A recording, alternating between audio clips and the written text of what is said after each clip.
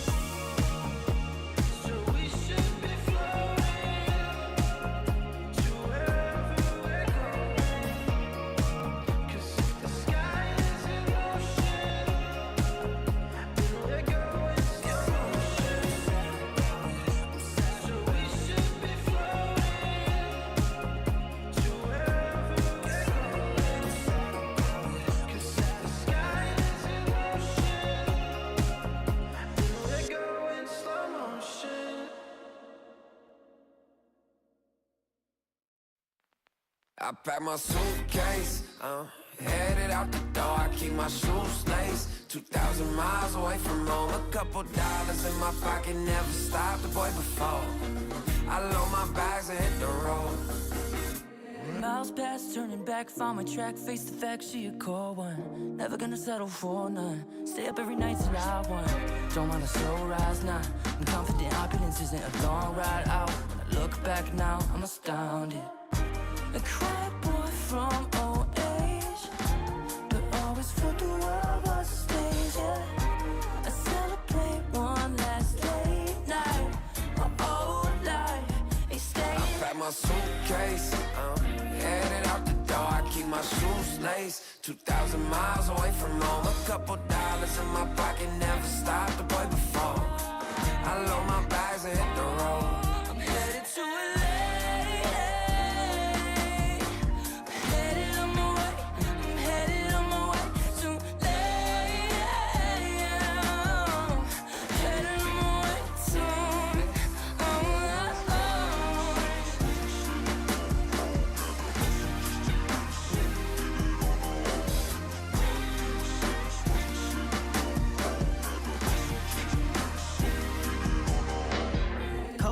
Miles, throw it on the dash.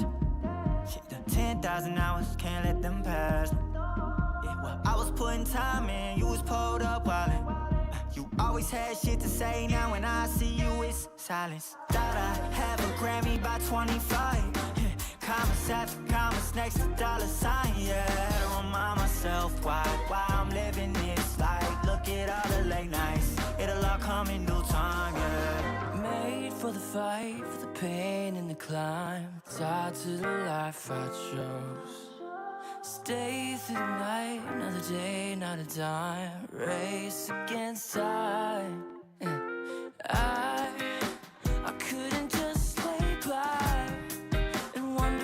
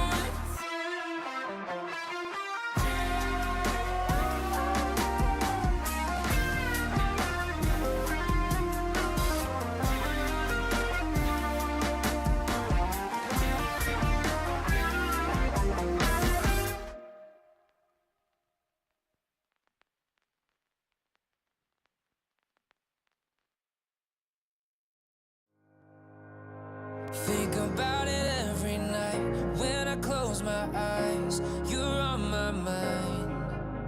I try to quit a million times, but it takes me high, like you're so divine.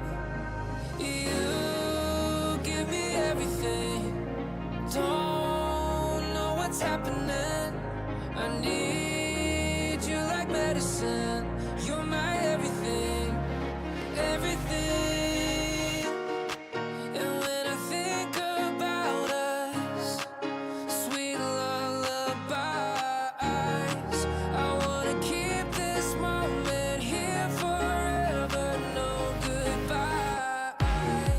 And when I think about us, sweet lullabies, I wanna keep this moment here forever, no goodbyes.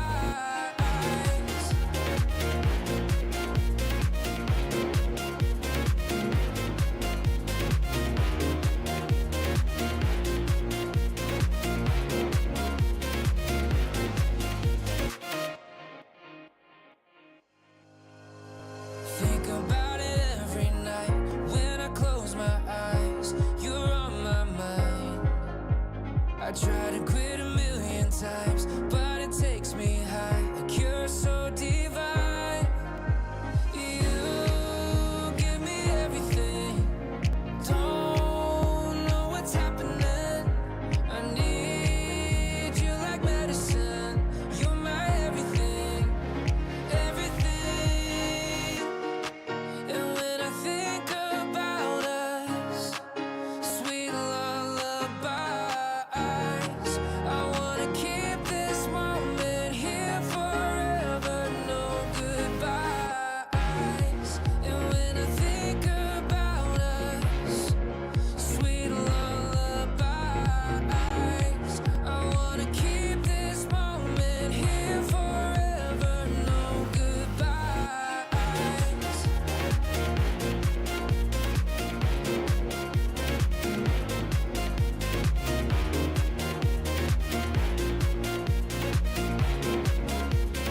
No goodbyes. And when I think about us, sweet lullabies, I wanna keep this moment here forever, no goodbyes.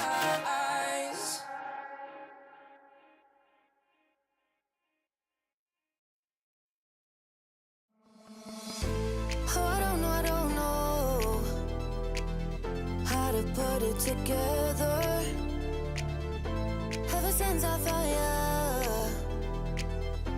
my life just got better. Better than this, better than that, better than anything I ever had. Better than this, better than that, better than anything I ever had.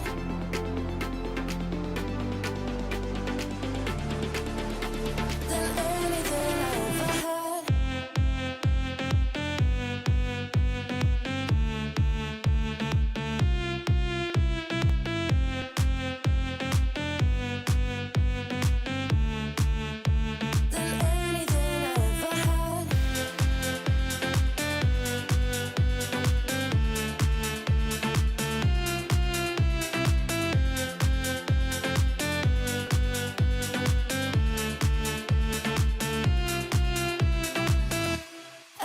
Every time I start to doubt if I'm good enough, looking straight in your blue eyes makes me feel better. Better than this, better than that, better than anything I ever had. Better than this, better than that, better than anything I ever had.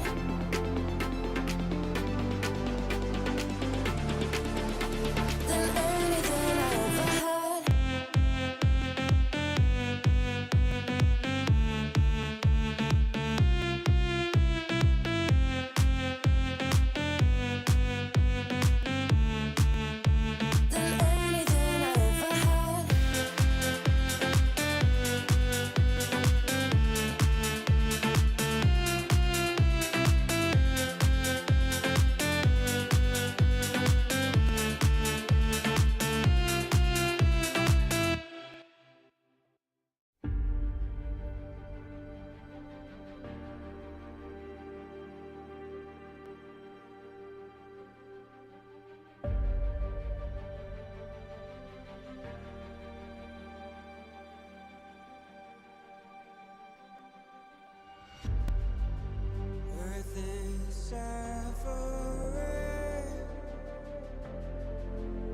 struggle is rising.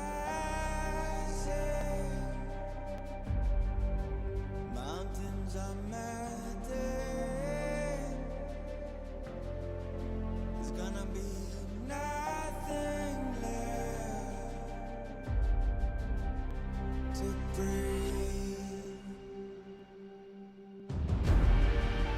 Raise the sirens now.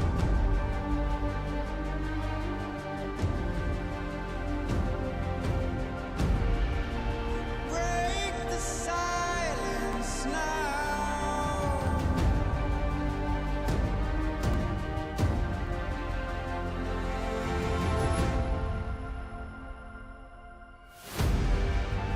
Our hearts are trembling. This can be the ending. We must begin to rise. It's now do or die. Raise the sirens now. Before it's too late. Break the silence now. Before it's too late.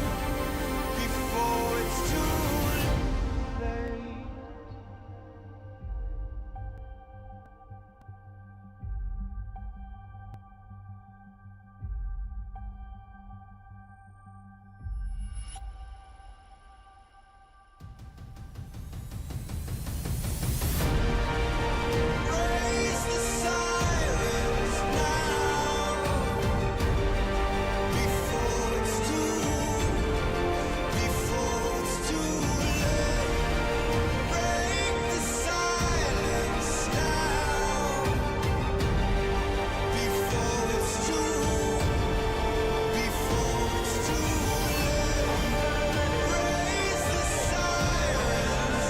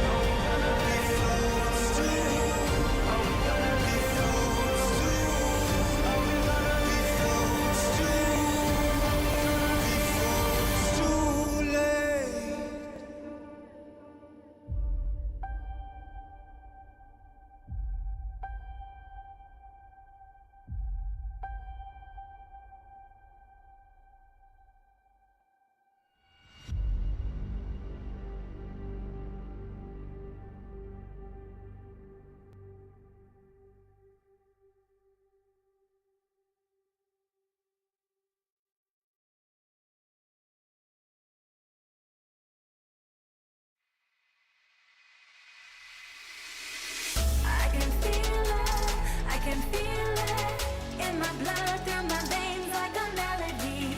I can feel it, so alive, floating high, I can finally breathe.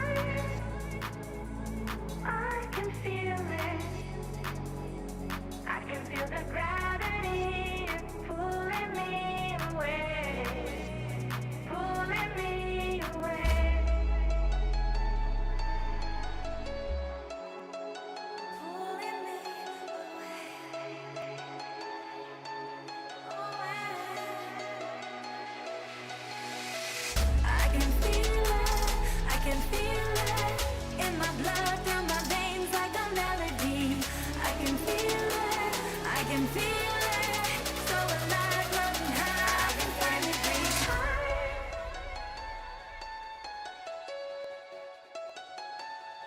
I can feel the gravity is pulling me away, pulling me away.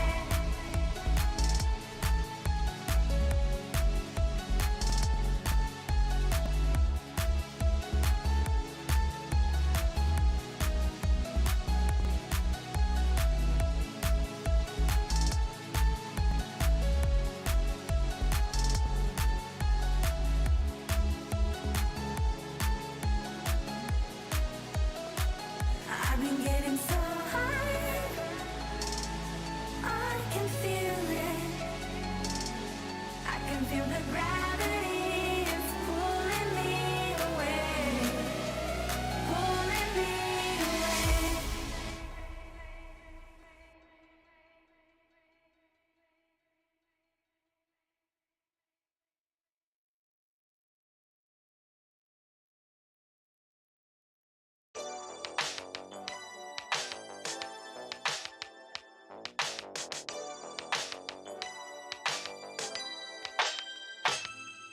Ooh, the day that a boy walked my way.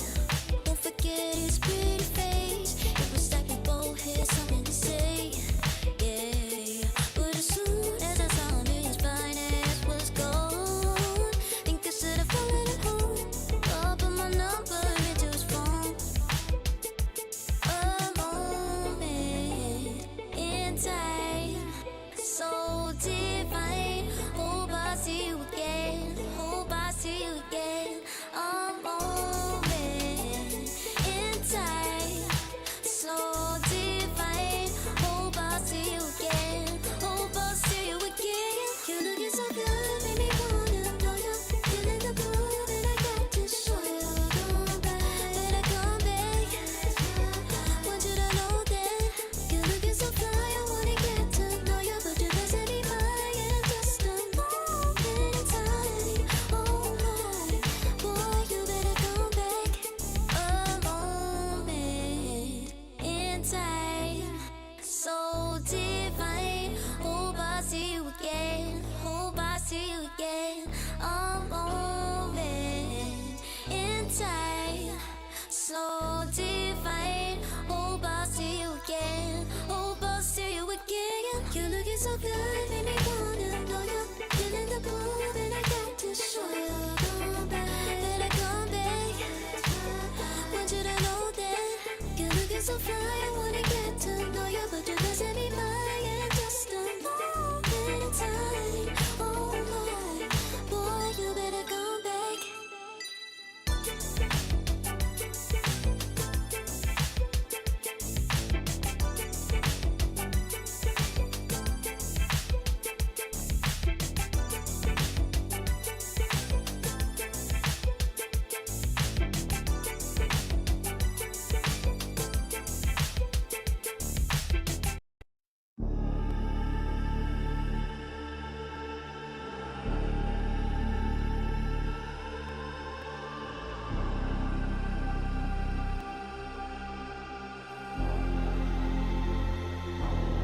You'll be free when I set you free.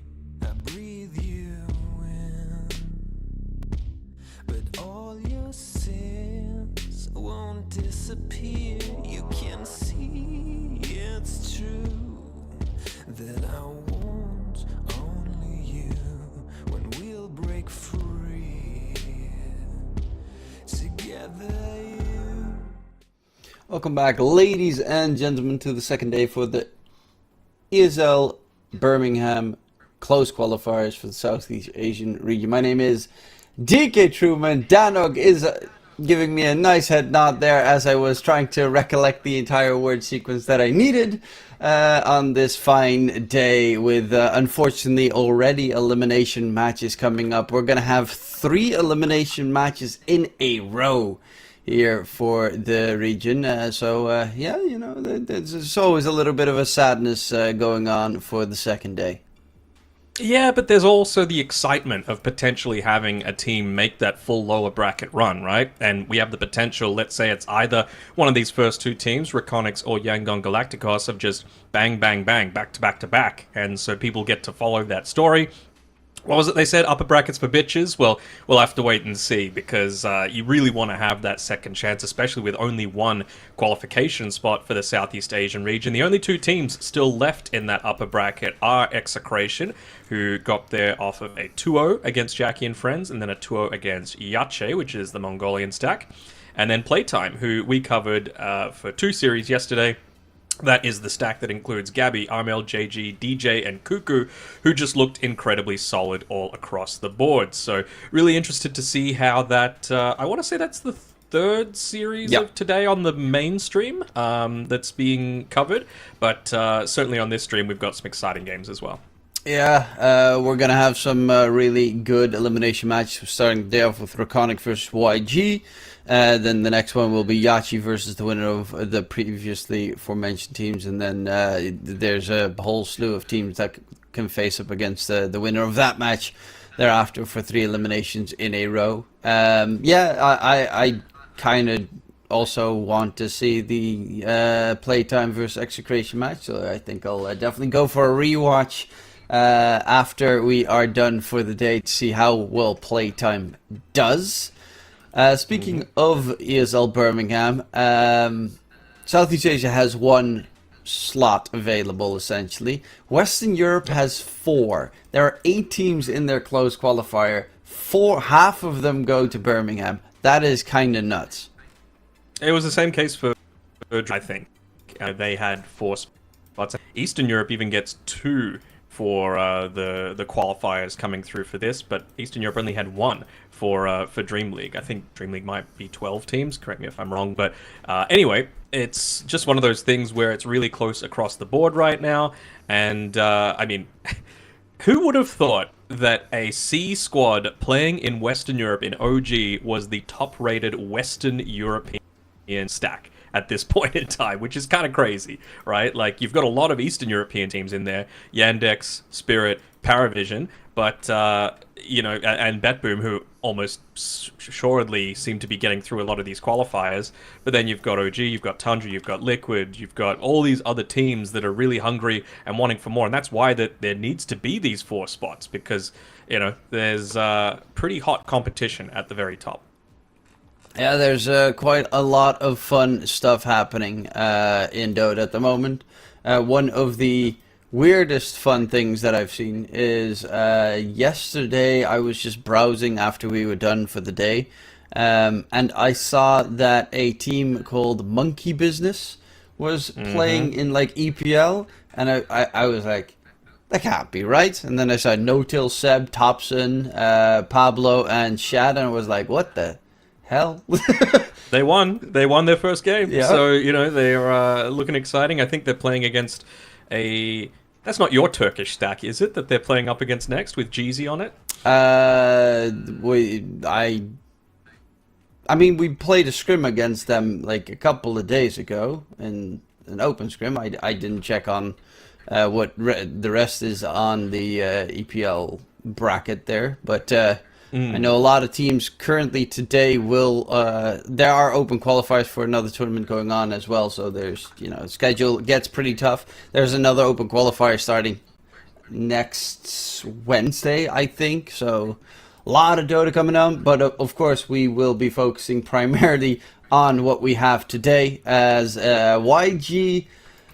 I mean, we saw them yesterday, and they didn't really look not as good as I would have expected coming out from them. No, definitely not, but I think part of it was just due to, you know, playing together with, like, Zorain, for example, having to play in the mid lane, just for everyone that's like, why hasn't the game started yet? We're still waiting on one player from Yangon Galacticos, so could that be Young PH that they're looking to play with? Are they still going to play with Hor, who was playing as the position 3, I believe, yesterday? Are they going to change things up a little bit? Who knows, right? Like, and, you know, even REKONIX is asking in the lobby chat, like, bro, who's your last player? We can't know whether we want first or second pick because they won the coin flip without knowing who that last player is, you know, because a lot of your draft is around just, you know, who are you going to be able to counter? What bans is more important to have? Which lane do you want to prioritize? And, yeah, honestly, it's very valid coming through from the full Indonesian stack. Yeah. Yeah, the full Indonesian stack especially, that one also kind of surprised me. REKONIX getting knocked down by Ivory 2-1 yesterday, especially considering REKONIX did recently won the Blast qualifiers, so they didn't play in Dream League because they tapped out for that one, but it is a very strong team to try and beat. Like, FBC is a top tier player out there as well that you have to fear. I'm curious to see how it's going to go between In Your Dream and Zarain, because yes, I mean, Zarain is an offlane player now playing in mid because they have Ha back and kind of mix things up in the YG roster. If that is going to be the case going forward, we're currently still unsure exactly on who the last player is for YG. Because let's see, Zarain is in there, Ha isn't, and yeah, it's Horse / Young PH that is not in there at the moment. So we don't know which exactly they're going to play with. Obviously, yesterday they played with Hor in the offlane position, but we'll have to wait and see. While we wait for that, why don't we talk about the other game that's going on at this point in time, which is Jackky and friends taking on Veroja. So Veroja, full Indonesian stack once again with CJ, Potato, Wami, DB, and Juju, and Jackky and friends. That's a lot more of a lot more known names. Of course, anyone who watches C Dota will probably know the Veroja boys anyway, but for all of the people that are on a little bit of a different time zone, you've got Jackky, Pos1, previous Boom, Bleed, Carry, I think he was on Blacklist for a little bit of time as well, Emo, Mr. Question Mark himself in the mid lane, and then Jabs, Q, and Ollie, 3 core members of that really successful Talon roster. So we will have to wait and see if they're able to progress forward, because, you know, I'm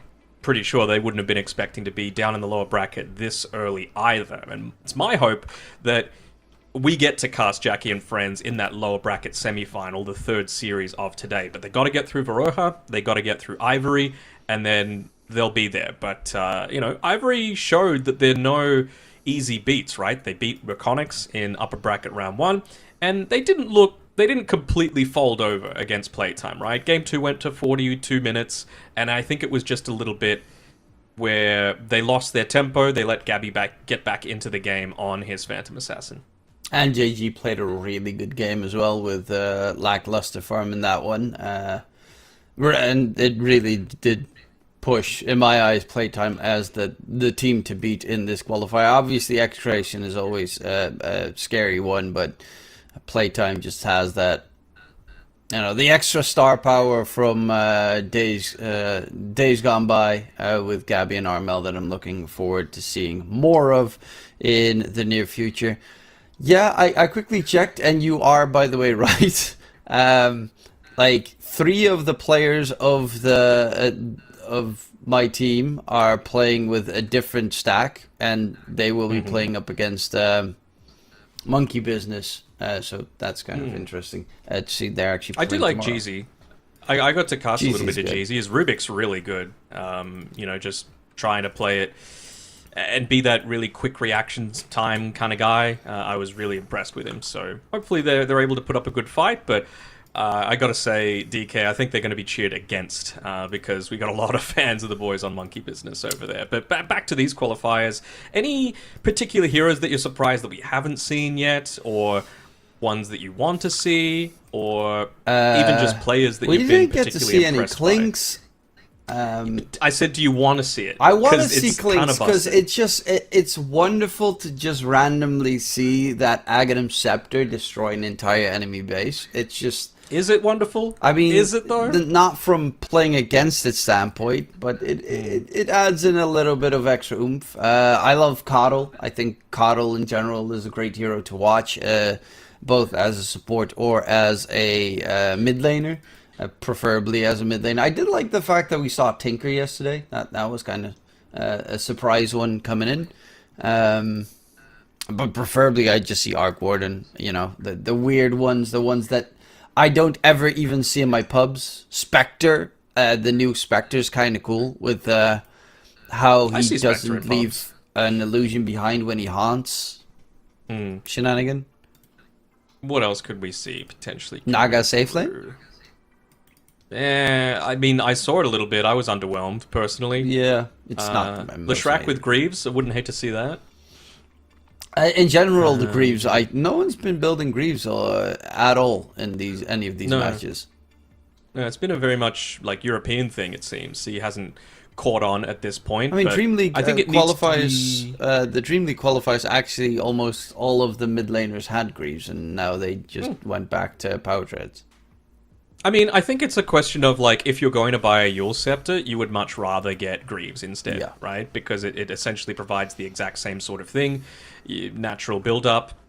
It takes up one less slot in your inventory as well, so you're not having to, like, sell the Yule Scepter later on into the game if it does get really late. Greaves always going to have that layer of value, and yeah, so if you're going up against a Root, a Silence, whatever it might be, Greaves just feels like a really viable option. Exactly. And it's also reasonably cheap for a Dispel item these days. Quick update, there is a level 2 draft penalty for YG. Hopefully... It is Hor that they're waiting for, so hopefully he's able to connect. They're trying to get onto him, but we'll have to wait and see. Any surprise performances coming through so far from your perspective? I mean, Yache took one game against Execration in that upper bracket semi-final. A little impressed by that, but it was with the Clinks. Then again, they lost with the Clinks in game 3, so... And at Clinks Treant, goddamn, they lost with that. Well, shows that Execration are an incredibly good side. I mean, the Ivory win against REKONIX, and the fact that Jackky and Friends got 2-0'd. Execration is a strong team, but Jackky and Friends is definitely no slouching team either, or at least in terms of star power. That one was a little bit surprising. They did take game 1 to 55 minutes, but game 2 was a 28-minute cakewalk for Execration, it seems. But for the most part, like playtime, I kind of expected them to be there, and it was either Jackky and Friends or Execration that I expected to be facing them in the upper bracket finals. As I think REKONIX is the other one that I kind of really did expect to beat Ivory, and then play up against Playtime, and probably at that point lose against Playtime, or. It really depends on what kind of REKONIX you get that day. Like, In Your Dream can absolutely pop off as a player, but I mean, he's been in the scene long enough. We've all seen him. Some days he's like playing an absolute god, and others it doesn't go that well. No, definitely not. If you had to ask me at the start of this what my top 4 would probably be Execration, Playtime, Jackky and Friends, and... I would have said REKONIX, but I can certainly see Yache being there, based on what we saw yesterday and how they were able to take a game off of Execration. Which is great, because I like Krish a lot. I think he provides a lot as a position 1. I personally really started to enjoy his gameplay when he was playing mid, but again, you're playing with Sanctity, one of the best mid laners of the region, so keen to see how that was able to work out. And I honestly thought Panda played a great series when we watched them against Varoha, right? I think he was playing the Brewmaster, and he just had a crazy amount of involvement in that game. 12, 0, and 21 he went that game, so kind of crazy stuff. Yeah, that was a pretty solid performance coming out from them. You also saw Krish on the TB go ham in that first game, and the DK just got completely shredded every single time he showed himself. But I definitely do think that a lot of that one had to do with draft. Honestly, a lot of the games we saw yesterday in general had to do with the draft and how teams handled the draft, where it was slowed down completely. It seems we are going to have a stand-in. So that's going to be interesting to see. I have no idea who the stand-in is. His name is B Rabbit. Like, who is he? Any info? By any chance? Not that I've kind of come across, unless it's like Rabbit from China region. Like he was back on CDEC a long time ago, but I highly doubt that because he hasn't really been active for almost 10 years now. So it would be really reaching into the bag to try and pull something out if that was the case. Not sure. We'll have to wait and see. And we'll see as well if that means that Zorain is still going to be playing in the mid lane or if he's going to switch back to the off lane, which is a much more, in my opinion, comfortable position for him. Yeah. I quickly got a very nice message there from our producer to check out the patch notes. I quickly went over them and didn't even realize that in the B patch that was added, that Pangolier had so many buffs. Sure, not good enough, in my opinion. Like, taking away double jump and taking away the speed of the Rolling Thunder, that's enough for me. Like, it's way too good of stuff to just take away from him and have him be viable. The one thing, maybe, is the Rolling Thunder damage increase to 300 when you're at max level, which is pretty nice whenever you're hitting in onto it, but I think this hero is just kind of dead for a little bit until they give him something back. It looks to me to just be one of those heroes that then on a random Tuesday, as you know, any mid laner in Western Europe picks it up or Eastern Europe, and then it just oh yeah, the hero had never left, blah blah blah, kind of situation. Yeah, obviously with the changes to the shard change and stuff, it is pretty problematic for the hero, but his toolkit in general is just so freaking good. Mm-hmm. Indeed. A little bit of info about the stand-in as well. He played on a team called Team Essence, which, a bit of a shout out to a couple of one of my countrymen, and we call New Zealanders kind of like a little brother here, Fury and Splicko, as POS 5 and 1, respectively, playing together with them. Not the greatest win-loss results, I'll be honest, but they were taking on some pretty good teams in REKONIX, Ivory, the Mongols, and so they were having a bit of difficulty. But he is an offlaner, so playing the Tidehunter, the Mars, the Primal Beast, the Pudge, Timbersaw, Slardar, Bristleback, lots of variety there, so it probably does mean that we're still going to see Zorain in that mid lane. We'll see how he goes in that role, because I just thought he overextended a little bit too much in the games that we saw yesterday. Yeah, I remember specifically the first game just wasn't good. That was. Yeah, there's not much more to say about that one. When he played the Queen of Pain, got caught a couple of times too easily. And the second game, he played the Dazzle. Yeah.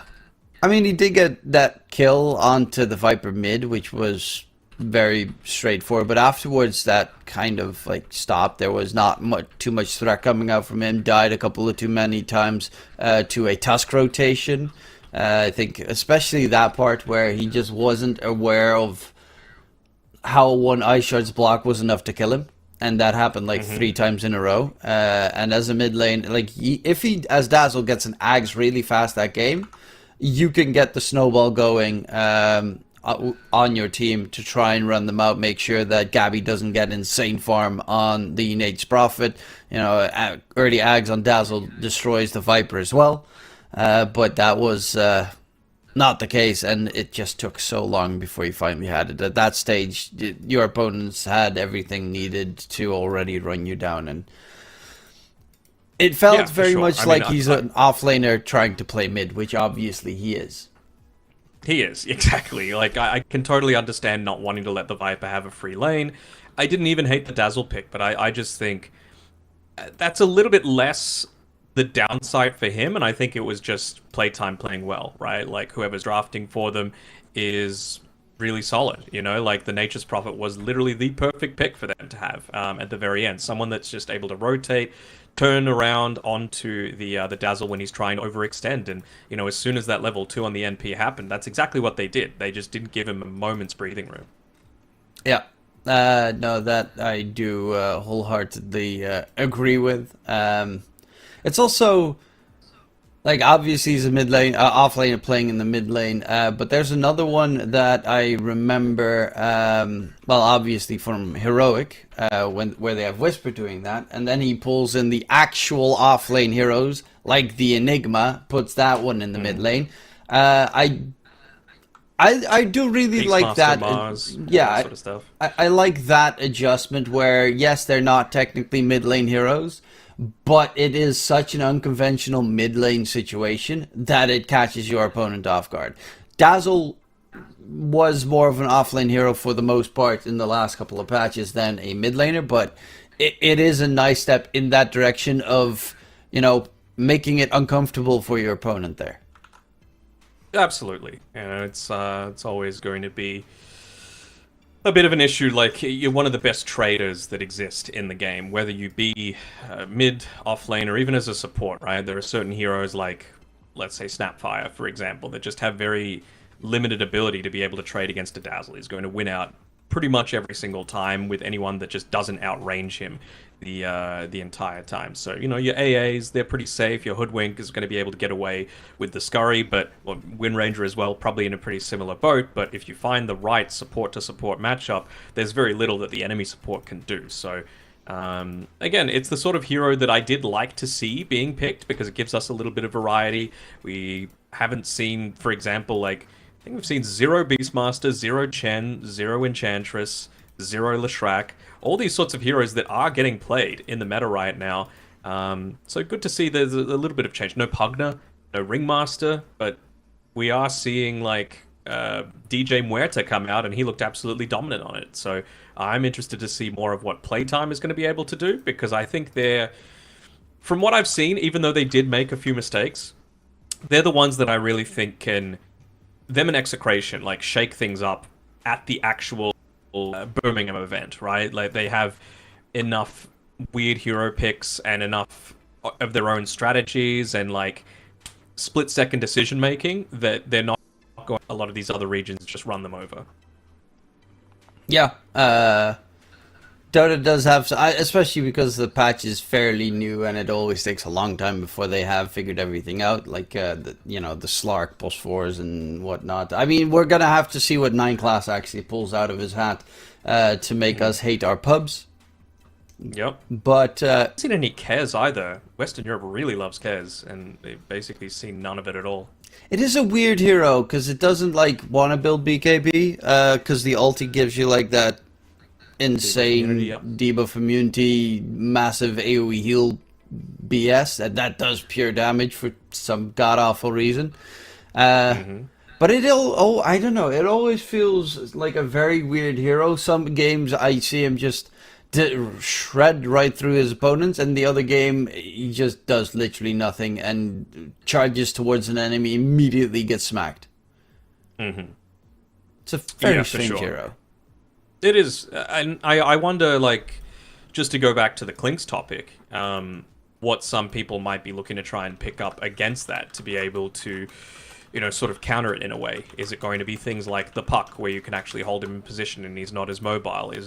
Is that the time where you need to pick a slider, not to lane into him, but just as that, once you've got the Aghanim Shard, the Crush, give them the Corrosive Haze, just keep the vision revealed and look to chase him down? Or is it going down the route of something like a PL, something that's actually able to quickly clear out the skeleton army when the burning army is dropped? So who knows?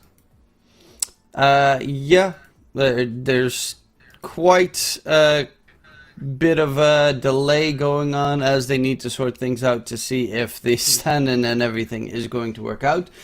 So we're going to go towards a short little break, ladies and gentlemen, before we ramble on too long. So we'll be back after the break.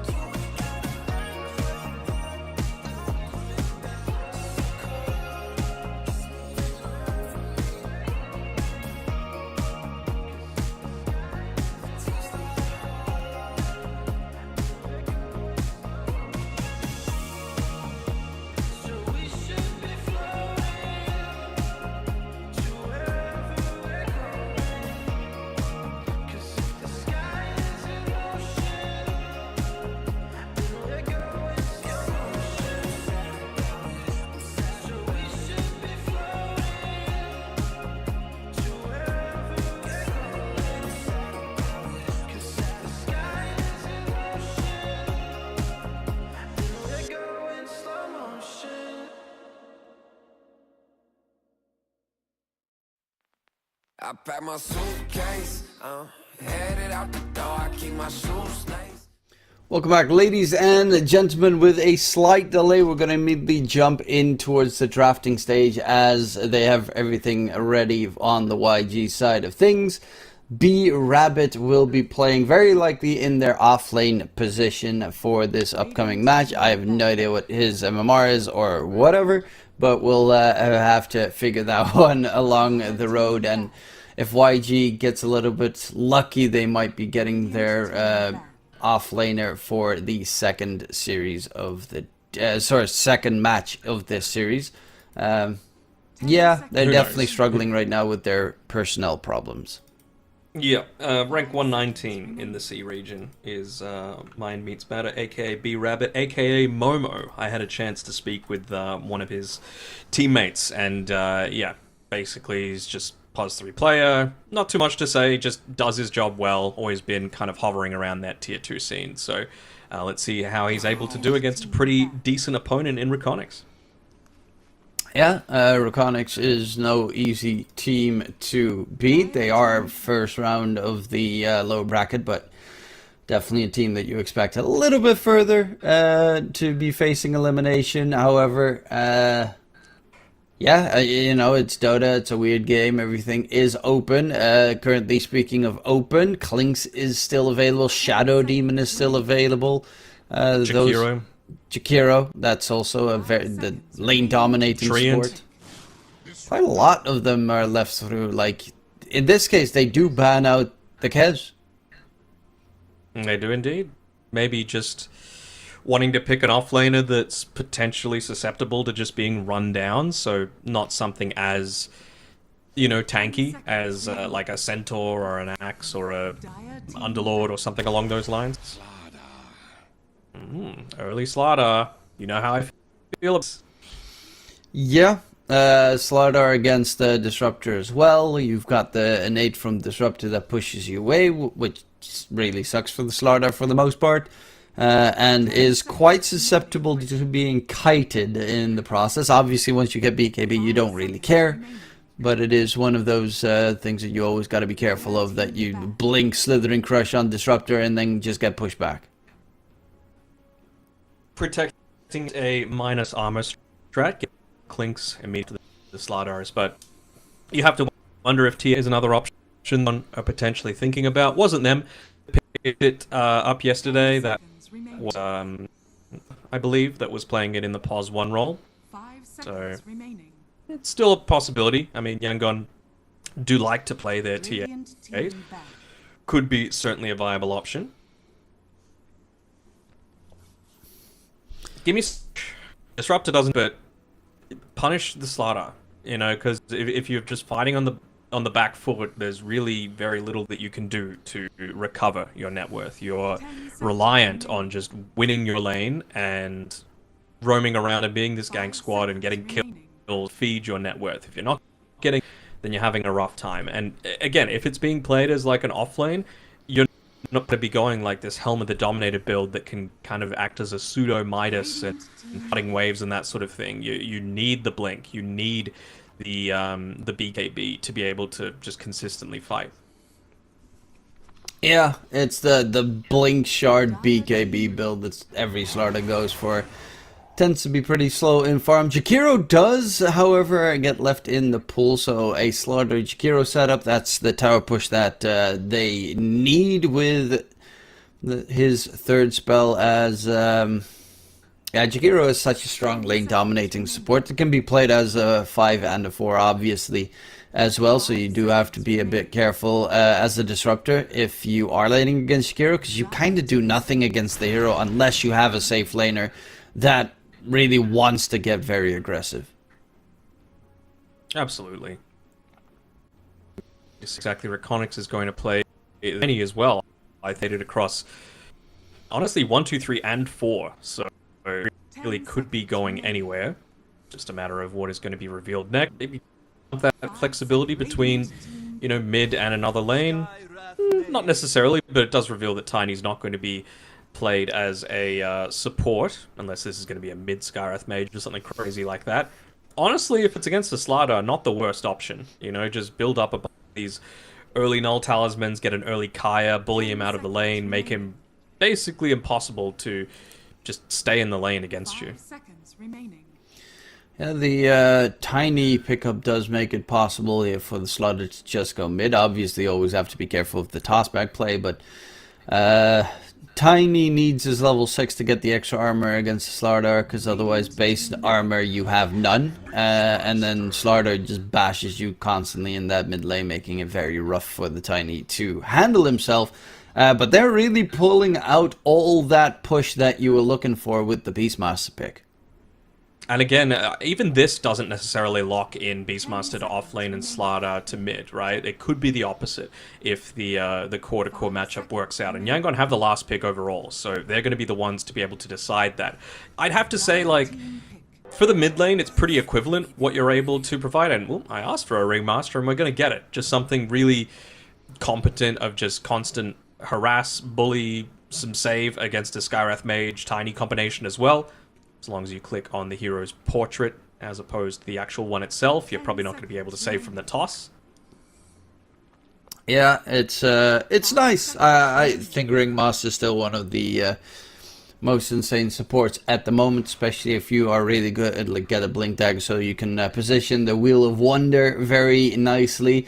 Team fight wise as well, a lot of AoE control on YG. You've got BKB piercing stunts on 2 heroes. You've got Roche capabilities, Tormentor, very easily on their side. You can take buildings. So far, if you pick up a nice, good safe laner, I mean, technically you could also put the Beastmaster in the safe lane, which a lot of teams have been doing. And you could even get even more aggressive in your push, but I'm loving YG's draft so far. Razor is just mainly there to win its lane against... I mean, it's probably then going to be a Beastmaster off lane, right? Well, see, I like the Razor pick overall, if they had last pick. But they're going to need to reveal where exactly this Razor is going prior to that point, right? And Yangon aren't necessarily going to have to do anything in that regard. So... I don't know how I feel about this. You would love to have it laning into the Slardar, whether it be mid, whether it be as a pos 1, but you just don't, you know, Yangon have that flexibility to be able to choose exactly how these lanes are going to go to be able to avoid the worst possible matchup for the Razor. You know, they'll probably just pick something like super ranged, like I don't know, even like a mid sniper is viable if they feel like this is going to be a mid Razor. Yeah. Which normally in your dream tends to be the Razor player on the team with the mid Razor potentially, but FPC obviously can put it in the safe lane. It could also put it on Jackky in the FPC in the off lane, Jackky in the safe lane. So it has quite a lot of flex for the time being. I am a little bit worried that REKONIX has a tiny Avatos, and that's their only stun. They do have a silence and obviously glimpse, but currently REKONIX has. For the most part, YG can just, like, TP out. If Avatos is used, you just go for the TP to safety. 5 seconds But if you're playing with a Skywrath, are you going to be able to live through that? I'm not sure, right? Like, they need to be that 1-2 punch. The Ancient Seal, the Mystic Flare as well, to be able to follow up absolutely everything. That's my main concern, and it really puts a lot more emphasis onto whoever's playing this Ringmaster to really be on point. You know, if they can get themselves into a really early, whether it's Aether Lens or Blink Dagger, and, you know, of course that's going to assist with the Wheel of Wonder, but also the Escape Act as well, to be able to dodge those gank attempts. Okay, this kind of gives away their game plan. Not that the Razor is necessarily mid. It could still be a Tiny in the safe lane necessarily, but the Axe definitely is going to be the FPC off lane pick. And YG, anything range really, like you get a Drow Ranger, throw it in there, and then Axe is no lane. Mm-hmm. Quite a lot of heroes that they can still go for here. To secure it. You do have to be careful of being at least mobile enough that the Razor can't steal all your stats away, which sometimes you see like Deuce as being picked up in this situation, but then Razor is able to at least counter the Deuce to a degree. Other choice, well, TA's banned, that would have been actually a perfect one. Quap, maybe? Terrorblade, okay. Sure, they don't really have much Terrorblade kill damage except for like Axe Call. Avatos combo maybe. You get Manta on the Terrorblade, Hurricane Pike, you can get rid of the Razor's Static Link plus the Skywrath Mage Silence.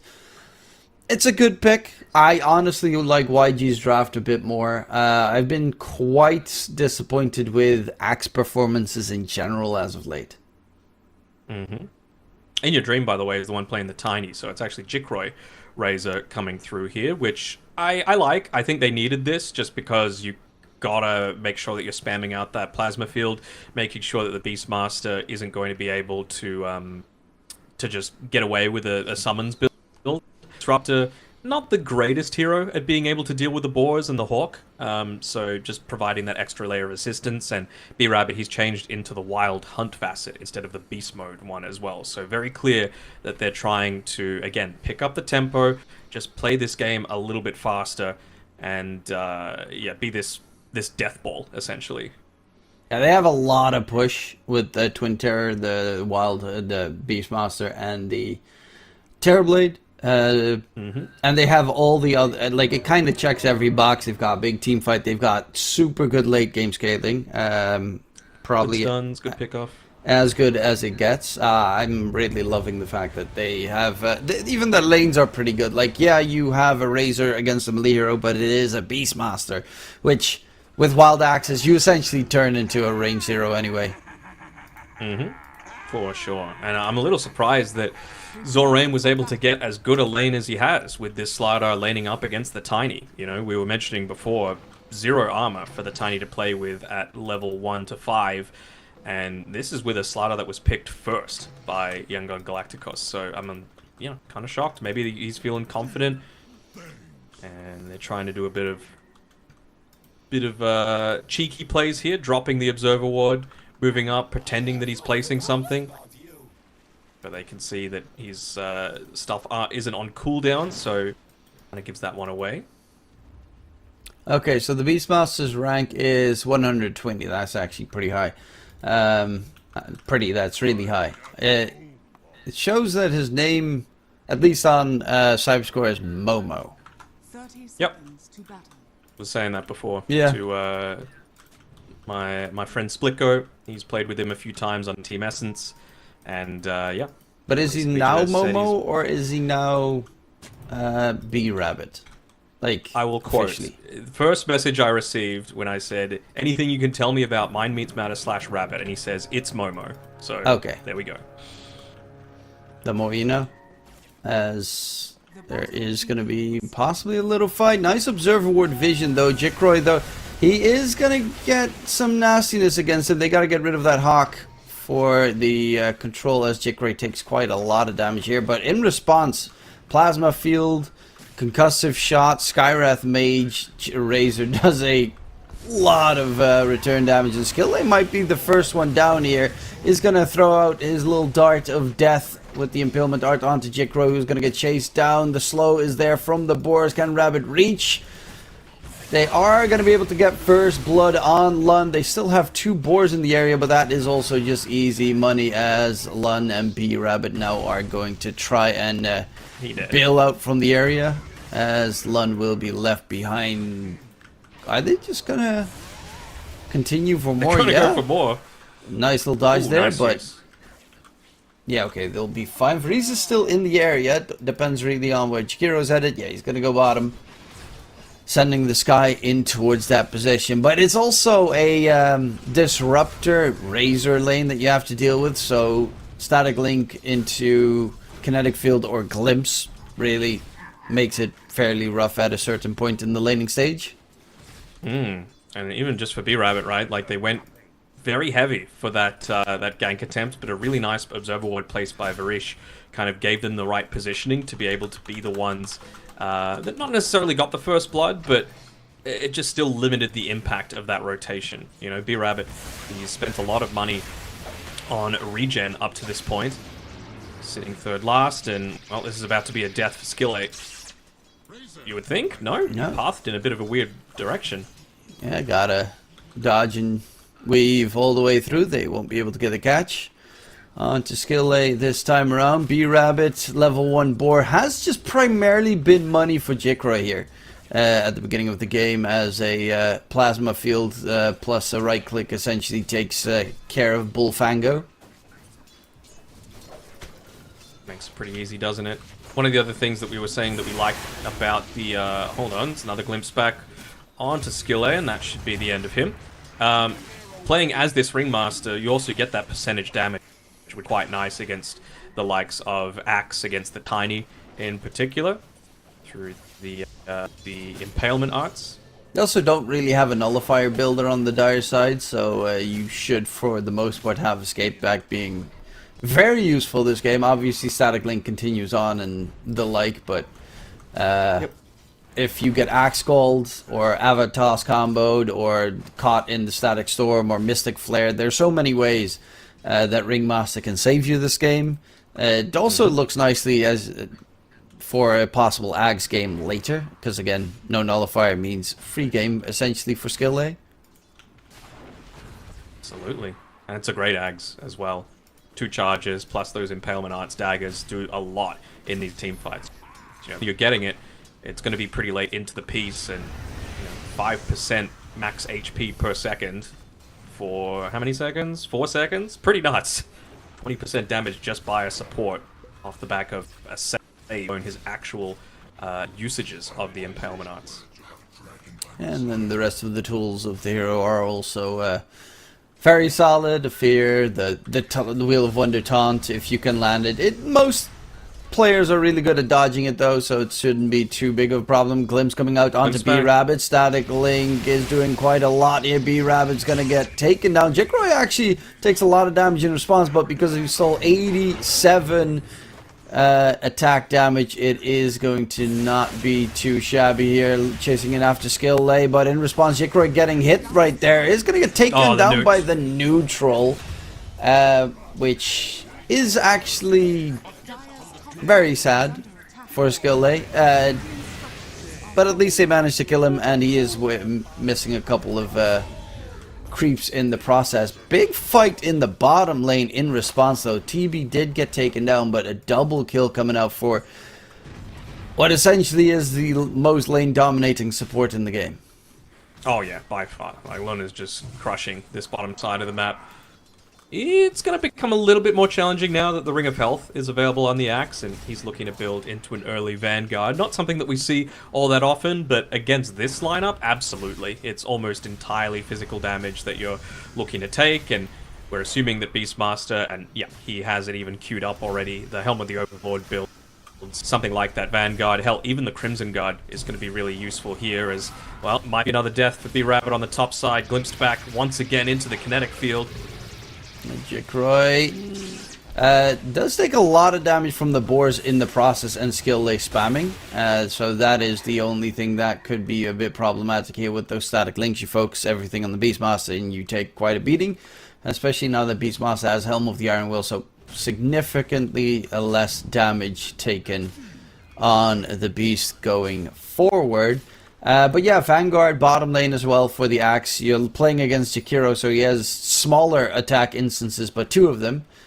So stuff like a Blade Mill, Vanguard that you can obviously upgrade afterwards into that Crimson Guard that's now undispellable is going to be really important for them to just build up onto auras. Yeah, I mean, Jackky right-clicks is going to do basically nothing to FBZ once he gets that Vanguard, right? Like, the damage is just that low. He's going to be able to shrug off all of it, and he's only 5 gold away, so this gives the freedom for Delul to start moving to these other lanes if he really wants to. Didn't even, well, actually, probably would have needed to, because you've got an Arcane Rune bottled up by your Rain, and that's something that In Your Dream would have loved to have. But speaking of this mid lane, we haven't really looked at it all that much because the action has been crazy on the side lanes. I'm impressed by how well In Your Dream has done in this lane, basically breaking even across the board as the lane eventually goes down. Sorry, Observer, baited you a little bit there.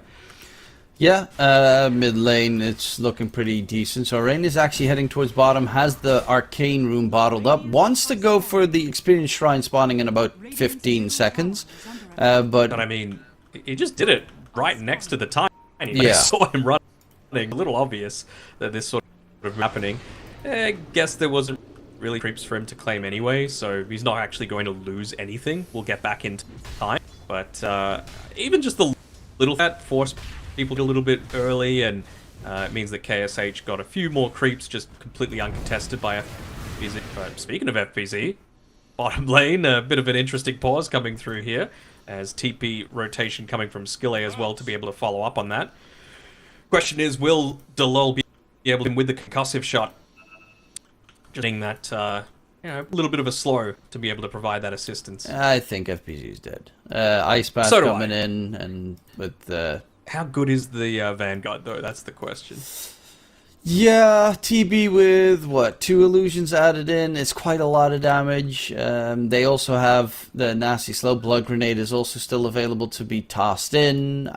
He doesn't have boots on Axe. Yeah, it's going to be a slow death, and especially because the Ringmaster will be joining in with extra slows, and Skyrat doesn't really do much to hamper it. Sky is level 5.5 though, so it's fairly close to that level 6 mark, but needs a couple of creep waves to be able to get to that position so that he can really fear them off with a Mystic Flare.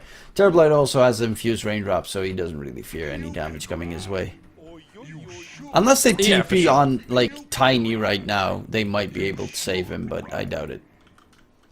I doubt it. Not really worth. If I'm in your dream, I'm just looking to try and secure myself to, what, level... At least level 7, maybe level 8, just to be able to get a big damage. By that time, you should have power treads as well. I'm interested to see... Sorry, not power treads, boots. There are some... There's like GPK, for example, that really likes going the path, just giving them that extra little bit of mana to be able to use through tread switching, allows you to transition into being a bit more of a right clicker towards the later stages. But I'm sure it was just conscious fact going into these phase boots, even with the grow and the additional armor that you get from that, they'll take armor in any sort of form that they can when you're going up against Beastmaster, Helm of the Overlord, Terrorblade, and Slaughter, right? Like, I think just that extra 5 armor, I think, that you get boots is going to be that difference, pushing it over the edge. Yeah, it also helps to have face walking against TB and the Beast Master army that will be running all over the place. Otherwise, you get like really hampered in trying to disengage on the Tiny, and because he is not fast. But yeah, it's definitely a nice thing to note. In the beginning of the patch, I saw a lot of like the Tinies go for the what's it called, Philosopher's Stone. Phylactery, that's it. The Phylactery, like, first item before even finishing their boots. What happened for them to just, like, drop that away? Because the perseverance in the laning stage was really the difference maker for a lot. I mean, I've got a friend that literally builds Phylactery every chance that he can get, so I might be a little bit biased with this. Even playing Largo, he's like, ooh, Phylactery game, never know. I don't know, it just feels really good, especially... I think the big thing that makes it so enticing is Kanda now having that 4-second break as well, right? Eventually do need to build into it. If you eventually need to break something, it's going to be really effective to have. And I mean, you can break the Inner Beast, you can break the Bash of the Deep. Like, these are things that reduce a lot of the outgoing damage as well. If you were looking to go into it, try and stand it, and Ooh, nice sidestep there by FBZ. And your dream did go for the TP. FBZ still gonna die. Lun tree toss comes in. Vreeze also took the gateway on towards the other side as they are now surrounding the entire bottom area. Vreeze is gonna get mowed down. Skill lay, run away. Nope, not gonna be fast enough. This is gonna get taken down in the process. So they make it a 2-for-2 trade. 2 supports for a support and an offlaner. But yeah, that lengthy pause definitely did make some changes here in how fast these guys would respond. Like, I don't think In Your Dream would have TP'd that quickly if they didn't pause the game there. if it was a split-second sort of thing, yeah, totally get it. Reese looks like he's going to be able to glimpse back Zorain as well, and it's a 3v1 sort of situation. He is inside the river, so has that little extra regen coming through, and with the crush as well, should enable himself to get away. Still 7 seconds left on But it's just another one of those rotations that Zorain made, right? He tried to go down towards the bottom side at 6 minutes 40 seconds, but it was under vision, really easily scouted out. And then he TP'd down there as well, but actually had 0 damage involved into it. So the timings are a little bit off for him in this new role in the mid lane. Yeah, wants to be very active, which obviously you're playing Slardar, so you kind of have to, but you also need to find an avenue where you can be that active, and it really is, you need to get the Blink Dagger as soon as possible to be able to get those jumps in, to get the catch going, and that just means focus on farm at this stage to get to that point, because there's just no, unless they're diving bottom tier 1, you probably shouldn't be there. Radiant are scanning. It's a good game for the leg day facet, though. I think literally every hero on the REKONIX side has a slow for this Slardar, so it's going to be nice for him to be able to disregard at the very start of his Guardian sprint. Especially against the Razor. Static Link is not normally something you throw necessarily on the Slardar. I mean, it works on the Slardar, but Slardar is more of a control hero with the minus armor than anything, and he's also building into that way with the Blink Dagger Yule Scepter, which probably is going to be the exact same item build that the Tiny's going to go for going forward. I wonder if he will go Yules, or if he's going to go into a little bit more... what does he actually need to be able to back up his team? I think they don't necessarily need much early on. Flare. They've got potential coming through from both of the supports, right? It's just a huge amount of gen. Well, even inside of that that crush puddle that he was quickly put down, it's not enough to be able to withstand the damage from Storm amping up over time.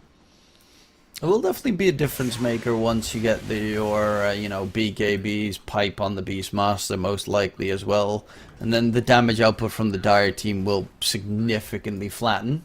I am curious to see as well if the In Your Dream is going to be focusing on trying to make up for the fact that they are going to be kind of weak on their physical damage for the longest time.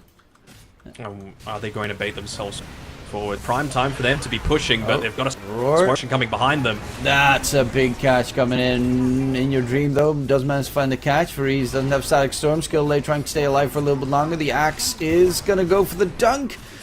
And FBC just gets shredded by KSH. Everyone needs to be very careful now that Zorain joins the fun. They did spot him with the Observer Ward. Toss away by In Your Dream. KSH is pretty low here. Doesn't have the Sunder availability, but the Lul should be ran down easily.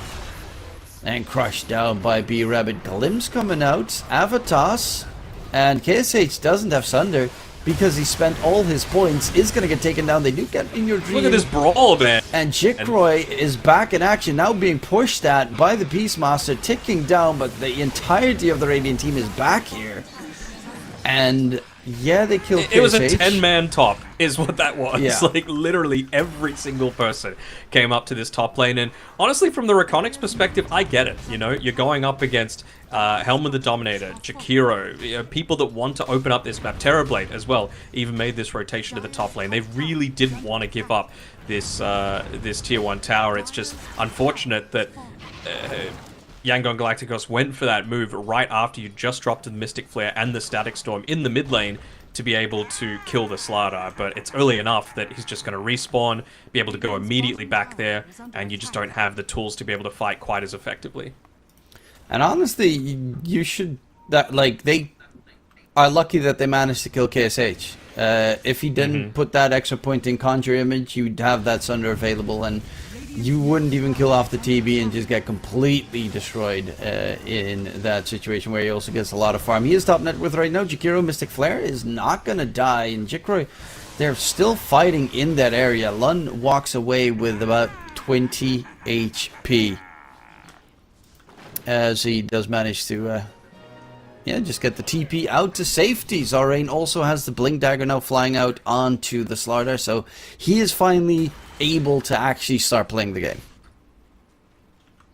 Absolutely, and I mean, even FBZ, he's working towards that Crimson Guard, just 7 hold away for him. Plenty tanky off the back of the Chip Vest, Vanguard, Helm of Iron Will, Ring of Protection. He's got absolutely everything that you could possibly hope for to be that beefy front line. Just needs a way to be able to actually get in there. Maybe might combine in your dream get tossed in prior to having his Blink Dagger available? That Crimson Guard is going to be really important to reduce this radiant damage, because it's a lot of smaller instances of damage. And especially for the supports, because if Beastmaster's army just looks at one of these supports, once Helm of the Overlord comes out, they're dead.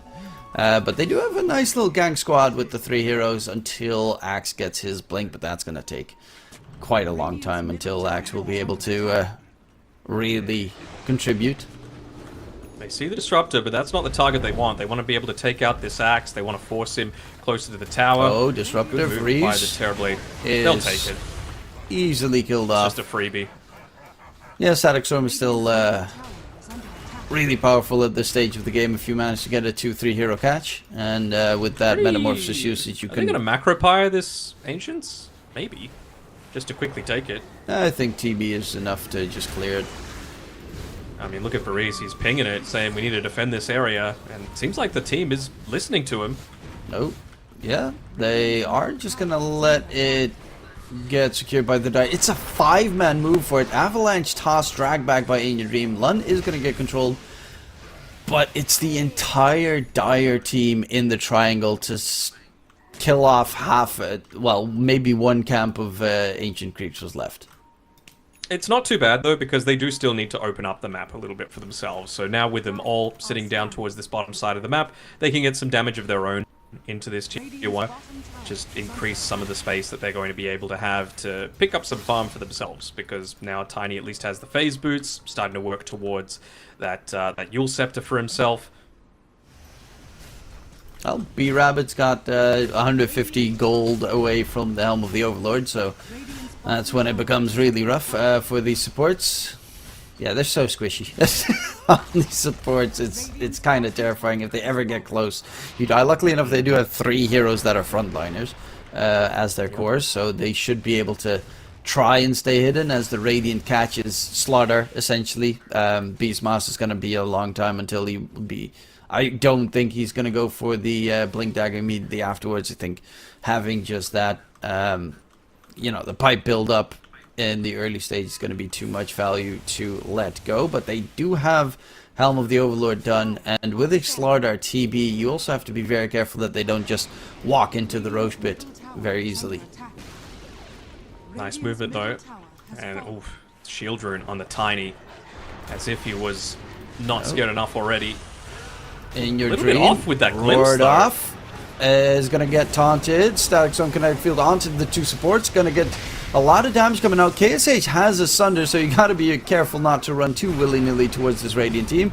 And in your dream, does have a big fat shield rune. Sunder comes out onto FBC. Rabbit's going to get taken down. Buyback came in, as you mentioned, but they find 4 kills and they only lose Varese, as the TB is still not in a position where he can realistically man-fight. Dire's top tower is under attack. Not exactly the cleanest Dota either. It was a really early glimpse used there onto the Beastmaster that actually took him out of the Tiny Avatos combination, so probably should have died Dire's a whole lot sooner into that team fight, that they weren't able to the TB when they kind of taken control of. So TB, speaking of which, he's in a little trouble. Like, he's just playing as if there's not the potential for an Observer Ward to be up here on the ground, but that is not the case. Yeah, Mystic Flare's up in 5 seconds. This is dangerous.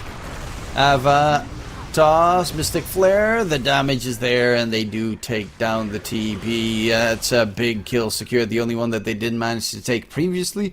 We'll give Lund at least a quick Observer Ward removal, but a 4k net worth lead here for REKONIX, as In Your Dream is very active on that Tiny once the Blink Dagger was finished up, and is almost done with the Yule Scepter afterwards, just for that delay of game to get his teammates into action. I mean, I'll take a Observer Ward for the enemy pause 1 every single day of the week. That's the thing, right? As well, we get another movement coming out here, right as Varese's Static Storm is coming off cooldown. Once again, putting the tanky hero on the front lines. Will be even tankier, like you mentioned, once that Yule Scepter is available for himself. It's just a matter of... Axe Blink is flying out as well. Look at the positioning coming through from Varese. They're taking the Perfect gateway. position. REKONIX coming in from behind. This is dangerous. Chickroy is going to get jumped here on the side, but it's an Avalanche holding 2 in place. And they don't know the axe is here. Nice static storm as well. Call comes in onto the beast, make sure he doesn't get the roar off, but he is quite decently tanky. Dunk comes out, they're looking for more. They only lost Jackky, glimpse catch onto B-Rabbit, and that will be 4 dead. With only KSH surviving on the other side of the map. Triple kill for the Skywrath Mage. Has his full Kaya instantly built up. Actually, Meteor Hammer fully done to be delivered to the Skywrath Mage. And, well, that adds in a little bit of the push that their team was lacking. Mm-hmm. I mean, it's pretty easy to take towers, though, if there's just no enemy heroes to contest you at that stage now, with the Crimson Guard available, with the Blink Dagger now up on FBZ, not needing to be tossed in by Inyo. You're just able to be so much more of this constant map presence as the Tiny as well, right? Not only do you have the bottle, the Soul Ring, but the mana regen coming from the Yule Scepter too. And a little there, Meteor Hammer pushing power coming in your dream has had sublime catches so far for Reese as well with the Static Storm. 18 assists on the Disruptor out of their 23 kills, so only missing out on 5. Yeah. Dire's middle tower Opens up the map a little bit, prevents some of these TP rotations to contest a potential Tormentor. And we mentioned how good of a Tormentor taking lineup Yangon has, so for them to just get a little bit of a freebie here, although it seems like they're looking to try and contest before that point. Are they trying to go Roche? What's going on here? Yeah, they really want to get rid of the tier 1 tower. In the meantime, smoked up on REKONIX. I love the fact that they have a Crimson Guard, but they also have Jackky has the Mjolnir done. So against all these, like this army of creeps from the Radiant side, they have so many tools, and they're quickly going to get a free Tormentor in the process. As Jackky with the minus armor will clear it up quickly. Varese gets a free shard, 8k net worth lead because of it. Scan out Roche if the Dire team, the Radiant team is taking currently, because they know how fast they are, but Roche not there just yet. It is still a little bit like, you can see it's a bit messy at times for REKONIX. You know, this isn't the same caliber of performance that we saw when they were qualifying through to other tournaments. You know, something's a little bit off for them. Is it too early in the day? I say that, it's 2 o'clock over there, but, you know, for Dota players, is it too early in the day? Whatever it might be, things are just off, right? Like, they could have very easily taken that Tormentor about 30 seconds prior, but just trying to go for too much rather than the uber safe play. Yeah. In your dream is feel like, I think in your dream definitely is the awake part of the team, and now that FBC's going for the Blade Mill Shard, so you're gonna have so many tools. As Zarain, he's got Shard going, Yule's 4 staff on the Slardar. Yeah, that shows you just what struggle you are in. Okay, Slardar does have the Invis Rune, so we'll be able to skedaddle out of there. However, there's a heavy presence in towards that Radiant jungle that they have to be very careful of. They've got that high ground vision, revealed the Disruptor and the Tiny, so just going to play on the defensive side right now is Lun, making sure to catch any sort of smoke plays, advantage of that vision. So holding him back for a little bit, hoping for a power rune, won't be successful, and it's actually going to be Zolrain snaring this one before Tiny might get there. Oh. Avalanche, Yule's in response. Can they catch up to the Slardar? Yes, they can. Mystic Flare thrown out. A lot of damage on the Slardar, and no saving there. And tried to go for the Illusion Rune pop to dodge the glimpse, but needs to get back to the custom lobby. Avalanche interrupt the Ringmaster's TP out of there. And a lot of nice little damage stolen there for Jackky. Can use that immediately to focus on farming. Manta Style is done on the Razor to be delivered. Blade Mill on the Axe. They're getting their items just faster and faster here on the Dire side. What's the win prob looking like? 65%. Okay, I can see it. We really haven't seen the impact come through from the Slardar or the Beastmaster yet, up to this stage, right? Like, it's Helm of the Overlord build, 23 minutes in, and you've only taken tier 1 towers. If I'm them, I'm looking to have gotten much more off the back of this, maybe just hoping for that next big aura item. It's going to be the Pipe of Insight that's not too far away. What are we looking at? 50... about 600 gold away. They did scan TB. He did take the gateway towards top. Yeah, this is a very nice dodge coming out from the Radiant team currently, as KSH is walking further away. Are they going to be able to get any catches here? No, they're just going to group up. Roche is out of their reach because of them all taking the gateway top. KSH might still get jumped though if he's not careful, as they haven't seen the Dire team show their hand just yet. Okay, now he's going to back off. Yeah, it doesn't... There's no deep wards this time around. Just having a quick look at the vision on the... From REKONIX's perspective. Yeah, that's a bit of an odd one for sure, just to be walking around solo in that area. Especially with KSH dodging that specifically, as he's like, I don't trust this, and then walks back and then sees his mid laner just walk into where the entire enemy team is. Amplified damage though could be a nice setup to get a decent fight going. They don't have BKBs yet. No Slaughter. Like, what's your initiation without the Slaughter is my main issue, right? And True. also, they know that without the Slaughter, they're not going to be taking Roshan in the meantime, unless, you know, Metamorphosis was popped, then maybe they would look to get it with this amp damage, but... Oh, we'll have Axe. to wait and see. TP coming in from the Axe, yep. He's Pretty tanky, though.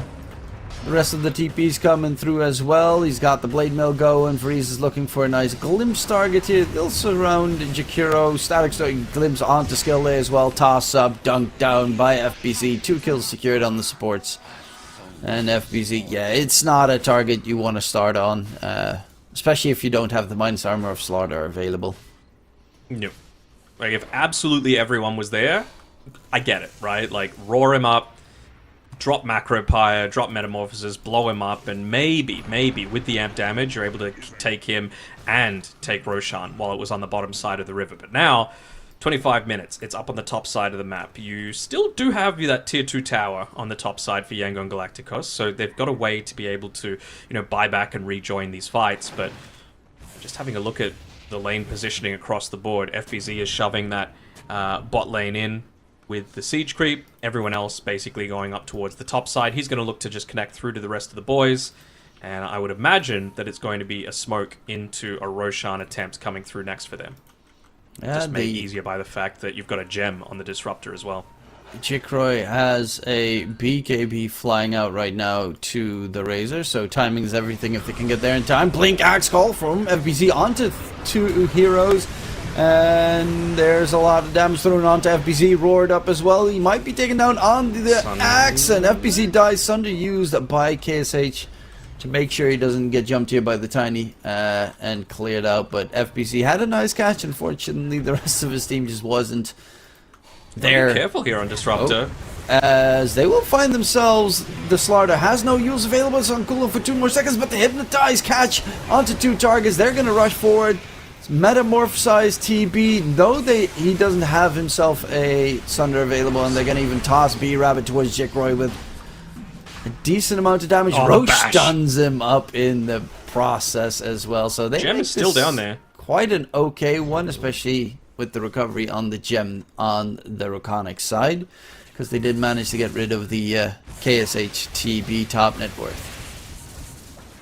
I'm a little surprised that they even lost the first fight on REKONIX, honestly. Like, you still had the Static Storm available, and they just didn't choose to drop it onto the target that FBZ had jumped onto. So, I would say a little bit of a missed opportunity, but at the end of the day, they still end up killing both the enemy POS 1 and mid laner, so not too bad.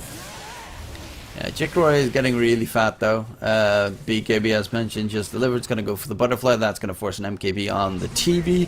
Eventually, Axe Call on Jakiro. Dunk comes in. They really need the B-Rabbit to have that Blink Dagger available.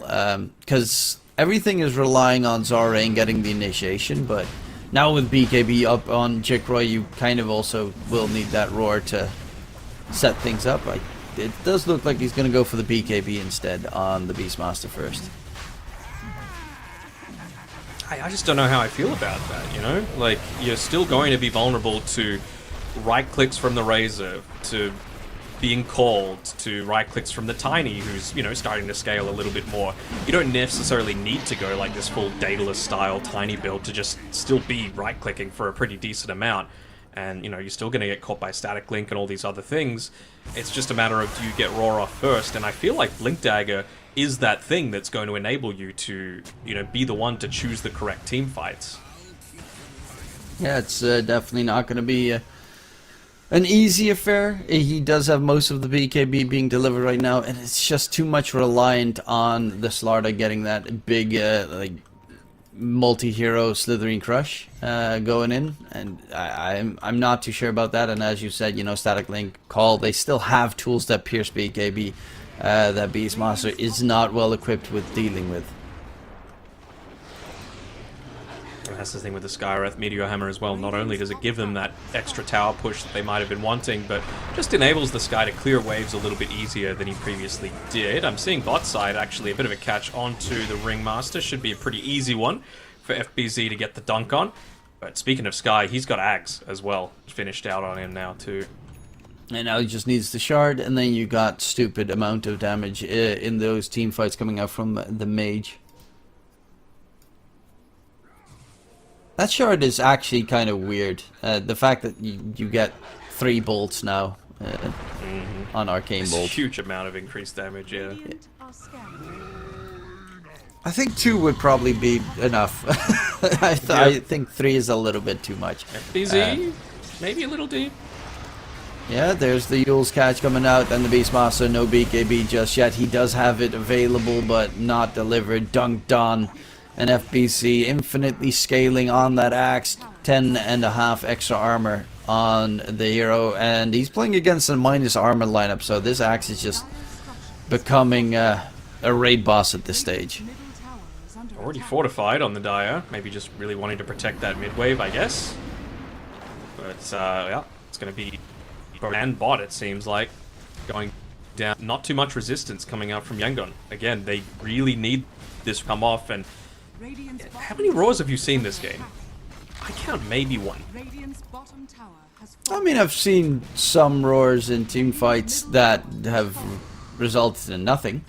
But yeah, it hasn't been as effective. No Blink Dagger just makes it really hard to get the good roar catch. And that is just straight up the big issue here. You also have Butterfly now done on the Razor, so TB's effectiveness against the Razor significantly has been reduced. And yeah, they're pushing power with the Tiny, obviously. Does break buildings pretty quickly. You have the Meteor Hammer drop the entire time. They don't have a struggle here, and they can just continue in the rest of the lanes, because there is no tier 2 left standing. Yeah, I mean, the thing that I was about to say previously is that I really don't know one would be in a position to want to be fighting, and yet they took a fight inside the... He had no vision against a gem, and against the Aegis as well. I think that's the bigger thing. Once you have the BKB plus Blink Dagger on the Beastmaster, sure. Once you have the BKB on the Slardar, sure. But that's probably going to be around the time that this Aegis is expiring, and instead they've just been a much more active route to be able to go in, and they're trying to fight into this Aegis. Oh, roar onto FBZ, but he does not get any problems against him. They get the Glimpse Catch coming in onto B-Rabbit. The Beastmaster has a BKB. Can they keep him alive? They are going to try to, as Chickroy just forced him back. They're going to focus down the rest, I guess. Axe jumped here, tossed back by In Your Dream. The Slardar, though, Cool. no way out of there, and still no BKB available nice on wheel. the Slardar, as they might get Surely rid of they the die. Aegis. FBZ is going to drop, but can they do much more behind No. it? Yeah, but he's a little bit scared right now. In Your Dream gets the blink back in. Sunder potentially gets Sunder? H trying to reach. He does get the Sunder just in time, and with the Slithering Crush there, In Your Dream does falter. As they're gonna go back in, the Ooh, Slithering that Crush damage. again onto Jikroy, but that Mystic Flare, Dalul with the Aghanim Scepter does quite a lot of work here on that Sky. I'm actually curious to see on the fight recap how much this Skywrath has spammed. Yeah, dieback as well for Zorain. Have a look at his net worth below both ports on the REKONIX side. And yeah, nearly 4 damage done by a position for Skywrath Mage, more than accept the Terrorblade on the enemy. Seems good, Gaben. Very, very good. And that is pre-Skywrath Mage. Yeah, that's quite obnoxious. It's going to go for the Aether Lens, has the money for it to be done, so it doesn't even have to get anywhere close to those fights. And it's really showing that this Slardar, without the BKB, it's just a sitting duck. I'm sure he's saying to his team, go, Mentor, what's up? Maybe quick yoink of it, you know? There's no need to end him, push off. I just need at least Starling on him. Yeah, just give me free stuff. Razor's almost done with the Refresh Orb, so you get the double BKB, double Eye of the Storm, something that TB sucks against, because there's a lot of the double static link, a lot of magic damage and physical damage coming out from the Razor at that point. And he is going to go for the Tormentor with the armor reduction on it. Easy cleared? I say easy, it still takes quite a lot of damage in the process, but it is a shard to the tiny, and now that Skywrath Mage is swearing. Yeah. He's only 70 if he wants to just buy it. Why wouldn't you? Go back. You're 22k up. True. TB does have that Scotty, but as mentioned, MKB is kind of a necessity soon against the Razor, but you also really want a couple of other items to just stay alive yourself. Because that fight right there as well, it almost got taken down by a random avalanche from In Your Dream. Mm-hmm.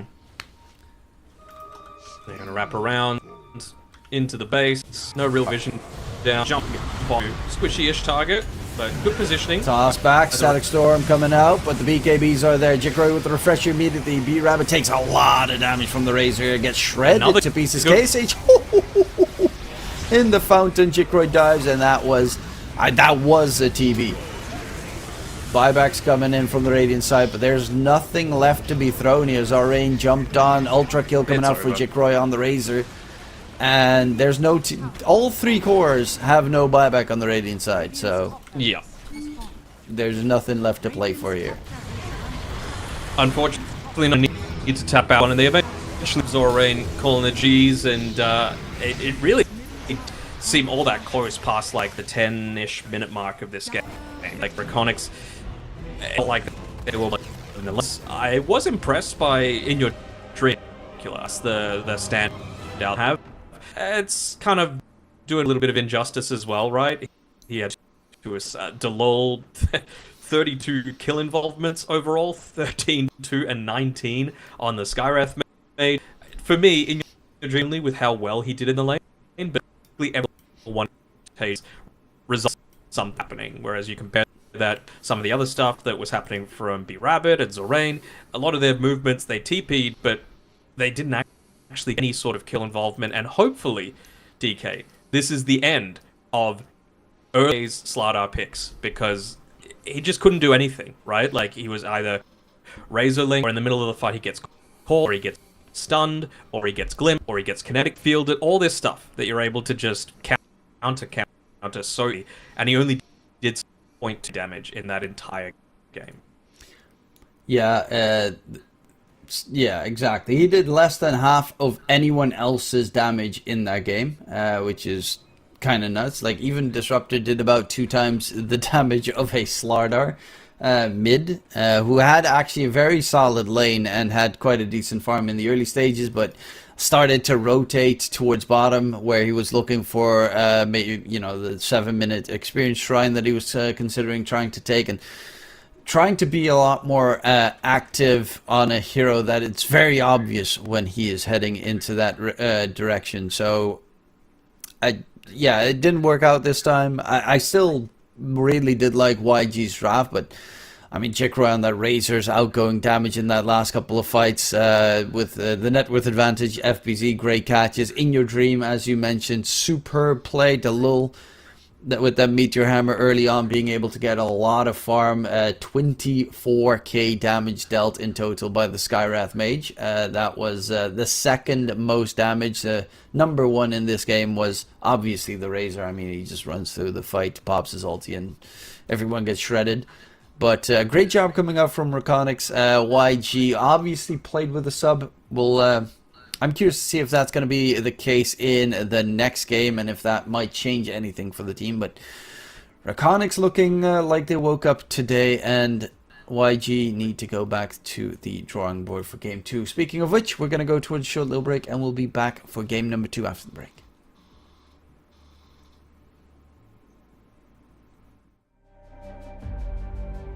Mountains are melting. There's gonna be nothing left to breathe.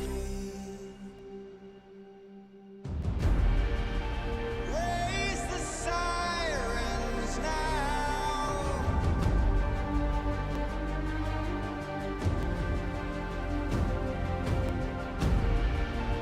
Break the silence now.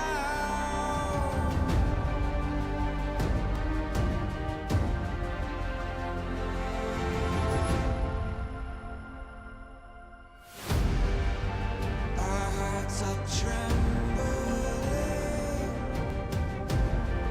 This can be the ending. We must begin to rise. It's now do or die. Raise the sirens now. Before it's too late.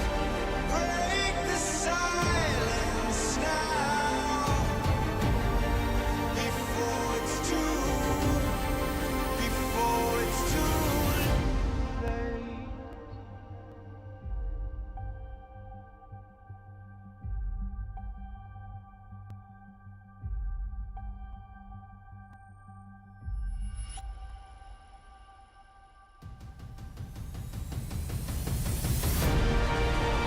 Raise the sirens now.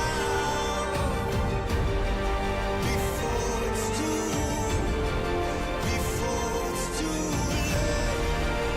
Break the silence now. Before it's too late.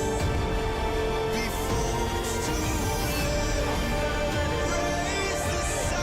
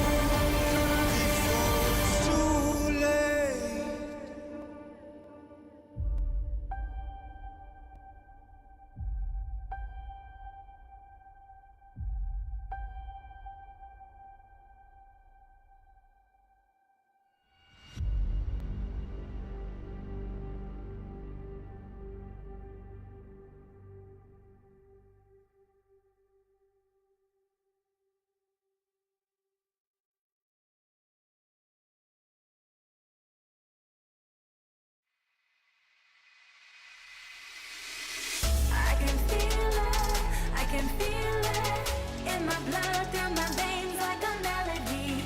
I can feel it, so alive, floating high, I can finally breathe.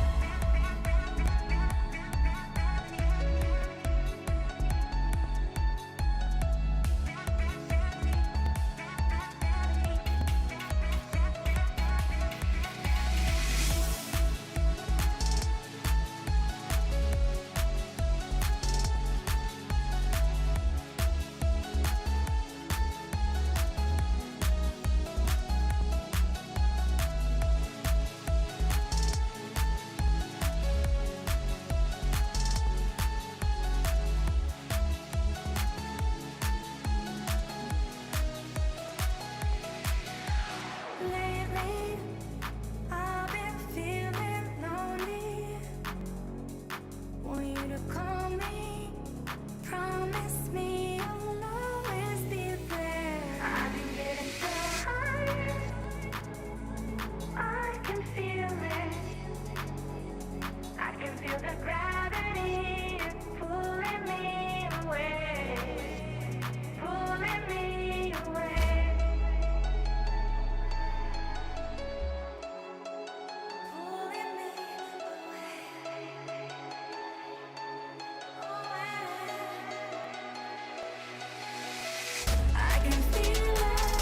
can feel it in my blood, through my veins like a melody.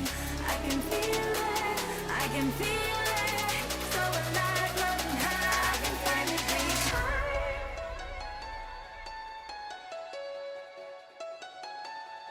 I can feel the gravity is pulling me away, pulling me away.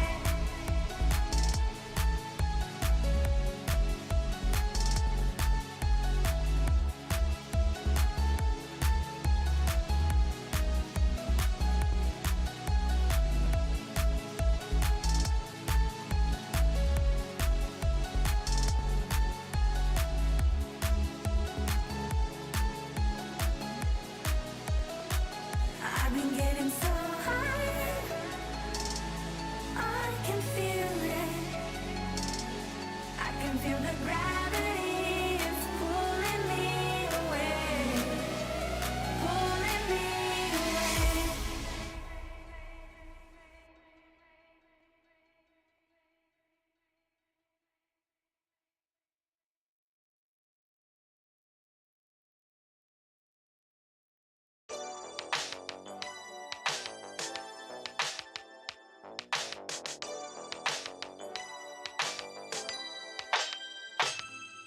Ooh, the day that boy walked my way. Don't forget his pretty face. It was like we both had something to say. Yeah, but as soon as I saw him, his fine ass was gone. Think I should have followed him home. Put my number into his phone. A moment in time, so divine. Hope I see you again. Hope I see you again. A moment in time, so divine. Hope I see you again. Hope I see you again. You looking so good, made me wanna know you. Feeling the groove, and I got to show you. Come back, better come back. Want you to know that you're looking so fly. I wanna get to know you, but you doesn't be mine. In just a moment in time. Oh Lord, boy, you better come back. A moment in time, so divine. Hope I see you again. Hope I see you again. A moment in time, so divine. Hope I see you again. Hope I see you again. You're looking so good, made me wanna know you. Feeling the groove, and I got to show you. Come back, better come back. Want you to know that you're looking so fly. I wanna get to know you, but you doesn't be mine. In just a moment in time. Oh Lord, boy, you better come back.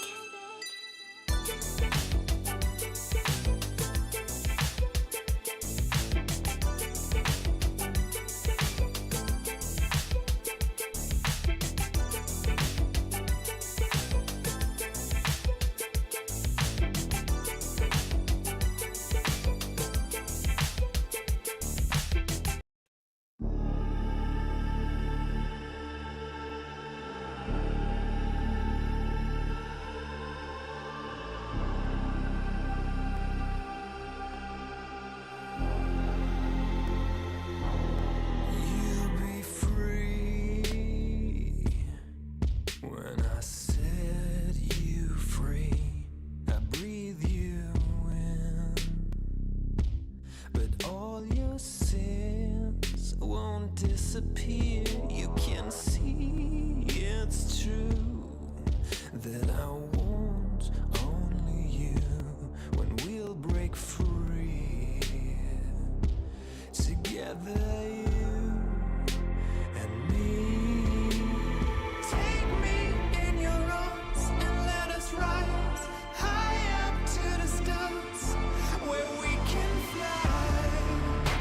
So come with me and pray. I want you to play my games and fulfill my black desires. So break my heart and leave me. I only need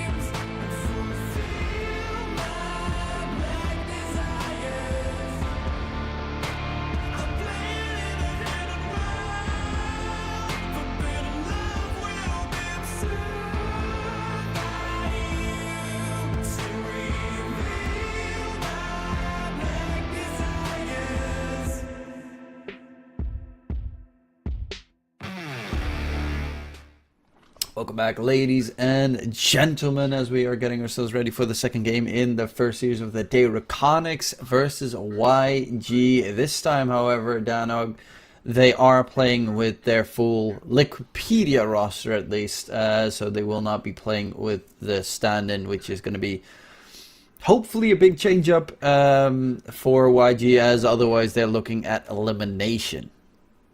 You would hope so, right? He's woken up from his nap or whatever he might have been, but Hot is here. He is ready to go, and let's see what he's able to do in that off lane as well, because I guess they're just trying something new. Maybe there was like interpersonal conflicts with young PH, but for me, they were a completely different level of roster when they were playing with him, in that mid lane. He provided that real point of difference, that real thing that you needed to be super mindful of, and it always is going to be the case. If you ask me to play mid lane, I would get all of my timings wrong constantly, and I am nowhere near the level of the reaction speed that pro players need to be to compete at this level. So you just take an offlaner that's been playing there for basically all of his Dota career, and then you put him in the mid lane, similar sort of thing is going to happen. It might be a bit of a learning process, but when you're going up against someone like In Your Dream, who's, either a 1 or a 2, he actually is one of those people that have the legitimate flex capabilities, you're just going to be a step behind most of the time. So let's see if they're able to correct that this time around. Yeah, it's also really the hero pool. It's not the timings, as you mentioned, that's very important, but it's also, mid laners have quite a distinct hero pool. It's all the spirits, essentially. Well, you don't play any of those really on the offlane position, maybe someone avoid spirit here and there.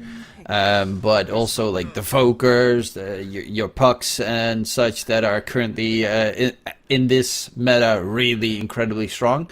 And not having those heroes to be as comfortable to you as, for instance, a Tide off lane is going to be a bit of a struggle to adjust to. Even Whisper struggled with it.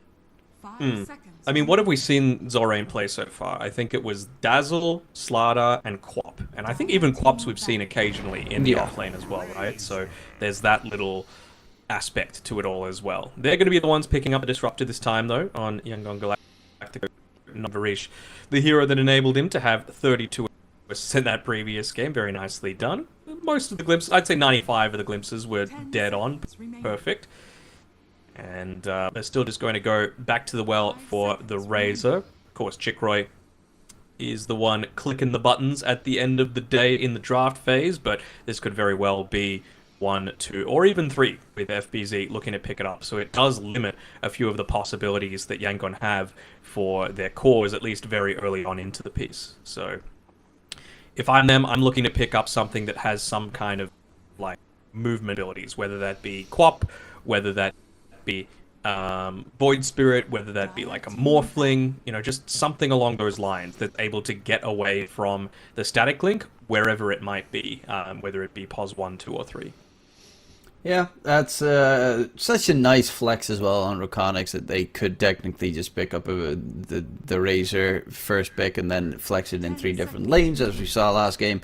Jikra played it massively, and I do like the Morphling shout out that you made right there. I think obviously Morphling is good against Razor no matter what, but I also think it's in Southeast Asia I haven't, or at least our match I haven't seen it yet, and last week I haven't seen it either. But I have seen the Morphling being picked up a little bit in the other regions. So is it the specialty thing, or why aren't we seeing more of the Morph in Southeast Asia? I mean, it's a little bit of a specialty thing. Jackky likes to play it. I mean, 23 Savage didn't make it through open qualifiers. It's, I'd say, his best hero. So, it certainly is one of those things that I think you need to be in the sort of right mindset to just do the right little things. If you're new to playing Morphling, you're not going to automatically morph when you walk up high ground. And I'm not talking base high ground, I'm talking about any sort of stairs. So it's just those little things that can sometimes catch you out, and you don't know exactly how to maximize your HP pool in the lane with, shifting between strength and agi, all that sort of stuff. But we got a Pudge. That's something a little bit more exciting. And really, when I think of Pudge, I think of like Yamich is the main one that does like to play it these days. So keen to see who REKONIX is going to be able to put onto this one.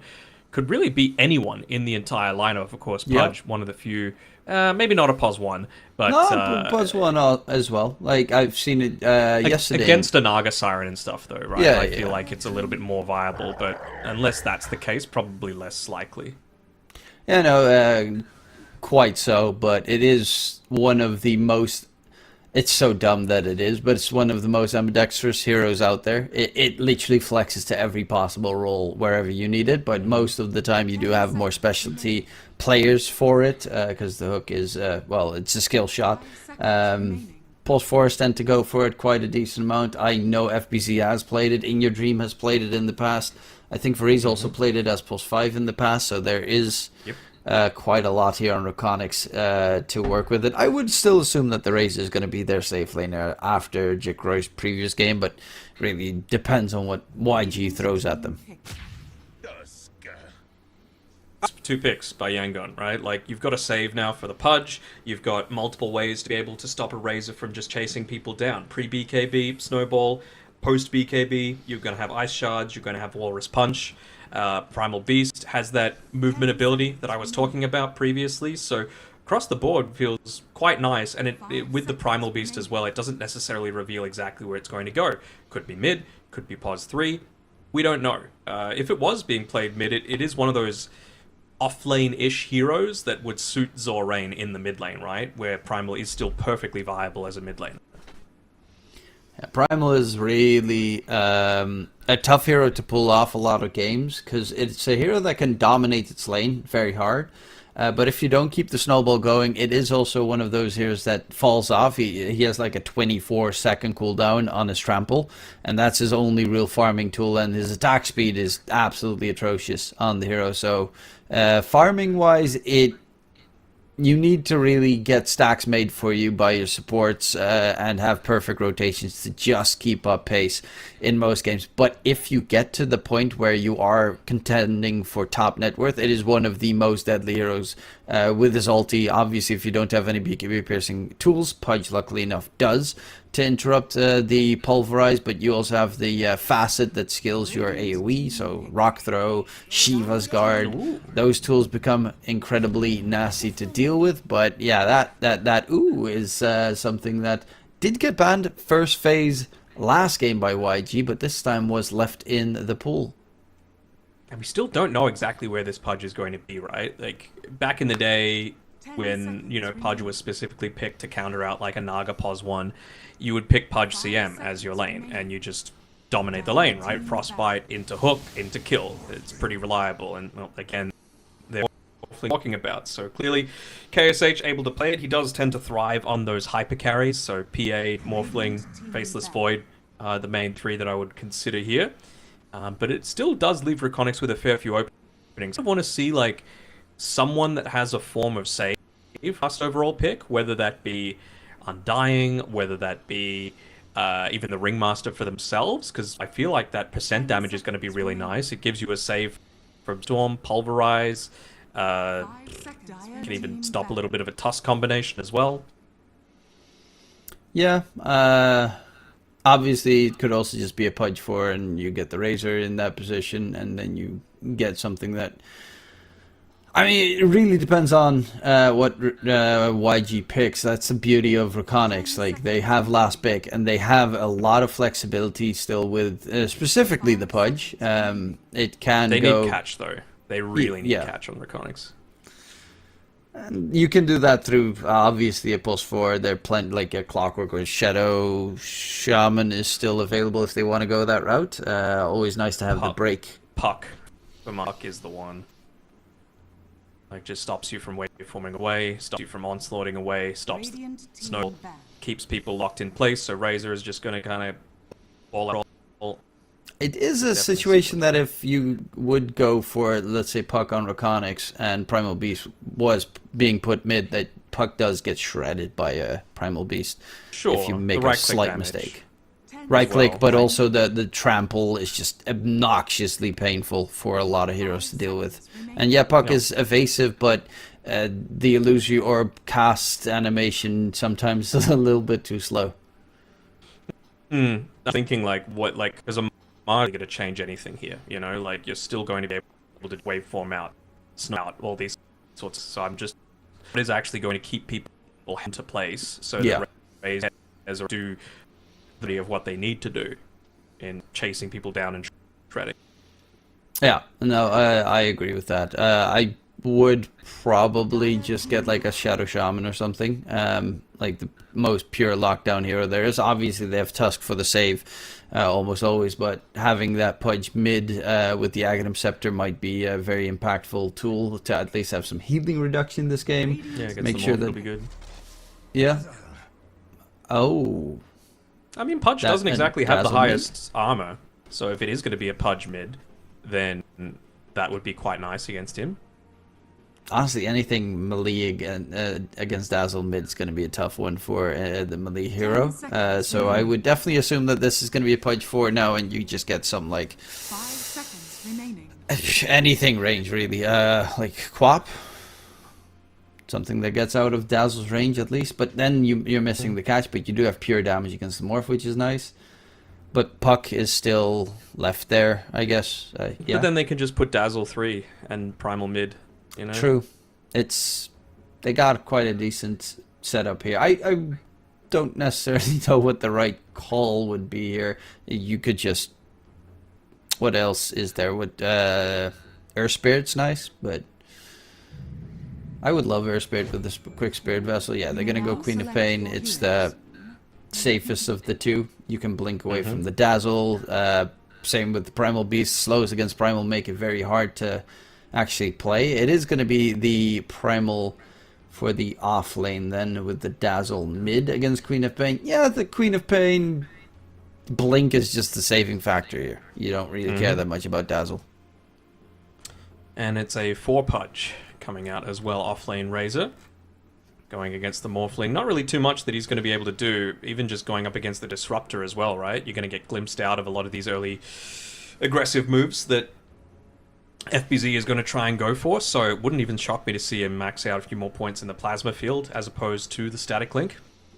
Of course, I think you still need, like, maybe 2 points Link to kind of get to them from just running into you a little bit, because like Morphling is able to deal out a pretty decent chunk of damage if he's able to just get right in on top of you and start right-clicking when he's pretty heavily agi-morphed. So we will have to wait and see, and I'm interested to see. I thought Skille was by far Yangon's best player in the last game. Like, he was really on point with all of his Wheel of Wonders. He was constantly saved on the Ringmaster escape back. I think 7,000 damage just with the Impale alone. So with his Tusk, I think it's going to be very important to try and start perhaps a tri-lane beast to cut the bottom wave with Trample, just so that he can not have to worry about that first wave, get that bunch of solo XP for himself. And if they can get a first blood on top of that, that's going to go a long way towards Yangon's success. I think in this game, I like Yangon Galacticos' draft again. I think it's pretty solid. They have a well-rounded draft with two beacon piercing heroes on their side. When you get to ultra late game, you also have Disruptor with the Aghanim Scepter. That's going to be a big impact factor. Obviously, Pudge has Meat Hook, so he has the save always in case things go wrong. But REKONIX has just impressed me so much last game that I do give them the edge just because they're REKONIX. And there has to be some big reason for this Kez pickup coming in. As I don't necessarily know all the matchups that Kez does well against. I don't even know, like, Morphling, if he turns into Kez, he only gets like one set, but which set, yeah, it's going to be interesting to see what the Morphling can do this game while turning into enemies. It's probably going to be mostly Razor, but you also have the Pudge to turn into, Queen of Pain, so a lot of good morph targets. Yeah, for sure, just giving him an extra layer of move. One thing I just know as well, I'm not sure how much of a weeb you are, but Hor, the recently joined offlaner, his name is Nagi Isro, and that's a character from the show Blue Lock, which is like a sporting anime, and he's notorious like very sleepy. So the fact that he potentially slept the first game is a little funny to me. Begins. I have not watched Blue Lock. I have seen the animation of the latest season of Blue Lock because there were a lot of We don't memes. talk about that. We don't talk about that. The One Punch Man Season 3 sort of animation. I loved, yeah, same. I've been watching One Punch Man Season 3. I've loved, what's it called? Hook Attempt. The Seven Deadly Sins. They also hurt Seven my Deadly feelings. Friends. Yep, that one also really hurt my feelings. But obviously, you know, in the upcoming World Cup, I'm definitely gonna be watching a little bit of Blue Lock because it's gonna be again Japan using the power of Blue Lock for their matches. True. I mean, I think a lot of the young players that are starting to play now are like getting really, really good as a result of that. You know, inspired to join in as a result of an anime. Wouldn't that be a surprise? Anime influencing lives. The amount of Wii profile pics that we see in Dota alone is just crazy. Yeah, true. I mean, I even see that in like NFL. I love watching NFL, for instance, and you see like them all making those anime references. And I'm like, oh, these guys are so much younger than me. Like they're massively buff dudes, and then they're making like Naruto dance moves, and you're like, okay, that's damn. Yep. I still remember seeing that sprinter flaunt his Blue Eyes White Dragon at the start of the race. That was pretty high. Well, that one was cool. I remember as well, like the Olympics. I think they were in like Japan, Beijing or something, the Summer Olympics, and they the Dutch windsurfer had like the Avatar Aang arrow on his head. Love that it. was cool. But, you know, the other Olympics thing that was amazing was watching the Australian breakdancer. I hope she's there in the next Olympics. Oh, no, I think they removed it. I hope they do. I hope they do. I hope they keep rock climbing, though. That was pretty cool. Oh, yeah, they all fell. That was really cool to watch. I mean, it was just, I could never do that sort of stuff. That's the sort of stuff that I love seeing in the Olympics, that I'm like, there is no chance I will ever do this, and it's so crazy that the human body is capable of this sort of stuff. Yeah, I can run 100 meters. I can do that. I can't, not their speed, but I can do. I can't leap from one rock to another with just my arm strength. I just crumble instantly. Yeah. Tusk still hasn't leveled up anything, by the way, really just waiting for the sort of instance where he might need to get away from these engagements, and with a level 3 Kez, I totally get it, you know? Like, he's just in such danger of getting chased down by Jikroy if he just sets a single foot wrong. It's a really strong lane to have to go into. That's why Skill A has basically just said, what lane? I am not involved in this one at all, but he doesn't exactly have the most movement speed to be able to make this happen, right? He bought a Windlace instead of just going Boots Tangos. So it's going to take him a little bit longer to kind of manipulate this one around and enable Hort on his Primal Beast to have some form of game. I mean, I'm sure he's going to try pulling this hard camp, but he might even just join in with the Tusk wave that he's able to pull through. Yeah, the classic Tusk plus any other melee hero lane where you only drag the creep wave around. Crystal Maiden is one of the better heroes to stop you from doing exactly that. Once Frostbite's leveled, until then it's not really too much top lane though. Disruptor dropping low is going to get taken down by FBZ, and yeah, Disruptor Morphling is not necessarily that, well, it's just not that good of a lane, as there's no cohesion between the two. Dragging them back towards the Morphling doesn't really do too much in most situations.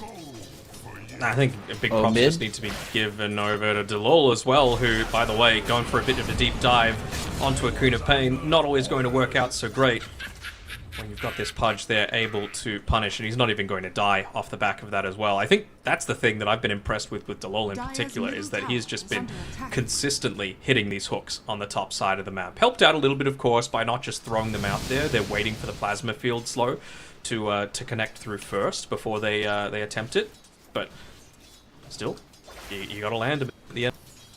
Yeah, and it's already a 2k net with lead for REKONIX. That is pretty painful one, as their lanes are not going to get harder in the slightest. I mean, FBZ top net with of course that first blood previously, but the Morphling is just they immediately static link KSH if he gets anywhere close to the lane, and even if like he has to wait for him out, obviously can't do too much. Primal might be if he dead gets here. Oh, yeah. Rotation in within your dream as well. Does get the courier snipe, so at least something, but this is pretty nasty. So Rain trying to get some push in the meantime, but it is yeah, these lanes are just not going to get any easier. I'm sure this isn't the way that they were hoping the bottom lane in particular was going to go. FBC? I thought They have skill lay there. Glimpse back, tag team. Hook comes fighting. out on the side. FBZ takes a lot of damage. Actually, the static link on KSH makes it so he can't go for Lun. But Dalul's going for the man fight. Fat boy Pudge here coming in. Gets a kill onto skill lay. Lun's being chased by 3 million creeps. As, yeah, they do find a 1-for-1 trade regardless. But it's very worrisome. As Dalul's heading towards mid for the 6-minute runes. they spot him though, making this movement. They're going to ping him out a little bit here, so they know to go towards the bottom lane. If they were hoping to get anything here on the Dazzle, won't be the case. Skilled rune up top, just enabling In Your Dream to continue that dive even further in. And no real point for him to the boots of speed for this lane. I like the fact that he's gone into Gloves of Haste to just try and bully out as much as possible against the Dazzle. Kind of bait out these poison touch uses, blink away, and just get right back into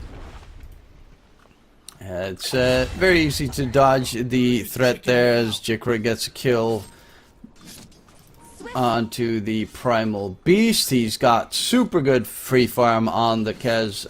Perseverance already flying out to him as he's going to go for that Battle Fury. Radiant are scanning. I mean, not Perseverance, but the old one. What's the new one? What's it called? That Cornucopia. Which essentially is just the same, but slightly different. balls. Jackky. Oh, Nice little play by the Tusk, but I mean, he's level 6. He might be able to do Dalul's this. here as well. Dazzle Me could too. get hooked.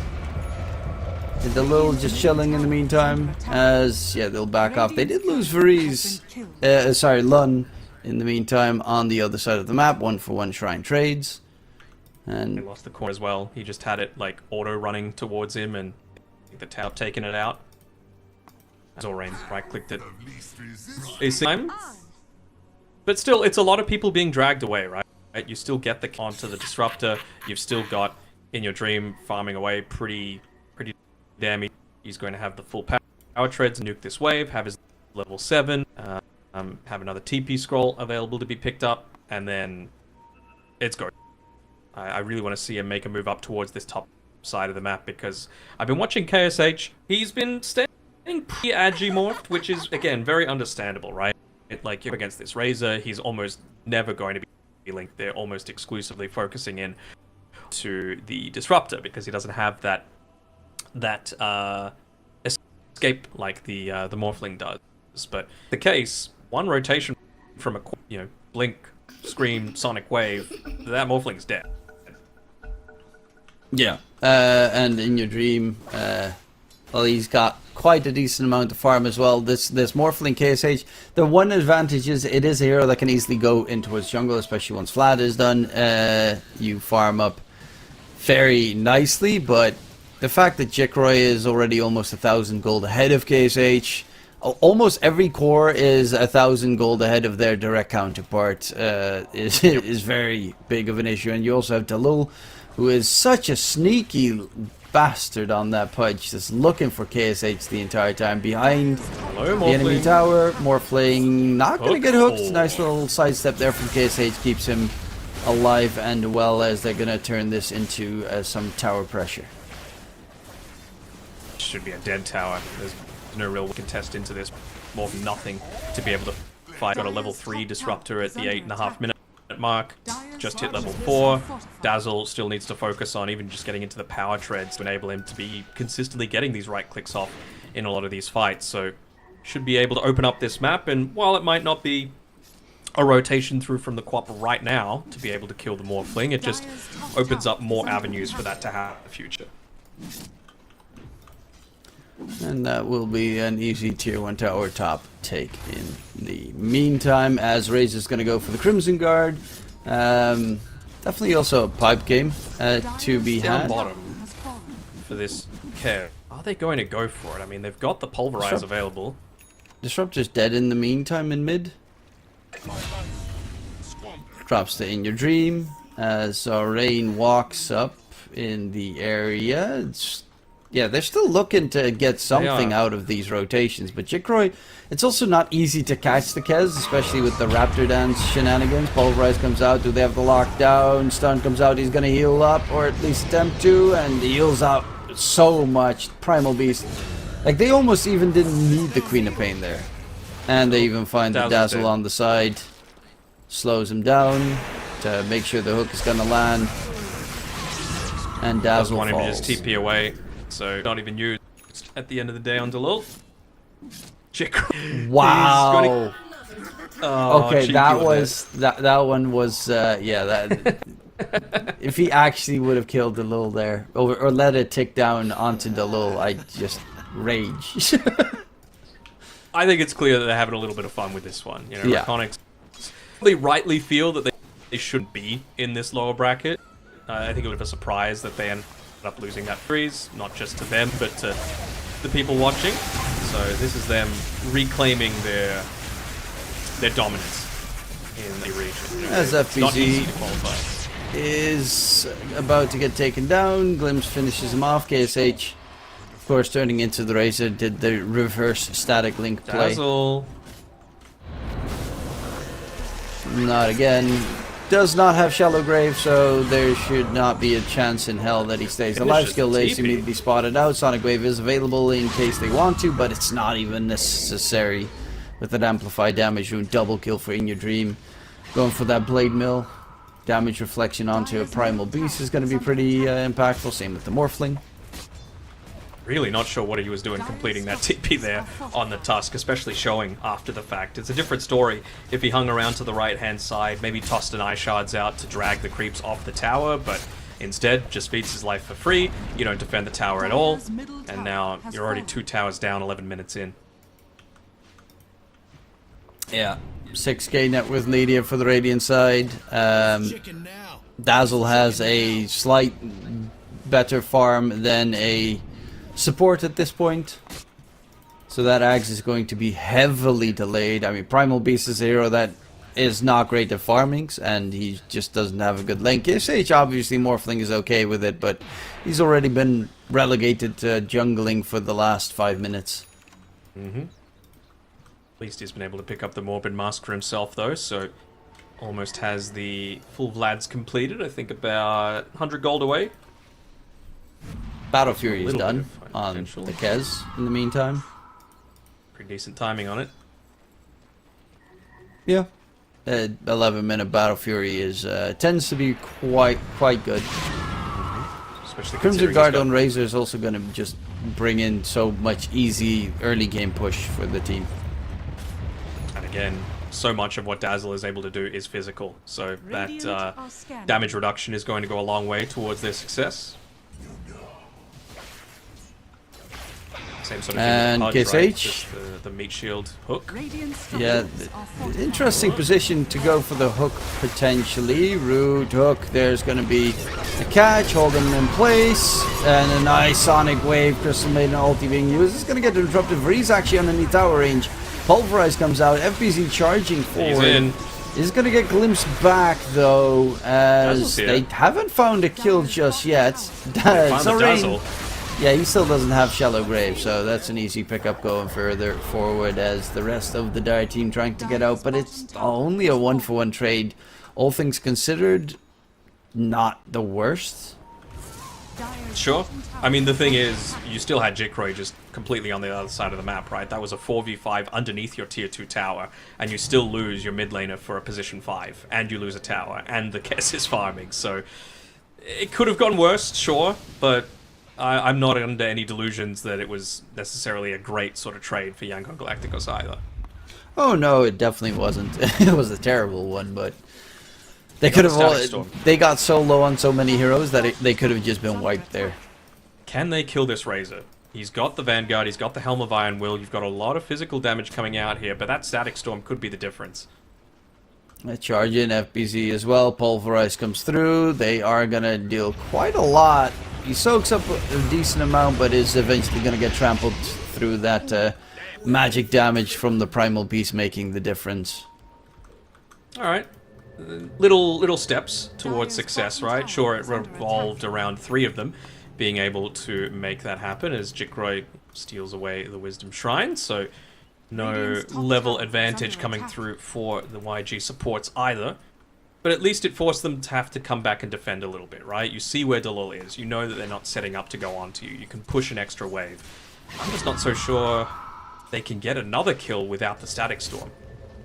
That's my concern. Like, FBZ's going to come back out here with the Crimson Guard finished off, so a little bit easier for him to survive. And they have the hook from Pudge as well. This time available to hook him to safety. Even if you have Stay Static time as Storm, well. gets you out of there. In comes Vreeze on the side. And hook control. Lun is dead. Tusk will get the TP out. Nearly able to But- land that Frostbite. Jackroy's closing in on the Manta style after the Battle Fury already. And he's Master Tier on this hero, so he was very confident in going forward and just blowing the hell up out of this Dazzle. 0-5-0 on a last phase Dazzle, you know? Really not the lane that they were hoping for.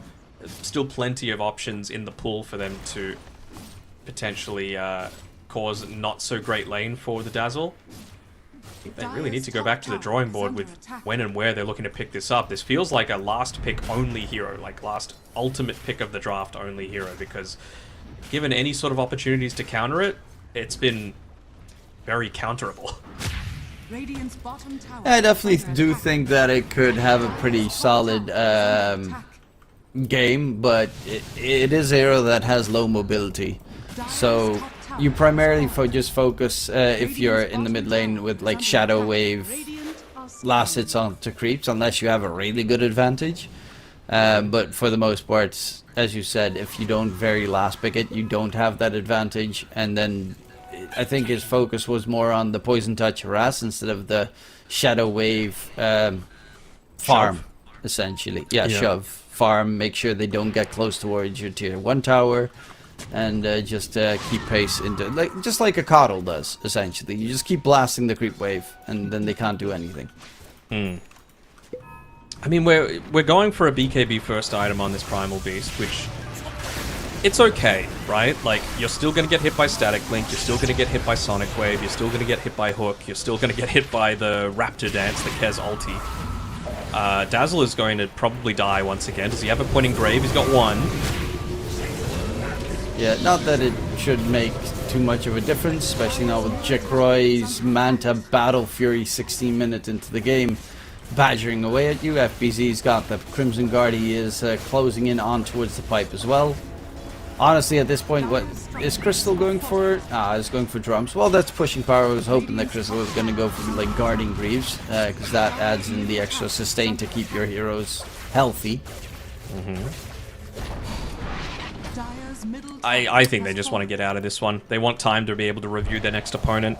Of course, this series started a little bit late because of a bit of a delay coming out from Yangon, so they'll take every minute that they can. So they've got more review time for their next opponent. If this game continues the way it does, it's already 13k net worth, 17 minutes in, 16-4 kill score. Looking like a pretty dominant performance, and FBZ is just going to make that Death Bowl even easier with everything required for the pipe already finished up on him, except for the Ring of Tarask. So just look to play with the rest of the boys, take out the last remaining tier 2 tower, probably go Roshan into Tormentor if I'm them. Well, skill lay out of position here in the top lane, went in with the snowball onto the Queen of Bane. Okay, will not be chased down, but the tier 2 tower will drop bottom lane. 18 minutes in, all outer towers are already taken care of by REKONIX. That is quite something. Jackroy is going for the butterfly next, and yeah, it's gonna be a long time until you see. Like, Morphling is almost done with his Manta. And he's Pudge just has too an far ATOS. behind. as well. So now you've got a counter for Morphling prior to him getting the Manta style. You've got a counter for the Snowball save. Primal basically has BKB, so I'm going to say he's not going to be as vulnerable there. Yeah, but as you mentioned, you know, you got Pudge Hook, Dismember, so the BKB is not Sonic Wave, push you back. Static Too Blink. many tools. Yeah, the BKB is not really that great this game. No. Yeah, I would have much rather than get a Blink Dagger just so that you can... Not even just, like, for fights, you know? Like, use it to help you shove out some of these lanes. Play behind the towers. Force them to have to take a backward step towards you. I mean, he tried it, like, 3-4 minutes into the game, playing literally in front of their tier 3 bot tower on Hor, but he just hasn't been able to replicate that. He's been playing in very defensive positions, or going for these gank attempts with his Tusk and the Disruptor, which, again, not the worst thing to do, but I feel like just having a little bit more map presence is going to be far more important for them. Yeah, they are. They really need to just extend the game. Like Dazzle late game with the Morphling as well, and Primal Beast, it gets really strong, but you're 15k behind in 20 minutes time. They're going to get the Tormentor. That's going to be another 2-3k net worth going their way, and they have no... Their supports can't cut creep waves. Like Disruptor can't do it. Tusk needs... Like he has max level tag team, so he can't kill creep waves either, unless he buys Shard, but he needs the Blink Dagger. So it's just... Does, but I feel like the Blink Dagger's not going to do anything for now if you don't give your cores the space that they need to get their items. So I would actually buy the Shard if I was Disruptor in this situation. The downside is he's got Thunderstrike level 1, so you don't actually have that lane shoving potential from the safety of the tree lines on this guy. Yeah. Same sort of thing with Tusk, you know? It's exactly that. They just don't have... Like, the levels in the spells that they need to extend the game. Primal is the only one that can reasonably safely cut the creep waves. And that also is just not really the case. Like, he's got BKB. They still can interrupt his TP easily with the Pudge anywhere close by. Yep. And they might have just seen that he used the Pulverize in that mid lane, so they know they've got about 20 seconds where they're not going to have to worry about that at all. Like, without him, what is your actual initiation? Like, they're going to just need to wait 15 seconds here. They don't even have Glyph to be able to protect against this. That's going to be... I'm sure he's just saying, wait. One last fight. 3 seconds. Who do you even go for here? I almost think it has to be Pudge. Well, they are going to go for the Pudge. Immediately gets interrupted there as the Primal Beast is trying to stomp all the way through. But in your dream, ready with the Sonic Wave potentially. Dazzle in troubles or range. Shallow Grave keeps him alive a little bit longer. Skill Lay actually throws an Ice Shard block onto his teammate to block him into Oblivion. Skill Lay taken down, and they're just going to hunt down for the Morphling, who has no waveform available left in the bag, and That's vexed over. to death indeed. I mean, even in that last fight, the glimpse came out after the Pulverize, so it actually instantly broke it. That's how Pudge was able to get out of it. It's they're not on the same page here on Yangon Galacticos, and unfortunately for them, that means that they are... I'm not sure if they're the first or the second team out of the tournament. Haven't been keeping track They on are the other the stream. second, technically, because the other series was done a little bit faster, as Jackky and friends destroyed Varroa, I think, in game 1. I'm actually curious to see what game 2 was for them, because it was Let's go. 20 minutes and 20 seconds was their game 2. Okay, so 6 minutes faster than the previous one that they had. Kind of crazy stuff. I mean, anytime that you see 4 digits, not talking about your rank or anything like that, I'm talking about the damage done from Yangon Galacticos. That is not a good sign. You know, sure, it was only 22 minutes in, but they just never got a foothold on this game. They got to go away from the Dazzle. They got to rethink, is Zorain the option in the mid lane? Because I really like him in the off lane. I think that really suits him to a T, but it just doesn't seem like he's vibing with this mid lane. And, you know, different strokes for different folks. That, you know, Miracle playing as a support probably is some pub trash, you know, but he, as a core, is one of the greatest of all time. So, you know, it's just a matter of what's actually going to fit you best.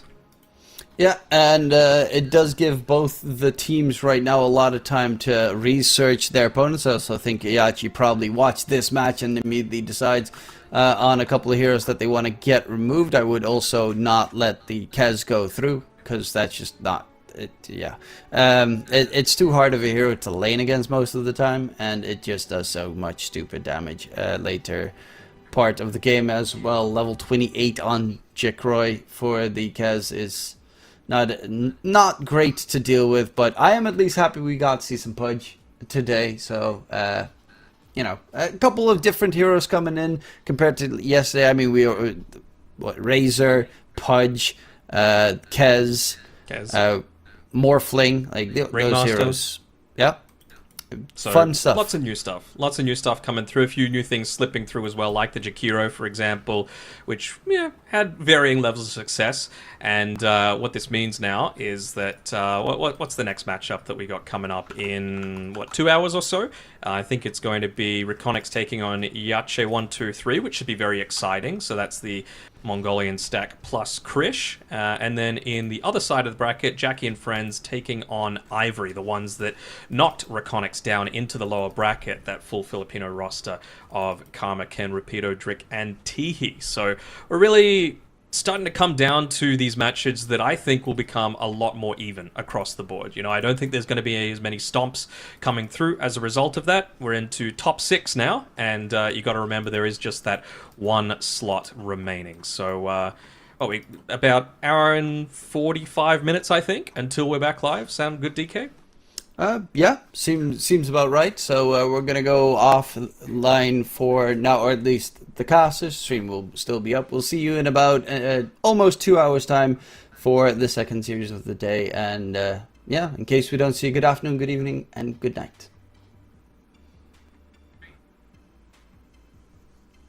Want you to know that you're looking so fly. I wanna get to know you, but you're missing me by in just a moment in time. Oh my, boy, you better come back. A moment in time, so divine. Hope I see you again. Hope I see you again. A moment in time, so divine. Hope I see you again. Hope I see you again. You're looking so good, make me wanna know you. Feeling the groove, and I got to show you. Come back, better come back. Want you to know that you're looking so fly. I wanna get to know you, but you're missing me by in just a moment in time. Oh my, boy, you better come back.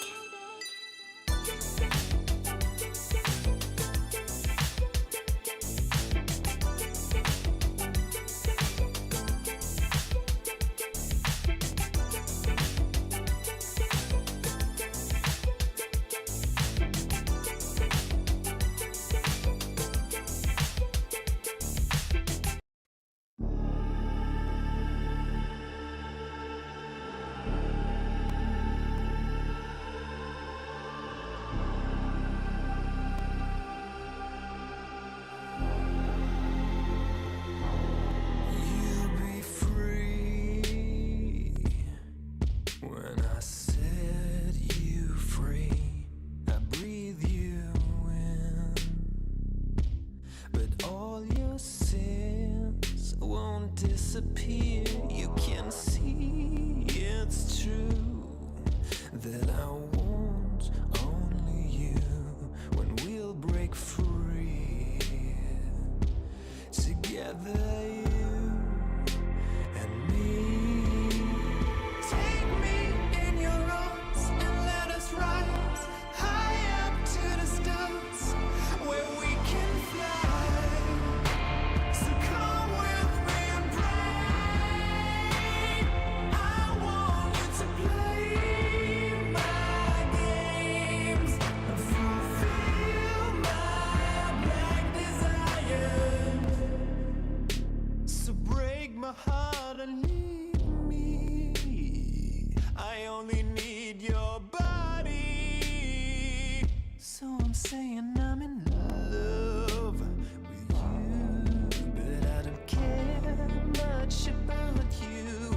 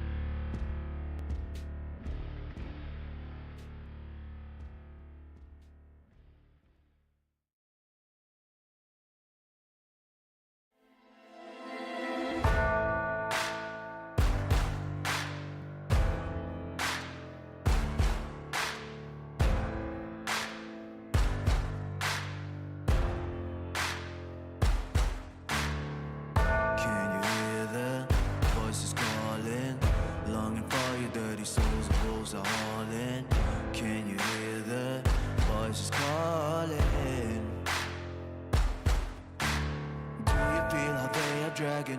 Waiting for a second to push you to your limits. Going strong and feeling better. But do you feel them? Can you hear them say?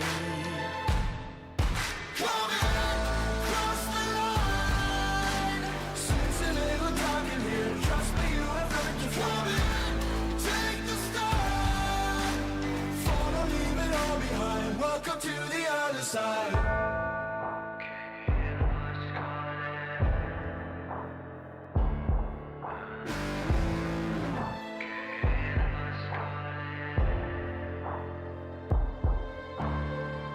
Do you feel how they are dragging?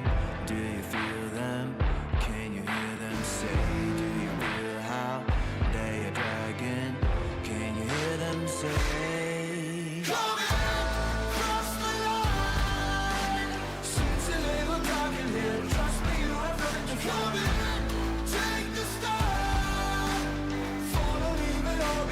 Welcome to the other side. Cross the line. Seems a little dark in here. Trust me, you have nothing to come in. Take the start. Follow, leave it all behind. Welcome to the other side.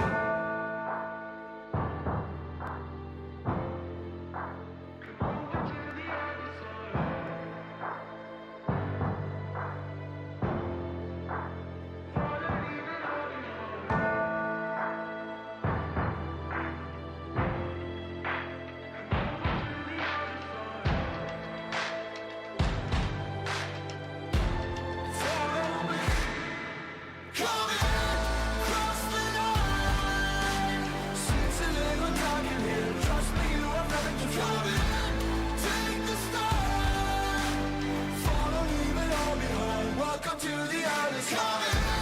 Cross the line. Seems a little dark in here. Trust me, you have nothing to come in. Take the start. Follow, leave it all behind. Welcome to the other side.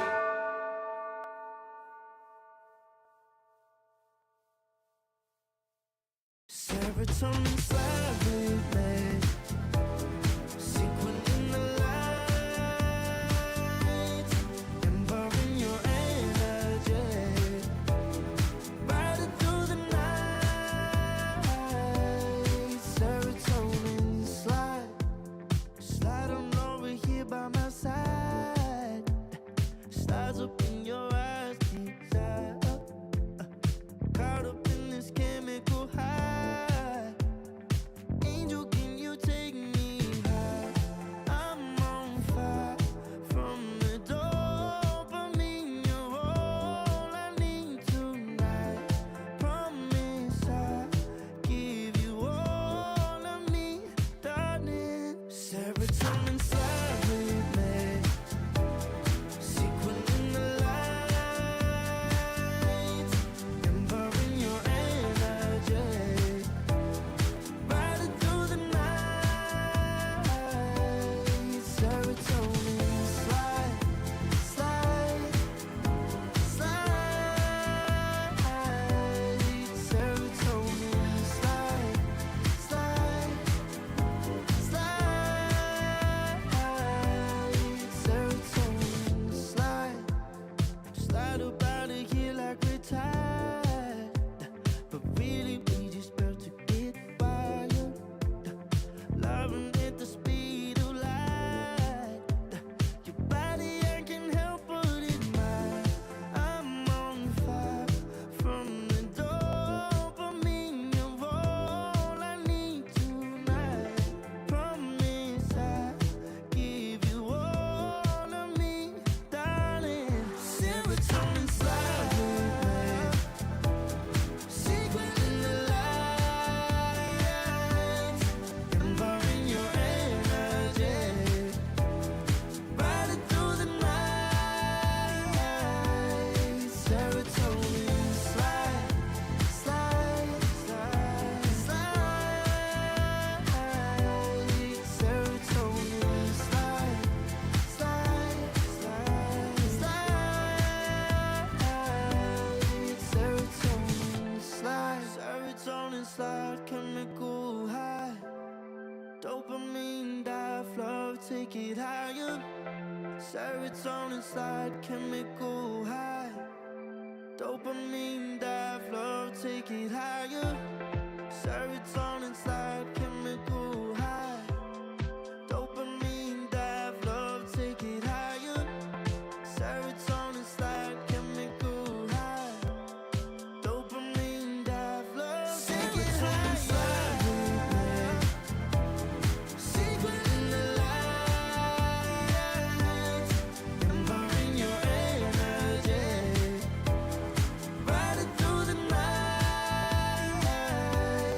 Serotonin slide, slide, slide, slide.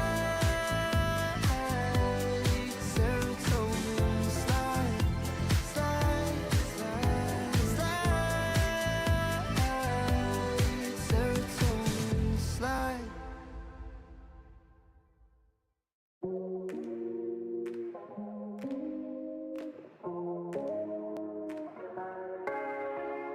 No way, I'll regret the first time with you. And baby, you make a moment every time I lay eyes on you. But do we care? Do we dare? Keeping this going. Let's live in the moment, yeah. Now we can know it's on the low between the two of us. Every time I try to find, Try to avoid it, but I was stuck. You turn up the heat when you back it up. try to stop the flame. Never discipline melts away. It isn't enough to wish for change. You either give in or pull away. We have the will to choose our fate. Whether it's wrong or right, I'm holding on for life. For the ride.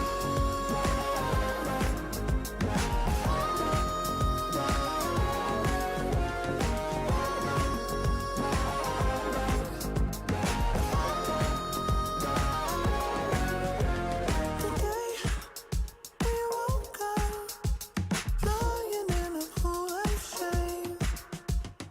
Tears and makeup printed on the pillowcase. It's hard to apply restraint. I'm trying to stay away. It's so magnetic. Ooh, I gotta have it now. Let's keep it a private thing. I'll give you a secret name. Let's build a life on a lie.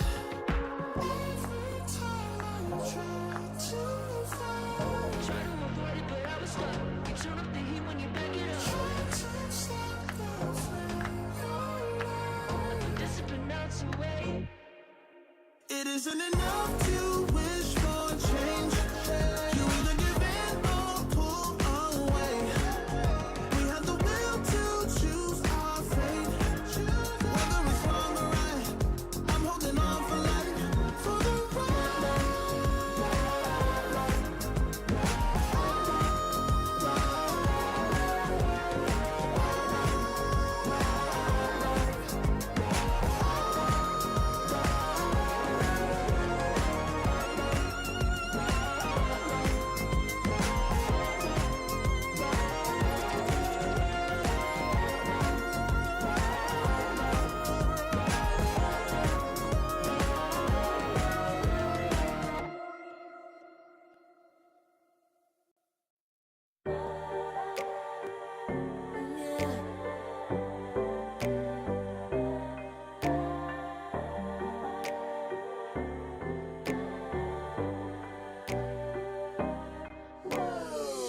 Talking my, I've been working all year getting by. Looking for the high, taking all my time. Breathing in new life, feeling fine. Like I don't gotta be something society wants me to strive to be. Got my own energy. So magnetic in the spotlight. Shaping my own world with my own mind. Don't talk about me unless you alright. You gon' see I'm finna real free, protecting my energy. Gotta protect my mind. I'm breathing in new life. It's time that I realize what feels good ain't always right. changes, I got me a new strut. No more settling, I'm running out of good luck. Never chasing, I attract, I'm busy going up. If you see me, come correct and keep it on the book. Get it, how I live it, that's the motto, how it goes. No more reaching in it, distance, hit the lotto, I'm the one. Not denying myself anymore, I'm done with it. Sky is the limit, I'm living like willow. Energy, energy, energy, energy. Feeling, feeling, feeling free, feeling free. Energy, energy. Gotta protect my mind. I'm breathing in new life. It's time that I realize what feels good ain't always right. I'm feeling good, feeling free. Feeling good, feeling free. All I need is me and my new energy, and my new energy. Feeling good, feeling free. Feeling good, feeling free. All I need is me and my new energy, and my new energy. Feeling good, feeling free. Feeling good, feeling free. All I need is me and my new energy, and my new energy.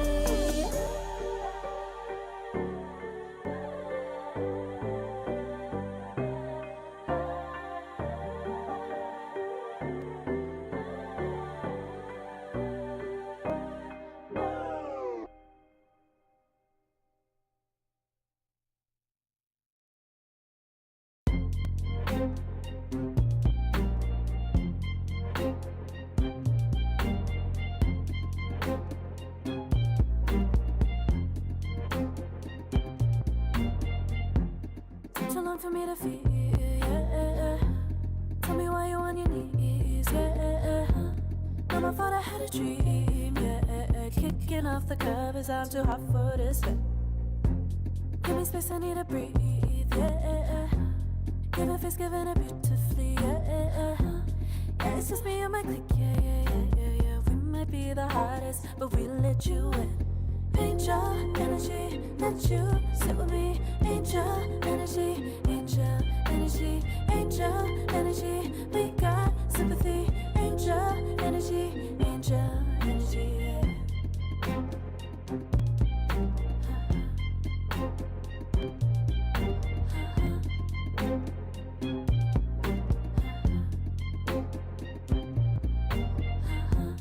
Take the time to breathe and rest.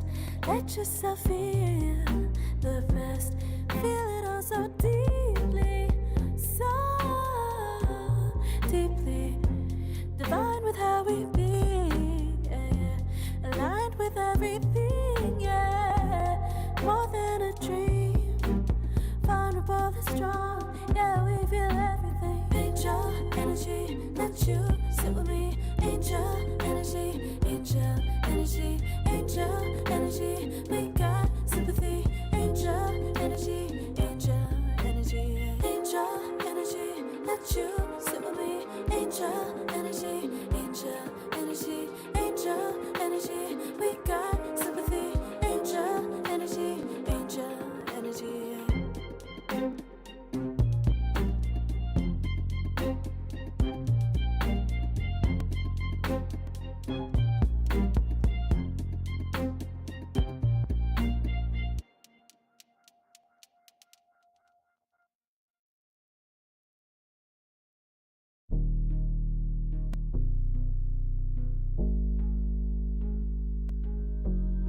Never pressed, but I got the juice. Taking the lead, that's just what I do. I made mountains move with one hand tied, and still this world ain't satisfied. Everywhere I go, they stop and stare. I tell the truth, I take it there. Call me vicious, persistent, overzealous, that's fine. Main character energy, I stay taking what's mine. You need a foot on the gas, open put my name on the line. Main character energy, I'm just taking what's mine. And it's written in the stars, I'm a king like my sign, yeah. Raising the bar, the jaws drop like a surprise. Don't be mad about it. Don't be mad, don't be mad. Don't be mad about it. Don't be mad, don't be mad. I don't play the game, nah, I make the rules. Cards close to the chest and I don't play no fool. Don't be mad about it. Look, yeah, my name stay in the mouth. Legs got broke, they said cast her. I'm the 911 response in a disaster. I don't ask, I just take. Treat the world like a man, I just blow him away. Yeah, I'm a #1 fan. Don't need a bark, I'm a bite. Switch me on, dark need light. Don't need pity, don't need spite. I just plop, plop, plop on sight. Could take your girl in 2 seconds. I just flash her a smile. I make petty look pretty. They run an inch, I run 3 miles. You need a foot on the gas, I'll put my name on the line. Main character energy, I'm just taking what's mine. And it's written in the stars, I'm a king like my sign, yeah. Raising the bar, the jaws drop like a surprise. Don't be mad about it. Don't be mad about it. Don't be mad about it. Don't be mad about it. I don't play the game, nah, I make the rules. Cards close to the chest and I don't play no fool. Don't be mad about it. Don't be mad. Don't be mad.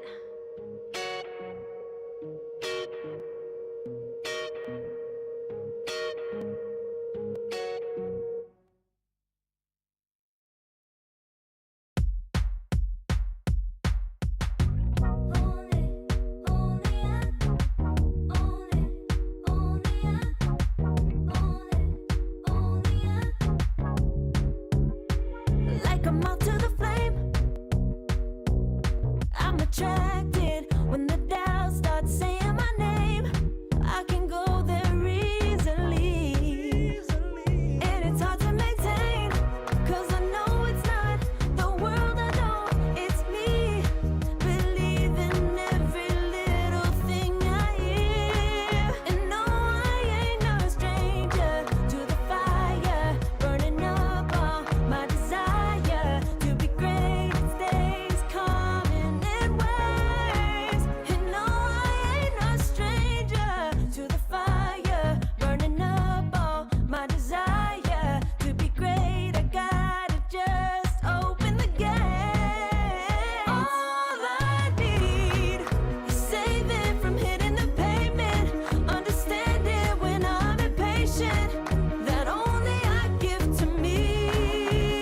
All I need is a little love in lonely places, the strength to stare fear in the face, that only I give to me.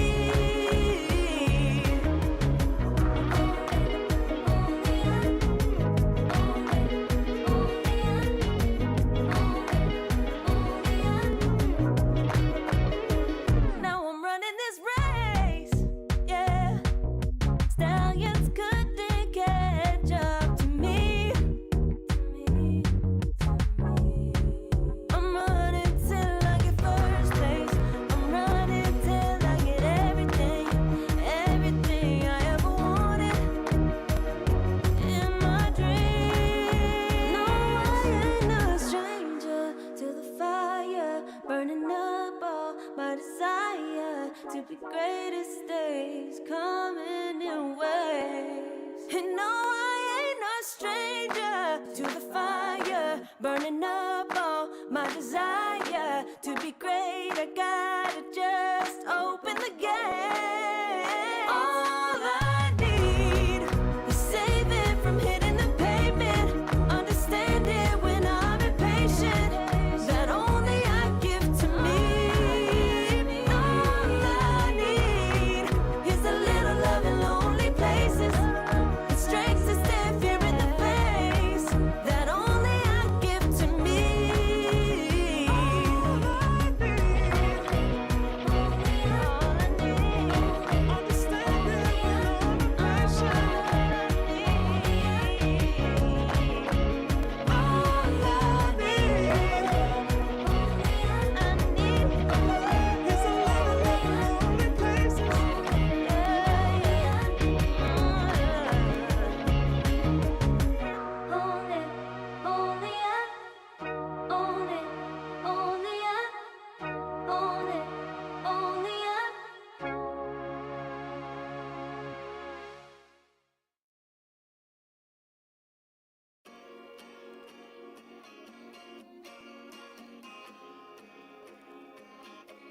yeah.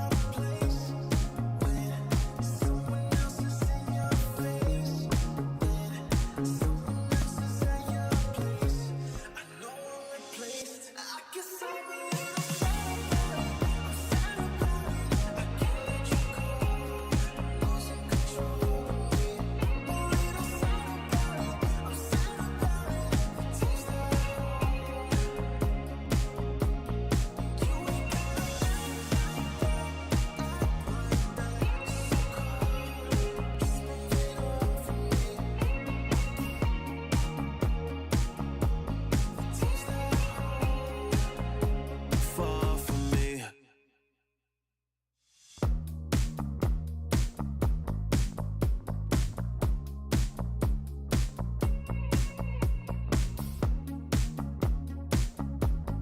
Girl, what's this shit about? You told me I was different then. Now you got yourself another man. I hate to see you out with him. I guess I'm a little sad about it. I can't let you go. Losing control of me. A little sad about it. I'm sad about it. Tears that you ain't gotta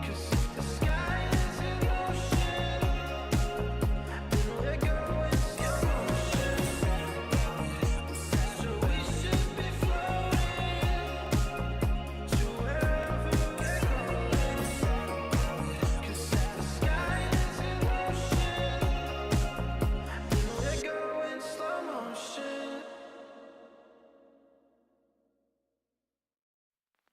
I pack my suitcase, headed out the door. I keep my shoes laced. 2,000 miles away from home. A couple dollars in my pocket, never stopped the boy before.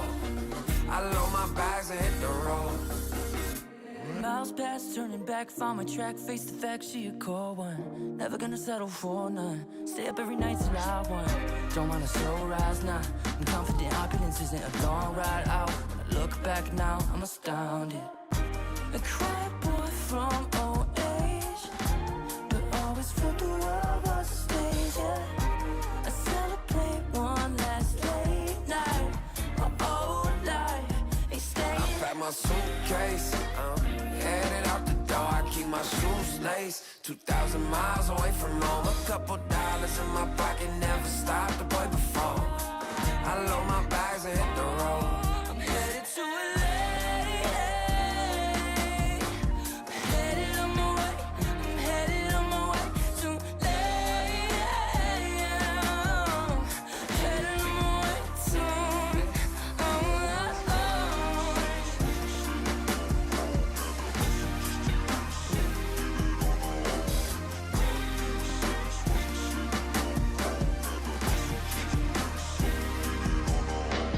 Couple thousand miles, throw it on the dash. Shit, the 10,000 hours, can't let them pass. Yeah, well, I was putting time in, you was pulled up wildin'. You always had shit to say, now when I see you, it's silence. Thought I'd have a Grammy by 25. Commas after commas next to dollar sign, yeah. Remind myself why I'm living this life. Look at all the late nights, it'll all come in due time, yeah. Made for the fight, for the pain and the climb. Tied to the life I chose. Stay through the night, another day, not a dime. Race against time. Yeah. I couldn't just lay by and wonder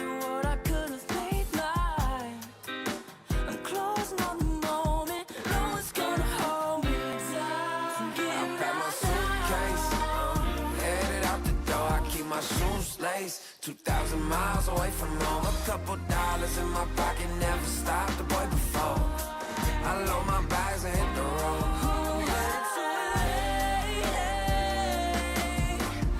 Headed on my way, I'm headed on my way to headed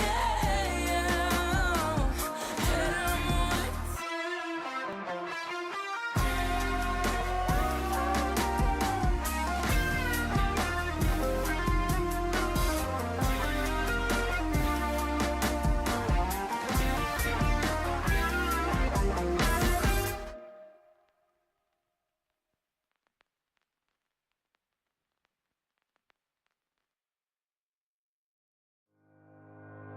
Think about it every night when I close my eyes. You're on my mind.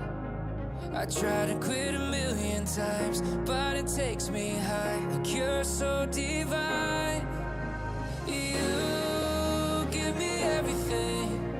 Don't know what's happening. I need you like medicine. You're my everything, everything. And when I think about us, sweet lullabies, I wanna keep this moment here forever, no goodbyes. And when I think about us, sweet lullabies, I wanna keep this moment here forever, no goodbyes.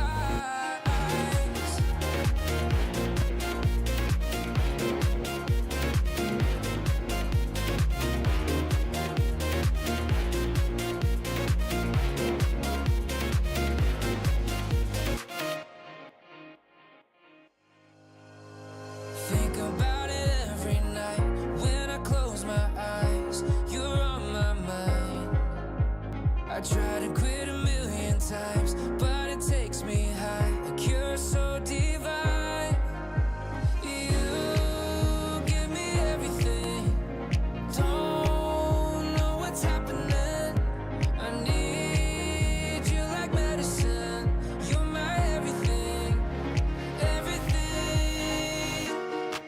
And when I think about us, sweet lullabies,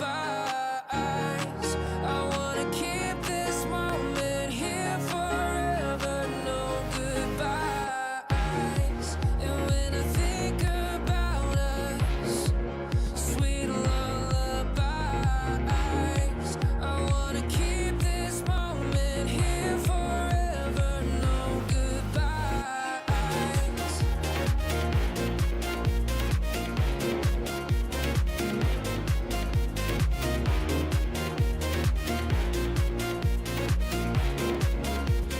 No goodbyes. And when I think about us, sweet lullabies, I wanna keep this moment here forever. No goodbyes.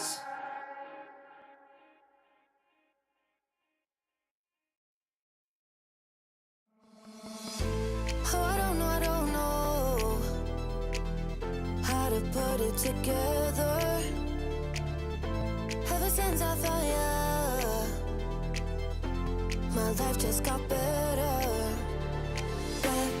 Better than this, better than that, better than anything I ever had.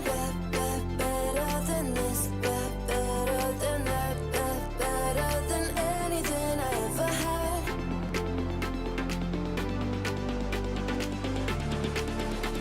Than anything I ever had.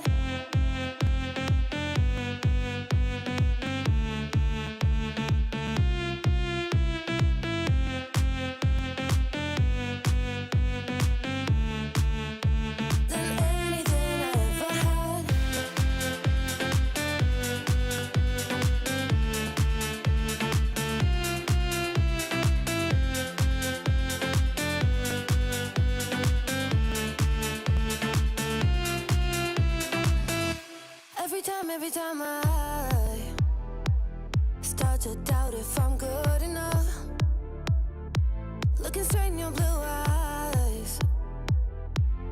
Makes me feel better. Better than this. Better than that. Better than anything I ever had. Better than this. Better than that. Better than anything I ever had.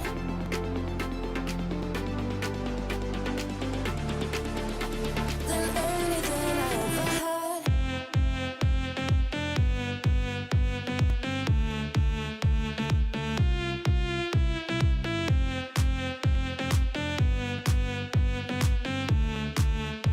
Than anything I ever had.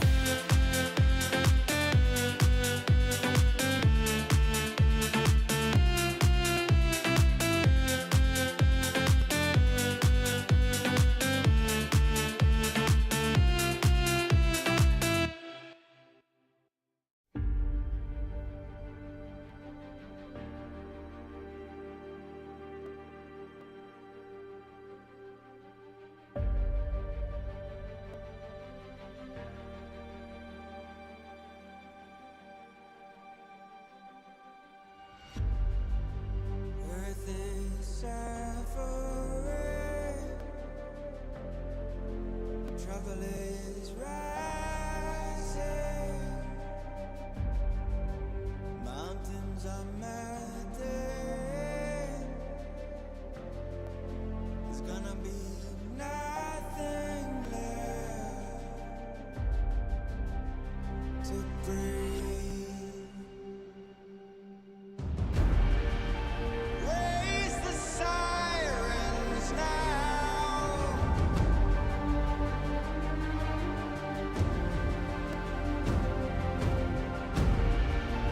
Break the silence now.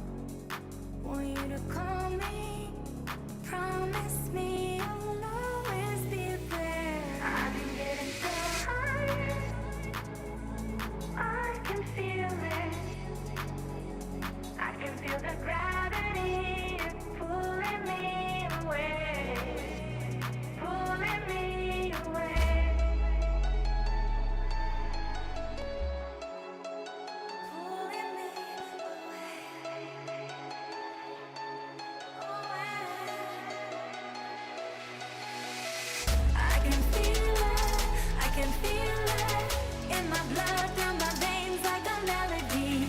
I can feel it, I can feel it. So alive, floating high, I can finally breathe.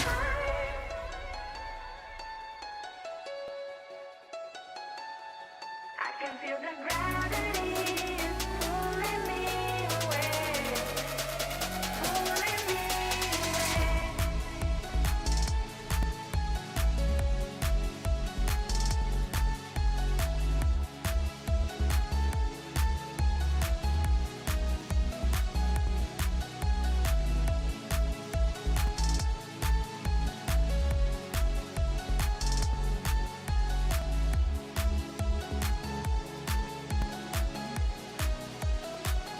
I've been getting so high, I can feel it. I can feel the gravity is pulling me away, pulling me away.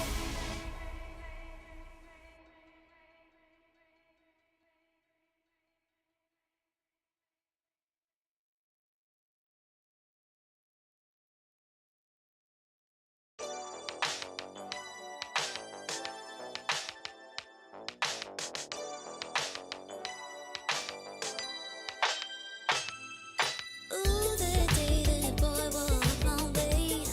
Don't forget his pretty face. It was like we both had something to say. Yeah, but as soon as I saw him, his fine ass was gone. Think I should have followed him home. I'll put my number into his phone.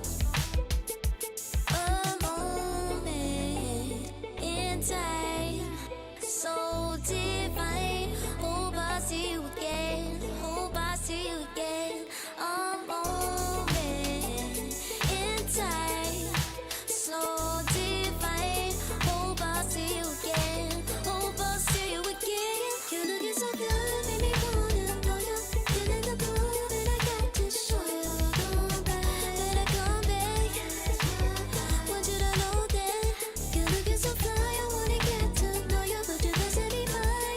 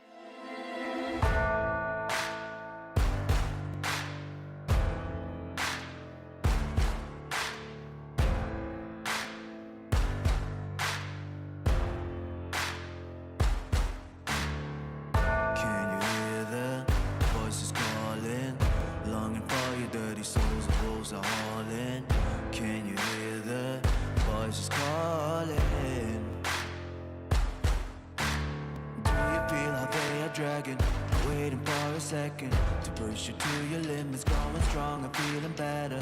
But do you feel them? Can you hear them say?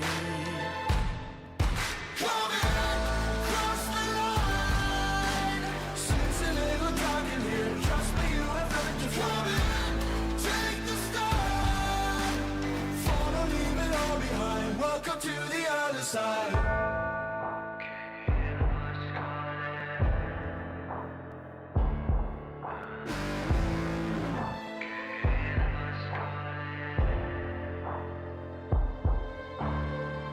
Do you feel how they are dragging? Do you feel them? Can you hear them say? Do you feel how they are dragging? Can you hear them say?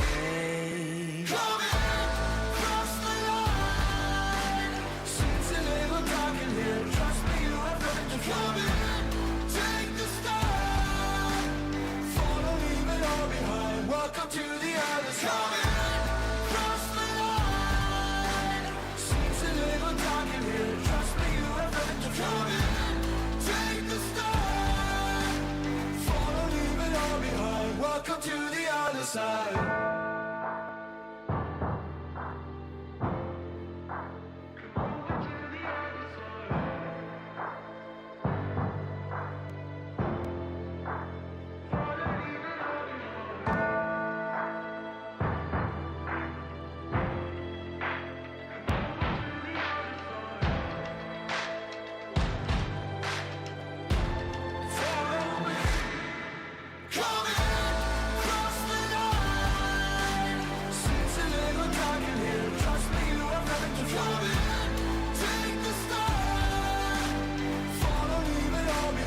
Welcome to the other side. Cross the line. Seems a little dark in here. Trust me, you have nothing to come in. Take the start. Follow, leave it all behind. Welcome to the other side.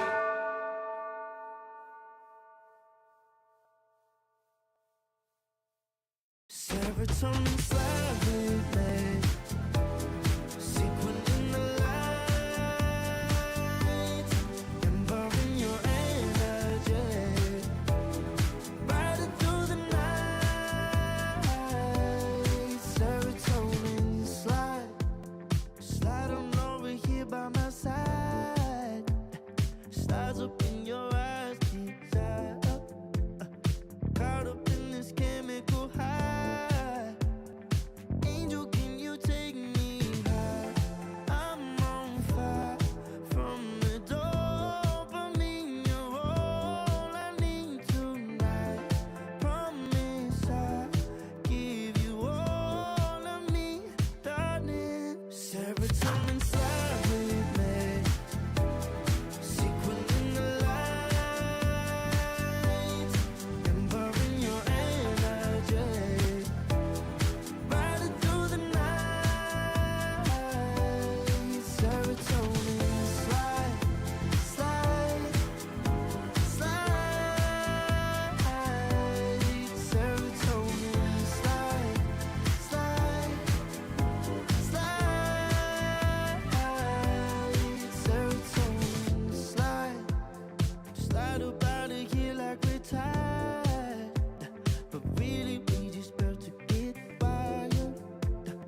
Loving at the speed of light, your body I can help but admire.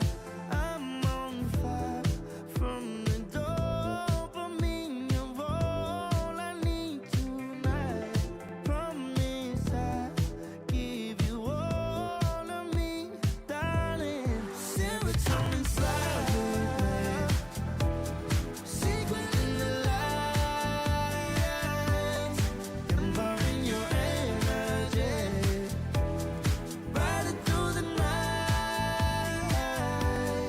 Serotonin slide, slide, slide, slide.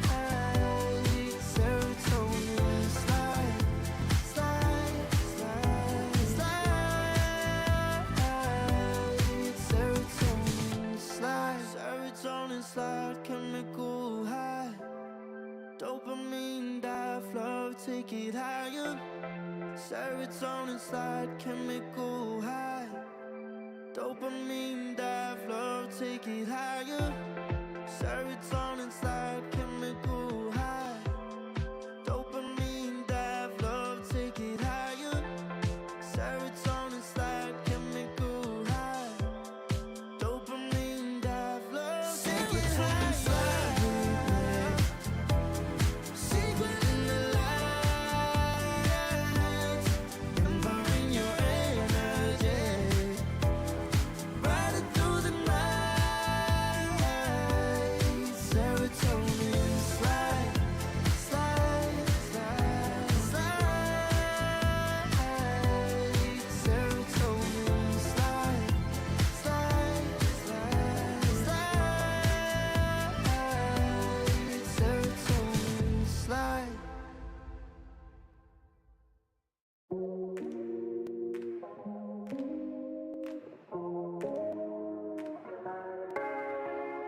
No words, I'll regret the first time with you. And baby, you make a moment every time I lay eyes on you. But do we care? Do we dare? Keeping this going. Let's live in the moment, yeah. Now we can know it's all love between the two of us. Every time I try to find, Try to avoid it, but I was stuck. You turn up the heat when you back it up. try to stop the flame of love. Never discipline melts away. It isn't enough to wish for change. You either give in or pull away. We have the will to choose our fate. Whether it's wrong or right, I'm holding on for life, for the ride.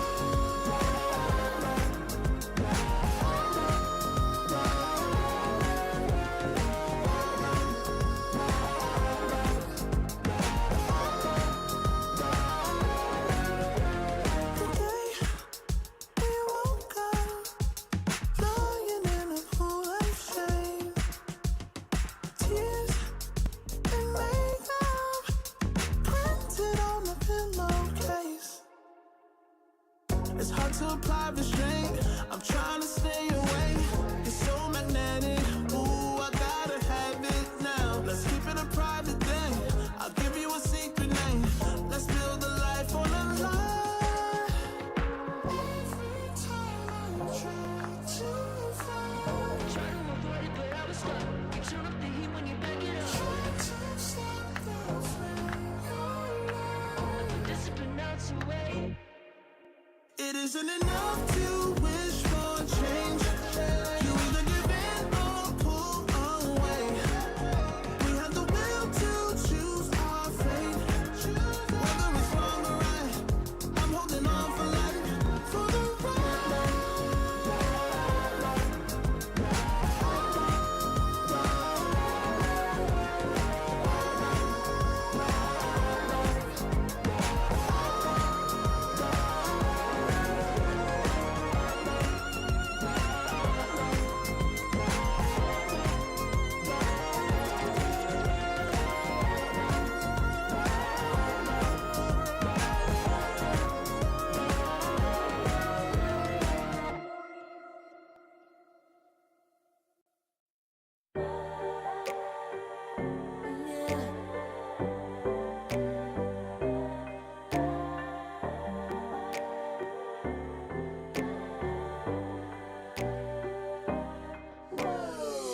Talking my, I've been working all year getting by. Looking for the high, taking all my time.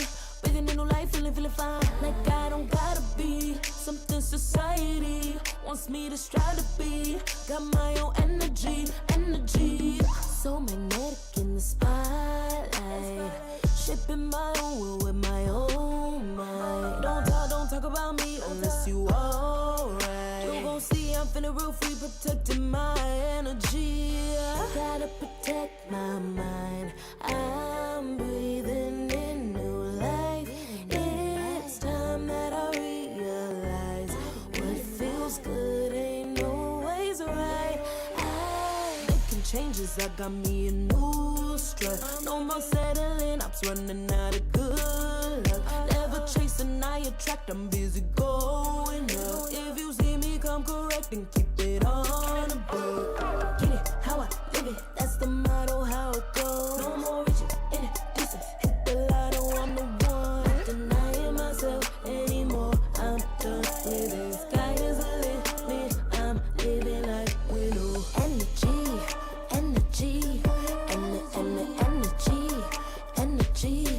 Feeling free, feeling free. Energy. Gotta protect my mind. I'm breathing in new life. It's time that I realize what feels good ain't always right. I'm feeling good, feeling free. Feeling good, feeling free. All I need is me and my new energy. And my new energy. Feeling good, feeling free. Feeling good, feeling free. All I need is me and my new energy. And my new energy. Feeling good, feeling free. Feeling good, feeling free. All I need is me and my new energy. And my new energy.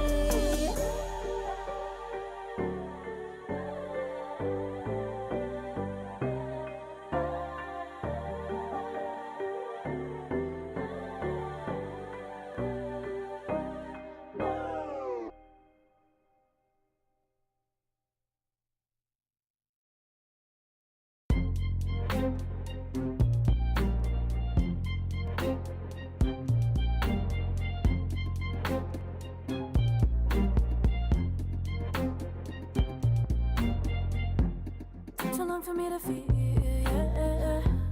Tell me why you're on your knees, yeah. Never thought I had a dream, yeah. Kicking off the covers, I'm too hot for this. Give me space, I need to breathe, yeah. Give a face, giving it beautifully, yeah. Yeah, it's just me and my clique, yeah. We might be the hottest, but we let you in. Angel energy, let you sit with me. Angel energy, angel energy, angel energy. We got sympathy. Angel energy, angel energy. Yeah.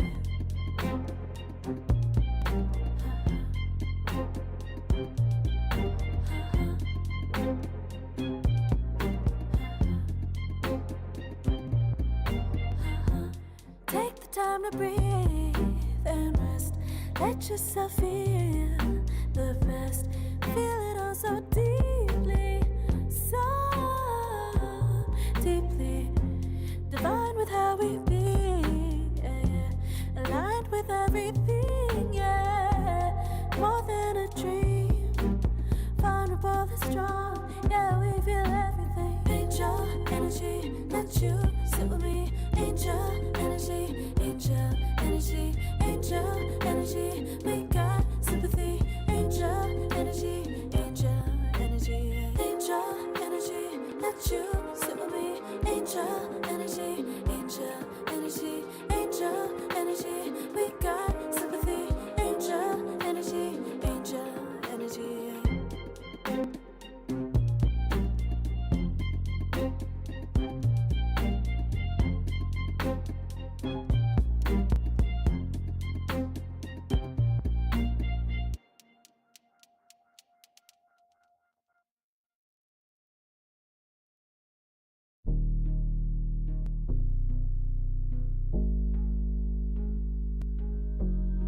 Never pressed, but I got the juice.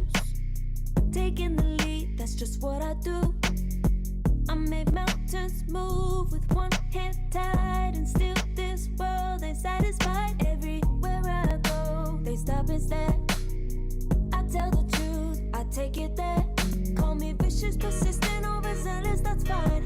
Main character energy, I stay taking what's mine. You need a foot on the gas, or put my name on the line. Main character energy, I'm just taking what's mine. And it's written in the stars, I'm a king like my sign, yeah. Reasonable, the jaws drop like a surprise. Don't be mad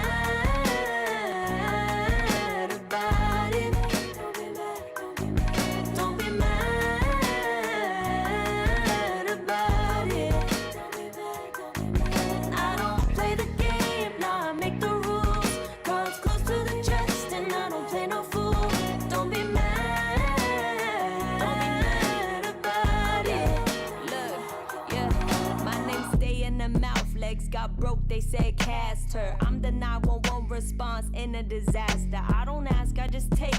Treat the world like a man, I just blow him away. Yeah, I'm a #1 fan. Don't need a bark, I'm a bite. Switch me on, dark need light. Don't need pity, don't need spite. I just plop, plop, plop on sight. Could take your girl in 2 seconds. I just flash her a smile. I make petty look pretty. They run an inch, I run 3 miles. You need a foot on the gas, I'll put my name on the line. Main character energy, I'm just taking what's mine. And it's written in the stars, I'm a king like my sign, yeah. Reasonable, the jaws drop like a surprise. Don't be mad about it. Don't be mad about it. Don't be mad about it. Don't be mad about it. I don't play the game, nah, I make the rules. Cards close to the chest and I don't play no fool. Don't be mad about it. Don't be mad. Don't be mad.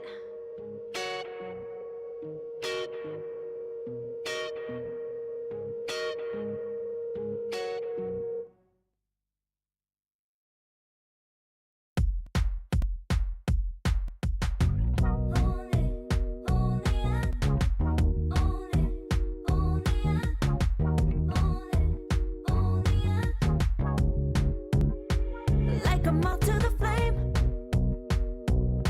I'm attracted when the doubts start saying my name. I can go there easily, and it's hard to maintain, 'cause I know it's not the world I know, it's me. Believe in every little thing I hear, and no, I ain't no stranger to the fire, burning up all my desire to be great. It stays coming in waves, and no, I ain't no stranger to the fire, burning up all my desire to be great. I gotta just open the gate. All I need is saving from hitting the pavement, understanding when I'm impatient, that only I give to me. All I need is a little love in lonely places, the strength to stare fear in the face, that only I give to me.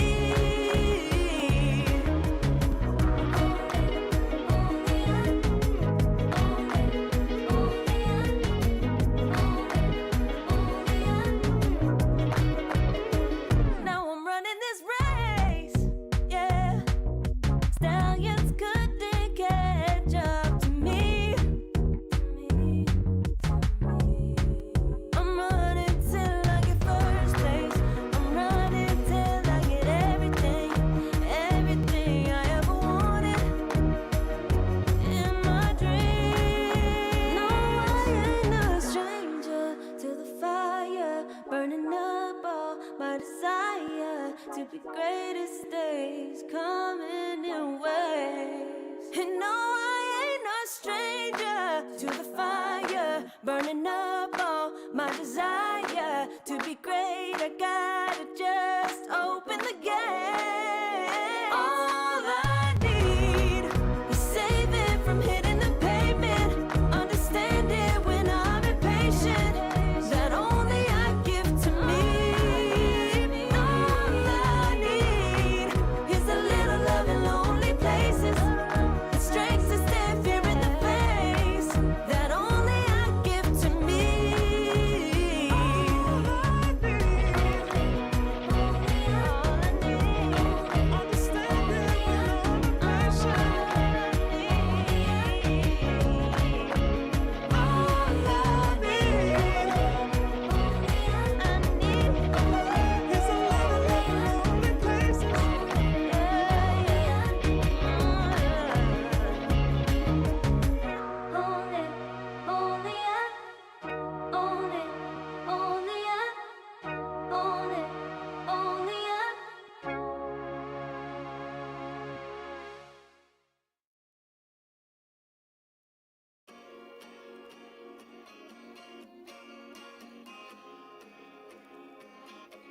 yeah.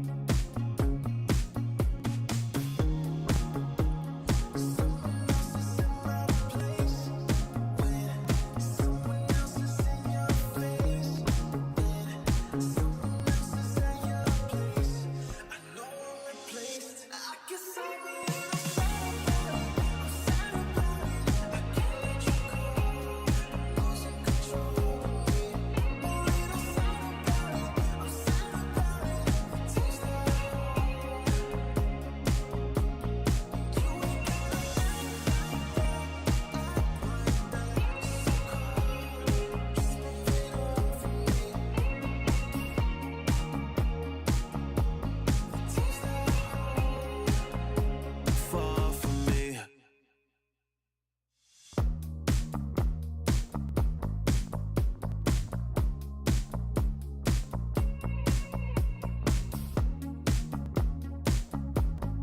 Girl, what's this shit about? You told me I was different then. Now you got yourself another man. I hate to see you out with him. I guess I'm a little sad about it. I can't let you go. Losing control of me. A little sad about it. I'm sad about it. Taste the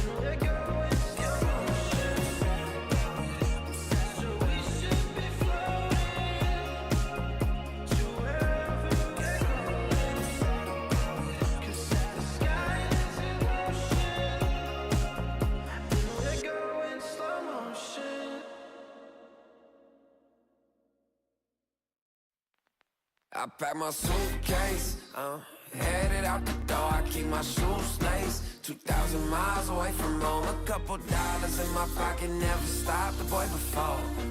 I load my bags and hit the road.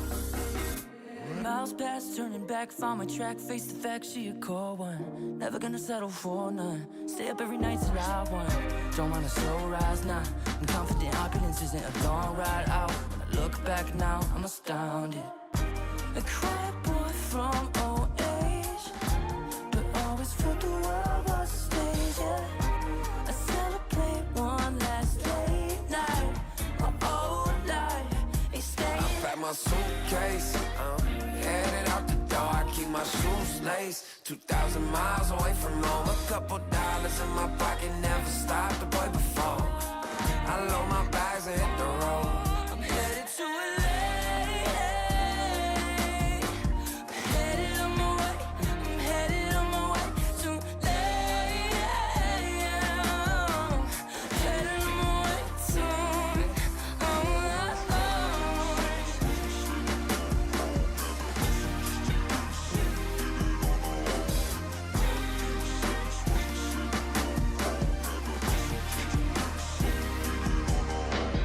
Couple thousand miles, throw it on the dash. Shit, the 10,000 hours, can't let them pass. Yeah, well, I was putting time in, you was pulled up wildin'. You always had shit to say, now when I see you, it's silence. Thought I'd have a Grammy by 25.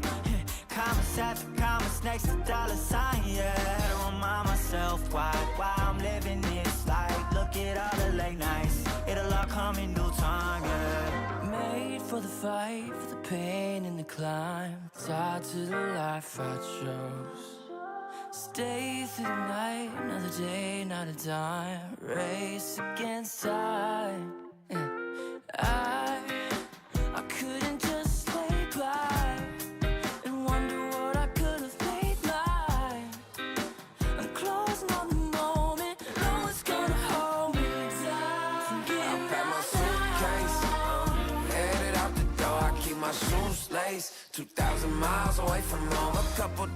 in my pocket never stopped the boy before. I load my bags and hit the road.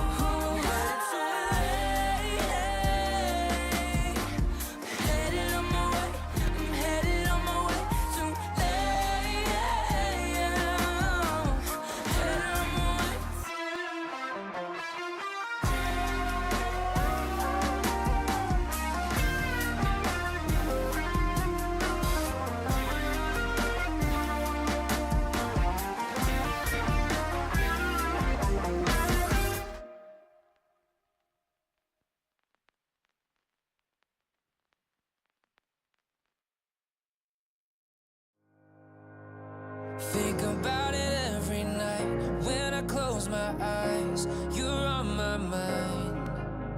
I try to quit a million times, but it takes me high. Like you're so divine. You give me everything.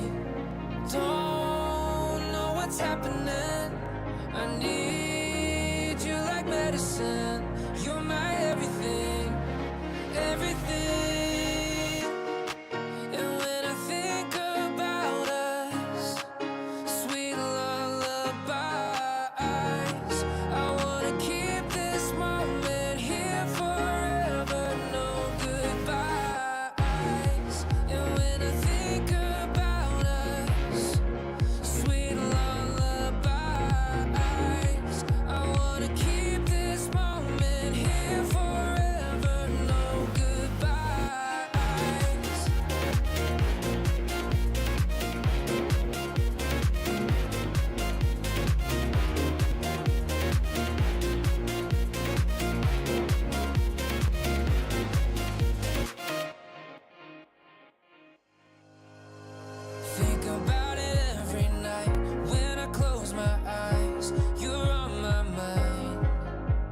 I try to quit a million times, but it takes me high. Like you're so divine. You give me everything. Don't know what's happening. I need you like medicine. You're my everything, everything. And when I think about us, sweet lullaby, I wanna keep this moment here forever, no goodbyes. And when I think about us, sweet lullabies,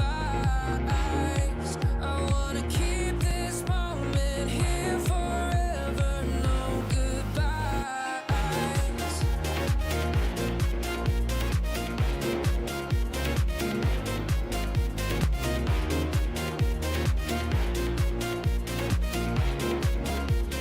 No goodbyes. And when I think about us, sweet lullabies, I wanna keep this moment here forever. No goodbyes.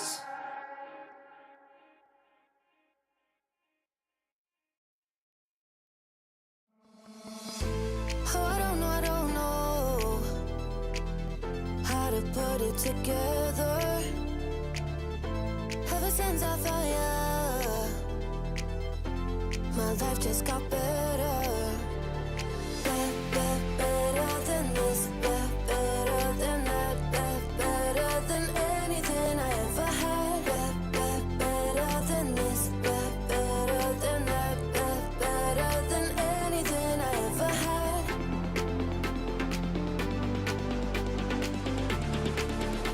Than anything I ever had.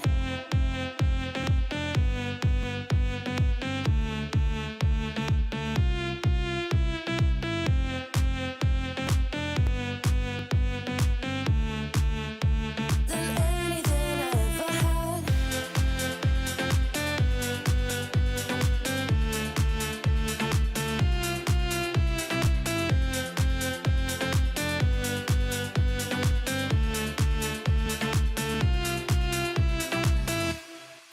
Every time I start to doubt if I'm good enough, looking straight in your blue eyes, makes me feel better. Better than this, better than that, better than anything I ever had. Better than this, better than that, better than anything I ever had.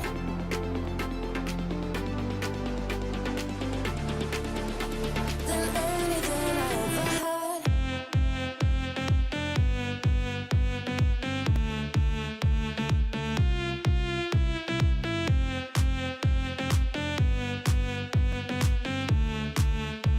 Than anything I ever had.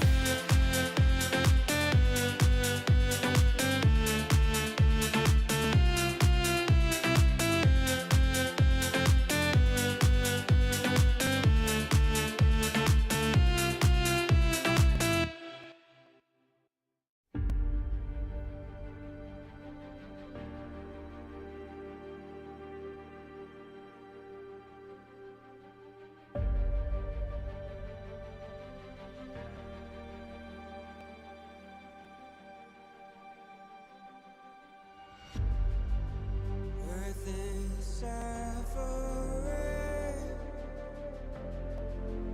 trouble is rising, mountains are melting, there's gonna be nothing left to breathe. Raise the sirens now.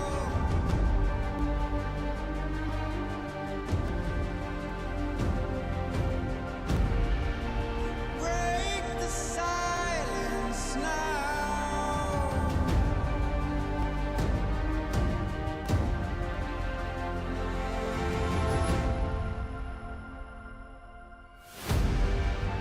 Our hearts are trembling. This can be the ending. We must begin to rise. It's now, do or die. Raise the sirens now. Before it's too late. Break the silence now. Before it's too late.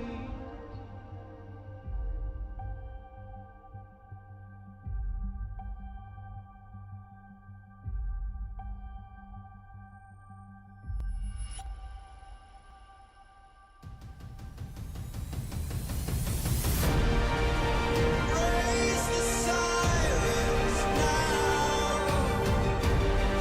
Before it's too late.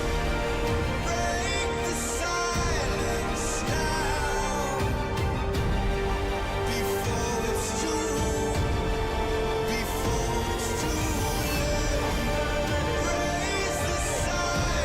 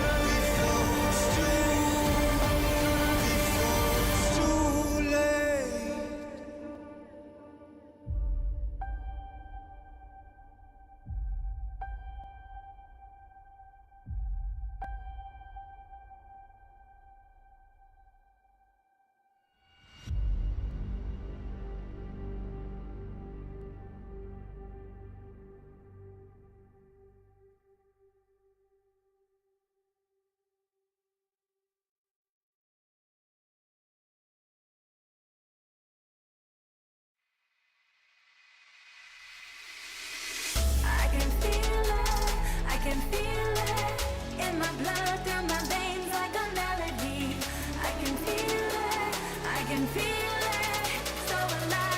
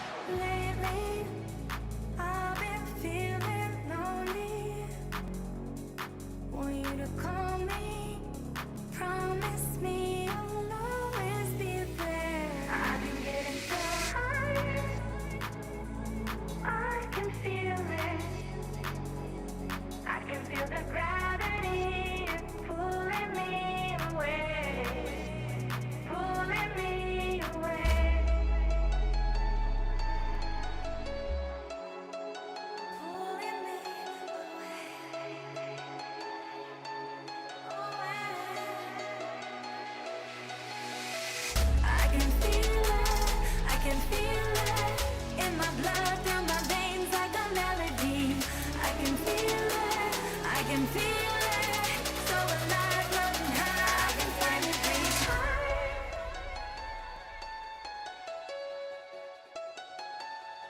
I can feel the gravity is pulling me away, pulling me away.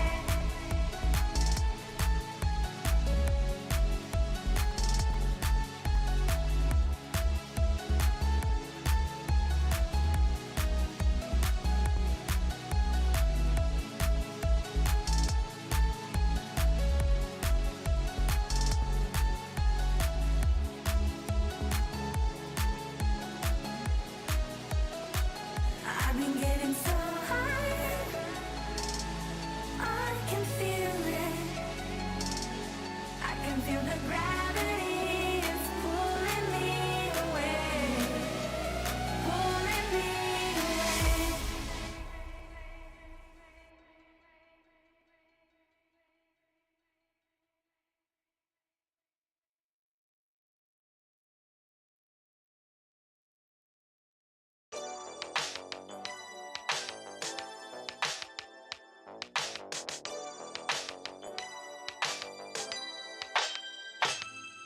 Ooh, that day that boy walked my way. Won't forget his pretty face. It was like we both had something to say. Yeah, but as soon as I saw him, his fine ass was gone. Think I should have fallen at home. I'll put my number into his phone. A moment in time, so divine. Hope I see you again. Hope I see you again. A moment in time, so divine. Hope I see you again. Hope I see you again. You're looking so good, made me wanna know you. Feeling the groove, and I got to show you. Come back, better come back. Want you to know that you're looking so fly. I wanna get to know you, but you can set me by in just a moment in time. Oh my, boy, you better come back. A moment in time, so divine. Hope I see you again. Hope I see you again. A moment in time, so divine. Hope I see you again. Hope I see you again. You're looking so good, made me wanna know you. Feeling the groove, and I got to show you. Come back, better come back. Want you to know that you're looking so fly. I wanna get to know you, but you can set me by in just a moment in time. Oh my, boy, you better come back.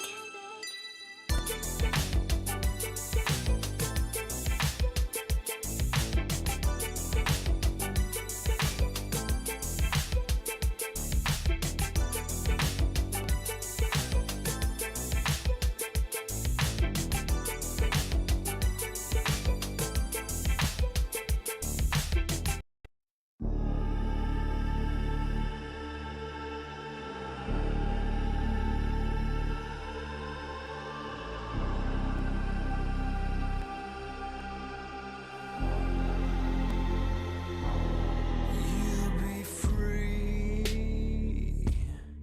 when I set you free.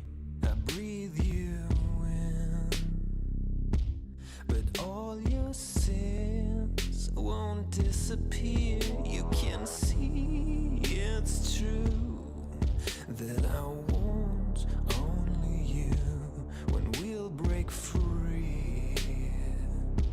Together, you and me. Take me in your arms and let us rise high up to the stars where we can fly. So come with me and pray. I want you to play my games and fulfill my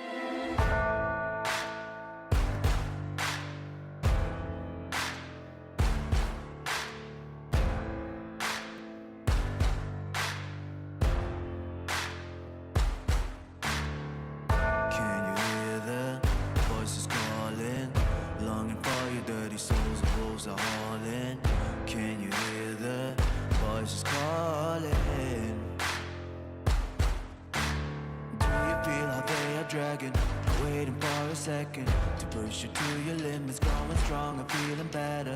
But do you feel them? Can you hear them say?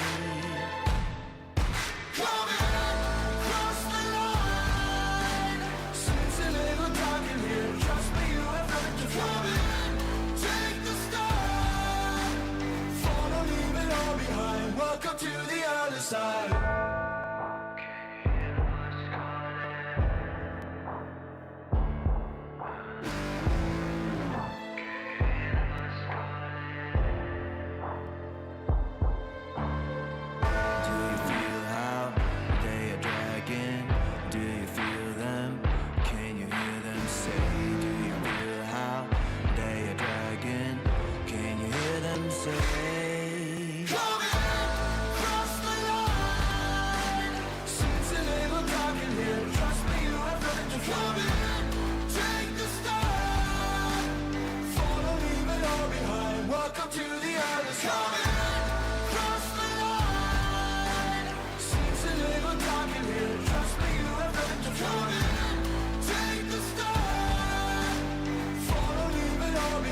Welcome to the other side.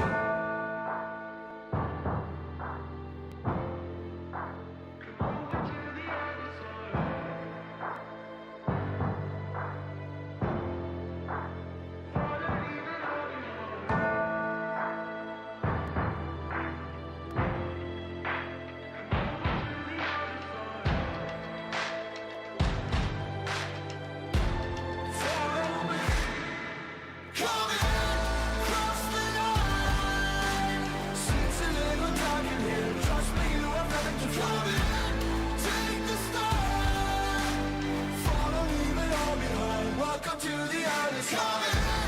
Cross the line. Seems a little dark in here. Trust me, you have nothing to fear. Take the start. Follow, leave it all behind. Welcome to the other side.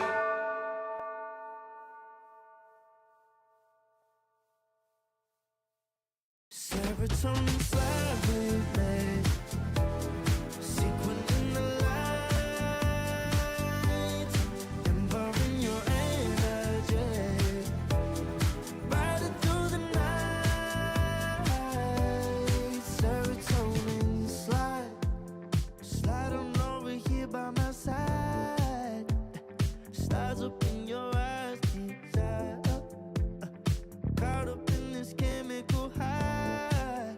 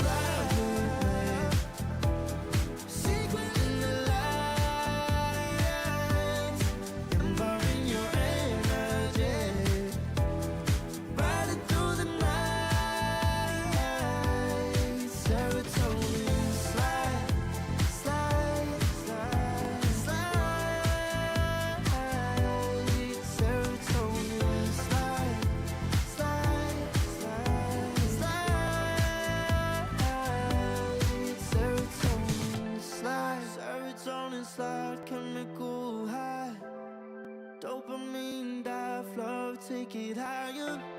Serotonin slide, chemical high. Dopamine dive, love, take it higher. Serotonin slide, chemical high. Dopamine dive, love, take it higher. Serotonin slide, chemical high. Dopamine dive, love, take it higher. Secret in the lights, empowering your energy. Riding through the night. Serotonin slide, slide, slide, slide. Serotonin slide, slide, slide, slide. Serotonin slide.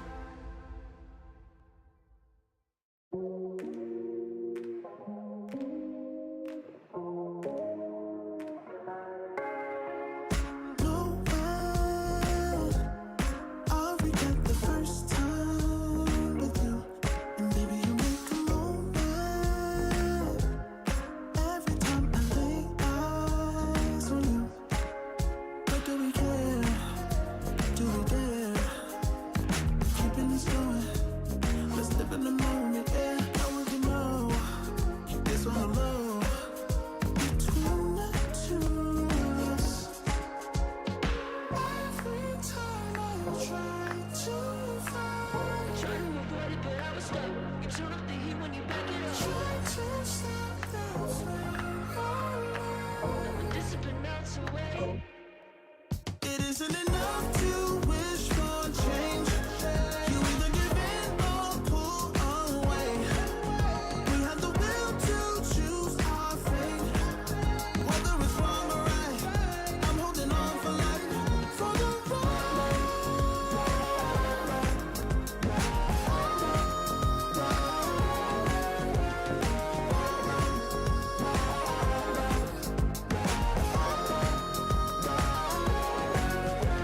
Today we woke up, lying in a pool of shame. Tears and makeup printed on the pillowcase. It's hard to apply restraint. I'm trying to stay away. It's so magnetic. Ooh, I gotta have it now. Let's keep it a private thing. I'll give you a secret name. Let's build a life on a lie. Every time I try to find, Try to avoid it, but I was stuck. You turn up the heat when you back it up. try to stop the flame. But this has been out to wait. It isn't enough to wish for change. You either give in or pull away. We have the will to choose our fate. Whether it's wrong or right, I'm holding on for life. For the ride.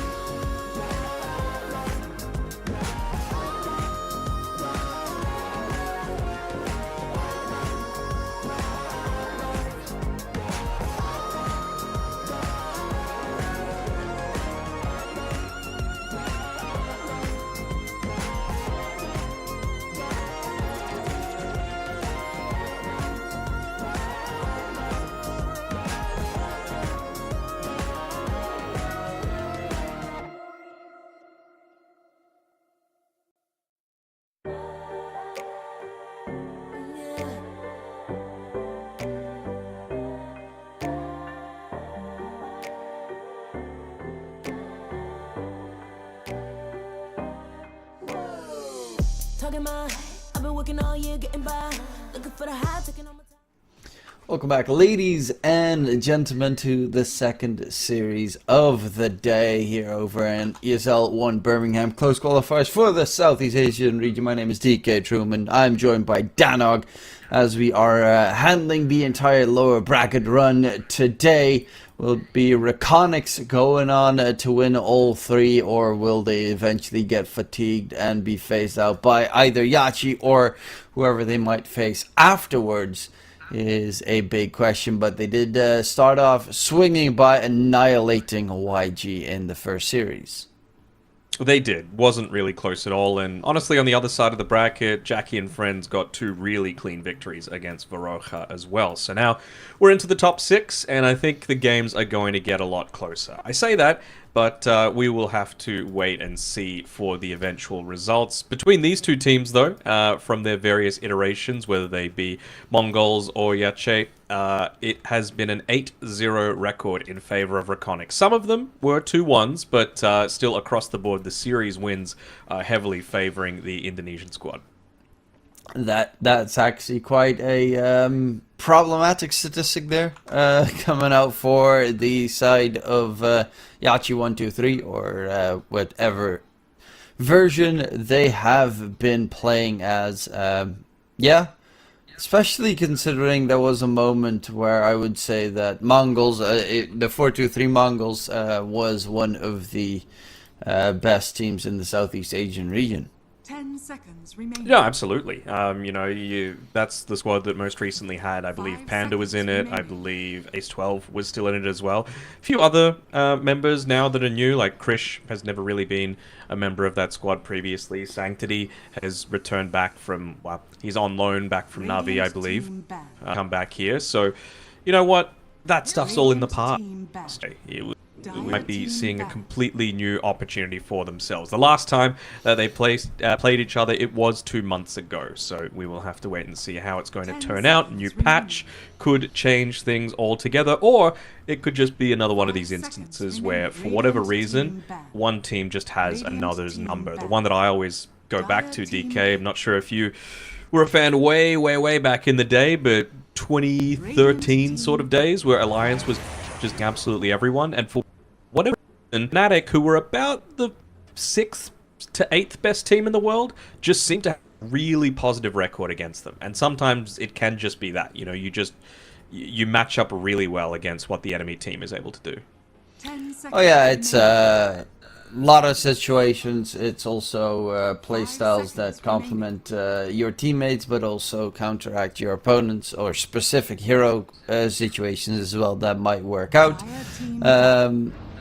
But we'll have to wait and see if that's going to be this case, because of course it's a slightly more adjusted version coming out of the Yache squad. They are going to start off with the Jakiro for the lane dominating aspect, but the win range on the other side is one of the decent heroes in lane against Jakiro, because you can just dodge that right click shenanigan over the dragon. Yeah, absolutely. Like, if you're going to go into this Twin Terror facet, which most of the time people do, you're going to be maxing out the liquid, and of course you're going to have Windrun to be able to contest against that, and I honestly don't think you care too much, even if you get dual breath, if it's a level 1 dual breath, you know? You're probably going to be able to dish out enough right-click damage going back the other way to make it not all that much. This is assuming it's a POS 4 win range, or it could still be POS 1. You have flexibility. Can do this in their draft yesterday, where it could have been for Gabby, it could have also been for DJ. Ended up going over to DJ, and he did a fantastic job with it. Yeah, it is an obnoxious hero to be able to flex with, because of the two fastest both being absolutely outstanding for exactly their roles, and support Wind Ranger power shots from kill shots from miles away are really hard to deal with, because it definitely guarantees that you need to get like a Glimmer Cape to try and circumvent it. Then there's also the lack of lockdown. Jakiro's Ice Path is a great spell, but it is still a skill shot, and Wind Rangers are very good at sidestepping stuff with the third spell, Wind Run, going on. So it is one of the tougher heroes to deal with. And both of these heroes add in a little bit of that tower push that's always kind of a requirement in your draft. I do like the fact that, you know, if you start the draft off with Jakiro, you at least will have tower push going forward, so you don't necessarily have to focus it that much in the laning stage. Yeah, for sure. Even just like with the support Wind Ranger, I like the fact that they've given multiple options to go with the talent pool as well. You have a look at, you know, the various options that you've got, and the big one that really stands out to me is the level 15 talent, the reduction in power shot damage with however many units it goes through is huge. You know, like it actually means a whole lot. You're basically still doing 90% damage, even if it goes through like 5 separate units, whereas previously the drop-off is enormous. So you can actually still clear out waves really effectively. And, well, to get some more solid control on REKONIX, they grab in the Disruptor, counter a lot of different enemy heroes. Also, especially mid laners really have a problem dealing with it. Storm Spirit is one to think about, as... Okay, that Razor is a quite surprising one, especially considering REKONIX picked it 2 times in the last series, but now it's Jackky. Feels like a block pick. Yeah, it's It definitely really a does. yoink Like coming in. Yeah, they just didn't want Jikroy to have this one paired together with the Disruptor again. Like, they just did not have a lane in that game, even on a Beastmaster, who's a pretty damn good laner. Granted, he did go like the summons build, which you kind of have to, considering they were going for a faster tempo, but I'm sure every fiber in his being was like, man, if I only just went the axes, I could just stay full range, never really be in too much danger. But, well, that's not going to be the case this time around. They're going to pick it early on, and again, you've got the ability to run this Razor 1, 2, or 3. The Clockwork as well is going to assist, if that is indeed going to be a position 3 Razor. Feels quite nice, and so I'm liking how Yache have been able to coordinate this one for themselves. I also like the fact that the Clockwork is also flexible to the 5 and 4 world, just like the Jakiro is very easily. So you can always chase with the Razor to make that a very solid lane. Viper coming up on REKONIX, a hero that gets banned by a lot of teams in the first phase at the moment, but is another hero that can technically play all 3 lanes. And it's actually pretty good to try and chase the Razor in the game. No Dazzle, please. I don't want to see any more Dazzle coming. I mean, one of the things, even if this is like, let's say it's a Razor mid against the Viper, probably not going to be the case, but it could. What if it went like a position 1 Nature's Prophet now on Yache? You know, it takes it away from REKONIX. Oof, that's not exactly the greatest matchup, though, into the Faceless Void, so that could be a little bit of a cause for concern. I'm trying to think of some other potential options here. I just want something that's able to lock to the Viper and quickly burst him down. And anything, like, one of the big weaknesses it has is that you're very immobile in the early stages. So, you know, obviously Clockwork can make rotations to make things a little easier to be able to take out that Viper, but anything that's just able to instantly get on top of is going to be very successful. The issue comes then with the Faceless Void. For that turnaround potential, things become a whole lot more challenging. So what do you actually go for here? Do you go for, you know, the quick burst? Do you go to try and, like, slam down a Faceless Void before he's able to turn around onto you? Could we see a Sven, for example, come out here, who's relatively tanky even inside of that Chronosphere? You just need to play for, of course, the Blink Dagger, if that's the case, and then try and blow up whoever it might be. Wind Ranger, Disruptor, Faceless Void, any of them could be a little susceptible. But at this point in time, the damage is kind of slow, and I don't really think Naga Siren helps all that much, you know? Like, you're probably going to be able to get away from a lot of this aggression, particularly on the Faceless Void. You know, there are very few scenarios, at least in my eyes, that you should be just quickly getting bursted down by this particular lineup. Yeah, the Faceless Void adds in a little caveat to the draft. Obviously, you also have to immediately think, okay, Faceless Void, if Foker gets picked up, Cataclysm combo, Wombo combos are going to be scary. Naga Siren likely to be, I would assume, a safe laner in this case. It is pretty decent against Faceless Void. You've got Song of the Siren to save your allies. It's fairly tanky. Faceless Void struggles with clearing out illusions. Viper is okay against it if it is a Viper that rushes for the Aghanim Scepter. But for the rest, the Naga Siren clear, Disruptor can kill off 1, essentially.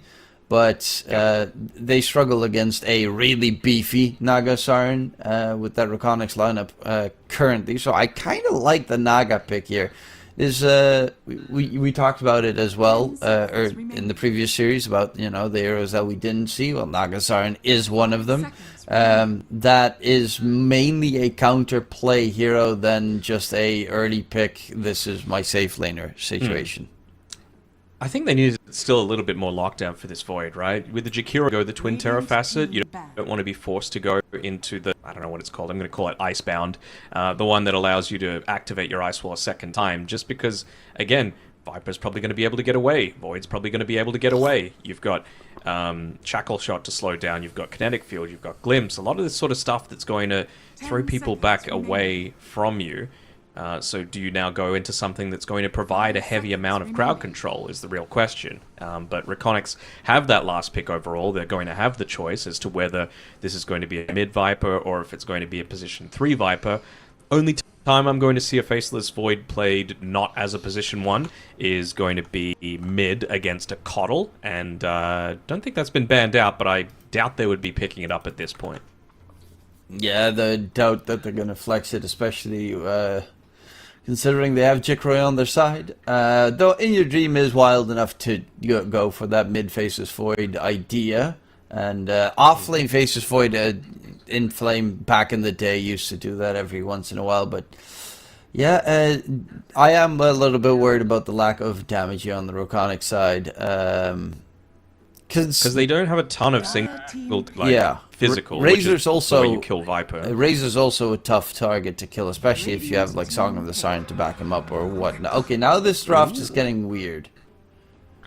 Well, I think Rubik, the main thing that he's going to try and steal, of course, Chronosphere, of course, Static Storm, but the thing he wants is Viper Strike. Like he wants that break. He wants to be able to turn around onto the Viper and actually look to try and take him down. Because they don't have anyone that likes to build into the break right now. There's no Kanda builders. There's no Silver Edge buyers on Yache at this point in time. So I would have to assume it's a Razor 3, Clock 4, Naga 1, Jakiro 5, and mid Rubik. I would assume so as well. I didn't really know that if Sancti was a big Rubik player, but it is always a... It's one of the cooler mid lane heroes. Obviously, Rubik doesn't really get picked up as support even in these days. The spells you can steal, Face Void, the Leap, the Viper Strike, as you mentioned, are really good tools. Disruptive Glimpse is pretty nice. Wind Ranger Power Shot is arguable. Okay, Beastmaster, his spells are also nice. Okay. I would say the Wind Ranger Power Shot is close to the best Rubik spell to ever steal. I think the kill shot just facet. How instant it is. It's almost instant. You have the kill shot facet added in the mix. If it's a safe lane Wind Ranger. Okay, then it's going to be Shackle Shot with a 3.5 second stun duration that he's going to look to grab. Look at what Delul's gone acid as well. Not giving the Chrono Steal option. He was opting for the time zone instead. Which I see, if you're going to play a mid Rubik, don't give Chronosphere away. That's the last one. Although, a lot of their damage that they've got is pretty you need to be right on top of the target. So I'm not sure how good of a Chronosphere game it's going to be, even if Sanctity had it, BZ, I was really looking at this Naga Siren came out, and it was pretty indicative that it was going to be played as the position 1. We were talking in the game about, when Pudge was played as a position 1, why that was, and it was mostly a Naga Siren, and I was thinking, well, what would be good against that? But then there's a lot of stuff that's going to disrupt the Dismember. It feels like it's a little bit of a slow build-up, perhaps, but the Beastmaster, that really feels on point. Exactly what they were needing, right? I'm expecting a Wild Axes build into the Drums of Slum on this Beastmaster. Just big AoE damage, keep self-sustained, hard to kill, and I wonder how that's going for him. Yeah, I was a little bit worried about the lack of damage coming in, but with the Face Void being +4, and you getting as you said, the Beastmaster, especially if he goes Drums of Slum, it is one of it has the Beast mode facet, which is also nice because then you can force the Rubik to steal Inner Beast. Which is also a nice little counterplay potential there. But yeah, they have the damage by far. This is one of those games that a Beastmaster can solo win it with Drums of Slam, because Naga literally cannot do anything against a Beastmaster. That's just the way the stupid Aghanim Scepter on the hero works.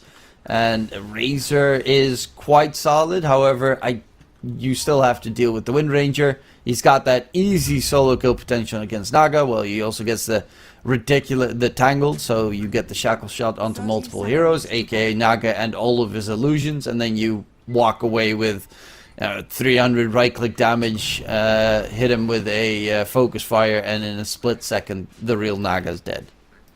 Mm-hmm. The other thing as well, just with the Naga Siren, most of the times where you're having a difficult time against it, it's because you don't have ways to be able to clear out these damn illusions, right? Well, that's not really going to be the case quite when you've relatively reasonable ways to clear them out, right? Like, Master can have the axes, I clears them out pretty quickly, like we mentioned before. The Disruptor is going to be able to glimpse to just remove one from pushing in. Probably the only hero that really has a tough time would be the position 4 Faceless Void.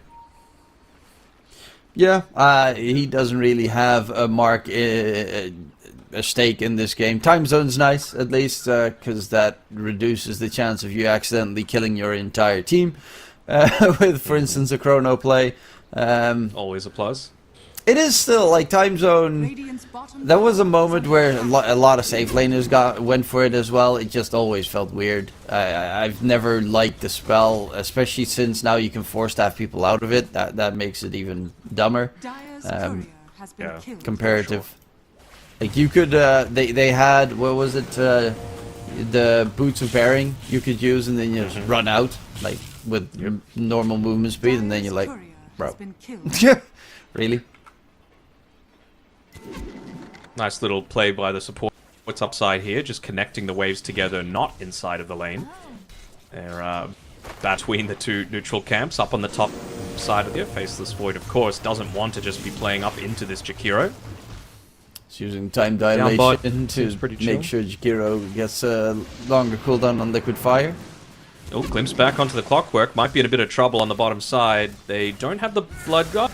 It's Clockwork that has it, and he's forced to pop the Fairy Fire, just be able to live. And just barely manages to get out. Yeah, again, that Tangled facet from the Wind Range, you get a good Shackle Shot. It makes it really hard to lane. Mid lane of Viper versus Rubik actually is not that bad of a lane for Rubik. Yeah, if the Viper gets you into a tough position, slows you down, it's problematic, but Rubik is one of those annoying heroes. The Fade Bolt instantaneous damage is really good for last hitting creeps. However, right now in your dream, really showing why he's holding his own. Bottles delivered. Sancti should be able to be just fine, though. Yeah, I'm interested to see where a lot of these early rotations are going to come from the Rubik, right? Because, I mean, there's no one really that has... I guess probably Beastmaster has the strongest regular spells that you want to be taking prior to him hitting into his own Primal Roar. So if he's able to, you know, build up some of these axes, help. Maybe he's even just going to use level 1 wild axes to be able to help the stacking situation happen for his team. Yeah, one of the better things about Beastmaster is, of course, as well, that, which Tammy might be is looking to... Oh no, I was thinking maybe he's going to go for some early game stacks, but not being made just yet. First Blood does get skewered with a dive underneath the tower bottom lane. Freeze, Battery Assault, ticking away at the Disruptor. They don't have the mana for a Plasma Field, and the power cogs won't be reached, but they do find a pretty important kill there onto Jikroid to make sure that the Razor, at least, or well, the Clockwork got the kill, but the Razor will be able to turn this game around, because that pretty much turns not all the focus onto the Naga Siren. You kind of have to play this duo core setup with, obviously you have Rubik, but Rubik doesn't bring in the same value. As I say that, he's going for the Phylactery, so Kanda Rubik against Viper is going to be pretty nice. Yeah, no, completely. The Kanda is that really nice build-up, right? Just gives you that extra little bit of slow, allows you to stay on the back lines, be that real just artillery, I guess you could call it, towards the stage of this fight. So yeah, like you said, they are lacking that break, so the Kanda is going to provide that. even just makes it so that you don't have to steal the deck as well. You know, you can go for something that's going to give you a little bit more value, like the Roar, like the Static Storm. Yeah, there's some pretty nice spells to steal. There's also a lot of ways to dodge you getting the good spells on the other side. Like Viper can just throw out another Toxin, potentially. Disruptor, you steal Thunderstrike, that's problematic because it does kind of nothing. Faceless Void. Well, he's actually going for higher level time dilation, max level time dilation, it seems, on the Faceless Void. So that might not even be that bad. Yeah, I love myself a value point. I wouldn't mind like 1 point into the time lock. I wonder if they're going to actually go in here onto these two. Yeah, it's a really good time dilation that they're able to connect into, and Hero is kind of slow, especially if you're able to chase him down and throw the blood grenade to get the kill, not minding give you a life, but the trade on the other side of the map, not so advantageous, with Disruptor going down once again to this Clockwork Razor pairing. Yeah, Panda hitting those max range plasma fields the entire time. Bisque is going in for the Wind Ranger. Nice, just barely manages to get the sidestep going. He's in a bit of a vulnerable spot now. TP from Dalul comes in. Bisque dragged back and is going to get shackled up into death. So nice rotation there from Dalul, but of course FBZ forced to TP all the way back to base now, and is really going to need those jungle stacks soon enough. Radiant are scanning. It was very much an all or nothing sort of play that Bisque was going for there, and I like, you want to make sure that you're keeping on the aggressive footing. Panda's had a pretty good start to this game. Bisque as well. I mean, he's 2-1-0, not too bad at all. Looking to just try and assist a little. This mid lane, of course, not the easiest lane for anyone against a Viper. Unfortunately for the Rubik, it's luck's not on his side. Rune spawning on the bottom side, and it's an amp damage, so they just got to disengage this one entirely. Strike coming in, and that's what happens. Yep. The Viper amplified damage with the Viper Strike. Definitely more than enough damage to get a kill. If he got it onto the Rubik would have died. But look, the only one close enough there was the Clockwork. And In Your Dream is, well, having a really good time. Currently, Glimpse got onto Sanctity. Still not level 6 yet, so no spells to be stolen. And another great catch coming out here with that Faceless Void time dilation doing a lot of work. Has that urn now with a couple of charges as well. So +4 Faceless Void. Play it in your pubs. Really wouldn't hate to see him start to build into something like a Drums. I think he's going Racer on the Faceless Void just to keep himself healthy, keep him out on the map. But Drums feels great in terms of the synergy that you're going to be providing this game. Viper, Beastmaster, all of his units, Wind Ranger as well. Makes it so that you're not necessarily relying purely on the Focus Fire to do a lot of your damage. Up top, FBZ. He's got the Roar available. I wonder if he's going to commit it. Jakiro might be caught. That's why the Ice Path is nice. But yeah, the Roar is a little bit... The damage is already too much with the double wars coming in. So Roar was not necessary in that situation. Now Krish has to be very careful because you did mention it. You know, the Wild Axe has become more dangerous over time. And it's already at the point where those illusions from the Naga are cleared up in one fell Wild Axes. A Sanctity is lurking in from behind, rotating towards the top side. They get a kill onto Bisque once more in the bottom lane. Chase in forward, leap away. Sanctity steals time dilation. It is level 3 though. And Dalul is styling on them though. Like, he literally just blocked everything. Time dilation to slow them down. Otherwise it would have been an initiation onto FBZ. He would have been dead. You would have slowed down your Aghanim Scepter timing. And in the meantime, while this is all happening, a Faceless Void's making all this space. You've got 3-4 people rotating. And then 2 people die on the other side of the map to Jikro. So now he's 3-1-0. And all 3 cores at the very top of the list are on REKONIX. FBC as well, top net worth currently on the Beastmaster.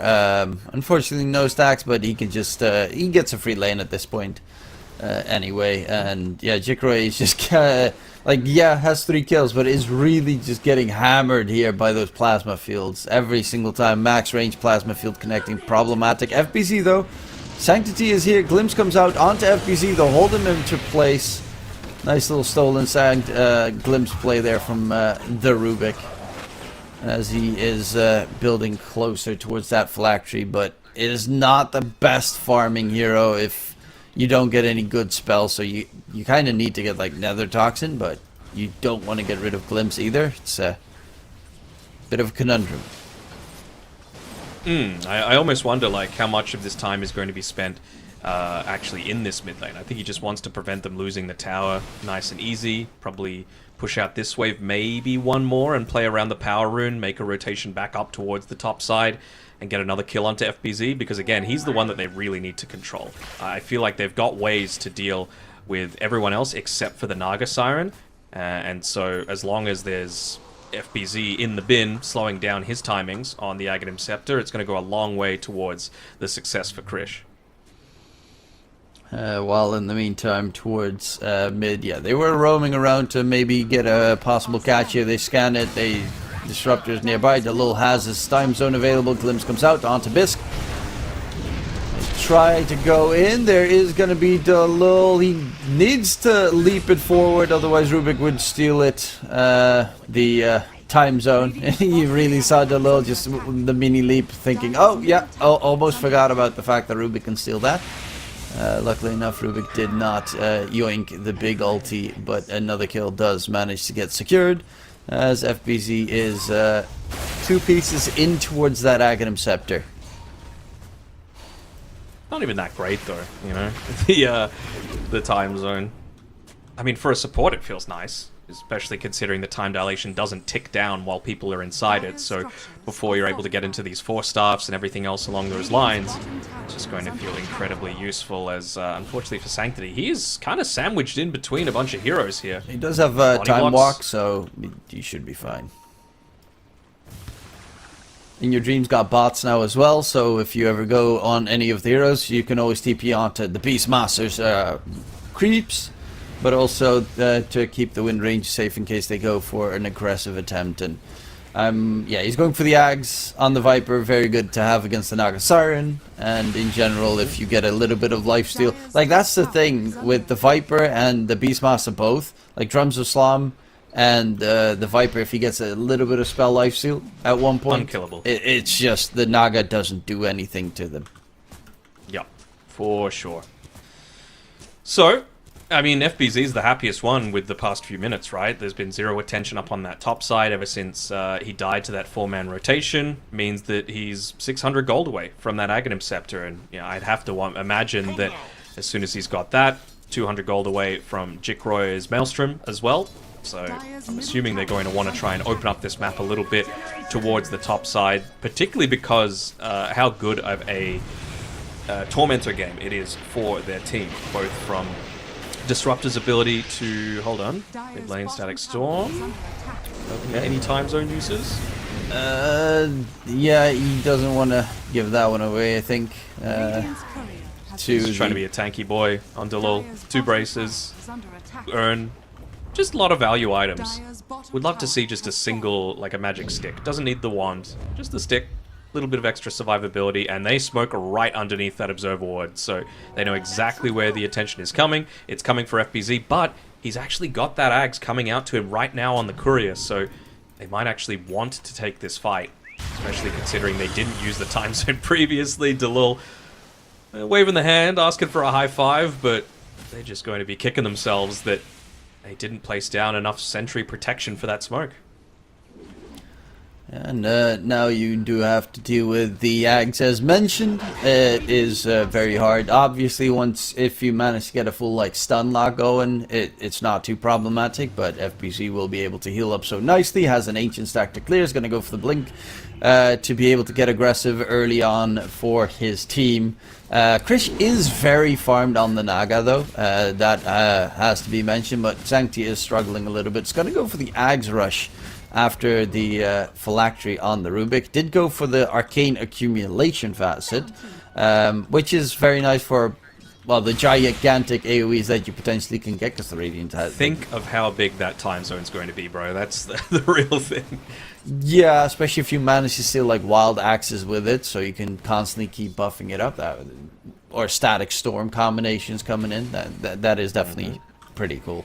for dream. the Rubik. But yeah, that is indeed a dream, as Rubiks tend to most of the time already have lost half the game by the time they get to the Aghanim Scepters.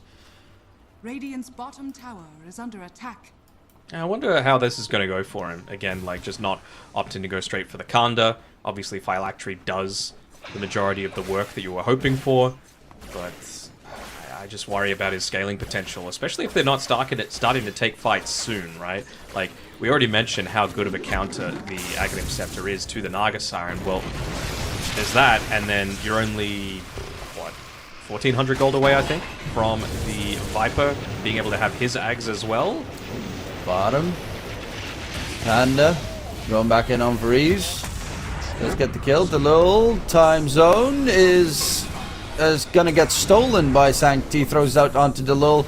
But of course Delul doesn't really care because he can leap out. Goes very aggressive here to attempt to kill the Racer. Will lose his life in the process as Jikroy had no HP essentially to go for that fight. And honestly, this is probably the best play that you can make, is just don't fight anywhere close to FBZ. Yeah, and I mean, to be honest, that was like a complete unforced error that REKONIX just made, right? I've been praising Delul all this game, but this time around he walks into a cogs, uses his time dilation, hits absolutely nothing because he gets bounced back, then still jumps in, uses the time zone while his cores are on like half or lower HP, and they just can't fight, you know, and it's a big mistake after big mistake, loses them a couple of heroes, and it's going to lose them their tier 1 tower bot as well. So, given a bit of a gift here is Yache. They're gonna be able to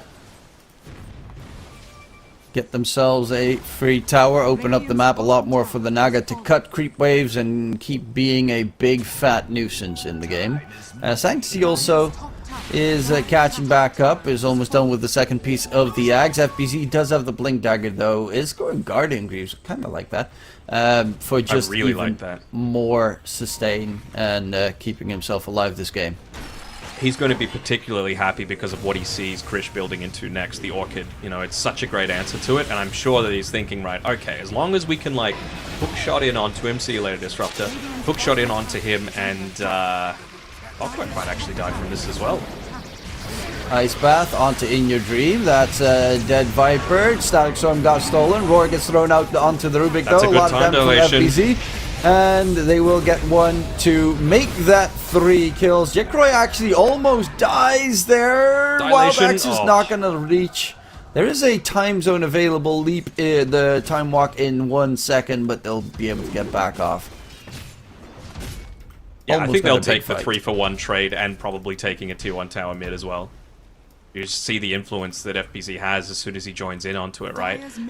Sorry, what I was saying before was their ideal world is jump onto FBZ, blow him up before he's able to get the roar off, and he doesn't have those drums of slum stacks up. But if he's got the Greaves, that's just not going to happen. You know, they don't have the continuous stuns to be able to lock him down.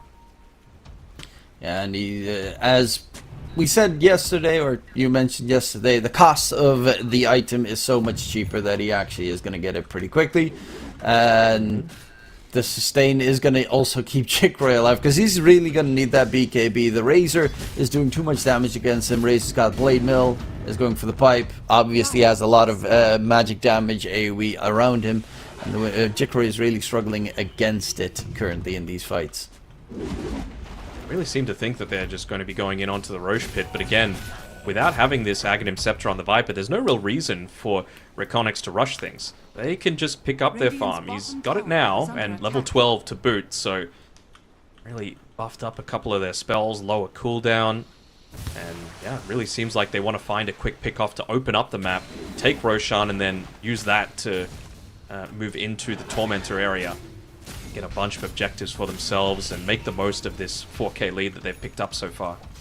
And Delul is ready with the Spirit Vessel. It needs to be delivered. There is that Orchid now done on the Naga for Krish, so there is that little timing to get the silence in on the Beastmaster. It's about 1 minute where you have that timing. It would be huge for them. If they could find the Beastmaster, kill him, and then take Roche themselves, that would be a complete game changer. But they've only got about a minute or so to do it. I mean, again, Greaves so much cheaper. It's only 300 gold away. Yeah, it's getting pretty problematic. They smoke up as they're roaming around. Panda would be a great kill to secure. Sancti as well. He's closing in on towards that Aghanim Scepter. And yeah, the Observer Ward placement gives away that they are smoked up in the area looking for a catch here. As, what are they, okay, they're not going to go ferocious yet. I guess they're, they know that the enemy knows that they know, essentially. Situation where they're just like, what do we do now exactly? I'm not sure. Yep, I mean, what I mentioned before would have been the absolute ideal for REKONIX to be able to find that pick-off, but it just doesn't happen, and that's not the worst thing in the world, right? They can still continue farming. They've still got good control over this top area around the Tormentor because they've got their tier 1 tower, and Yache don't. The wave is being shoved out, everyone is converging on the area, with the exception of Jikroy, so I wonder if after this wave is pushed out, he's going to join the rest of the boys, but even just the spell steal onto Jikroy pushes him down to basically half health. Should have enough without the Wind Ranger to be able to take this anyway. Yeah, they will get themselves, my bad, a free shard there for the Disruptor, forking it with lead on the Radiant side. Krish is really farmed though, is going for the heart next. The Naga is getting a little bit out of hand levels of farm. Obviously you have FBC on the Radiant side to counteract it, but you also have to be careful of Jikra, and you mentioned it, you know, one nice spell steal onto the Wind Ranger, and Wind Ranger already loses way too much in this scenario. That BKB is a necessity if they want to take any fights on the Radiant side, because Dire, they do have a BKB piercing stun, but the Clockwork Hook shot's a brief stun. Static Link is a nice one to steal as well, to use against the BKB targets, but the Radiant's got very nice BKB counters. Speaking of Yache though, and Sanctity, he's 350 gold away from being able to pick up his Ag, so nice little power spike coming for him soon. More importantly, I'm looking at the item going beyond that. So again, Kanda, probably going to be a good item for him, but he's going the Guardian Greaves, and I have to wonder how much of that is just because you're against this Faceless Void, time dilation maxed out, even talented into. He's also got the Agshard Disruptor to have to deal with, right? And one of the things that you absolutely hate as a Rubik is getting caught out by an ability like that that's just scouting you around at the backlines of a lot of these team fights. It's basically a big beacon telling the other team, hey, come and kill me. So I think if he does get caught out by that Thunderstrike inside of a tree line, he's just going to leave and get the hell out of there, or at least back to a much more safer distance. Yeah, it's also nice Aghanim Scepter upgrades coming in. He already has the Wind Run. That one's a really good upgrade to have. Stolen from the enemies. Faceless Void, the Time Walk one is kind of okay. Disruptors, you seal a Static Storm, you then mute the entire enemy team. Those are some really good Aghanim Scepter effects to pick up. For sure. As already has stolen the Static Steel the one time. And there's the Aghanim Scepter being delivered to Sanctity. Bottom tower is under attack. As bottom lane, Jikroy, Wind Ranger is stuck inside the cogs. BKB was done, but not delivered just yet, and that will be a very big kill in towards mid. Rubik is going to get caught. Sanctity doesn't have the spells needed to leap himself out to safety, will be taken down as a counter kill coming in. And FBC is closing in on towards his own little BKB. Yeah, I'm not sure what Sanctity was doing there on his own. I mean, the rest of his team were on a gang squad. Also, kind of Jikroy, right? Really pressing his luck, playing super deep considering they've already lost that tier 1 tower. Probably the one space on the map that isn't safe for them right now on their side of the river. So, a little bit of a mistake there. Obviously, with him not having the Aegis, he can't afford to make that sort of play. With Aegis, completely different story, right? The rest of his team can probably connect with him quickly enough to be able to make the most of the second life. Would have had that BKB potential as well. Yeah, Krish has got the heart now, so it's harder to kill off the quite decently hard to kill off the illusions. Not for FBC. For him, it's still pretty easy, and obviously Disruptor can get rid of one of the illusions.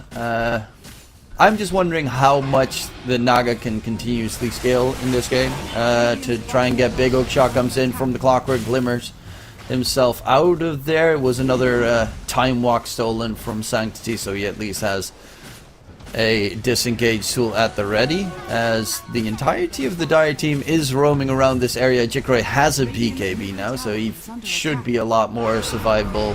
But they do manage to get the Jakiro roared the inner up, beast. slowed down, and that should slowly be a kill coming in. Jikroy used his ulti there. Song of the Siren comes out. Jakiro will tick down in the end. Glimpse comes back, dragging back the Naga Siren. But can they get the jump? His Axon Kinetic Field is huge coming out from Varese, and they also hold him down. It's a good static link, though. Sancti steals the wrong spell, has two terrible spells, Inner Beast and Time Dilation on the Rubik. He's just staring at his teammates getting ran down. Glimpse onto Bisque, and Varese with absolutely the most insane of plays on the Disruptor. They're staying out of that Song of the Siren range. Very, very nicely done. One of the reasons that you are picked up as a counter to it, right? You outrange the Song of the Siren, you can get the glimpse back. They had good amount of vision, and again, it was off the back of that Aghanim Scepter Thunderstrike, just able to follow the real Naga, and he didn't pop the mirror image quickly enough, or the Manta style, to be able to dispel it off. So brings him back into the meat grinder, and they've still retained this Aegis. It's got 1 minute 40 left on it, and they're going to make the absolute most of it. BKB done for FBZ. Also in that fight, like, Sancti steals a spell from Beastmaster. He wants to get Wild Axe for the damage and per stack, but he steals Inner Beast because FBZ is good. He used it immediately, yeah. Yeah, FBZ is pretty good. And then afterwards he wants to steal the time zone, but Time Dilation gets picked up, and then you're standing there as a mid-Rubik with an Aghanim Scepter. Like, I'm an aura wielder at this stage. I can't do much. Dilation, maybe not the worst spell to steal. Yeah, like, but you have to stand next to enemies, and then exactly, you die. He does have Time Walk, though. No, he does. So that's not that bad of a steal. Use it as a bash, perhaps? Wonder if if he gets shot as well, he can zip in, bash him up, and then zip back out as well. He's only 70 gold away from that. Really getting a bit greedy, going a little bit too far forward, perhaps. He's level 13, and so is Delol. Time zone in 2 seconds. Time zone slows him down, glimpses him back. He is going to get caught. Static Zone Kinetic Field. As Tammy baby chased by Delol immediately, going for bash. Yes, hey, indeed. level 1. 12% chance to bash is more than enough. They also kill off Krish. Top side of the map. Jikroy solo kills off Krish, which is even worse, as Panda now wants to go for Jikroy, but the Wind Ranger will just get the TP out, and they get 4 kills. FBZ's pushing the tier 2 tower in mid, and that, yeah, they're just looking to run out this game. I really feel like this game would be completely different if not for the Beastmaster. Like, what a great last pick it was by FBZ. Laned pretty much perfectly as well, combining together with Delol's Faceless Void just to make the early stages of the lane not quite so difficult, for taking the Jakiro out of the equation. And itemization on point. He's going for the the Shivers as well, which is going to be really useful just again to slow them down, keep them in the meat grinder. How many slows do they have on their team? You got Viper, you got Power Shot, you got Boars, you got everything that you could possibly hope for. Time Dilation. Yeah, Naga's going for the Bloodthorn. They need damage for sure. Yeah, but it's so they have Lotus as well. They have Guardian Greaves. They have BKBs. They're gonna go in. Feels a little desperate. It's a big Static Storm Kinetic Field catch coming through. They lose one. They're jumping from FBZ. Roar onto Jakiro. That's the second one dead. Going for the Rubik next. FBZ doesn't care with that BKB. Panda's rushing doing a lot. forward. Double buyback used on the Dire side. Panda is doing quite a lot of work here. FBZ still wants the man fight in response to low leaping forward. Jikroy is finally joining the fray, as they will Song of the Siren to try and get Panda out of there. The Hawk joins the fun to kill off Bisque. Leap forward onto Panda. Jikroy comes in from the side, wants to go for Krish, misses the Shackle Shot connection though. But they will leap forward. Get him, Delol. What a man. Dropping down. Krish still chased down by Jikroy, and there is no disengage for the Naga here. Manta, nothing is going to help when the focus fire comes out. Rip your pubs. We're going to see some more possible Faceless Void after this one. Level 17. Look at that. Above everyone on the Dire side, with the exception of Panda, who again is having a really impressive game for Jackky. You know, we highlighted his Brewmaster in yesterday's series, and I mean, he's doing a fair amount in a pretty rough-looking game for them so far, right? 21k down, but 18 positive KDA, has had the highest kill involvement of his entire team. I would probably say he's got the highest building damage done as well. Yeah, that's also going to be... I mean, obviously it's going to be hard to kill off FBC, as we saw in that previous fight, but they make it harder now because they have, what, BKBs on most heroes. They have 2 Lotus Orbs because Viper has 1, but now also Dalul has his finished up. And immediately jump in onto the Rubik, trying to get him killed off. The right click from FBZ, Lotus Orbs, Power Reflection onto that static link as well. Panda has to run away. Jikro is going to chase him down. BKB versus into the blade BKB. mail though. Yeah, but the BKB soaks up too much as Krish is the last one standing. GG called and annihilated right there. FBZ doesn't give a damn. Beastmaster last pick going ham. Yeah, there's a reason we were surprised by the last pick, Rubik, and it pretty much performed to expectation. Like, not really all that much that Sanctity did that game. Level 14, lower than the enemy position 5. I would have to wager outside of, like, a Fade Bolt with Phylactery. Not too much damage done either across the board, so really going to need to see them pick something a little bit more impactful for him, because he's so good on all the Spirit heroes. He's so good when he's able to play Timber, TA, OD even, and Rubik, in my opinion, was not the hero for this game. I mean, you mentioned it yesterday as well when we casted the Abaddon game. You know, it's a hero that needs so many items before he starts to do something. Naga Siren, very similar, 6k damage dealt this game. Bottom of everyone else in terms of the damage output coming out from your safe lane hero. Was top net worth, really good job, but if that doesn't convert, you're looking at useless. Yeah. Again, I'm going to give Panda a pat on the back, though. I really don't think he put too much of a foot wrong this game. He did everything he could have possibly hoped for, you know.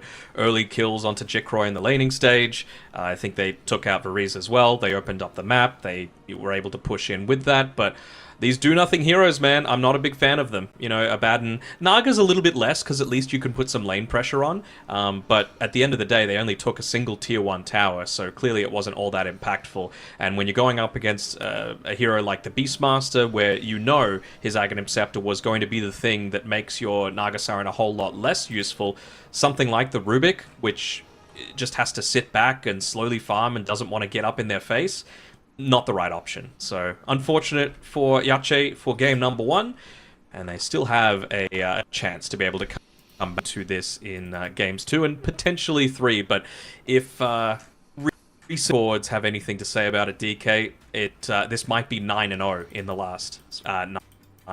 Yep, REKONIX looking pretty solid here as they are, well, close to eliminating their opponents, potentially. But yeah, I do definitely think there are solid chances here for Jackky still. As you mentioned, Panda looked really good. I think Sanctity is better if he's suited with, as you said, a more mobile, active hero, something like an Ember Spirit to at least create space so that the Naga Siren could actually get to the farm and they wouldn't already have lost the game by the moment that he finally gets it. But yeah, I love the flexibility on REKONIX as well, putting that Faceless Void post 4 and then FBZ in the off lane on the Beastmaster and changing it up a little bit, making it really solid there from the REKONIX side. Nonetheless, that was the first in this series. We're going to go to a short little break. We'll be right back for the second match. Energy, angel, energy, angel, energy. We got sympathy, angel, energy, angel, energy, angel, energy. Let you sit with me, angel, energy, angel, energy, angel, energy. We got sympathy, angel, energy, angel, energy.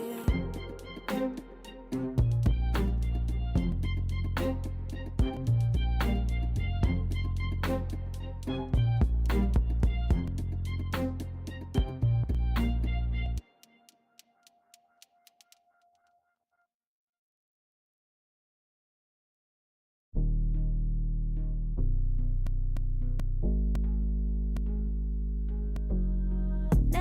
pressed, but I got the juice. Taking the lead, that's just what I do.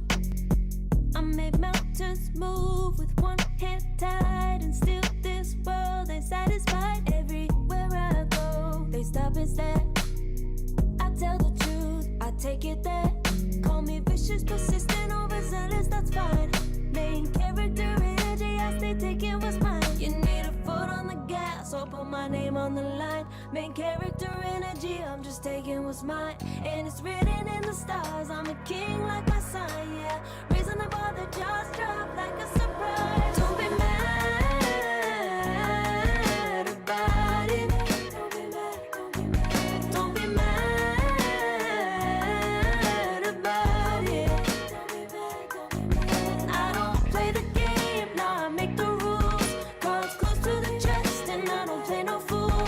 Don't be mad about it. Look, yeah, my name stay in the mouth. Legs got broke, they said cast her. I'm the 911 response in a disaster. I don't ask, I just take. Treat the world like a man, I just blow them away. Yeah, I'm a #1 fan. Don't need a bark, I'm a bite. Switch me on, dark need light. Don't need pity, don't need spite. I just plop, plop, plop on sight. Could take your girl in 2 seconds. I just flash her a smile. I make petty look pretty. They run an inch, I run 3 miles. You need a foot on the gas, I'll put my name on the line. Main character energy, I'm just taking what's mine. And it's written in the stars, I'm a king like my sign, yeah. Raising the bar, the jaws drop like a surprise. Don't be mad about it. Don't be mad about it. Don't be mad about it. Don't be mad about it. I don't play the game, nah, I make the rules. Cards close to the chest, and I don't play no fool. Don't be mad about it. Don't be mad. Don't be mad.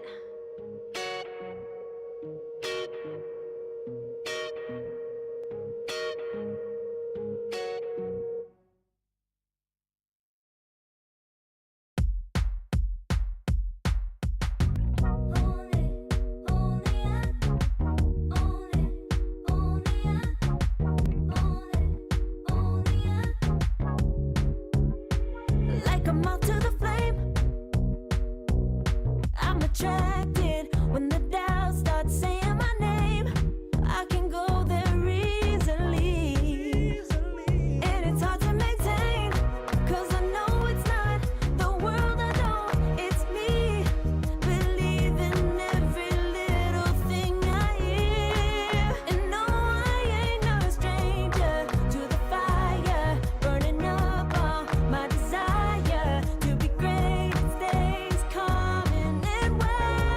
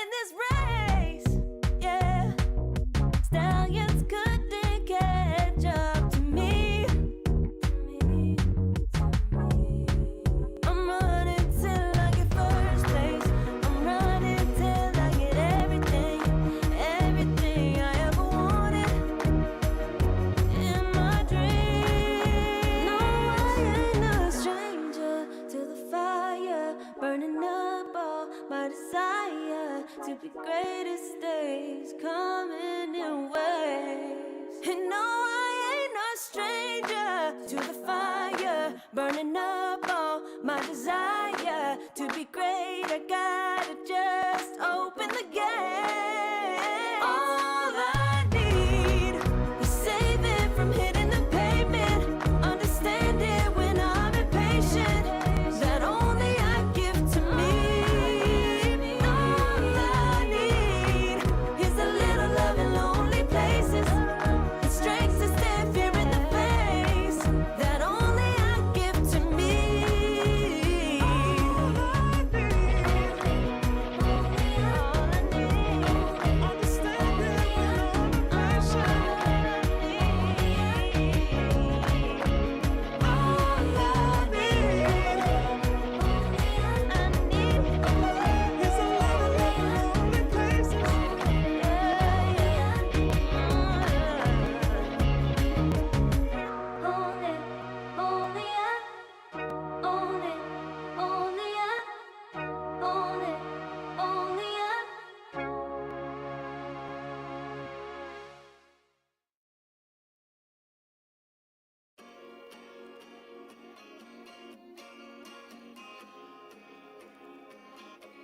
Yeah.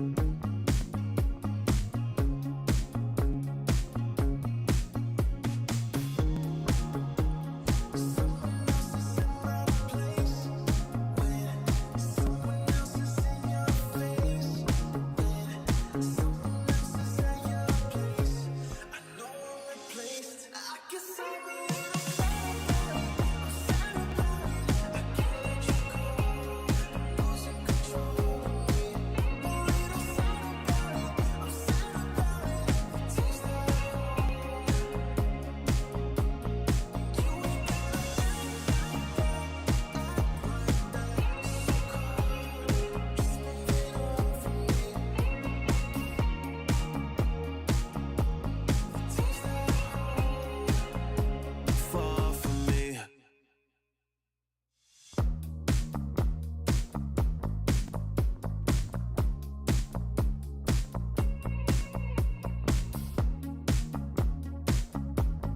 Girl, what's this shit about? You told me I was different than them. Now you got yourself another man. I hate to see you out with him. I guess I'm a little sad about it. I can't let you go.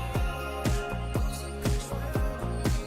A little sad about it. I'm sad about it. Tears that you ain't gotta act like that. Just leave it alone for me. Tears that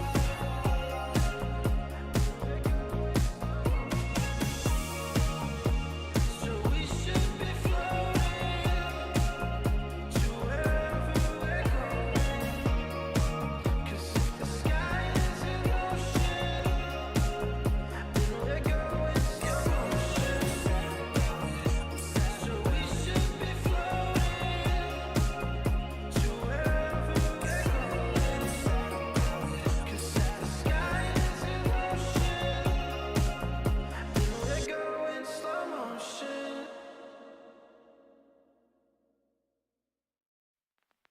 I pack my suitcase, headed out the door. I keep my shoes laced. 2,000 miles away from home. A couple dollars in my pocket, never stopped the boy before. I load my bags and hit the road. Miles past, turning back, found my track, face the fact she a core one. Never gonna settle for none. Stay up every night till I won. Don't want a slow rise now. I'm confident opulence isn't a long ride out. When I look back now, I'm astounded. A quiet boy from old age, but always felt the world was a stage. Yeah. I celebrate one last late night. My old life, they stay. I pack my suitcase, my shoes lace. 2,000 miles away from home. A couple dollars in my pocket, never stopped the boy before. I load my bags and hit the road. I'm headed to LA. I'm headed on my way. I'm headed on my way to LA. Headed on my way soon. Welcome back, ladies and gentlemen, to the REKONIX vs Yacha match. It is game 2 soon-ish enough coming through here. Game 1 was I mean, it looked pretty nice, especially Panda's performance in game number 1 for Yacha, but eventually I think draft played a quite big role with that FBZ last pick Beastmaster coming into play to shut down the Naga. Yeah, for sure. And he got it at what? Before 14 minutes? Shouldn't be allowed to happen, you know? Like, don't give the enemy's counter to your strategy all of the room possibly want. Like, internally, I was screaming, do something, Yache. Please, just do something. Go kill him. You did it once. Just force him to take the game back. Ward up his jungle camp so it's a little more obvious what they're doing. But they just were a little bit too passive, and it really came back to bite them. Yeah, of course, we at least got to see some fun little adjustments with the Faces Void playing +4. Delul ended the game 5-2 and 22. That is disastrous for your pubs if you ever see one. Though, to be fair, he plays it like kind of every single +4 at the moment, especially melee +4s. You just cut creep waves, and Faces Void's pretty good at cutting creep waves and just dragging them around. And that's all you kind of need to do to make sure, even though it wasn't necessarily needed in that thing because it was a Naga versus a Beastmaster. So all in all, Beastmaster had a pretty good lane regardless. For sure. It just made it go from pretty good to amazing, you know, and hopefully he's able to keep that up for REKONIX's sake. A bit of a spoiler, the other stream as well. I think Jackky and friends have gone 1-0 up, so that's a bit of a potential preview of what the next series, if the results stay the same, could be REKONIX versus Jackky and friends in the third and final series of the day, which would be very exciting to see. I think that would be a big step up in terms of competitiveness across the board and unique strategies, and who knows, one of those two teams could eventually be the eventual qualifiers. Right now, from what I just saw from Yache, it exposes too many weaknesses for mine, right? Like, even if they get past this series, I don't think someone like Playtime is going to give them that same level of freedom to just do what they want. They're going to be on them at all stages, constant pressure, and we'll have to see if they're able to change their mindset. It's a do-or-die situation, DK. They're one game down, it's a lower bracket, elimination series, they lose one more, and they're out. Yeah, it's not the safest place to be right now. They need to step up in a big way, and it all starts with, of course, the draft. The hero is currently getting banned. Okay, Disruptor getting removed. That one is understandable after the previous game, but the rest of the heroes, I mean, they have quite a big hero pool left in there. Timbersaw gets taken care of. That one is understandable. They did ban out, I think, the Axe last game on the Yacha side as one of their later bans. Looking at what's FBZ left. plays it pretty well. Again, like, he's really good at, like, cutting waves and knowing when he can do it and having the freedom to, like, double them up with neutral camps. And a hero like Axe is, of course, just going to make his farming even quicker if he's got, like, 15 units hitting him, you know? It just makes it a little bit easier to play. And, well, wisely enough, they're going to take away that Viper because it really just... it causes you a lot of issues with where exactly... who exactly, excuse me, you can pick for each of these lanes. And I like this. I like this a lot. Again, like, it gives them the flexibility. Delul could be playing it. Hell, even Variz could be playing it. It fits the style of hero that he does like to play. And this is more of what I wanted to see coming out from Yache. This feels like a Sanctity hero to me. Just quick burst, blow someone up, be aggressive, use your really good laning, put yourself in an advantageous spot, and then try and take the game over after that point. If I'm REKONIX, probably try and get rid of something like the Skywrath Mage, for example. Shadow Demon's already banned out, so The Wind Ranger is protected in that way. What else could we potentially see being removed here? I mean, I think Warlock would be a fine enough ban as well. Tiny Warlock, really nice pairing together. Also opens up the possibility that it is going to be a tiny 1 if that's the case. Yeah, the tiny. Obviously, it's always nice to have against Wind Ranger because of the craggy coat or staggy, the craggy exterior, whatever his innate is called. Really good against the Wind Ranger. So very flexible hero in that regard as well, as you mentioned, support or the because I always like just the initiation tossback play. If you are losing the game, you always have that as like a high ground defense tool, or if you go towards the enemy's high ground, you have a blink dagger 4-staff on a tiny, you just yeet yourself up there, toss him back, force yourself down, and you are making it very dangerous for your opponents to play the game at that stage. But in general, lockdown is always neat. I'm not sure how much of this is just... has it just not been the games that I've been watching, but I honestly can't recall the last time a team went high ground and got really punished by, like, a tossback or a walrus kick or a mag skewer or something like that. It really feels like once you get on the offensive, that's it, you know, like it's very, very difficult for teams to claw their way back. And I feel like people are slowly starting to solve this map a little bit, you know, understand when exactly they need to make certain movements, when they need to prioritize certain objectives. And it does lead itself to favor the teams that have a much better earlier game and the ones that can take advantage of that. And honestly, a hero like Keeper of the Light just keeps Tiny perfectly healthy, right? You could just keep him out there, constantly refresh his mana, use the chakra magic to just make this purple beast, essentially. Yeah, it's also the question if this is going to be a support or a core Coddle, as mid Coddle is a Sanctity hero and is also looking really good in all the regions right now. But as support Coddle, the build that I've seen a lot of is the Holy Locket Guardian Greaves Coddle plus 4, and then it becomes really like it's still very solid to have that hero against the Faceless Void. If you go for like the big heal Coddle build. It is.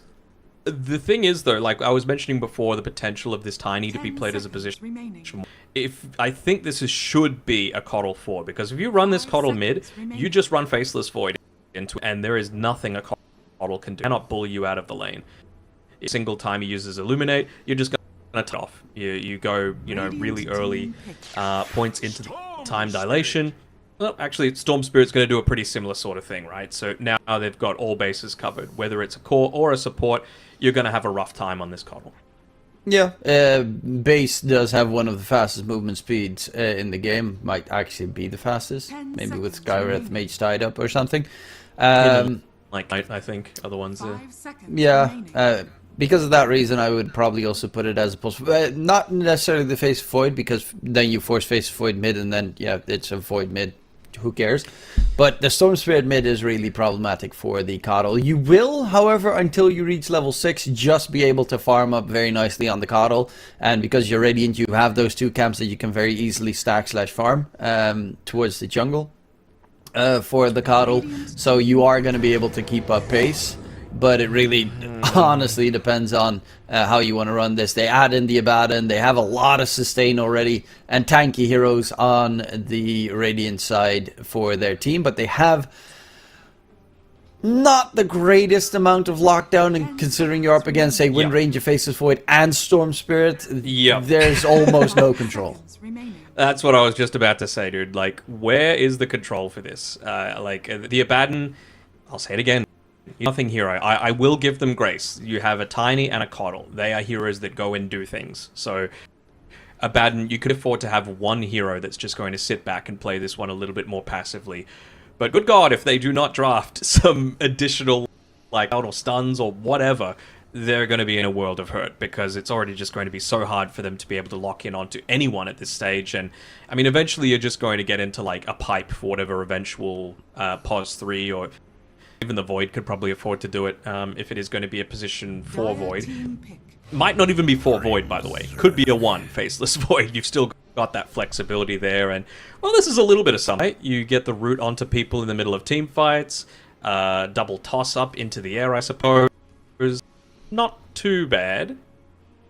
I like Grimstroke, potentially being able to get the Ags later, depending on what the enemy safe laner is going to be. Inkswell onto about another sustain tool available to you. You don't have the big dispel anymore, unfortunately, on the Grimstroke, but still Inkswell, charge forward, get multi-hero stun, always nice. Very much problematic that Storm now, right? tends to stay away from the rest of everyone. Yeah, it's a basic dispel now, and now it's from the shard. It's when you cast it on them instead of when it explodes. Okay. So it is an instant one more. now instead, which is kind of nice, but the other one was just way superior. Dire team ban. Bring it back. We're not doing too much of the Grimstroke. It's not like it was too OP because of that. No, definitely not. I still want to see this Doom banned out. I think it is the perfect game for Jackky to play Doom, just to be able to lock in onto whoever it might be, Wind Ranger, Storm, Faceless Void. As soon as they've got that Blink Dagger, that's the hero that I think can give them that extra layer of control and just keep them back, keep them away from this Abaddon and his farming patterns. Or even just for the laning stage, right? You get the, let's assume this Wind Ranger is a 1, could still be a 4, could still be probably not mid, but position 1, could be Razor 3. You can just purge off the win run, right? As long as you get the correct creep for it. I could certainly see it working. Yeah, and also if you have the Grimstroke Soulbound, the enemy Soulbound, and you have the Coddle slow, when Ranger and Razor are susceptible to it, Face Void, Storm Spirit a lot less so. Doom as well. Double Doom is always fantastic to have. Honestly, you should at least get something that works with Grimstroke, because they have nothing at the moment that does. Like, the Miscoil. Toss. Yeah, who cares? It. What have we got from even just Coddle? Yeah, not really that much. I guess E-Blade, Dagon, Coddle, but that's if it's a core mid Coddle at that stage. I really don't think they should against Void Storm Spirit. That's just a recipe for disaster. The other option is Puck. But then where do you run the Abaddon? Where do you run the Tiny? I mean, it just Abaddon, feels like it's a pos 3. safe lane, no. Tiny offlane Coddle 4. Yeah, no, that works. Tiny offlane, I'm just not a fan of, personally. Radiant team Oh, well, Needs the levels. yeah, Or needs to be a right-clicking beast. Alright, no Doom ban. So it's in the pool. It's an option to be selected. Of course, even just with the Coddle. REKONIX could if also you're playing steal them. it if they want to, and then just make the Wind Range Faces Void support duo. It's super ultra greedy, but then That would you be nice, though. have the Abaddon counter. Yeah. No, I actually really like that. That would be some next level play if they did end up going down that route. But they're still banning out some supports, just really strong early game, preventing them from being able to, I suppose, make consistent aggressive moves onto this Abaddon. What could we potentially see come out from Abba here? Sorry, to counter Abba, to get really aggressive against him. 5 seconds remaining. Hugner's in the pool, but not the biggest fan. Even just something like a Tusk I'd be totally fine with. Yeah, I mean, Clockwork's okay. Yep. Against the I'd be on Tiny board. is always nice. Abaddon also struggles against it. Radiant team pick. Undying Alright. is okay, I guess.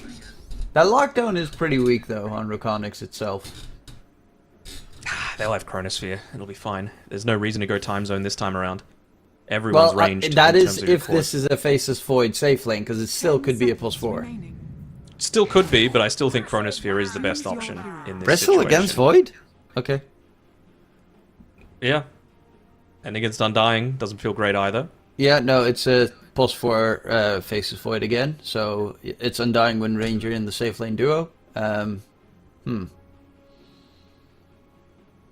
They also have no lockdown on the last hero that they pick up, their off-lane hero, so it is going to be that safe lane Abaddon, off-lane Bristle, and a Sanctity Tiny mid, and their lockdown is Soulbind, which Storm Spirit almost never gets a connection to because he just zips past his entire team, and Avatos. That's not great.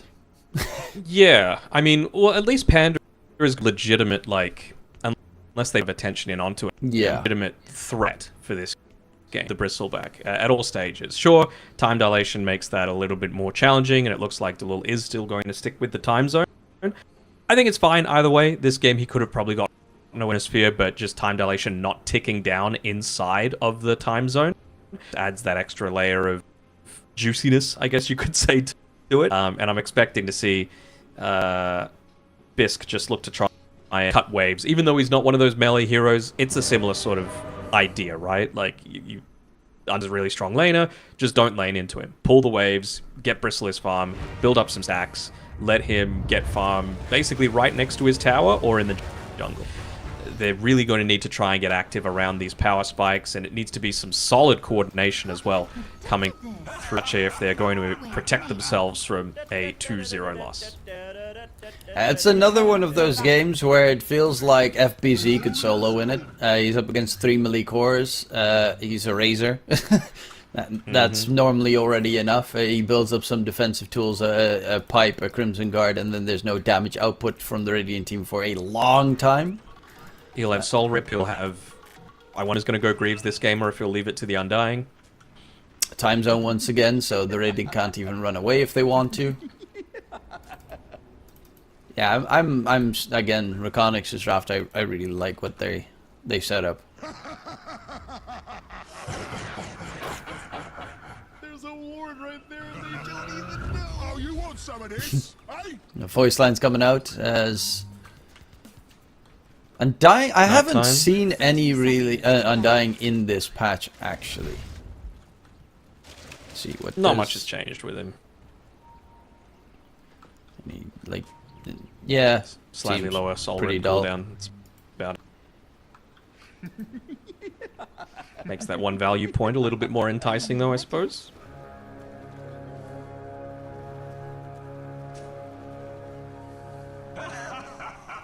But you see Sanctity having the true grab leveled, so maybe will encourage them to fight, although... Oh my god, that bunch of damage.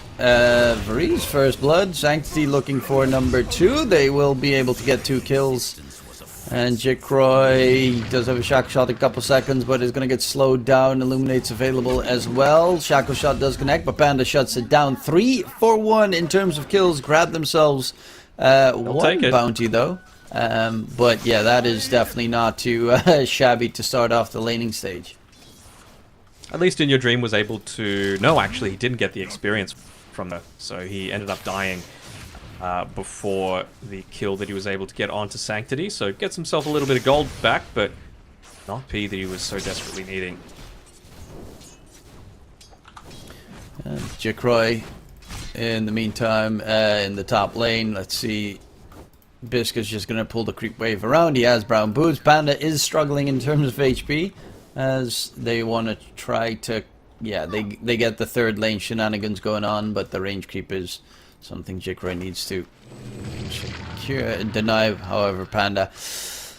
Yeah, he's playing against an Undying. He doesn't have a stick on the Bristleback.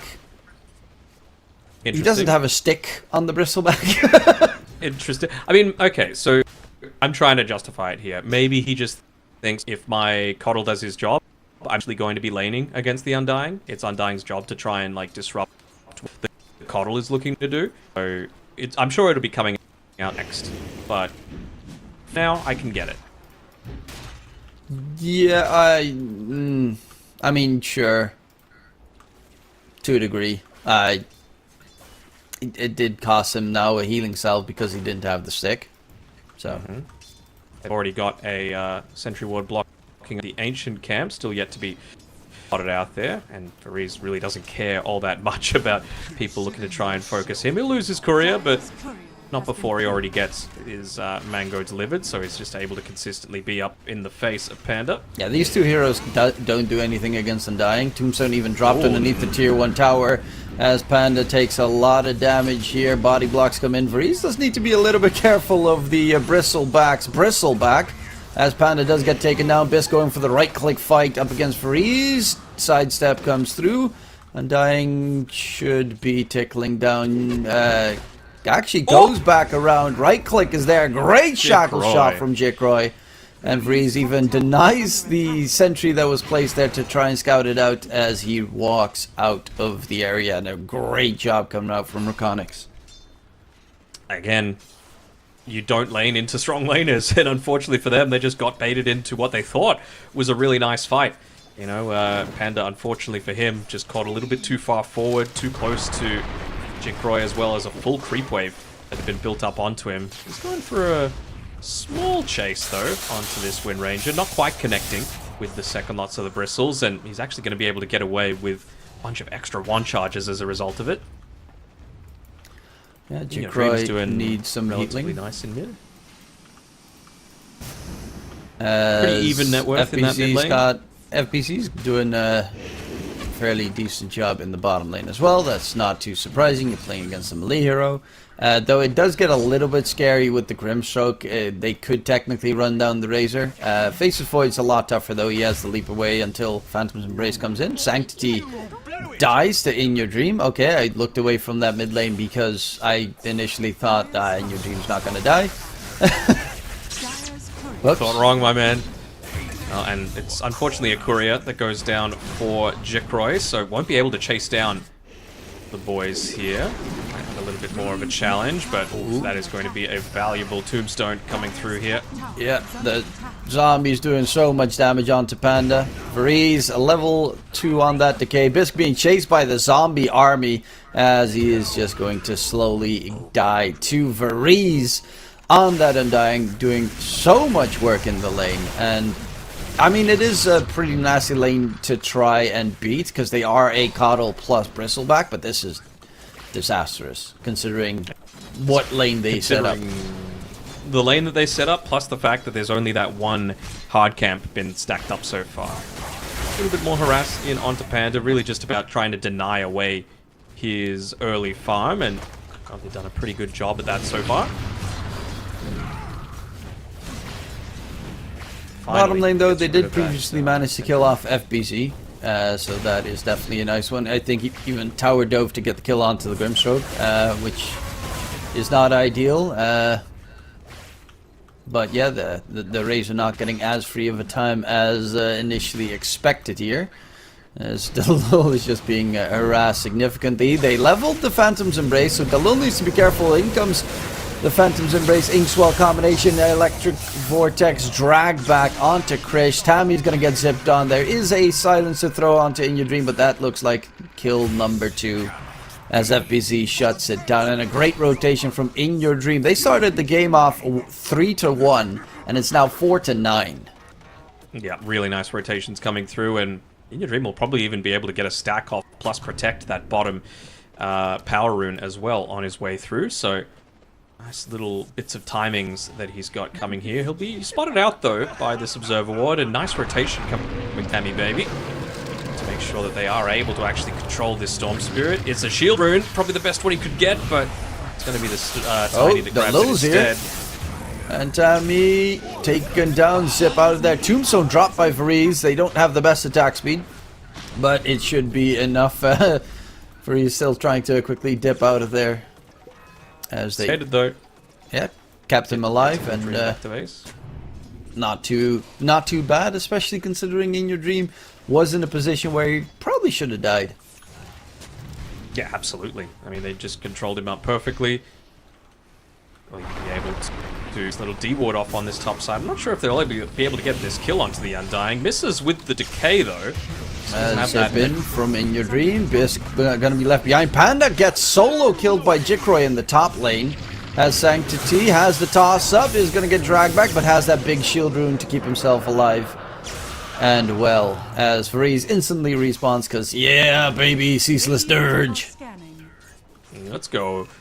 Yeah, just 100-0 on the Wind Ranger. I think it was the first focus fire being used. Must have got caught facing the front, and now Just have a look at the level differential, nearly level 7 now on the Wind Ranger versus just a level 5 on this Bristle. A lot of the pressure is going to keep up here by Jackky, and it's such a bonus if you're able to just leave your position 1 on his own, let him get into a bunch of those early levels, not sapping the experience. And I mean, you really can't fault the rotations coming through from Varize and Dalul, right? They're getting so much value out of these early movements without necessarily stealing away a bunch of the kills. In your dream, he's 5-1-1 as a result, 9 galvanized stacks as well. Now that's going to be a pretty happy Storm Spirit. It did go for the power treads, so we still are not getting the Storm with the Guardian Greaves. Yeah, they want to steal this so bad.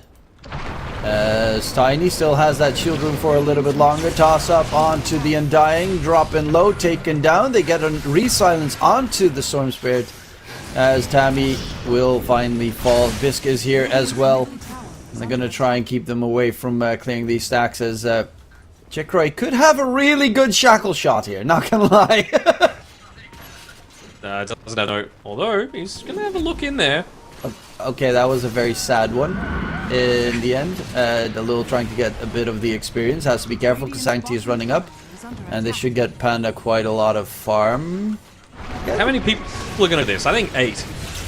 Breeze has that Tombstone available. Zip in. Again, that pesky silence comes through. Shackle shot onto the Tiny. Sanctity dropping low, dropping dead. Shield came through because even Chris joins the fun as Jackky is trying to run away. But the Wind Run's going to get stunned up. And In Your Dreams going for Panda. Gets the kill, but they will lose. Oh, Jackky is actually still not dead. Bisk gets taken down by Varize somewhere. Just wants to try and get from... Yeah, that's another bit of a freebie. That Tombstone is still alive. Full duration, just sitting up on the high ground, providing that additional slow that they were requiring. Yep, he's just going to TP on away. Yeah, that was a disastrous one. Yeah. Game. 13 galvanized stacks now on the Storm Spirit.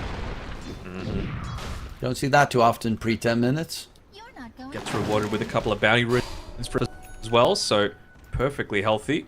Comes to his health and mana pool. I was really hoping for the Wind Ranger shackle shotting everything and then just walking around with 300 damage. Hitting units, yeah. Sadness. Then he only is like, oh no, I want to get the 1 creep connection. Disappointing. Unfortunate. Though, right. In Your Dream is Gaben's top at net with and least. Jackky is second. Yeah, you can't be too unhappy about that. Luckily, Gaben has a bit of a soft side for Yache, making sure that the Arcane Rune spawned away Storm Spirit, so he's not going to have that one to be able to play around with, thankfully for them. Yeah, gotta take what you can get at this stage to try and keep yourselves afloat. This game faces Foy close to his level 6. Grimstroke quite a whiles away from it. Kato, same story-ish. Given some space to Dalul as well, just to get up into his time zone. Sure, they would love to have him get up onto that level 7, just so that the time dilation is completely maxed out. But that's not really his job to just sit around and farm, right? You want him to be playing aggressively as much as possible. So these little movements, like shoving in the wave on the Grimstroke, making sure that he has to defend against that seed creep wave, it's going to go a long way. Borrowed time does get popped. On the other side though, Tiny Grimstroke are running bottom. They have that Blink Dagger available on the Tiny. Inkswell comes out, catch onto the Storm. Maybe get it in your dream. Can they finish him off? In Your Dream zips back just in the nick of time. In comes Dalul, has that time zone at the ready, and they will get the TP away on the Tiny as Panda Another gets soloed again by Jackky in the top lane. He's going straight into that Lotus Orb, but I mean, that's probably because of the Faceless Void, no? He just wants to not get static linked, he wants to be able to get rid of the time dilation, but my guy, you picked this Bristleback into a known Faceless Void, so it's one of those instances where you're kind of using items to paper over the cracks. Yeah, there's a lot of things that are great with loads from this game. Shackle Shot, especially the Jackky one, is obnoxious as hell to deal with. Static Link from Razor. but you need quite a lot of farm at this stage. Is going for the ancient sack now before it gets stolen away by the dire side, but yeah, Smart choice. REKONIX is just they're just looking so good right now. Like yesterday, it might have been an off day for them, as with a 5k lead now, and especially in your dream in both these games. Though it's going to get jumped in mid as we have a great timing for a pause. Faces Void TPing in right in front of everyone else. Can Storm get away is the question. I want a prediction from you, DK. What happens in this fight? That's a good question. I think Faces Void gets the time zone in. Undying drops the... They lose Storm, but they get 3 kills. Because the Undying Tombstone is the big problem here. It's a level 1 Tombstone still. And, okay, 2 kills then. Close enough. They'll take 2.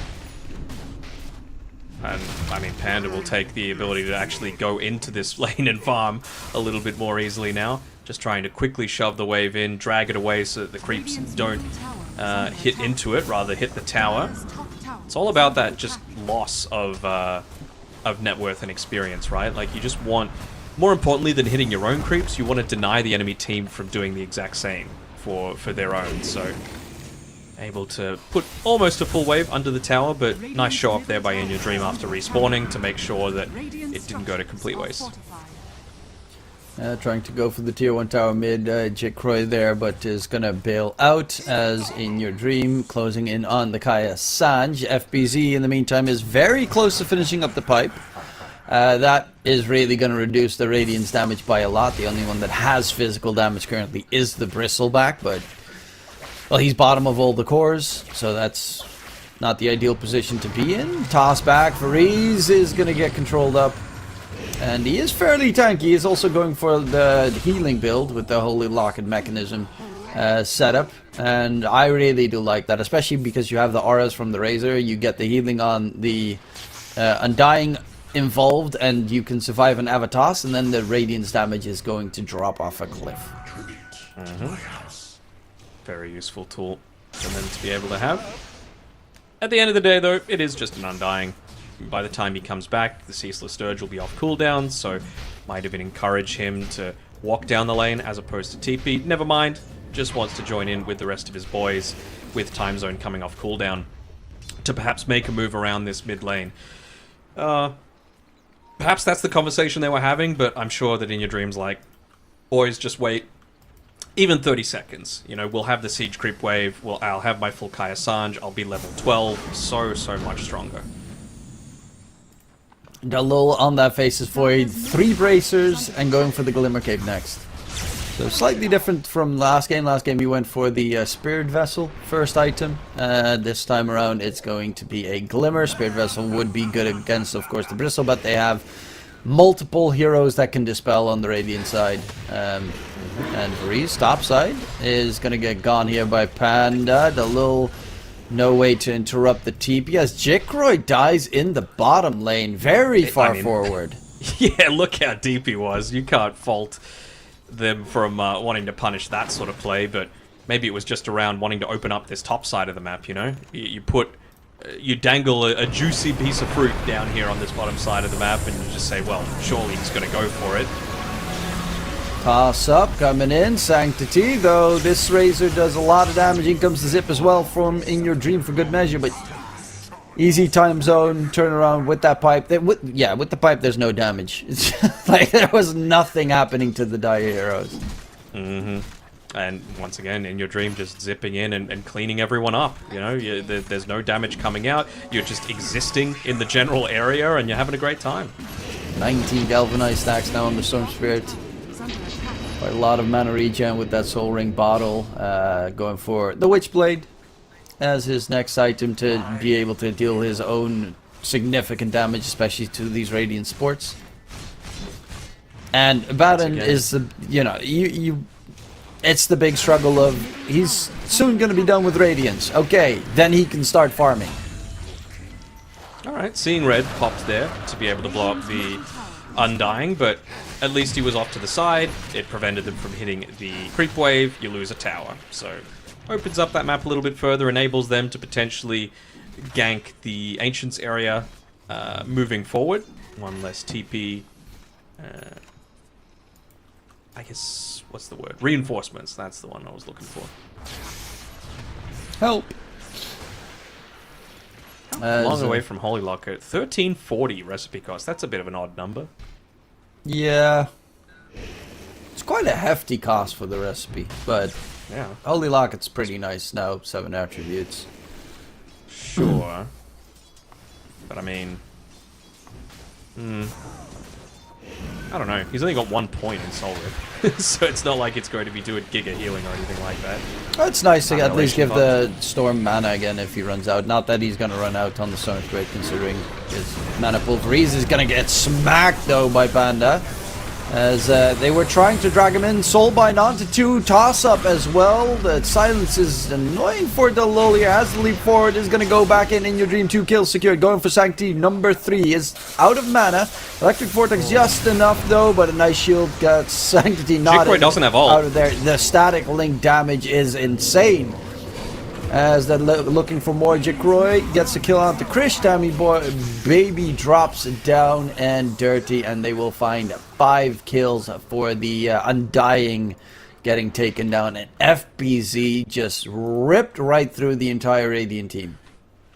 And again, that pipe just giving so much value this game. I think the big difference, they felt so much more confident because of the Lotus Orb. They used it to get rid of the time dilation, and that's when FBZ chose his timing to join into the fight, to use the static link and just be this unstoppable force as well. Once again, Jickroy, we haven't really been covering him as much other than to say, oh, he's got another solo kill, but he basically just did it again. 2 times on Panda, and now onto the enemy Pos 1 that's also got a Radiance. He was able to just chase down the Abaddon, have the borrowed time pop super early into the engagement, and then, speaking of Panda, he's going to be able to come back and kill Varese once again.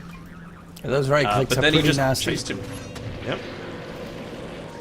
Can they fight around this Roche? I mean, he got a Bristleback.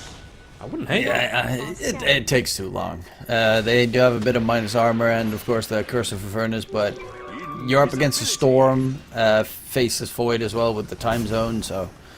Yeah, but it's on cooldown, and Undying was dead, and you know that Eye of the Storm is on cooldown as well. So True, I was but thinking maybe use that small opportunity. I still think that they'd be spending too much time trying to clear it at that stage. So Dalil jumping in. He's going to get hit by the silence. Gets rid of the nasty silence immediately. Storm zip in. Soulbind is going to connect because In Your Dream walks right towards Dalil.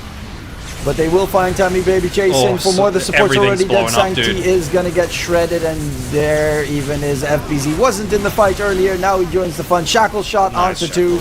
Connection is there, and that should be a full wipe, and they lose a nothing, nada, and yet Tormentor just respawns as well.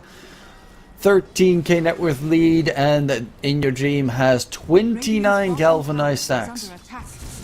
Still a little bit of time left on that Eye of the Storm as well, so it'll weaken up the Tormentor a little bit. Very nice to be able to just take it that little bit quick. Oh, he's got Eternal Should be a Shroud nice on Storm. Sure. I mean, you're not always going to be standing near your storms, your Razor, right? So just having extra little bit of resist for is going to be a really useful tool.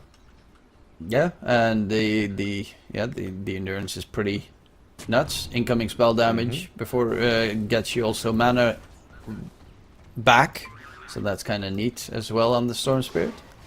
It's been a while since I've seen the Eternal Shroud actually being picked up. It is a good item for heroes like Storm, Lesh, or Medusa with the Offlane Medusa that we had a while back. Yep. You got to remember as well. Oh, hold on. I'm going to try and have a play around this bottom side. Maybe catch out. I mean, but who can you kill? Even this Faceless boy, 100 to zeroing him. He's got Glimmer Cape. He's got time. FBZ's also here running in. Soulbind's going to get used, but it doesn't really do too much. Charge forward.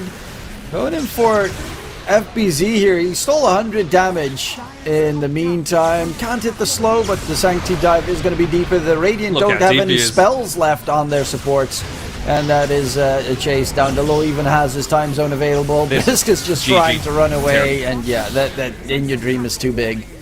too dangerous, too hard to... There's no damage. The Abaddon, if he was right-clicking them the entire time, they still would not die. He needs, like, 2 items on this Abaddon to do anything. This... Ooh, these do-nothing heroes, DK. I hate him. I hate him so because this is what ends up happening. You know, you just... It's like the old anti-mage, you know? Need your 5 items, you show up to one team fight, you die, the game's over. Sure, Abaddon has a little bit more survivability, but the issues are the same. You're back not doing too much at all. And by the time that you finally are able to join, you're up against the pipe, so your Radiance does nothing. You're up against the mech, so... And the Holy Locket. Undying will have a couple more levels in Soul Rip as well, so then there's... And the Eternal Shroud. Eternal Shroud is up. You have Glimmer Cape on the Faceless Void, so they have a lot of counter BKBs coming in on Essence heroes. Rings. Yeah, there's just too much sustain coming through to make good value out of the... Oh, they found Bristle. One Bristle gets caught. Going for the TP out. Actually, nice that blind is pretty neat, but See you it later, is going to miss. cost him his own life with that sip in from the storm. Has a shard now on in your dream? Sure, why not? I mean, he's diving into the middle of about 5 heroes, so it's going to give him some good value. It's not like they Even have the just damage like- killing. They've got so much unavoidable damage, and remember, the Eternal Shroud, it's spell damage as well, not magic damage. So even something like Bristleback Bristles is going to punish. They're going to see that he's farming just down here. I mean, if he's got his eyes on the prize, which he does, Hello? the goo is just coming down to The lol just standing there. Yeah. Oh well, no cares. Radiant's bottom tower. Tammy baby found out by Jickroy. That's going to be a nice little solo kill for the Wind Ranger, as I mean, Face of Void, yeah, he can just leap away, and You can't hit it. they have a Face of shard Void as like well and Undying, so they even have the save in case things go that. wrong. No Lotus for 5 seconds. Chasing deeper, Jickroy on the Radiant High Ground. Dorothy, you know There's you the want to. Tombstone going deep. Panda, he's trying to stay alive. Loadstar being used. Panda does do quite a lot of damage to the die side, but the buyback do forced out. And there's the time zone onto to drag back the Grimstroke, take him down. Krish has no borrow time. It's on cooldown for a little bit longer, and they dive the fountain here. Sanctity even buying the Ghost Scepter just to stay alive. Call it, yeah. GG. This one was over like 12 minutes ago, man. In Your Dream just got off to way too good of a start. 17, 2, and 16 in a 24-minute game is a crazy stat line. Delul as well, he's 1, 1, and 26.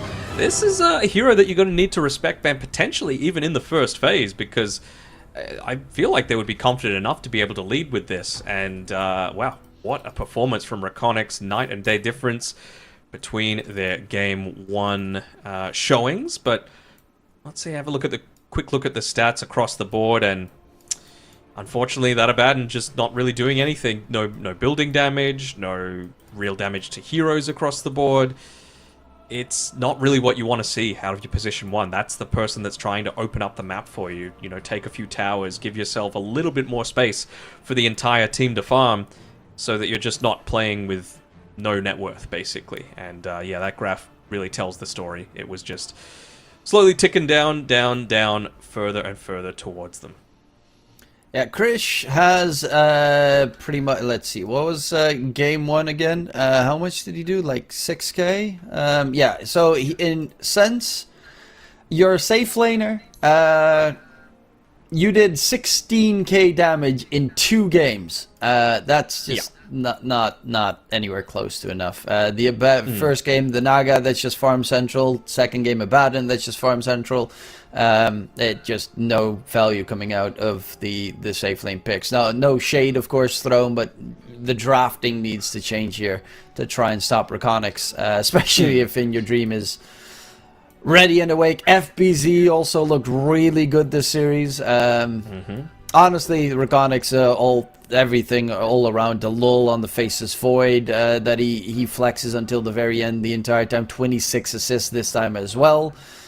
Great job from REKONIX, and it seems it's very likely, because Jackky and friends are in their game number 2. They're 8k ahead currently. You can check them out on the Dota 2 Storm stream. So the winner of that series will be the opponent of REKONIX, and REKONIX, if it's yeah. going to be Jackky and friends versus REKONIX, we are actually looking at a very, very interesting game.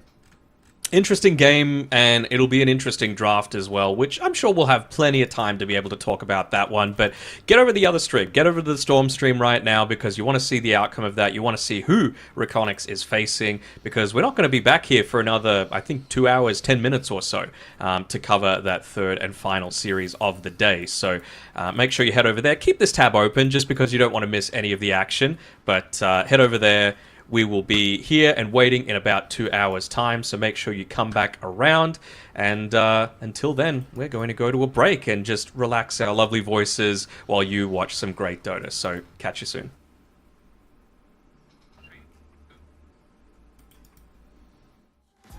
But always thought the world was a stage, yeah. I celebrate one last late night. My old life is staying. Pack my suitcase, headed out the door. I keep my shoes laced. 2,000 miles away from home. A couple dollars in my pocket, never stopped the boy before. I load my bags and hit the road. I'm headed to LA. Headed on my way. I'm headed on my way to LA. Headed on my way soon.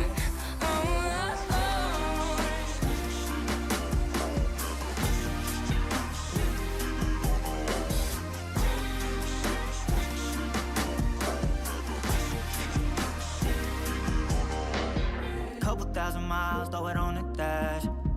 Shit, the 10,000 hours, can't let them pass. Yeah, well, I was putting time in, you was pulled up wildin'. You always had shit to say, now when I see you, it's silence. Thought I have a Grammy by 25. Commas after commas next to dollar sign, yeah. Had to remind myself why I'm living this life. Look at all the late nights, it'll all come in due time, yeah. Made for the fight, for the pain and the climb. Tied to the life I chose. Stay through the night, another day, not a dime. Race against time. I couldn't just lay by and wonder what I could have made mine. I'm closing on the moment, no one's gonna hold me down. From getting Pack my suitcase, headed out the door. I keep my shoes laced. 2,000 miles away from home. A couple dollars in my pocket, never stopped the boy before. I load my bags and hit the road.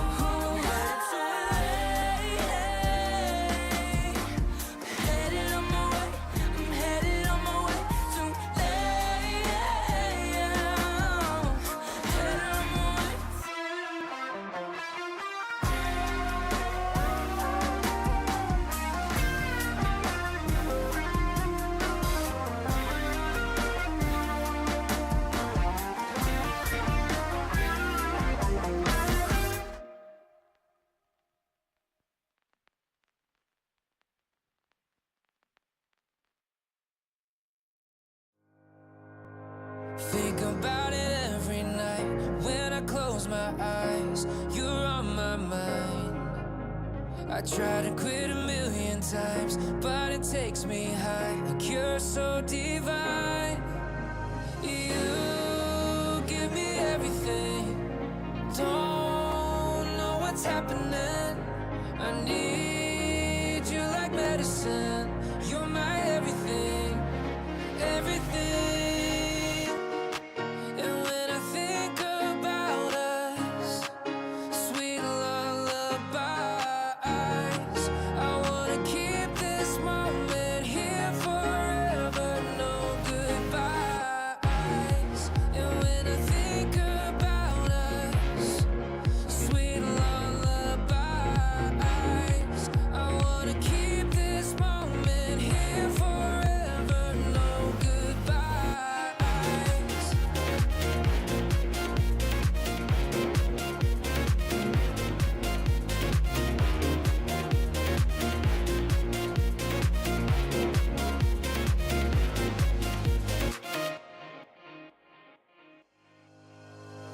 Think about it every night when I close my eyes. You're on my mind.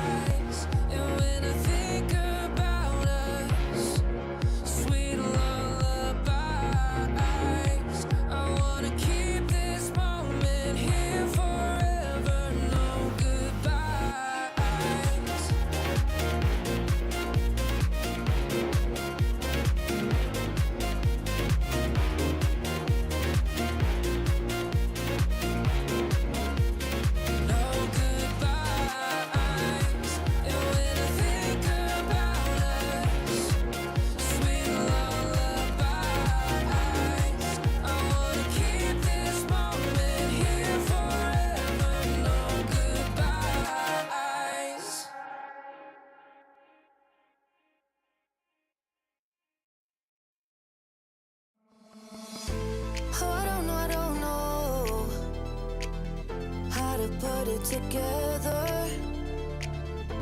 Ever since I found you, my life just got better. Better than this, better than that, better than anything I ever had. Better than this, better than that, better than anything I ever had.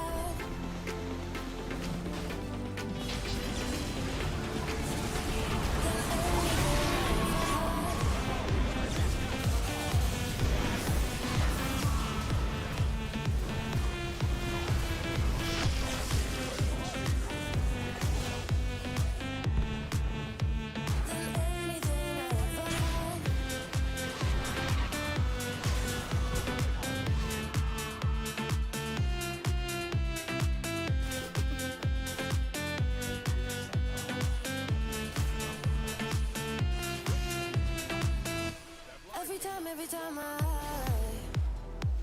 start to doubt if I'm good enough, looking straight in your blue eyes makes me feel better. Better than this, better than that, better than anything I ever had. Better than this, better than that, better than anything I ever had.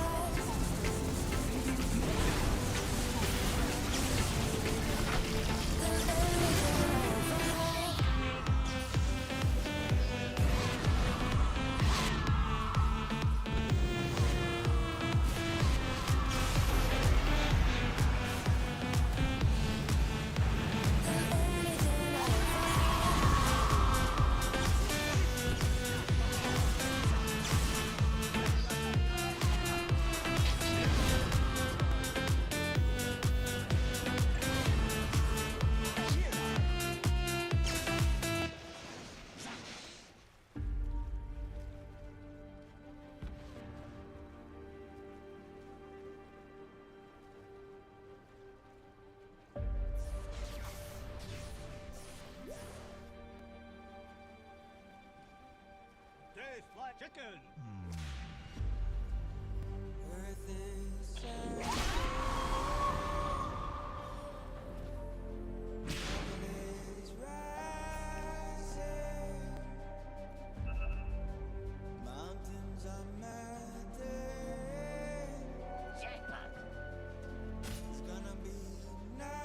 Dire's middle tower is under attack.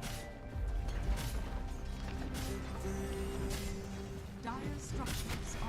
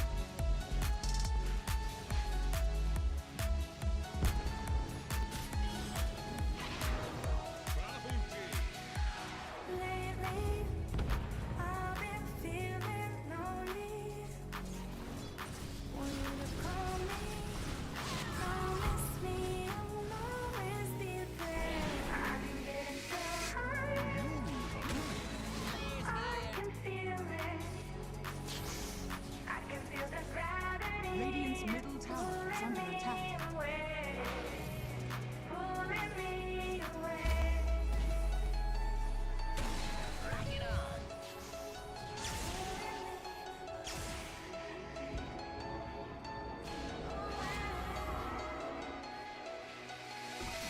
I can feel it, I can feel it in my blood, through my veins like a melody. I can feel it, I can feel it, so alive, running high.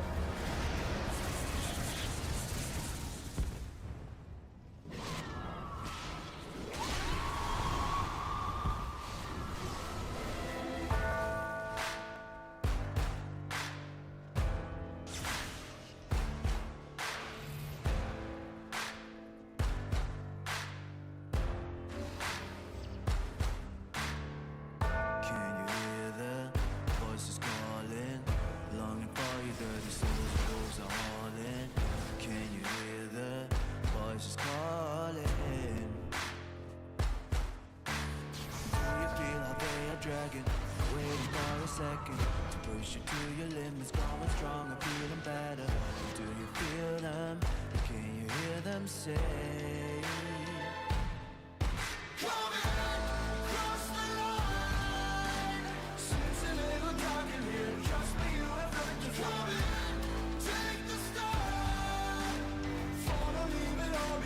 Welcome to the other side.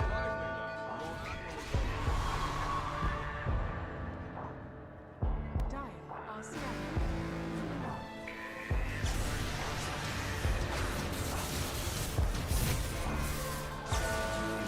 How they are dragging? Do you feel them?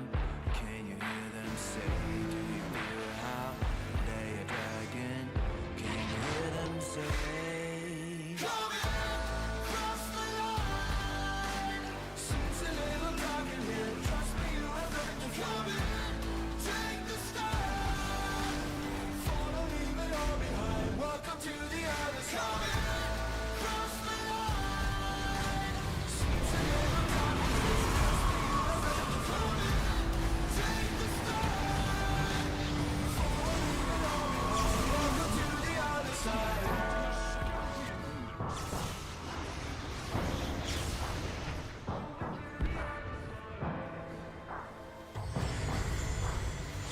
Radiant structures are fortified. Radiant's bottom tower is under attack.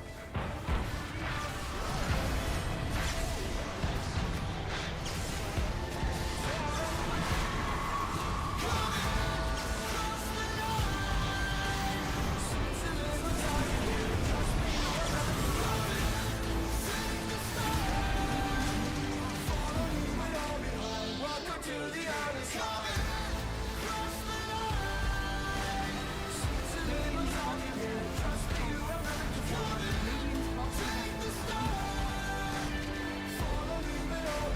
Welcome to the other side. Step lively now. Your admiral is on board.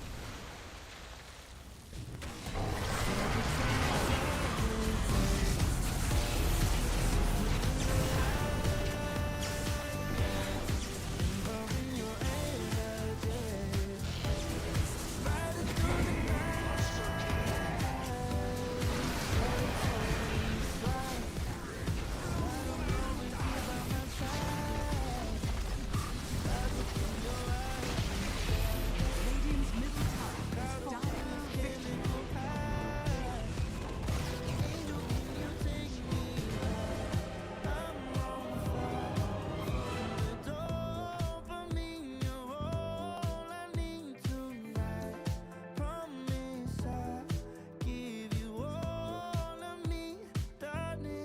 Serotonin slide with me, sequel in the lights, empowering your energy, riding through the night. Serotonin slide, slide, slide. Serotonin slide, slide, serotonin slide, slide up out of here like we're tired, but really we just about to get wired, loving at the speed of light, your body I can help but admire. I'm on fire from the dopamine of all I need tonight. Promise I give you all of me, darling. Serotonin slide with me, sequel in the lights, empowering your energy, riding through the night. Serotonin slide, slide, slide, slide. Serotonin slide, slide, slide, slide. Serotonin slide, serotonin slide, chemical high, dopamine dive love, take it higher. Serotonin slide, chemical high. Dopamine dive, love, take it higher. Serotonin slide, chemical high. Dopamine dive, love, take it higher. Serotonin slide, chemical high. Dopamine dive, love, take it higher. Secret in the lights, empowering your energy. Brighter through the night. Serotonin slide, slide, slide, slide. Serotonin slide, slide, slide, slide. Serotonin slide.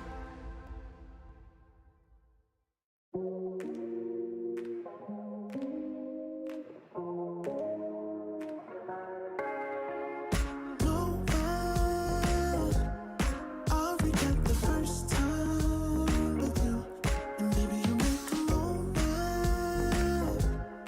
Every time I lay eyes on you, but do we care?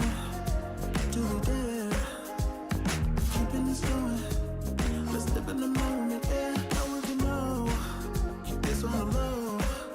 Between the two of us. Every time I try to find, Try to avoid it, but I was stuck.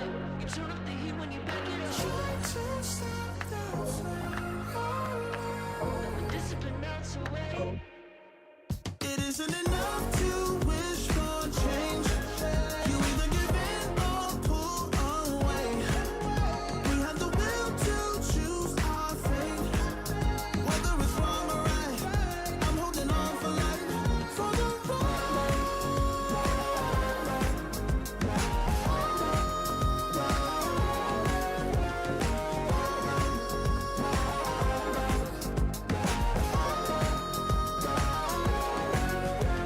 Today we woke up, lying in a pool of shame. Tears and makeup printed on the pillowcase. It's hard to apply restraint. I'm trying to stay away. It's so magnetic. Ooh, I gotta have it now. Let's keep it a private thing. I'll give you a secret name. Let's build a life on a lie. Every time I try to find, Try to avoid it, but I was stuck. You turn up the heat when you back it up. try to stop the flame. But discipline melts away. It isn't enough to wish for change. You either give in or pull away. We have the will to choose our fate. Whether it's wrong or right, I'm holding on for life. For the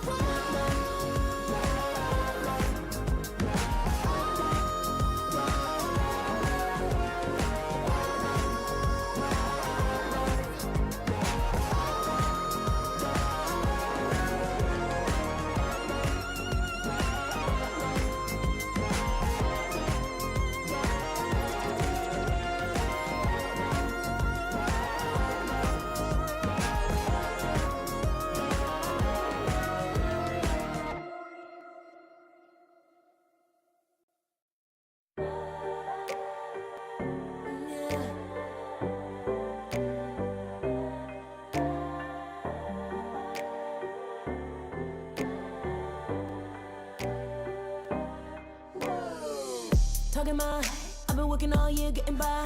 Looking for the high, taking all my time. Breathing in new life, feeling fine. Like I don't gotta be something society wants me to strive to be. Got my own energy. So magnetic in the spotlight. Shaping my own world with my own mind. Don't talk about me unless you alright. You gon' see I'm finna real free, protecting my energy. I gotta protect my mind. I'm breathing in new life. It's time that I realize what feels good ain't no ways around. changes, I got me a new strut. No more settling, I'm running out of good luck. Never chasing, I attract, I'm busy going up. If you see me come correct, then keep it on the book. Get it, how I live it, that's the motto, how it goes. No more reaching, in it, distance, hit the lotto, I'm the one. Not denying myself anymore, I'm done with it. Sky is the limit, I'm living like widow. Energy, energy, energy, energy. Feeling free. Energy. Gotta protect my mind. I'm breathing in new life. It's time that I realize what feels good ain't always right. I'm feeling good, feeling free. Feeling good, feeling free. All I need is me and my new energy. Feeling good, feeling free. Feeling good, feeling free. All I need is me and my new energy. And my new energy. Feeling good, feeling free. Feeling good, feeling free. All I need is me and my new energy. And my new energy.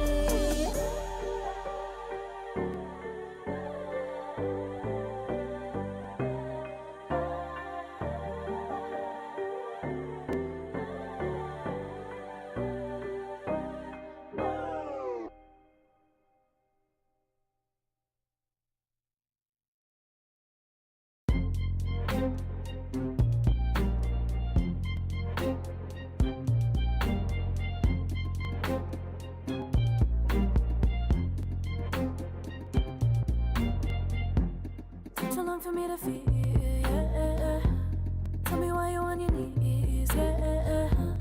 Never thought I had a dream, yeah. Kicking off the covers, I'm too hot for this step. Give me space, I need to breathe, yeah. Give a face, giving it beautifully, yeah. Yeah, it's just me and my clique, yeah. We might be the hottest, but we let you in.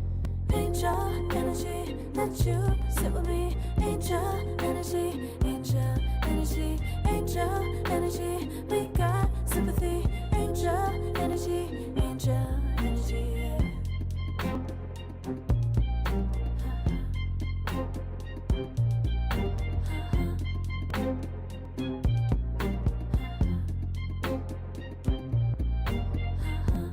Take the time to breathe and rest. Let yourself feel the best. Feel it all so deeply, so deeply. Divine with how we be, yeah. Aligned with everything, yeah. More than a dream, vulnerable and strong, yeah. We feel everything. Angel energy, let you sit with me. Angel energy, angel energy, angel energy. We got sympathy. Angel energy, angel energy, angel energy. Let you sit with me. Angel energy, angel energy, angel energy. We got sympathy. Angel energy, angel energy.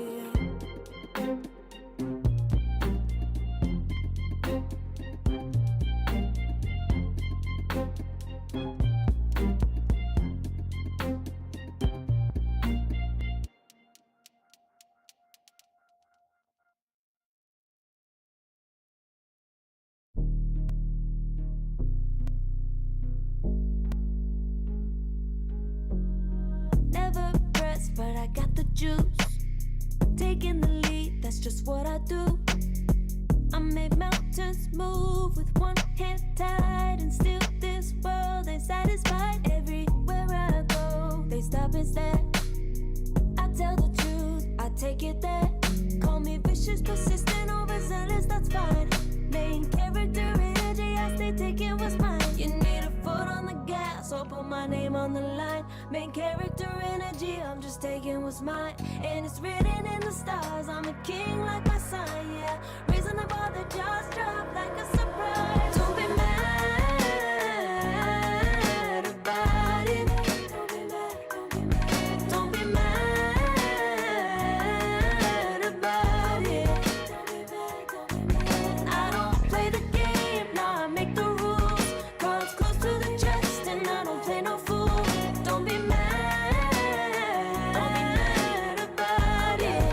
Look, yeah, my name stay in the mouth. Legs got broke, they said cast her. I'm the 911 response in a disaster. I don't ask, I just take. Treat the world like a man, I just blow him away. Yeah, I'm a #1 fan. Don't need a bark, I'm a bite. Switch me on, dark need light. Don't need pity, don't need spite. I just plop, plop, plop on sight. Could take your girl in 2 seconds. I just flash her a smile. I make petty look pretty. They run an inch, I run 3 miles. You need a foot on the gas, I'll put my name on the line. Main character energy, I'm just taking what's mine. And it's written in the stars, I'm a king like my sign, yeah. Raising the bar that just dropped like a surprise. Don't be mad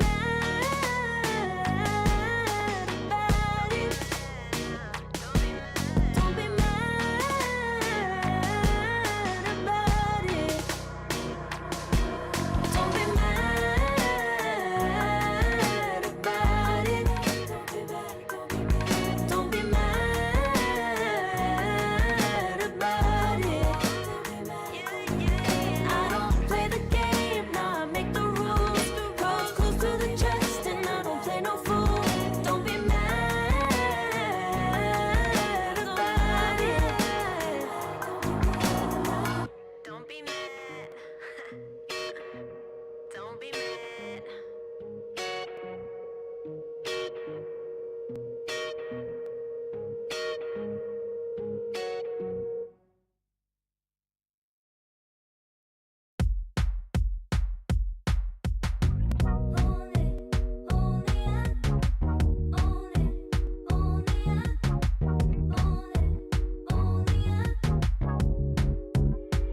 Like a moth to the flame,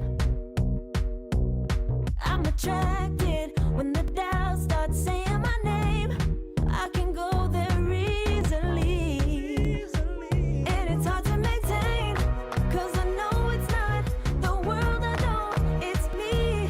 Believe in every little thing I hear, and no, I ain't no stranger to the fire, burning up all my desire to be great. It stays coming in waves, and no, I ain't no stranger to the fire, burning up all my desire to be great. I gotta just open the gate. All I need is saving from hitting the pavement, understanding when I'm impatient, that only I give to me. All I need is a little love in lonely places, the strength to stare fear in the face, that only I give to me.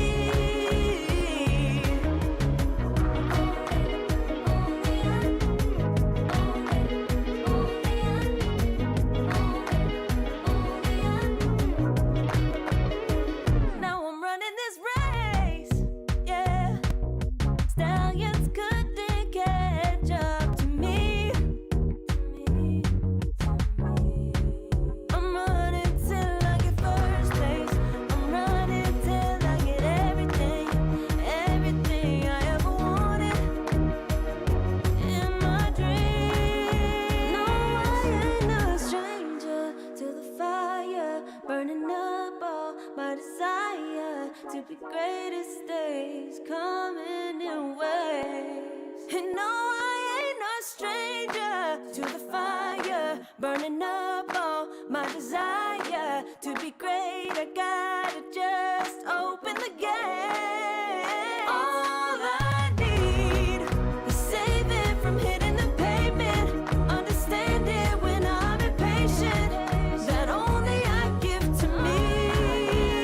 All I need is a little love in lonely places, the strength to stand fear in the face, that only I give to me.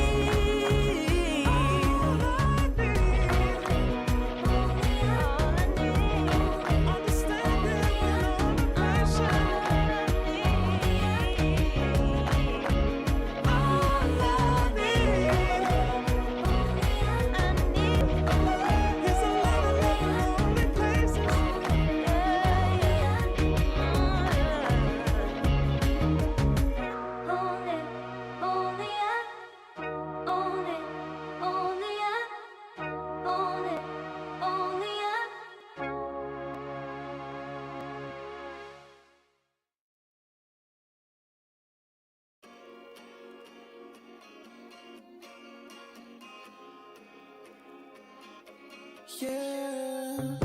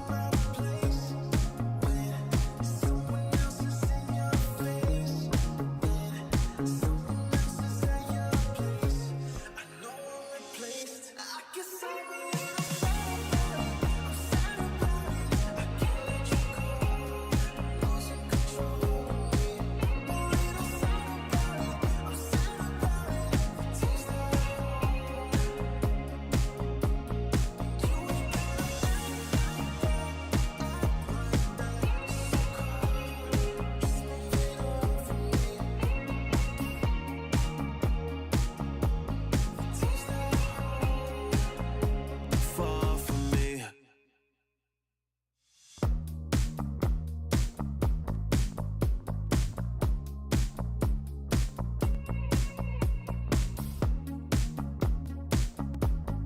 Girl, what's this shit about? You told me I was different than them. Now you got yourself another man. I hate to see you out with him. I guess I'm a little sad about it. I can't let you go. Losing control of me. A little sad about it. I'm sad about it. Tears that you ain't gotta act like that. Just leave it alone for me.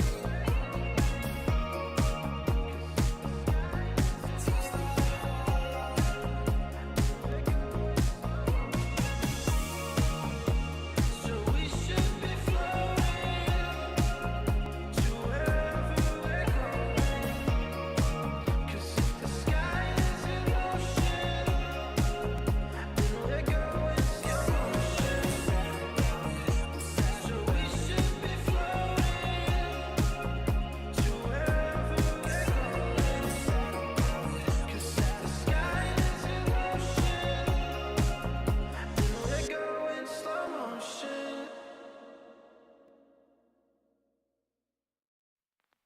I pack my suitcase, headed out the door. I keep my shoes laced. 2,000 miles away from home. A couple dollars in my pocket, never stopped the boy before. I load my bags and hit the road. Miles past, turning back, found my track, face the fact she a cold one. Never gonna settle for none. Stay up every night till I won. Don't want a slow rise now. I'm confident opulence isn't a long ride out. When I look back now, I'm astounded. A quiet boy from old age, but always felt the world was a stage. Yeah. I celebrate one last late night. My old life ain't staying. Pack my suitcase, headed out the door. I keep my shoes laced. 2,000 miles away from home. A couple dollars in my pocket, never stopped the boy before. I load my bags and hit the road. I'm headed to LA. Headed on my way. I'm headed on my way to LA. Headed on my way to.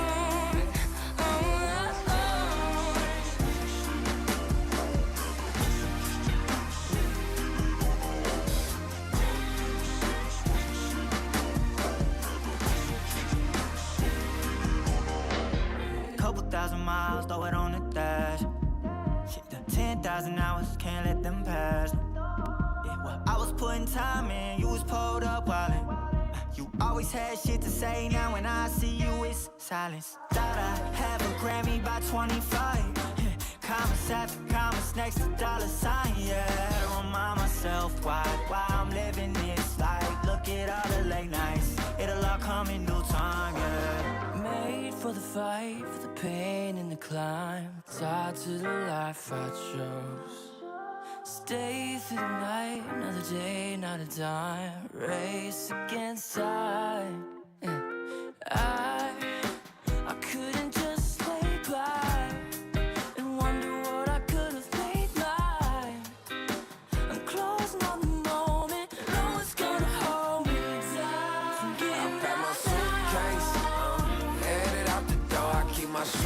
days, 2,000 miles away from home. A couple dollars in my pocket, never stopped the boy before. I load my bags and hit the road.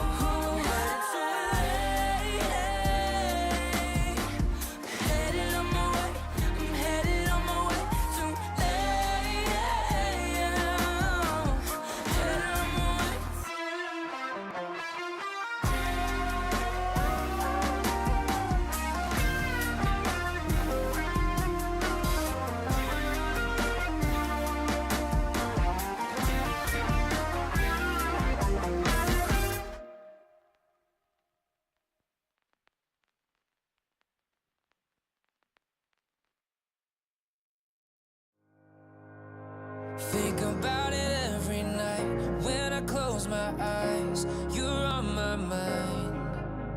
I try to quit a million times, but it takes me high. Like you're so divine. You give me everything. Don't know what's happening. I need you like medicine. You're my everything, everything.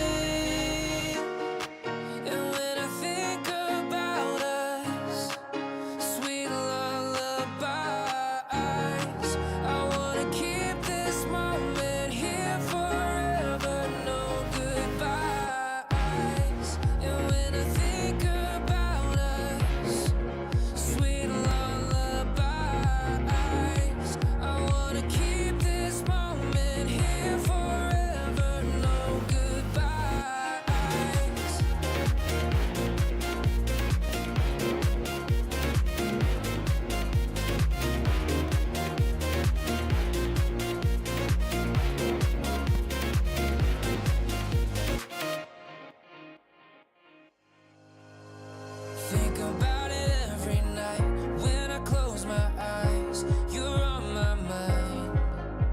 I try to quit a million times, but it takes me high. Like you're so divine. You give me everything. Don't know what's happening. I need you like medicine.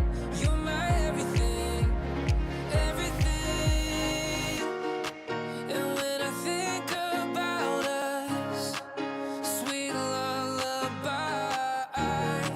I wanna keep this moment here forever, no goodbyes. And when I think about us, sweet lullabies, I wanna keep this moment here forever, no goodbyes.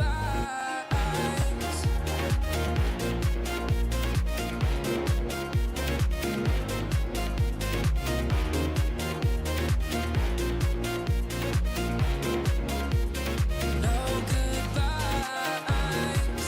And when I think about us, sweet lullabies, I wanna keep this moment here forever. No goodbyes.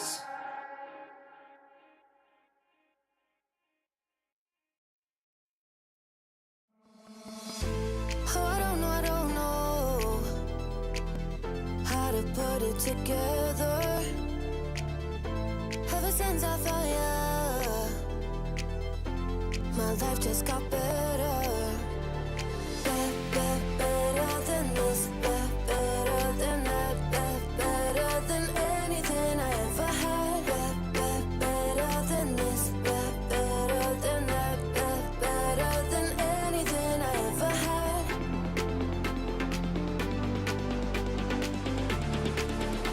Than anything I ever had.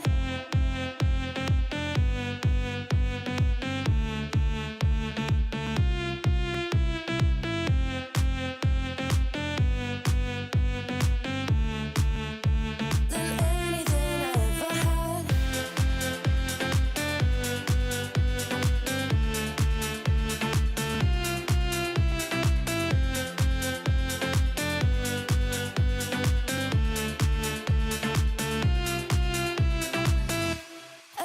Every time I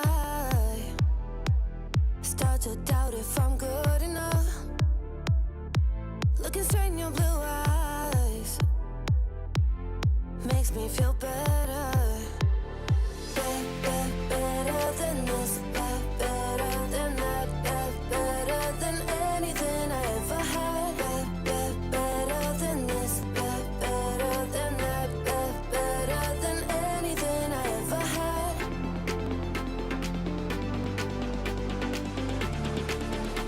Than anything I ever had.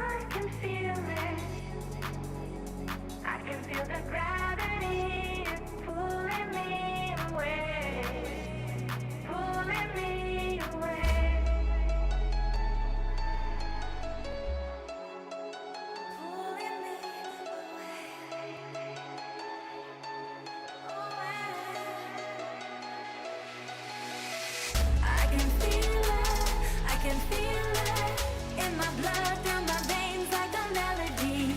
I can feel it, I can feel it, so alive, floating high, I can finally breathe.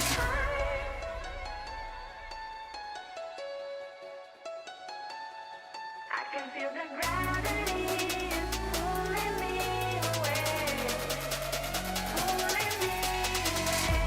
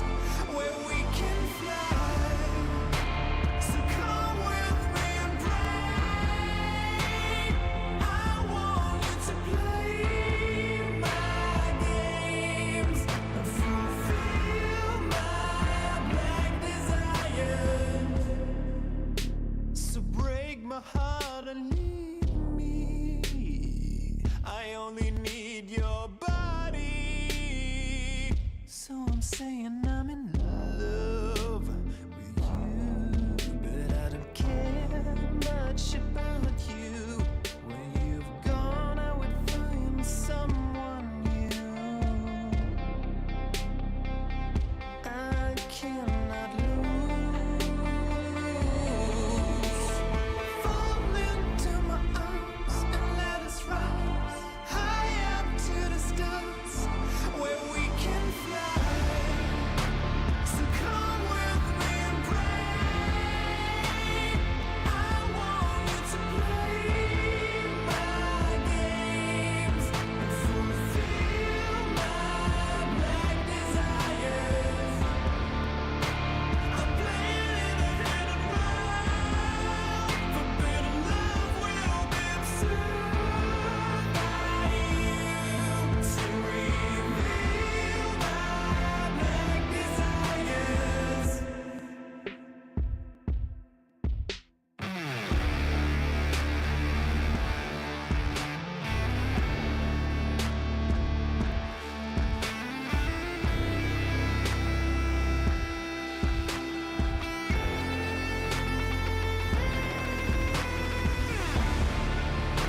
So come with me and pray.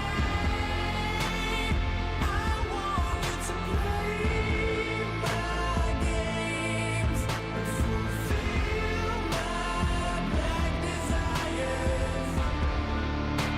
I'm playing in a hidden world. Forbidden love will be absurd by you to reveal my black desires.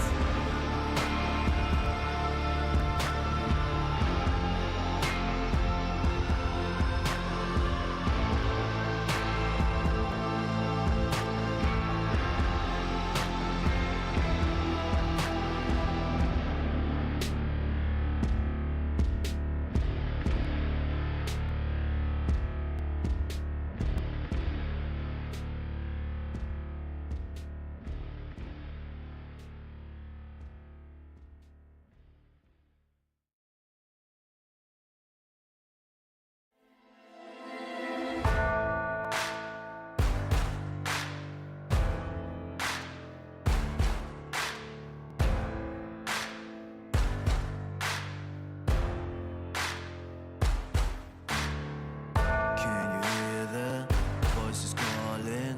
Longing for your dirty souls, the wolves are hauling. Can you hear the voices calling? Do you feel how they are dragging? Waiting for a second to push you to your limits, going strong and feeling better. But do you feel them? Can you hear them say?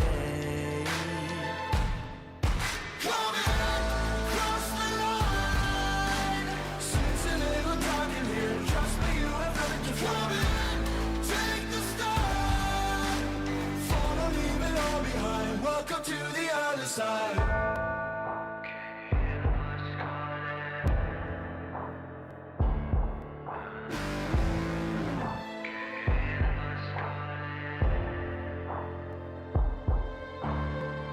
Do you feel how they are dragging? Do you feel them? Can you hear them say? Do you feel how they are dragging? Can you hear them say?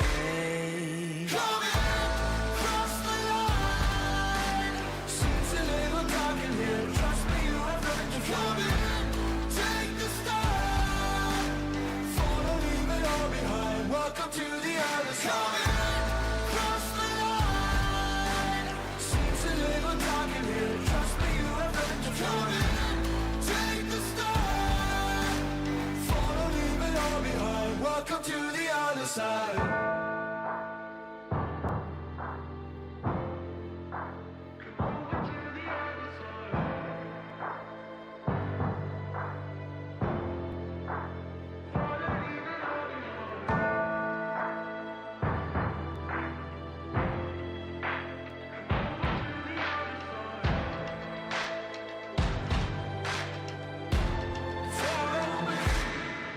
Come in, cross the line.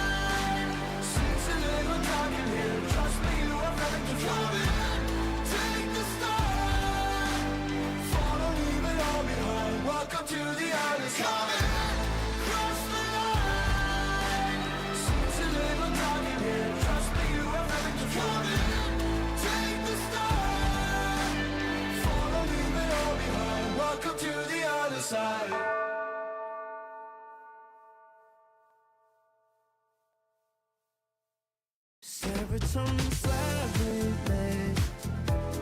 Sequin in the light, embarking your energy. Riding through the night. Serotonin slide. Slide on over here by my side. Slides up in your eyes, desire. Caught up in this chemical high. Angel, can you take me high? I'm on fire from the dopamine. You're all I need tonight. Promise I'll give you all of me, darling. Serotonin slide with me. Sequin in the light, embarking your energy. Riding through the night. Serotonin slide, slide, slide. Serotonin slide, slide, slide. Serotonin slide. Slide up out of here like we're tired, but really we just about to get wild. Loving at the speed of light. Your body, I can help but admire. I'm on fire from the dopamine. You're all I need tonight. Promise I'll give you all of me, darling. Serotonin slide with me. Sequin in the light, embarking your energy. Riding through the night. Serotonin slide, slide, slide, slide. Serotonin slide, slide, slide, slide. Serotonin slide, serotonin slide, chemical high. Dopamine dive, love, take it higher. Serotonin slide, chemical high. Dopamine dive, love, take it higher. Serotonin slide, chemical high. Dopamine dive, love, take it higher. Serotonin slide, chemical high. Dopamine dive, love, take it higher. Slide with me. Sequin in the light, embarking your energy. Riding through the night. Serotonin slide, slide, slide, slide. Serotonin slide, slide, slide, slide. Serotonin slide.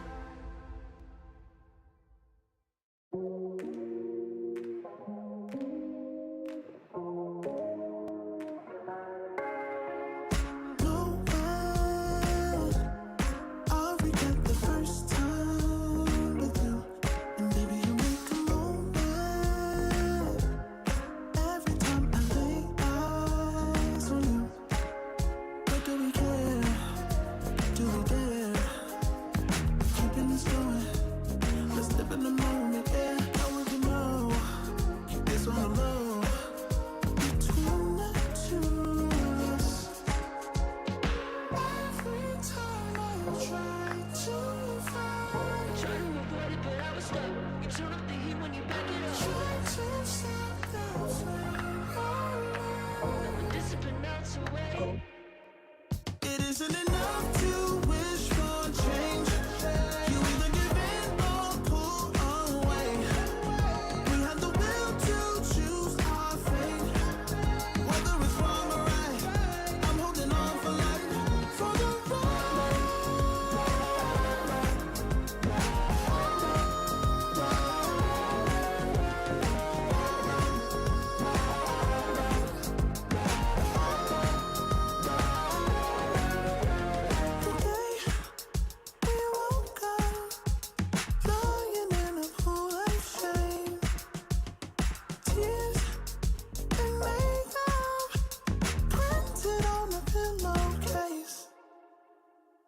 It's hard to apply restraint. I'm trying to stay away. It's so magnetic.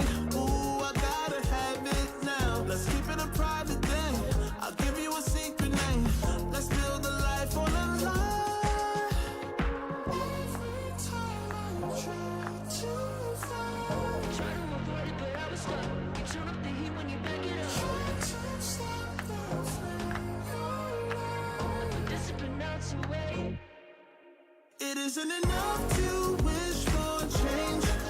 You either give in or pull away. We have the will to choose our fate. Whether it's wrong or right, I'm holding on for life, for the ride.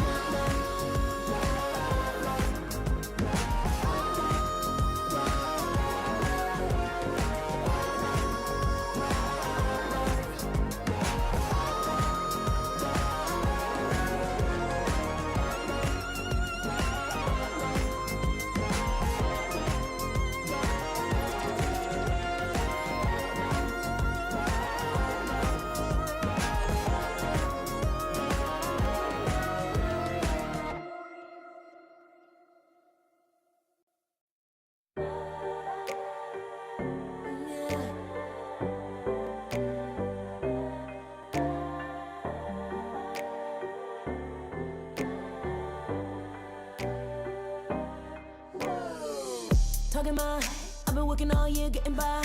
Looking for the high, taking all my time.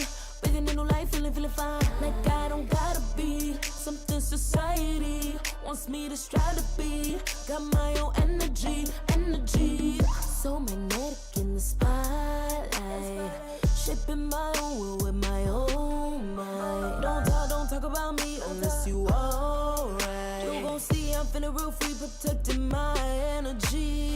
Gotta protect my mind. I'm breathing in new life. It's time that I realize what feels good ain't always right.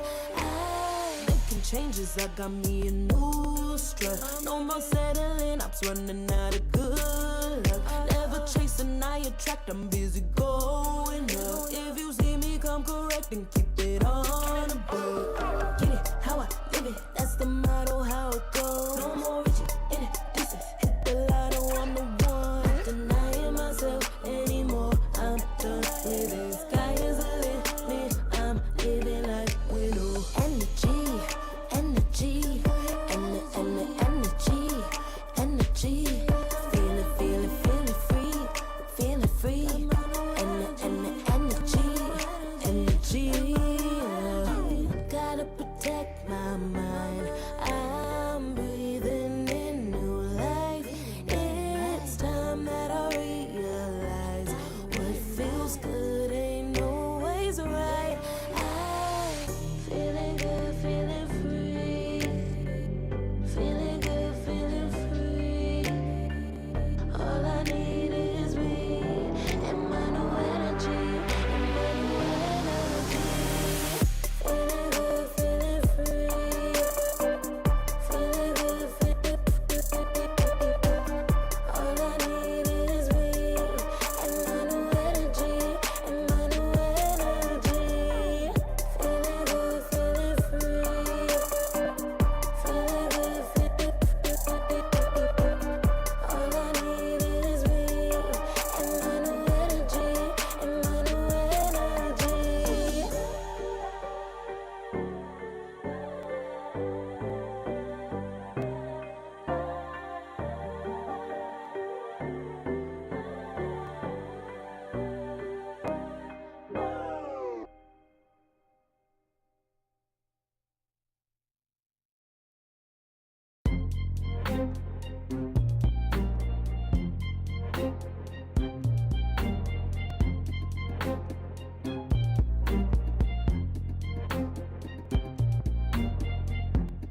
Too long for me to feel, yeah. Tell me why you on your knees, yeah. Never thought I had a dream, yeah. Kicking off the covers, I'm too hot for this bed. Give me space, I need to breathe, yeah. Give a face, giving it beautifully, yeah. Yeah, it's just me and my clique, yeah. We might be the hardest, but we'll let you in. Angel energy, let you sit with me. Angel energy, angel energy, angel energy. We got sympathy. Angel energy, angel energy. Yeah.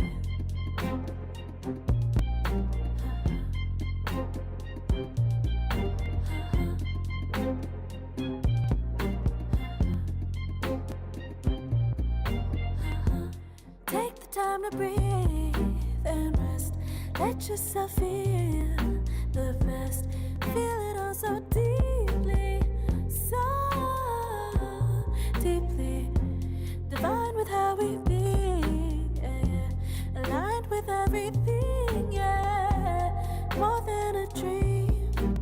Vulnerable and strong, yeah, we feel everything. Angel energy, let you sit with me. Angel energy, angel energy, angel energy. We got sympathy. Angel energy, angel energy, angel energy. Let you sit with me. Angel energy, angel energy, angel energy. We got sympathy. Angel energy, angel energy.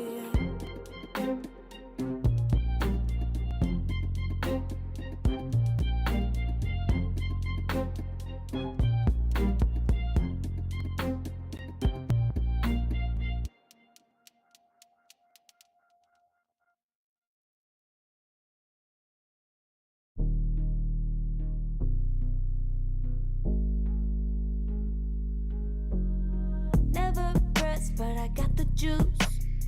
Taking the lead, that's just what I do. I made mountains move with one hand tied, and still this world ain't satisfied. Everywhere I go, they stop and stare.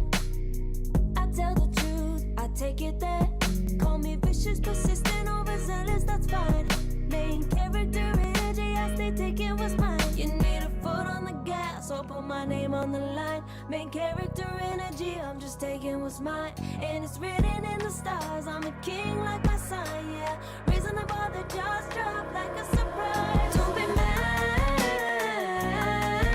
about it. Don't be mad about it.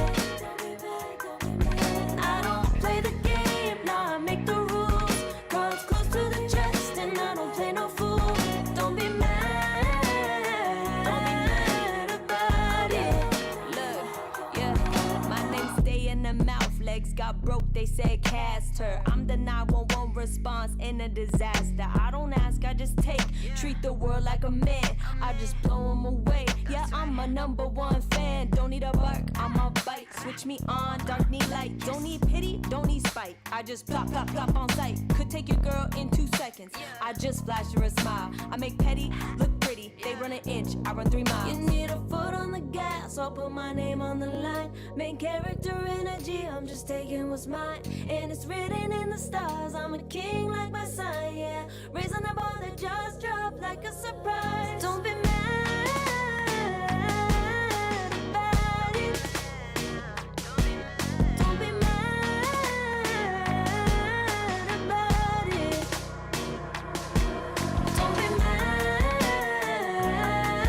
about it. Don't be mad about it. I don't play the game, nah, I make the rules. Cards close to the chest, and I don't play no fool. Don't be mad about it. Don't be mad. Don't be mad.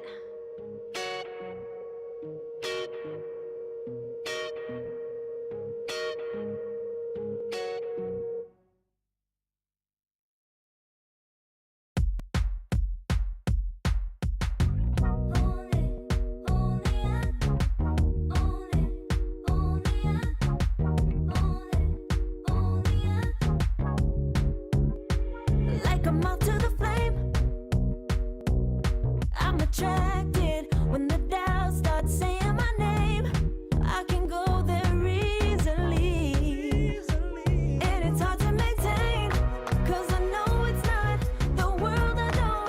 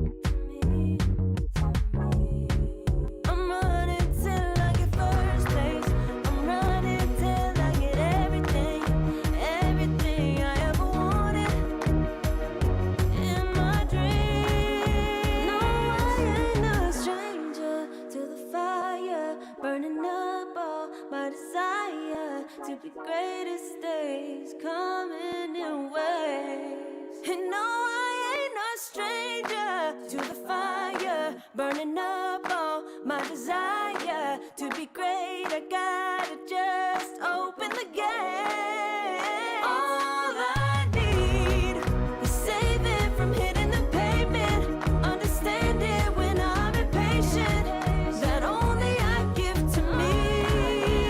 All I need is a little love in lonely places, the strength to stand fear in the face, that only I give to me.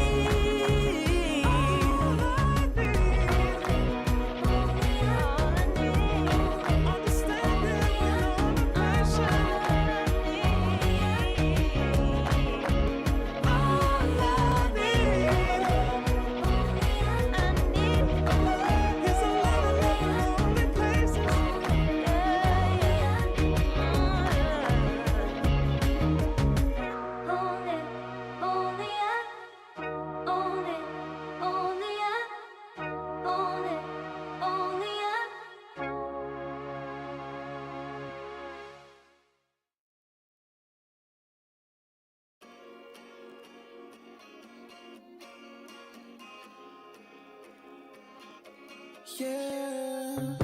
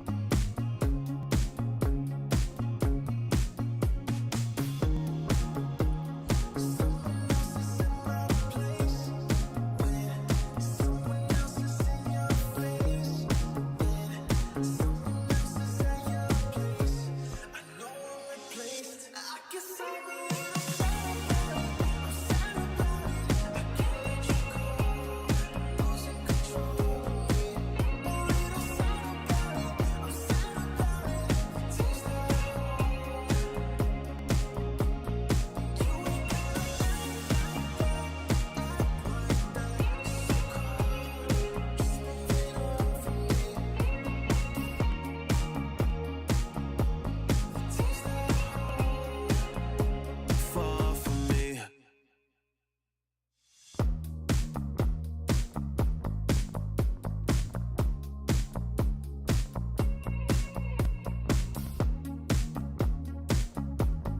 Girl, what's this shit about?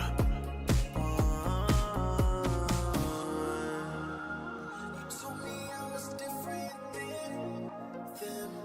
Now you got yourself another man. I hate to see you out with him. I guess I'm a little sad about it. I can't let you go. Losing control of me. A little sad about it. I'm sad about it. Tears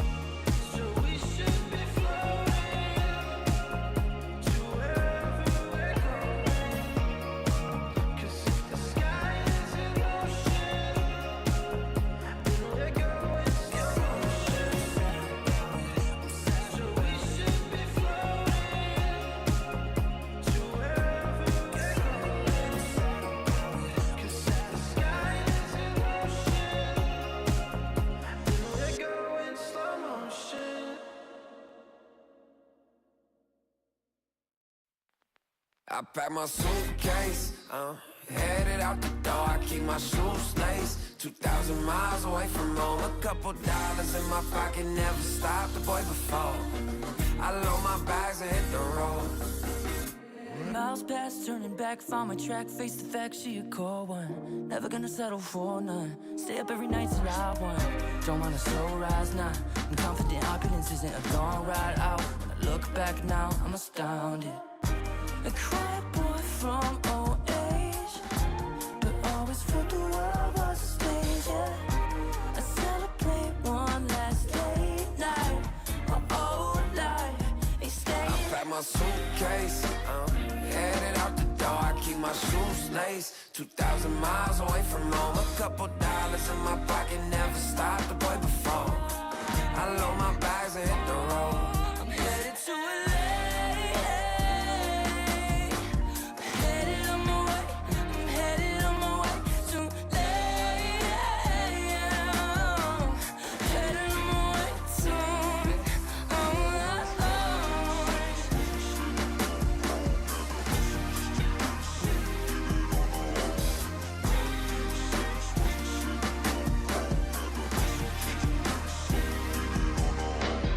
Couple thousand miles, throw it on the dash.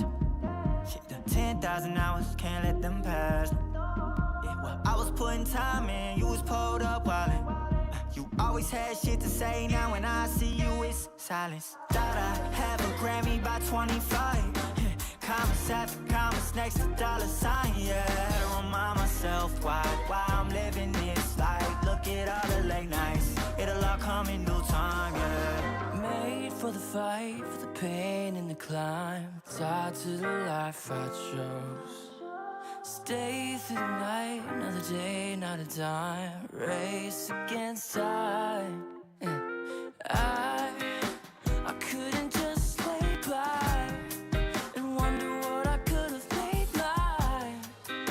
I'm closing on the moment, no one's gonna hold me down. I pack my suitcase, headed out the door. I keep my shoes laced. 2,000 miles away from home. A couple dollars in my pocket never stopped the boy before. I load my bags and hit the road.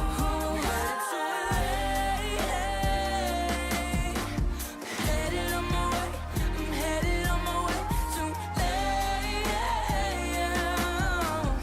Headed on my way.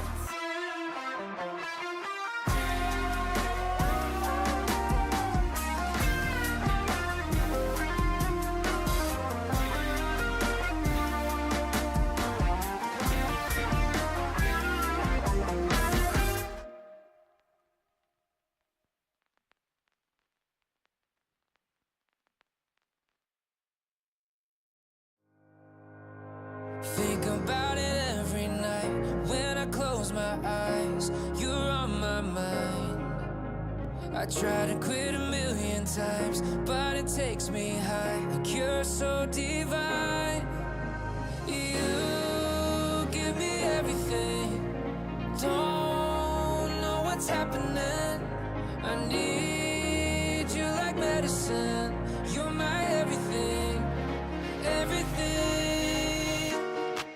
And when I think about us, sweet lullabies, I wanna keep this moment here forever, no goodbyes. And when I think about us, sweet lullabies, I wanna keep this moment here forever, no goodbyes.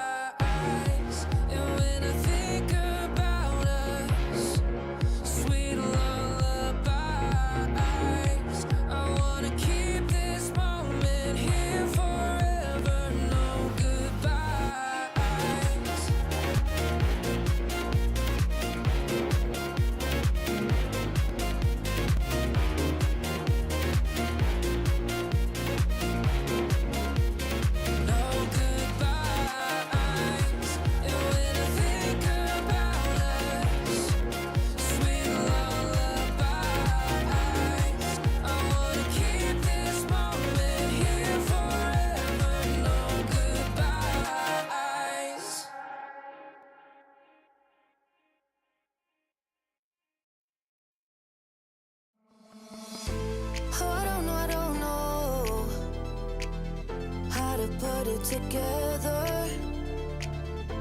Ever since I found you, my life just got better.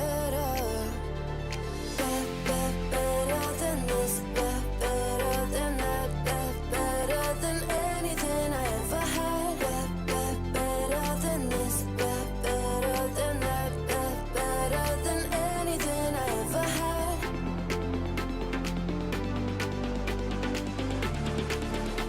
Than anything I ever had.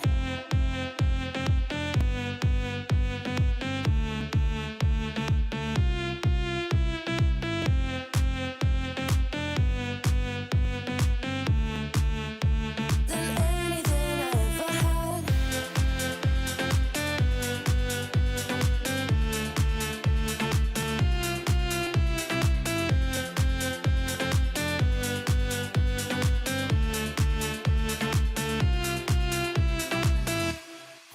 Every time I start to doubt if I'm good enough, looking straight in your blue eyes makes me feel better. Better than this, better than that, better than anything I ever had. Better than this, better than that, better than anything I ever had.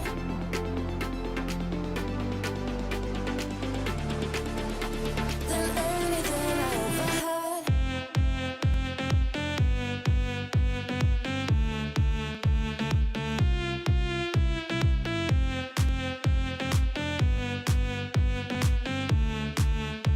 Than anything I ever had.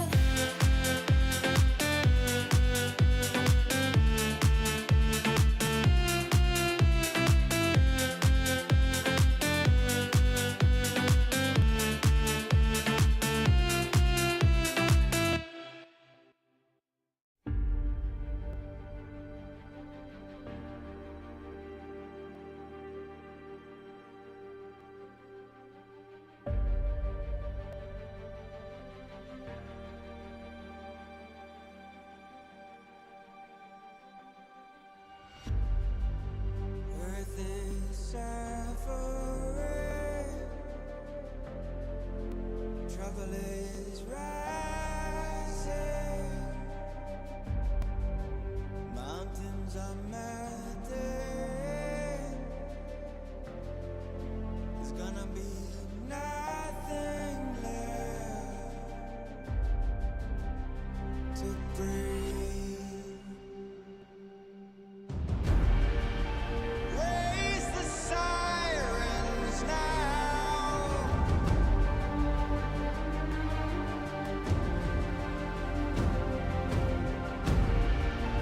Break the silence now.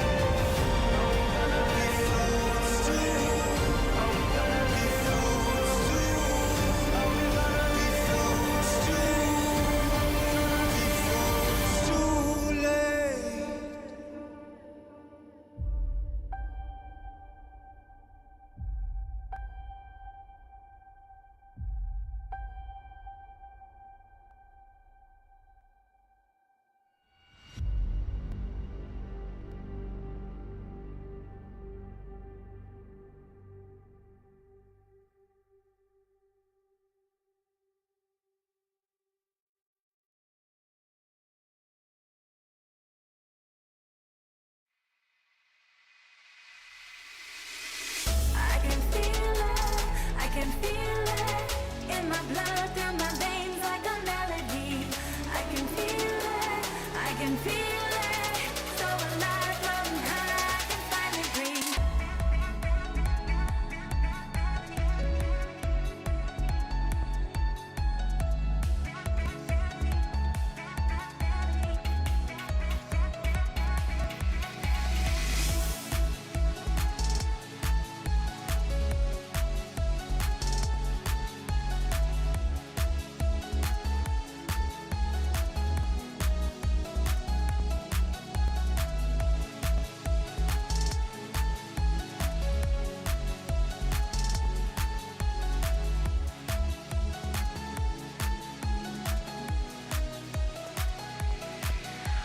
Lately, I've been feeling lonely.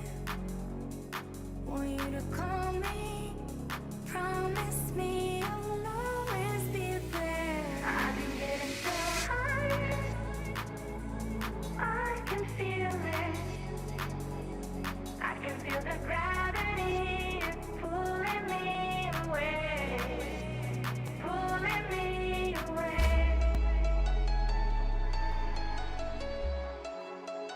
Pulling me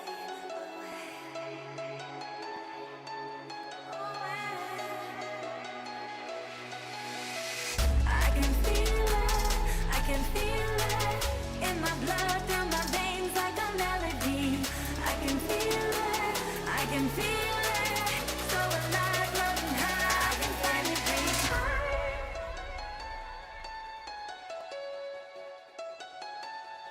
I can feel the gravity pulling me away, pulling me away.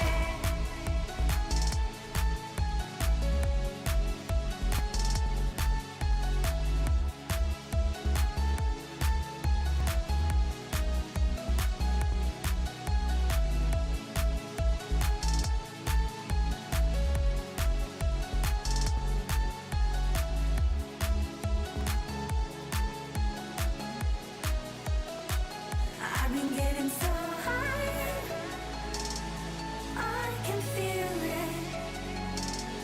I can feel the gravity is pulling me away, pulling me away.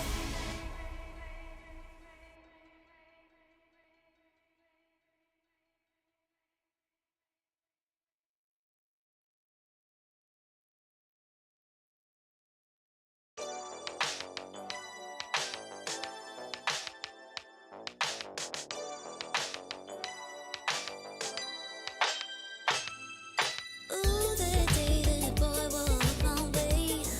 Won't forget his pretty face. It was like we both had something to say. Yeah, but as soon as I saw him, his fine ass was gone. Think I should have followed it home. Put my number into his phone. A moment in time, so divine. Hope I see you again. Hope I see you again.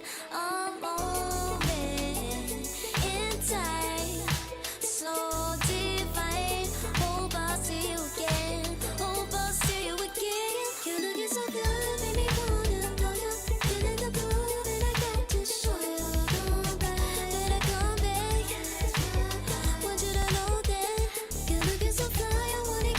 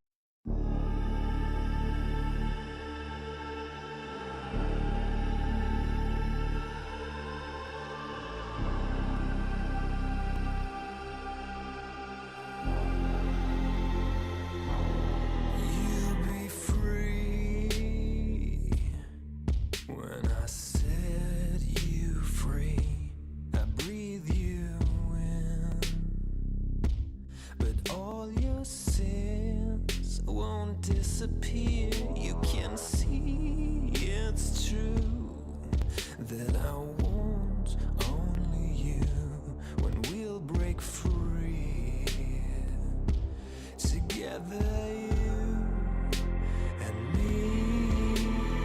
Take me in your arms and let us rise high up to the stars where we can fly. So come with me and pray. I want you to play my games and fulfill my black desires. So break my heart and leave me. I only need your body. So I'm saying I'm in love with you, but I don't care much about you. When you've gone, I would find someone new. I cannot lose. Fall into my arms and let us rise high up to the stars where we can fly. So come with me and pray. I want you to play my games and fulfill my black desires. I'm playing in a hidden world. Forbidden love will be observed by you to reveal my black desires.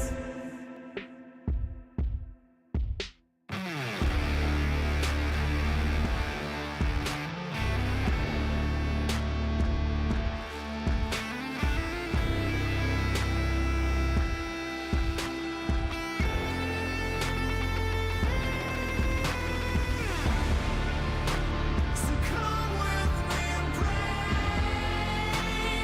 I want you to play my games and fulfill my black desires. I'm playing in a hidden world. Forbidden love will be observed by you to reveal my black desires.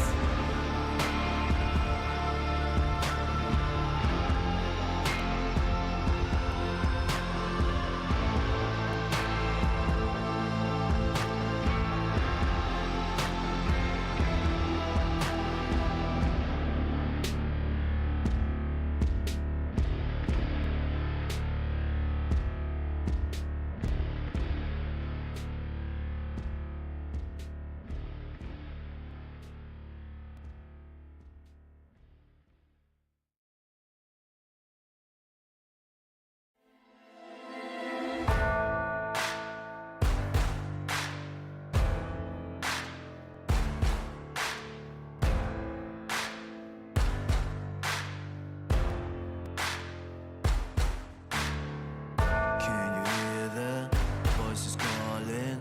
Longing for your dirty souls, the wolves are hauling. Can you hear the voices calling?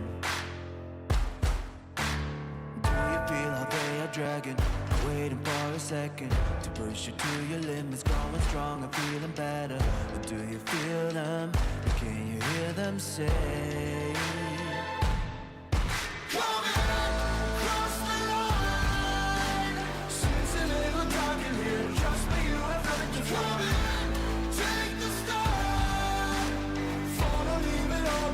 Welcome to the other side.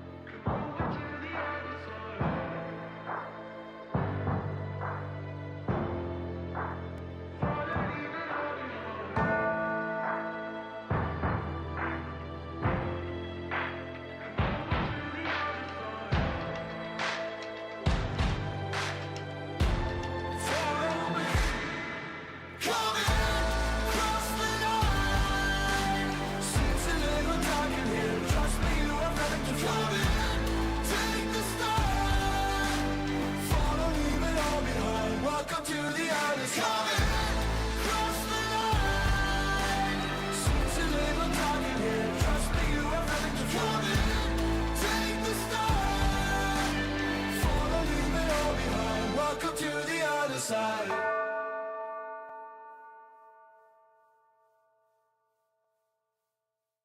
Serotonin slightly late, sequin in the light,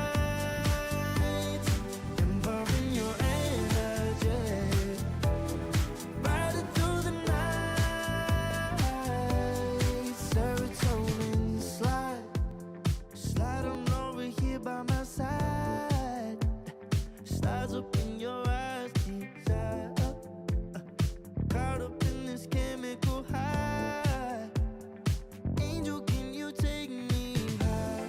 I'm on fire from the dopamine. You're all I need tonight.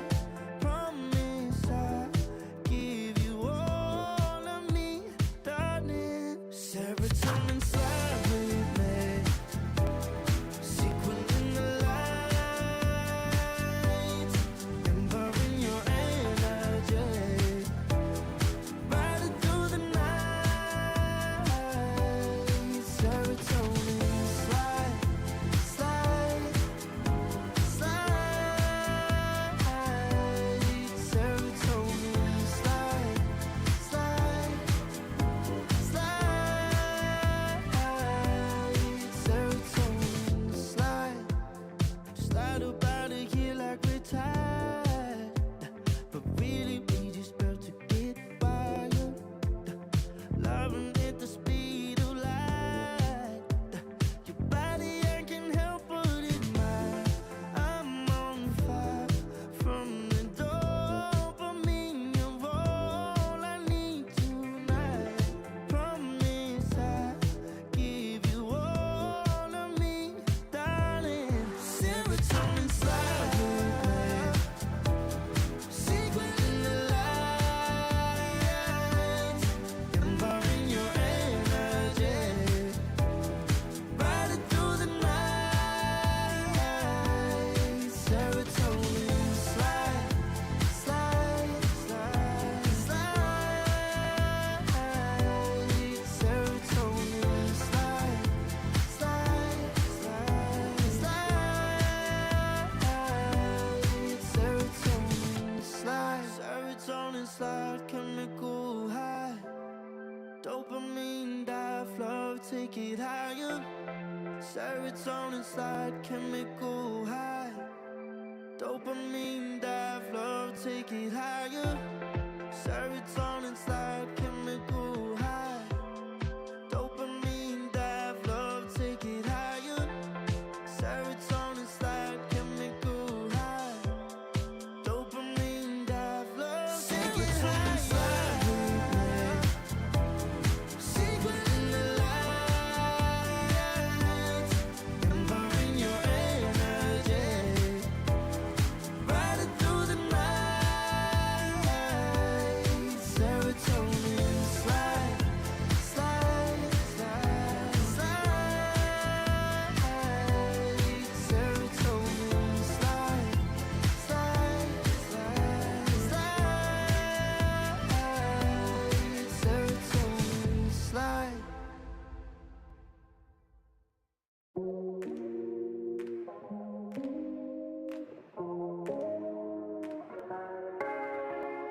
No way,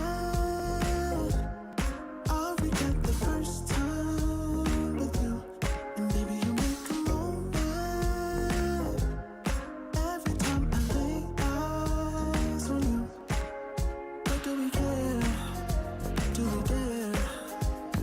Keeping this going, let's live in the moment. Yeah, I want to know this on the low between the two of us. Every time I try to find, Try to avoid it, but I was stuck. You turn up the heat when you back it up. try to stop the flame. When discipline melts away. It isn't enough to wish for change.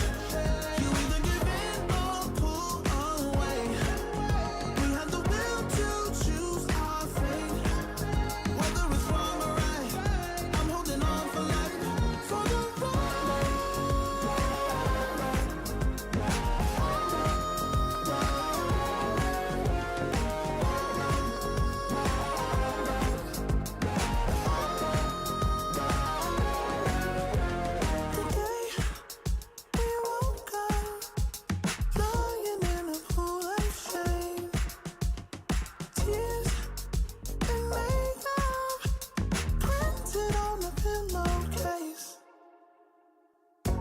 to apply restraint.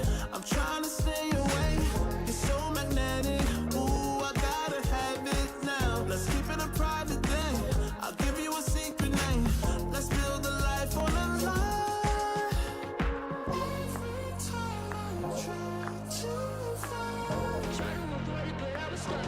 You turn up the heat when you back it up. Try to stop the flame. Discipline melts away. It isn't enough to wish for change. You either give in or pull away. We have the will to choose our fate. Whether it's wrong or right, I'm holding on for life. For the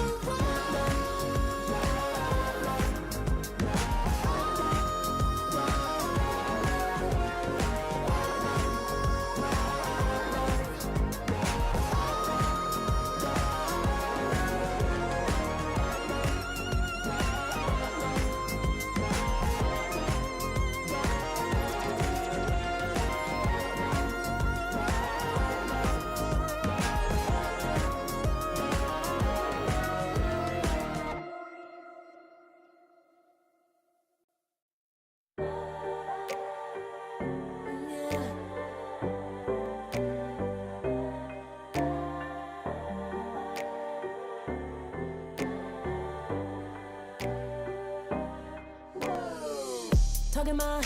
I've been working all year, getting by. Looking for the high, taking all my time.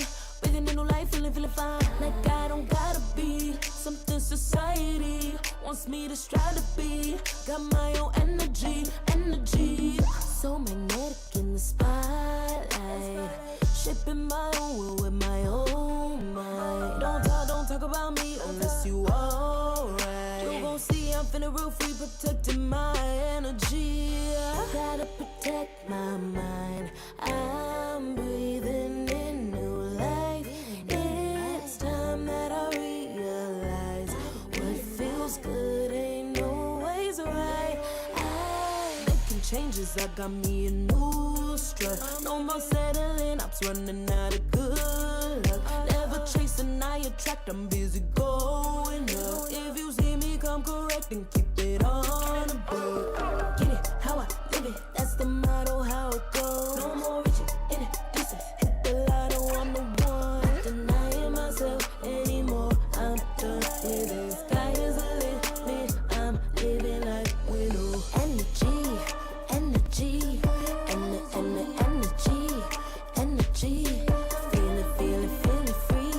Feeling free.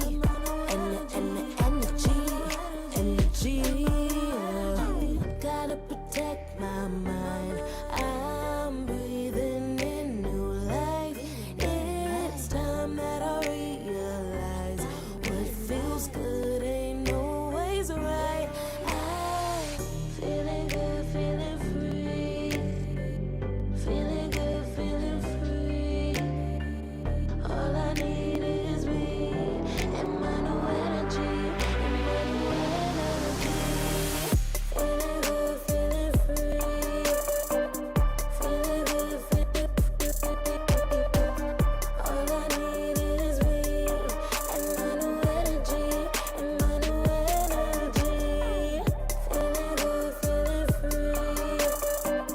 Feeling good, feeling free. All I need is me and my new energy.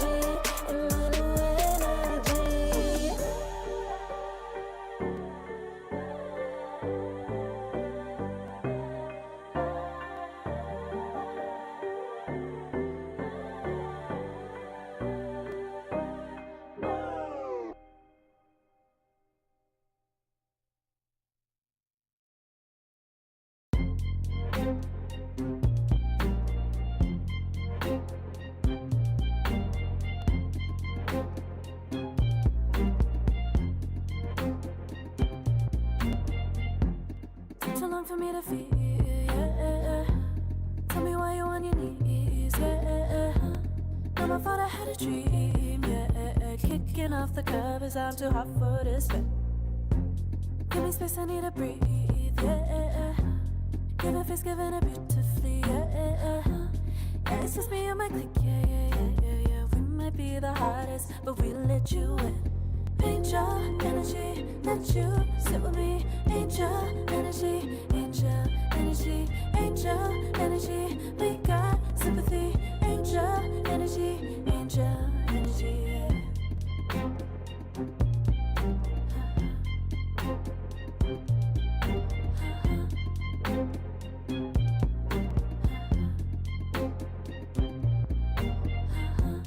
Take the time to breathe and rest.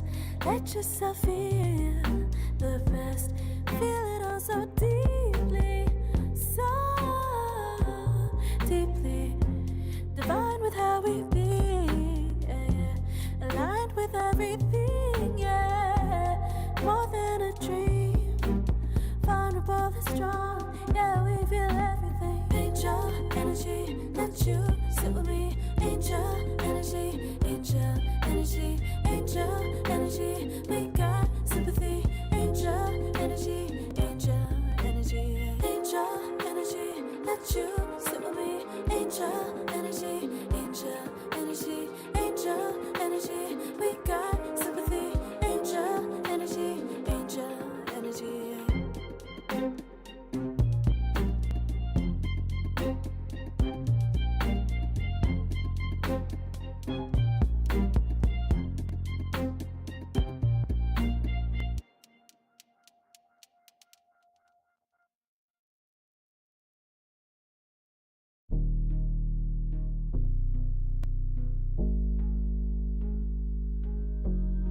Never pressed, but I got the juice.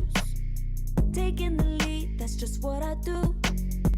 I made mountains move with one hand tied, and still this world ain't satisfied. Everywhere I go, they stop and stare. I tell the truth, I take it there. Call me vicious, persistent, overzealous, that's fine. Main character energy, I stay taking what's mine. You need a foot on the gas, or put my name on the line. Main character energy, I'm just taking what's mine. And it's written in the stars, I'm a king like my sign, yeah. Reason the bar, the jaws drop like a surprise. Don't be mad about it.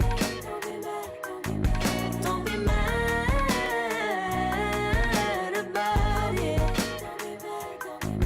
I don't play the game, nah, I make the rules. Cards close to the chest, and I don't play no fool. Don't be mad about it. Look, yeah, my name stay in the mouth. Legs got broke, they said cast her. I'm the 911 response in a disaster. I don't ask, I just take.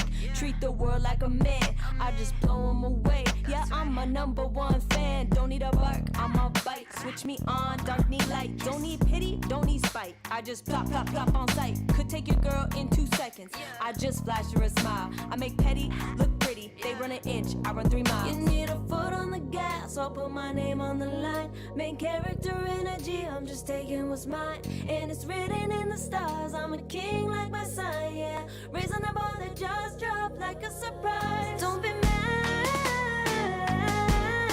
about it. Don't be mad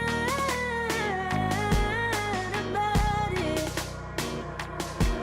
Don't be mad about it. Don't be mad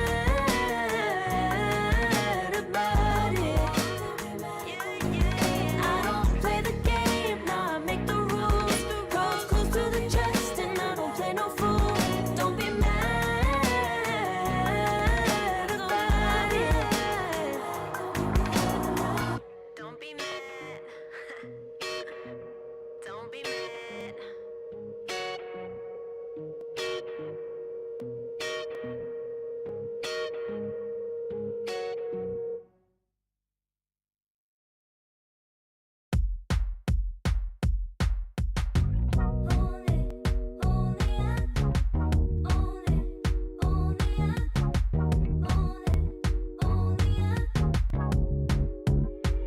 Like a moth to the flame, I'm attracted when the doubts start saying my name. I can go there easily, and it's hard to maintain, 'cause I know it's not the world I know, it's me believing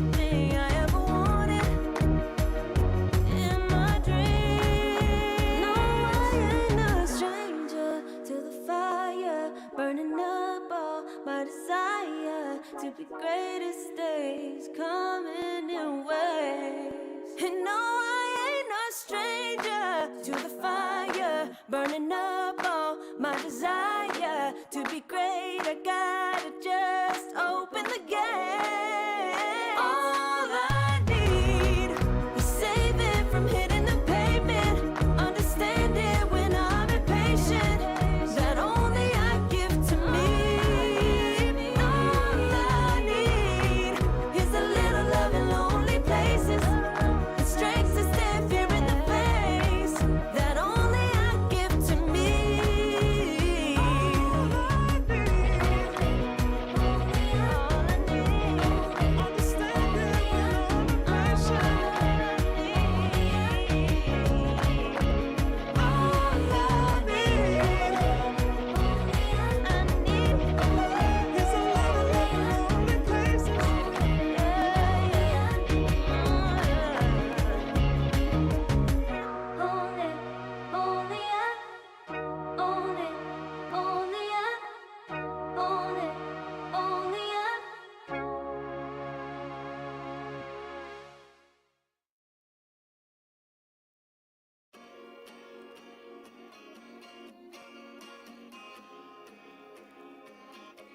Yeah.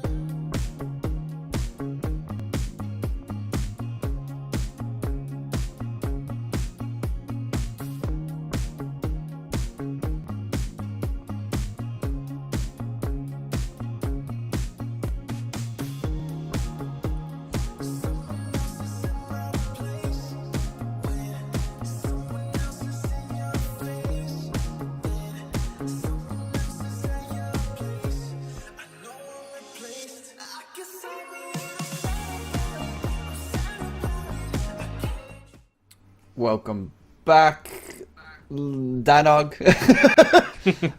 Ladies and gentlemen, as we have a nice little close up there of my well, they're you know, we're just gonna keep him on You're the screen stuck for with now. me. Yep. Welcome everyone for the last elimination match of the day here on the second stream. As we will be taking on a very interesting match. I think this one will be a lot closer, as we are keeping that close up on the screen the entire time. Maybe I just Danog. need to back up a bit. Maybe that'll make it a little better, so it's not so front and center. Because yeah, like you said, it's the last series that we're casting for these qualifiers, and honestly, it's probably the most exciting of all of them. Some really well, I would say a team of like really solid individual names, and then a really solid team with REKONIX coming through. Of course, they've got people like FBZ, LAN winners across the board, but it does seem like they've been able to string together some really good matches in recent times.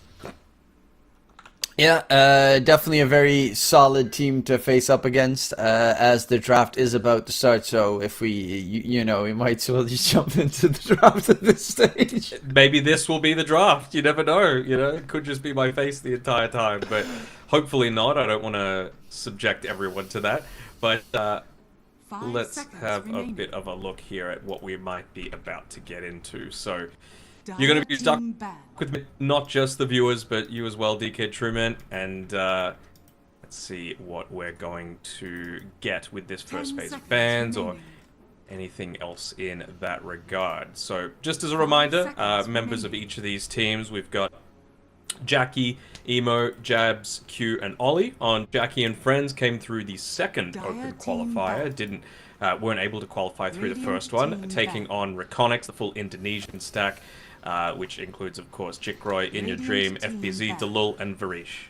Dire team Yeah, gonna be an interesting one. Both these teams were playing in the first round, so both these teams have about as much of they won their matches 2-0-2-0. Had about the same amount of rest, so it is as equal as they can make it here in terms of how fatigued they might be, which should be essentially not at all, considering how easy their matches have been so far. But you know, this is the match. This is the tough one. Top 4 teams right now that are left, and honestly, any of these 4 teams I can see taking the entire thing. Yeah, absolutely. Like, it really just does depend on the draft. It depends on who's going to win out. It could even come down to something as simple as like who wins the coin flip, who's going to get the most advantageous thing for them. What we see, even though it's because they don't have first pick. In Your Dream absolutely balled out of control on his Storm Spirit, but so did Emo in his series earlier today. I think he might have gone deathless in that one. So, pretty similar scoreline to In Your Dream, just with, 1 or 2 fewer deaths. But I'm really keen to see it come out again some. Yeah, we do get to see the good old gyrocopter coming in. That means you probably want to most of the time ban out or pick up the Tusk. They're actually going to go for that axe that was banned in the previous series for FBZ. But yeah, the Tusk combo so well with gyrocopter with the drinking buddies, facet, and just the incredible harass that you then have in the laning stage. That would be a nice pickup, I think, for Jackky and friends. I mean, I'm a big fan of the drinking buddies, but very, very few people actually seem to pick it, and I really don't know why. Like, level 7, 110 extra damage seems absolutely bonkers, especially with something like a gyrocopter where you're pretty much guaranteed to get off of all of those hits in the team fight with a flak cannon. Yeah, it is just straight up solid. To manage to secure drinking buddies. You also have the save against the axe call, which is nice. BKB piercing tool on your roster, and it makes it so that you don't have to get that blink dagger immediately. Like, you can actually play the game without the blink dagger at that point, which is kind of a big buff added in. There's going to be that Jikroy Kez being removed out of the equation, which we saw that game in the previous series. He did shred really hard with it, so it's understandable that they don't want to deal with any specialist heroes here. Although, there's Clink still available on REKONIX, which could really be problematic for Gyro. Yeah, absolutely. And I'm interested to see if it does. I mean, you would have to imagine it's something that they would be considering, right? Most of the time when there's many units in a team fight, you're just like, oh, okay, Flak Cannon will take care of it, but not the Skeleton Archers. They're there. The only way to really deal with them is going like a PL or something along those lines. That's going to be able to just shred them like they do Shadow Shaman wards, but, well, we'll see what they end up going with the Tree and Protector ban. Interesting pick of the Axe as well for, I'm assuming, FBZ, unless Delol wants to go and try some position 4 Axe. For those that weren't watching earlier, we got the absolute treat of the position 4 Faceless Void 2 times in a row, and he made it look pretty damn good. But for FBZ, I think it's just about being able to have some sort of farm in that lane against the Gyrocopter, because you don't really want to be pressured completely out of the lane, but you also don't want to lane into the Gyrocopter, if that makes sense. So once the support leaves, you just go start cutting waves, pulling them into neutral camps, and essentially you're not going to stop Gyrocopter from farming, but you're also not going to have your own farm hindered that much either. Yeah, I think that is also a very important aspect. Axe is decent at clearing stacks, especially if he gets a Vanguard early on, so maybe get something. The Phoenix is okay to make some stacks from long range, so that Axe could try and clear him up. Obviously, you always have to be careful playing against Charo, because he can very easily invade into the triangle and clear up a big stack camp coming in. But yeah, Phoenix I do like, because Gyrocopter has okay attack speed, but he doesn't really want to put his focus on that Phoenix Egg most of the time. Most of the time, no. And even just being able to stay at relatively long range, right? Being able to get that Sunray in onto the Gyrocopter, potentially have some of that miss chance coming into the equation as well. So we'll have to see what they're going to look to pair together with this, whether it's just a few more beefy boys for REKONIX so that you do get max value out of that Sunray heal.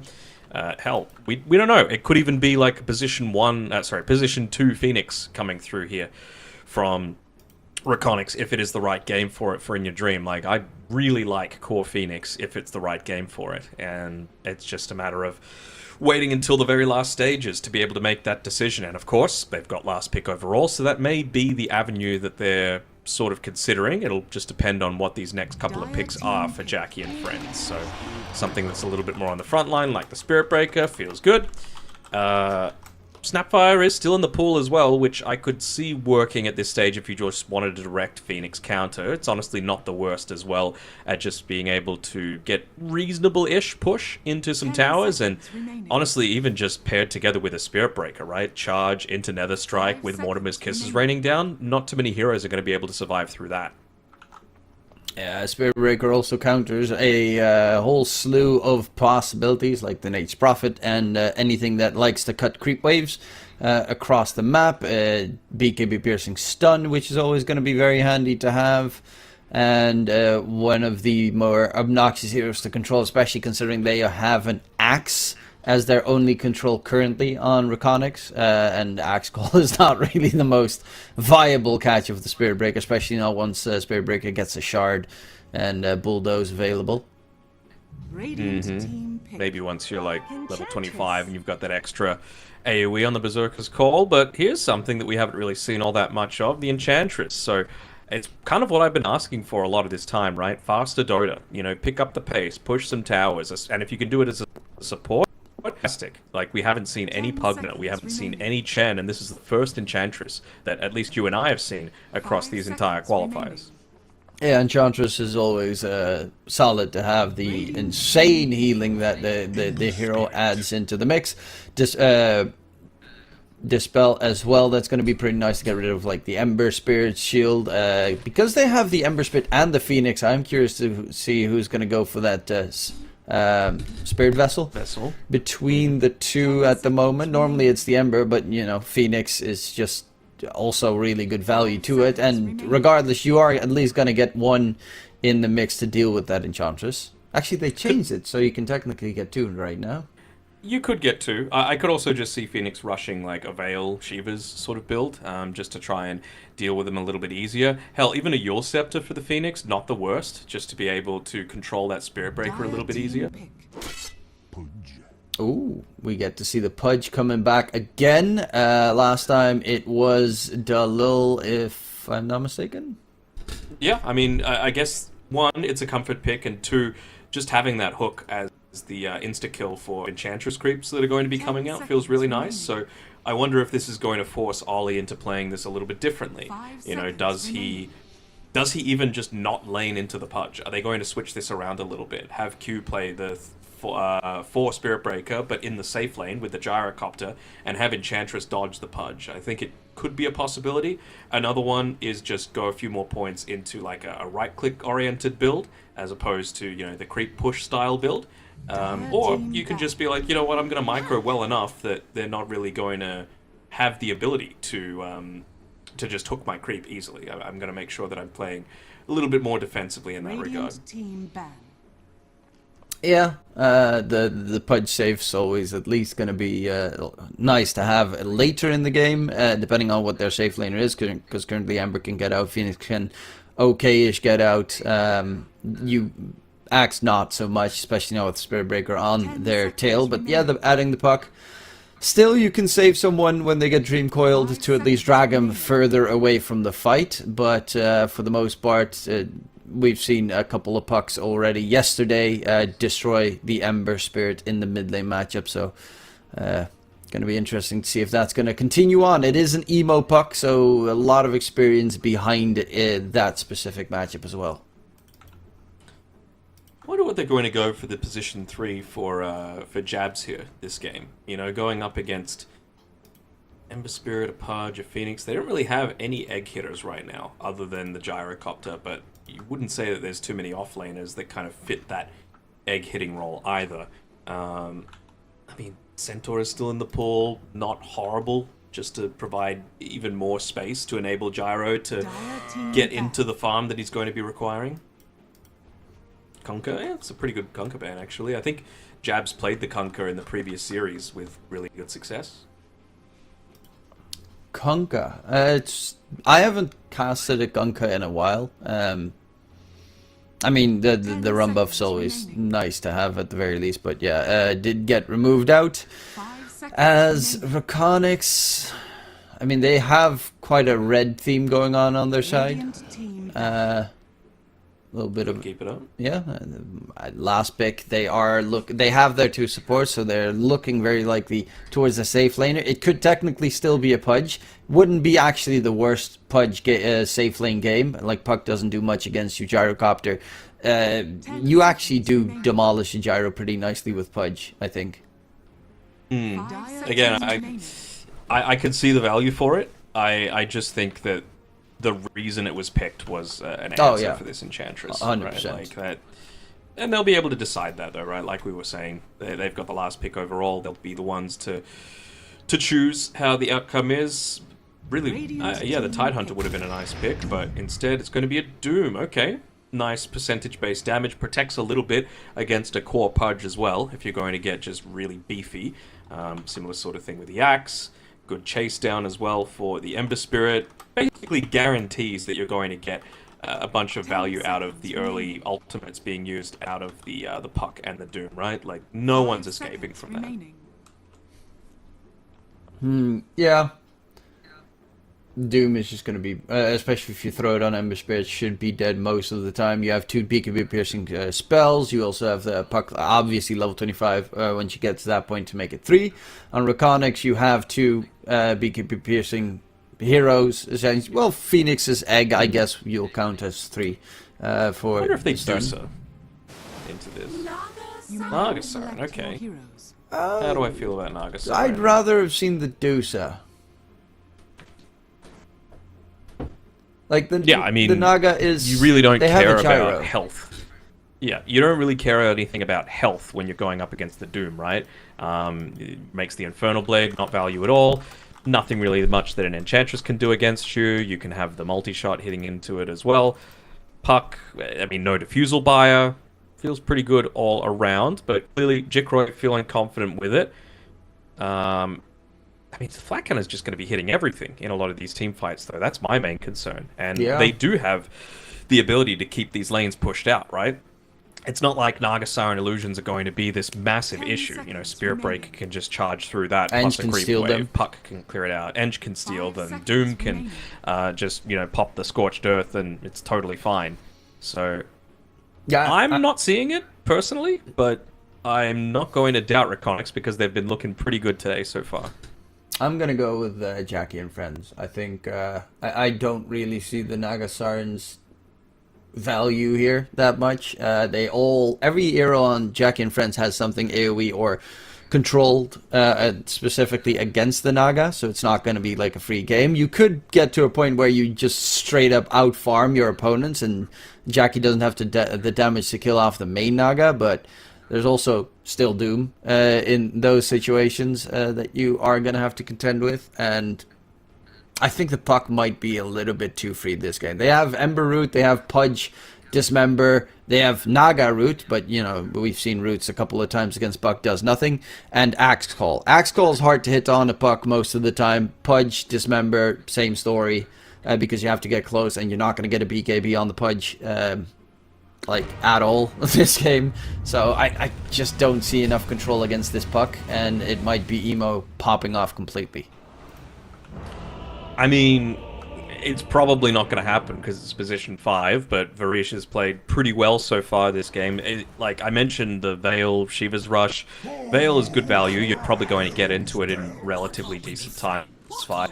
I mean, is it worth rushing something like a Scythe of Ice on this Phoenix? You know, just get Tranquils into Magic Stick into straight Scythe of Ice, you know, like not too much value items in the meantime, because, you know, it's a nice way to be able to deal with the Puck. It's a reasonable way to be able to deal with the Gyrocopter early on into the piece, force him to pop an early-ish BKB, and then you could still get the Axe Call off as well through that BKB, kind of waste a little bit of that timing. Yeah, it's looking like a at least very interesting game. Wondering how it's going to end up at the midway point here, because FBC is playing that Axe that got banned in the previous series. Jackky has impressed me very much with his farming capabilities on the Nagasarn, but on the other side, You got Jackky. You got a very annoying lineup to kill because Spiritbreaker has that bulldoze. Gyrocopter, of course, tends to build up into super tankiness as well with the satanic Aghanim Scepter builds. Puck is in general hard to kill. Doom is pretty fast and also is like a Shiva's Guard builder most of the time. And Enchantress is, yeah, he's got the overprotective Wisps facet, so it's stupid healing coming out on the Enchantress as well. Whereas the single target damage on the Radiant side is just not there. It doesn't really exist. Like, Naga... What do you reckon about a support Pudge going the Rotten Core facet as opposed to the Fresh Meat one? Actually, I have seen more, like, Safe Lane Pudges go for the other facet, and support Pudges go for the Rotten Core because of the lane harass just being better on Rotten Core. So you are more helpful in the laning stage, and that's something that Pudges... I mean, we've all played with a Pudge in our pubs, right? Like, half the time he misses hook. Okay, so for the next... 18 seconds, he's just going to stand somewhere else in the trees and wait for his hook to come off cooldown. Nice. And then the next time he doesn't even go for a hero, he just hooks creep because, you know, his farm is more important than anything you could possibly be doing. So, yeah, we'll have to wait and see what the sort of laning stage is going to be like. I mean, you just see the difference in... I was about to say mentality, but just strategy, I suppose, between the REKONIX and Jackky and Friends pause 4s. You've got Spiritbreaker going boots, tangos, ward. He is pulling creeps for this Doom. He does not want to lane into the Naga Siren. He does not want to lane into the Phoenix. He wants to be as far away from that as possible, at least until he's probably level 3, I would say. And then you could start making a few more of these rotations on the Breaker. Not exactly... Like, it's not imperative to build up a ton of stacks early, I would say, on the Jackky and Friends side, right? It's really only the Gyrocopter that's going to be able to take those, and he wants to be sticking top for as long as possible, keeping FBZ away, because, I mean, if Jackky and Friends are going to have any sort of success, they can't let FBZ just have a completely free game, unopposed, like he did in the previous series. Yeah, no, I do agree with that completely. Hopefully there's not going to be any issues coming in here for Varese, as he did reconnect and then disconnected once more. Not enough packets, too many packets, shipped things through Amazon, just get lost in the mail. Yep, gotta boost up your internet speed, download more RAM. Gotta go through DHL is what you gotta do. That is true. I use the German servers, DHL, currently in Indonesia. They're very likely not there, but actually I have no idea where they all operate. They do definitely operate in the Netherlands, and I prefer their delivery method because they are very nice and open on what the options are and rescheduling and stuff. Yeah, not just random promotions here, by the way. Absolutely not. So you said you were favoring the Jackky and Friends lineup? Yeah, I really do like the... I mean, I don't really see too much out of the Naga. I think even the Enchantress is really hard for them to kill until they get the Spirit Vessel done, which it does seem like the Ember has queued up. They do have a lot of magic damage, though, so you're definitely going to need to get the Doom pipe as soon as possible. I'm also wondering if he's going to go for the Radiance, because you're playing against that Naga, so you'd get like the Radiance Doom potentially coming into the game, but the Gyrocopter just feels so freaking good this game. He does indeed.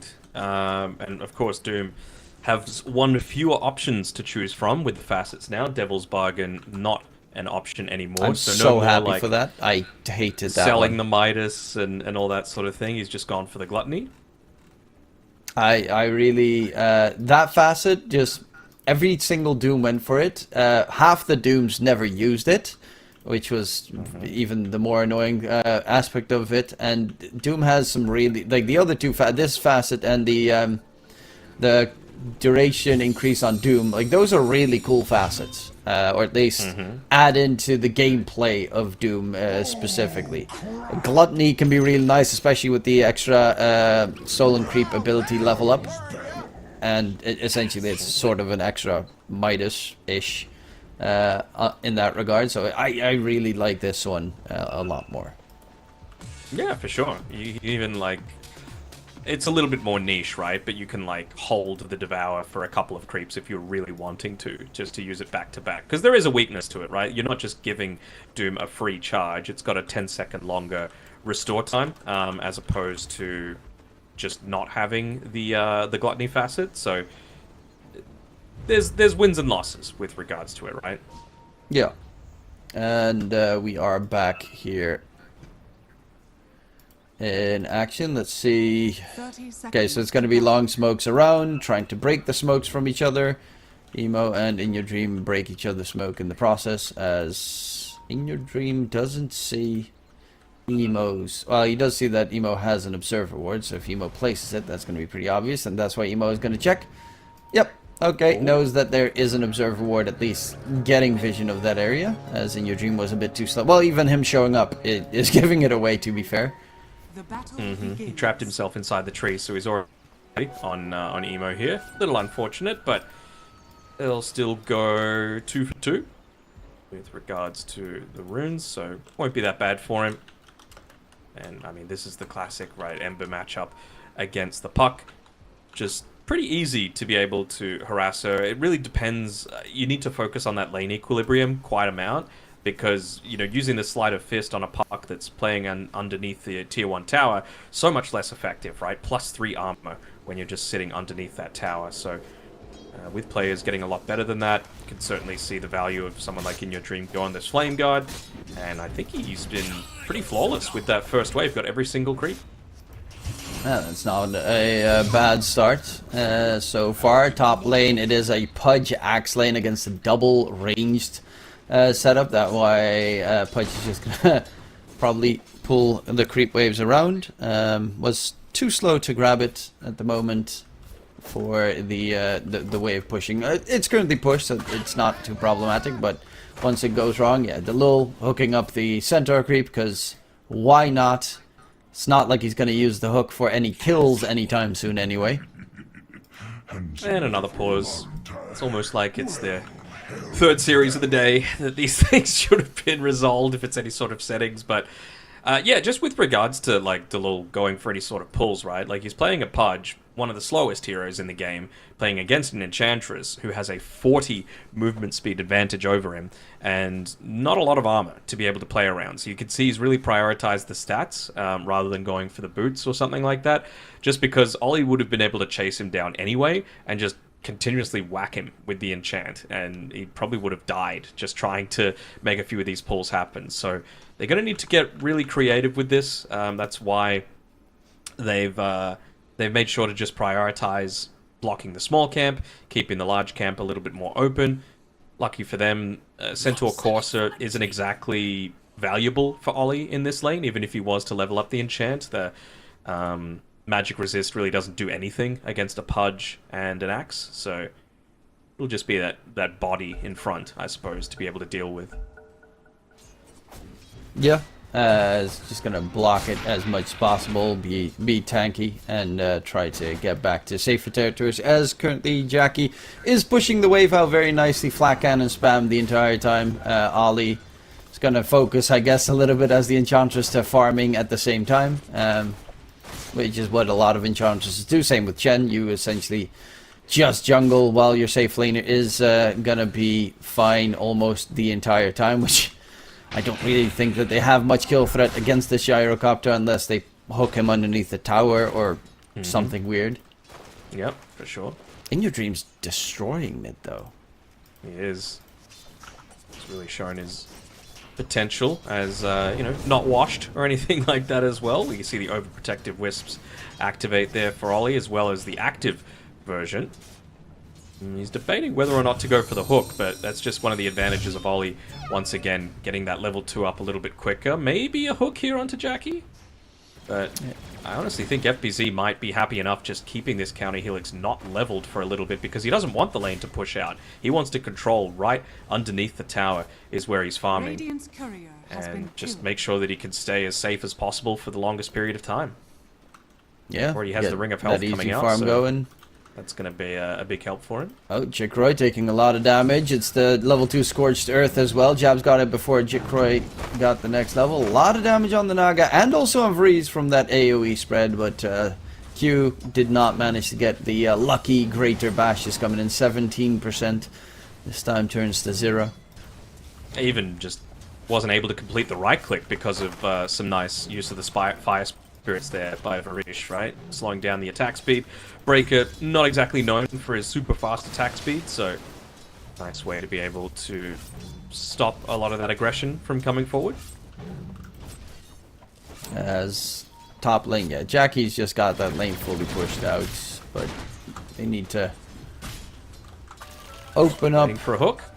Oh, okay, nice try. Just standing a little bit too far forward. If that hook came off, it would have been into a rot, into probably Berserker's Call getting leveled up, and just the 1 point in, extra point in the Battle Hunker.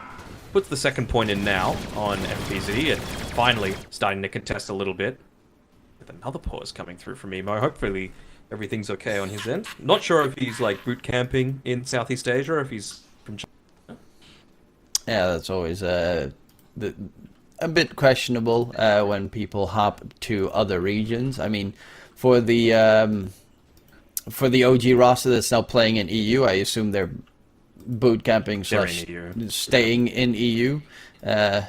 But it's also the question if all of them are. I don't know necessarily the details. A lot of the time it's like 4 of them and 1 is still home, stuff like that. Yeah, what's the point of having a mansion in Portugal, you know, a huge one, if you can't just bring the boys there for some dotes? That is true. I mean, I don't know the value of a mansion in Portugal, because I don't have one, if only. If only. I would love the warmth right now. It's cold.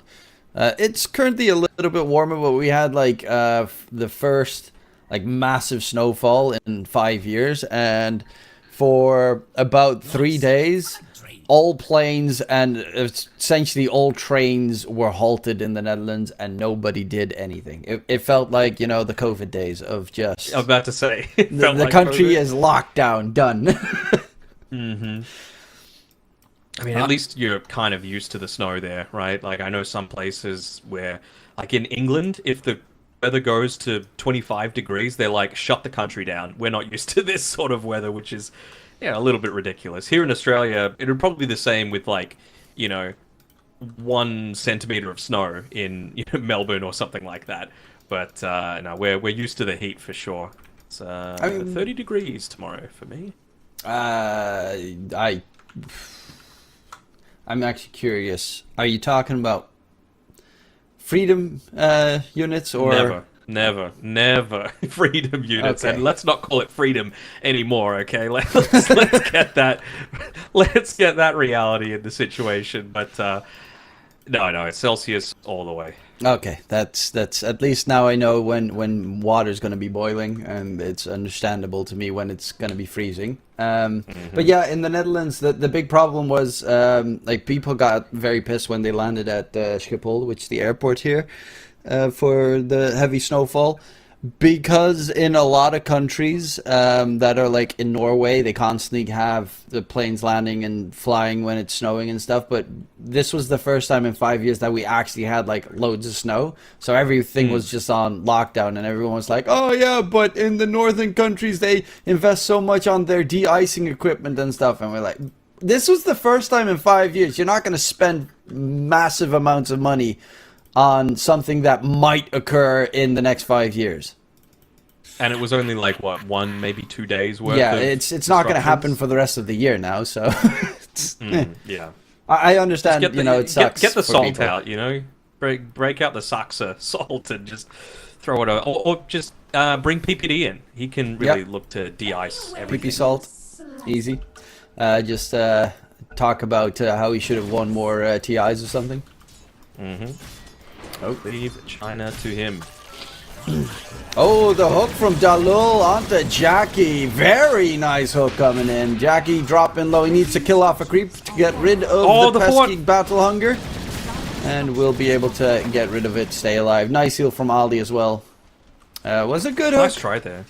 with the aggressive fortify, just making sure that he wasn't able to deny, to get any right click onto the creeps. Kept the battle hunger on him for an extra couple of seconds, but like you mentioned, Ollie there to be able to provide the assist. Also gave him the ice armor buff from the Ogre Mage as well. Yeah, and because Axe's battle hunger is pure damage right now, you do have to very much be careful if you can't clear those creeps. Yeah. Is Delul going to be able to connect with another one of these great hooks? Still daytime, so you've got vision of the gyro. Misses just though on that hook. It's like Space Invaders, bro. It's not where he is, it's where he's going to be. Yeah, that doesn't help. Like, the only advantage is when I never play Pudge, but just seeing like the visual of how fat the hook line is the only moment where I'm like, oh, so that's how they hook me when I can't see it. Yep. I mean, he doesn't have any mana to be able to hook right now. That's the main concern. Still 40 mana away. Don't think he's even got any, like, 1.2 seconds, 1.2 mana regen, so he's got to wait almost 30 seconds. Yeah. Oh, first blood onto Fariz. Bottom lane, Phoenix went a little bit too deep there on their attempt on jabs, but yeah, 5 minutes in, first blood. A very different scenario than most of the games previously. Dream Coil catch onto the Ember, not level 6 just yet. Nice kill from Emo, good rotation from Ali as well, as they will be able to get a second kill on the board. Close to 1k net worth lead right now. Not too shabby to start off the game. So I think when the fortification was used on the top side by REKONIX to try and go for that kill, it was about like 3, maybe 4 seconds later that it was used on the Dire side as well. And you would have to assume that was used in the mid lane because, you know, we were both saying how good of a job In Your Dream was doing in this mid lane up to that stage, and you know, if he just had a few creeps kind of taken out of his range, meant that you hit up onto that level 6 on Emo prior to In Your Dream getting it, and that was the reason for him not able to get a solo kill. You still had to have the Enchantress there, but any sort of 1v1-ish kill that you can get in a mid lane matchup is going to put you so far ahead. Oh, Jackky being ran down top side. He doesn't have anything left. The Enchantress was too far away this time around, and they do manage to take down Jackky, as FBC is the one that secures that kill, closing in on his level 6. Then it gets very dangerous to play that lane, especially with the Pudge hook into Berserker's Call, which, never mind, he still doesn't have leveled on the Axe. 3 points battle longer, 2 points counter Helix. That's perfectly valid though. Doesn't really need to have it leveled up to this point. Really just trying to play up in their faces, take the attention away from Delul, who's going to walk back and claim the Wisdom Shrine for themselves. Q does the same on the other side of the map. A much more even affair across the board, right? You can just see very logical moves coming through, very clever manipulations of the lanes as well, as Delul starting to get into a few of those value items for himself now. Just going for the quick Windlace. Wouldn't be surprised to see him pick up a nice early smoke or something along those lines, just to be able to, you know, make a bit of a rotation perhaps towards the mid lane, play together with the Ember Spirit, who now has the Urn of Shadows and still 2 points in the Searing Chains. Yeah, the Ember Spirit is going to go for the TP back to base, but of course level 6 will be able to rejoin that mid lane. But yeah, Urn done on to the Ember, so a little bit more of a fighting build on him, whereas the Phoenix is going to, well, has Tranquil Boots, needs to be careful because they're running him down. There's a Doom available as well. He's going to go for the dive, and that's going to send him right back in the Dire's loving embrace. Quick kill comes in. Tier 1 tower gets secured as well, as they open up the map, making it a bit tougher here for the Naga. Not that Naga will struggle at all. There's so many camps and there's so little to hunt him down at the moment. But I mean, just look at how easy that was for Ollie to be able to take a tower. That's why I'm really baffled that not more of these teams are picking heroes like the Enchantress, because you just open up the map in such a big way. Now you've given Jabs essentially 2 extra creep waves to be able to farm, and you know, he can very easily do that without too much fear of getting ganked himself. Yeah, it's Dream Coil on cooldown, Doom on cooldown. Currently you don't really have to fear much on the Radiant side, so you can be a little bit more frontal facing, and your Dream Spirit Vessel is closing in. Yeah, he did die, but looking at all the net worths of the cores, they're within about 600 gold from each other. So there's no real winners in or lose in that regard. The only difference I would say are definitely going to be in the supports. Q and Ollie are both about 500 gold ahead of Variz and Dalol, and yeah, a Spirit Breaker with good farm. Even the Enchantress, once he gets his level 6, is going to be really tanky. He has queued up that he wants to go for the butterfly. Here. I think that might be a little bit too early. Ollie is going to get hooked up.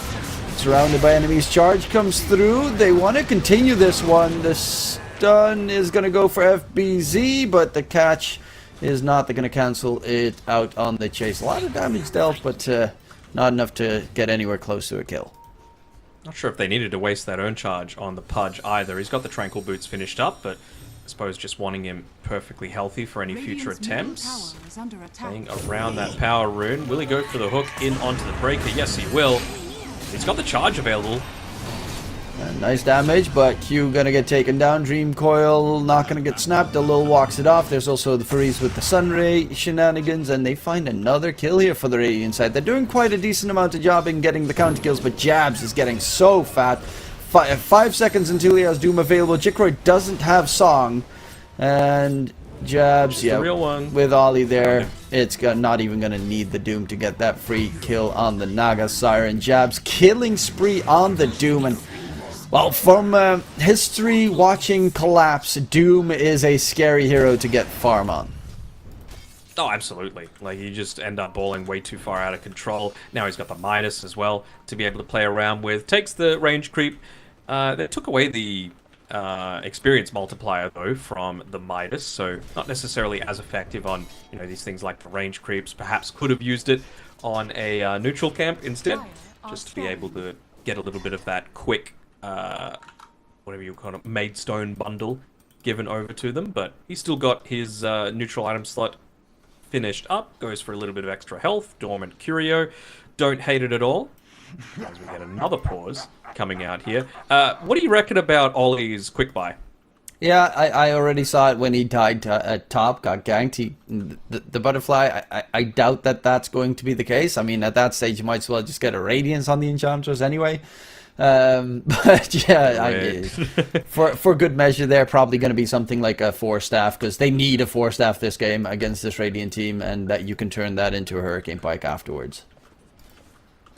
Glimmer Cape is also really, really good.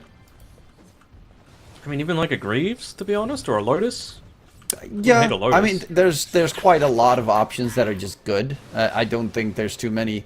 Like, there's no physical damage on the Radiant side for the foreseeable future. It's a lot of magic, so something to either circumvent that or get a lot of healing. Like, if he goes for instance for a Holy Locket Guardian Greaves, then they will not be able to kill off the Enchantress this game.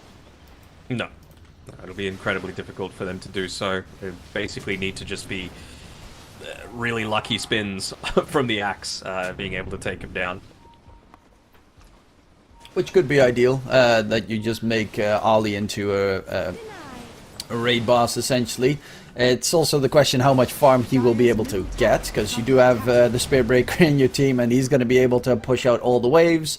All your jungle camps are going to be farmed by your 3 cores. You are a hero that can invade the enemy jungle pretty nicely, at least.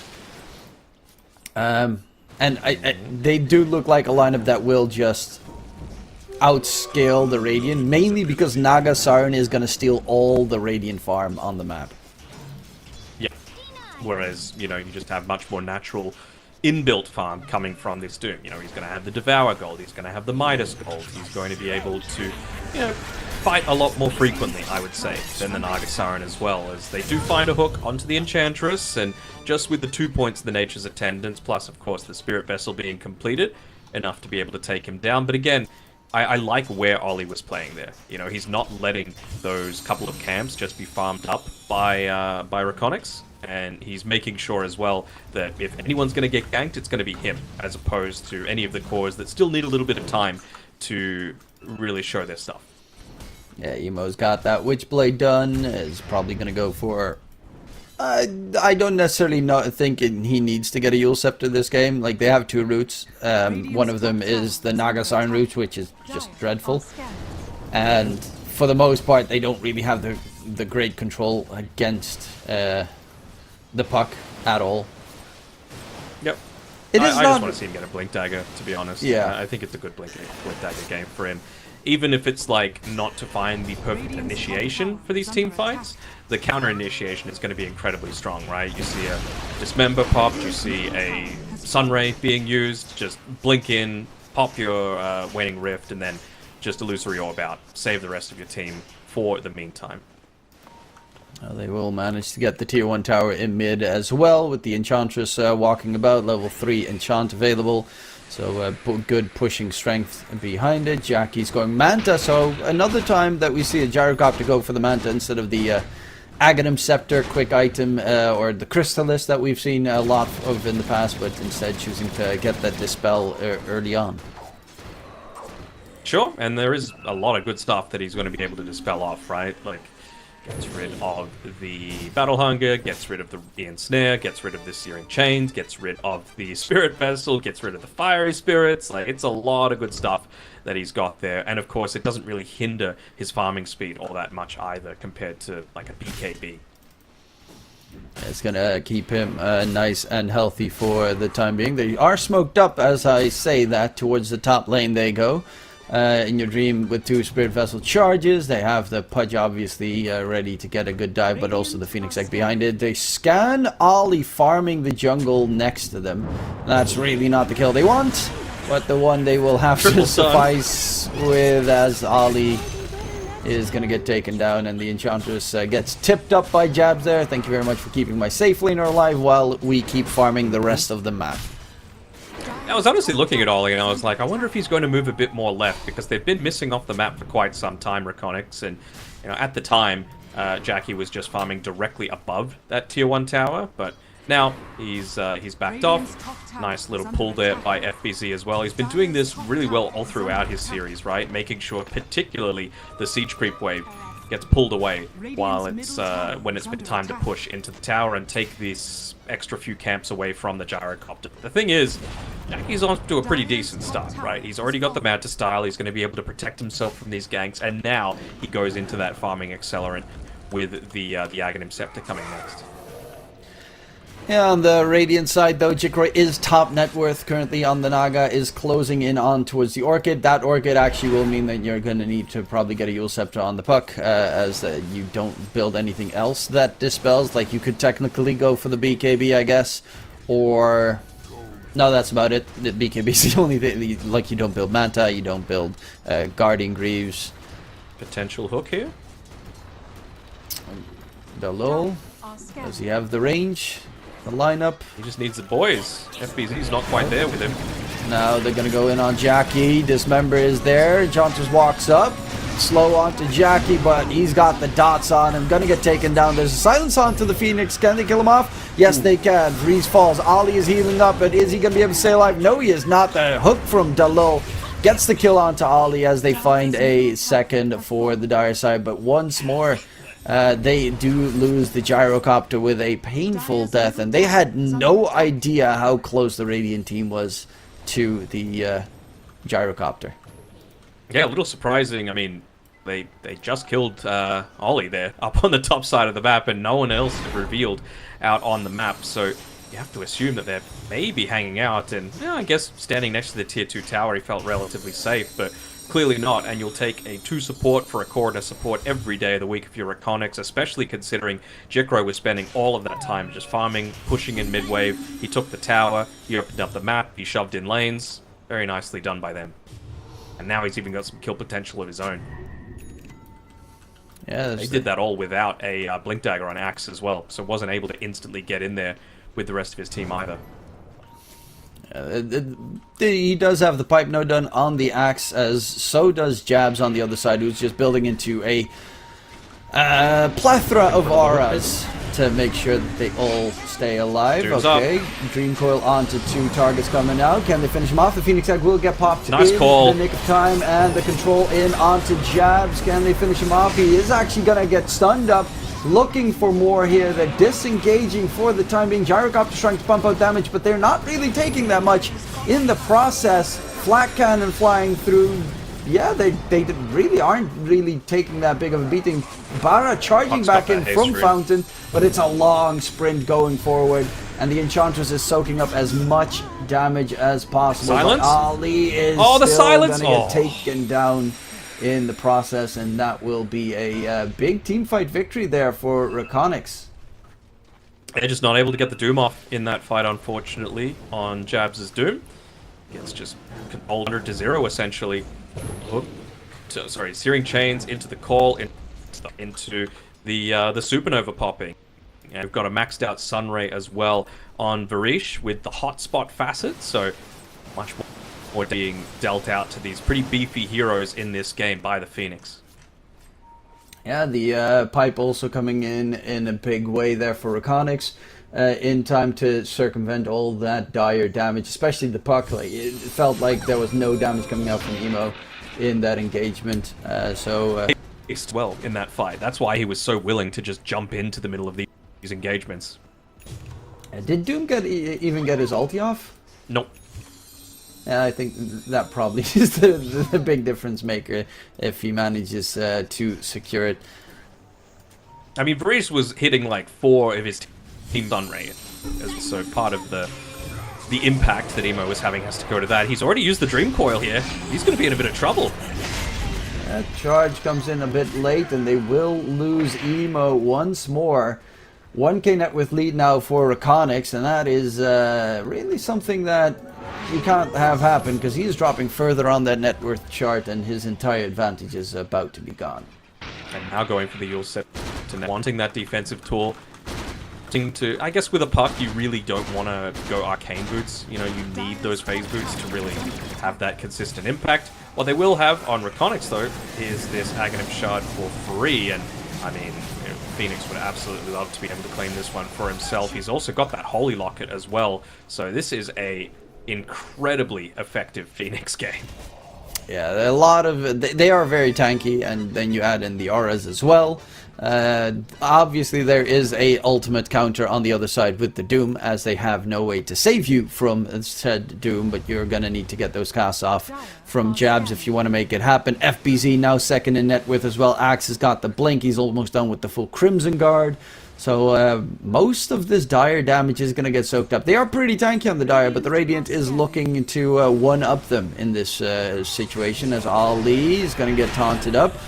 Hooked to the side, and slowly but surely melts away in your dream with a dominating streak on the Ember. Still the poorest player, poorest core in the game, but it is... yeah, he's doing a lot of effective moves here as Jabs, the hook misses from the Lul. Jabs did TP in. They have that Doom available. Dive comes out from the Phoenix. Nice silence.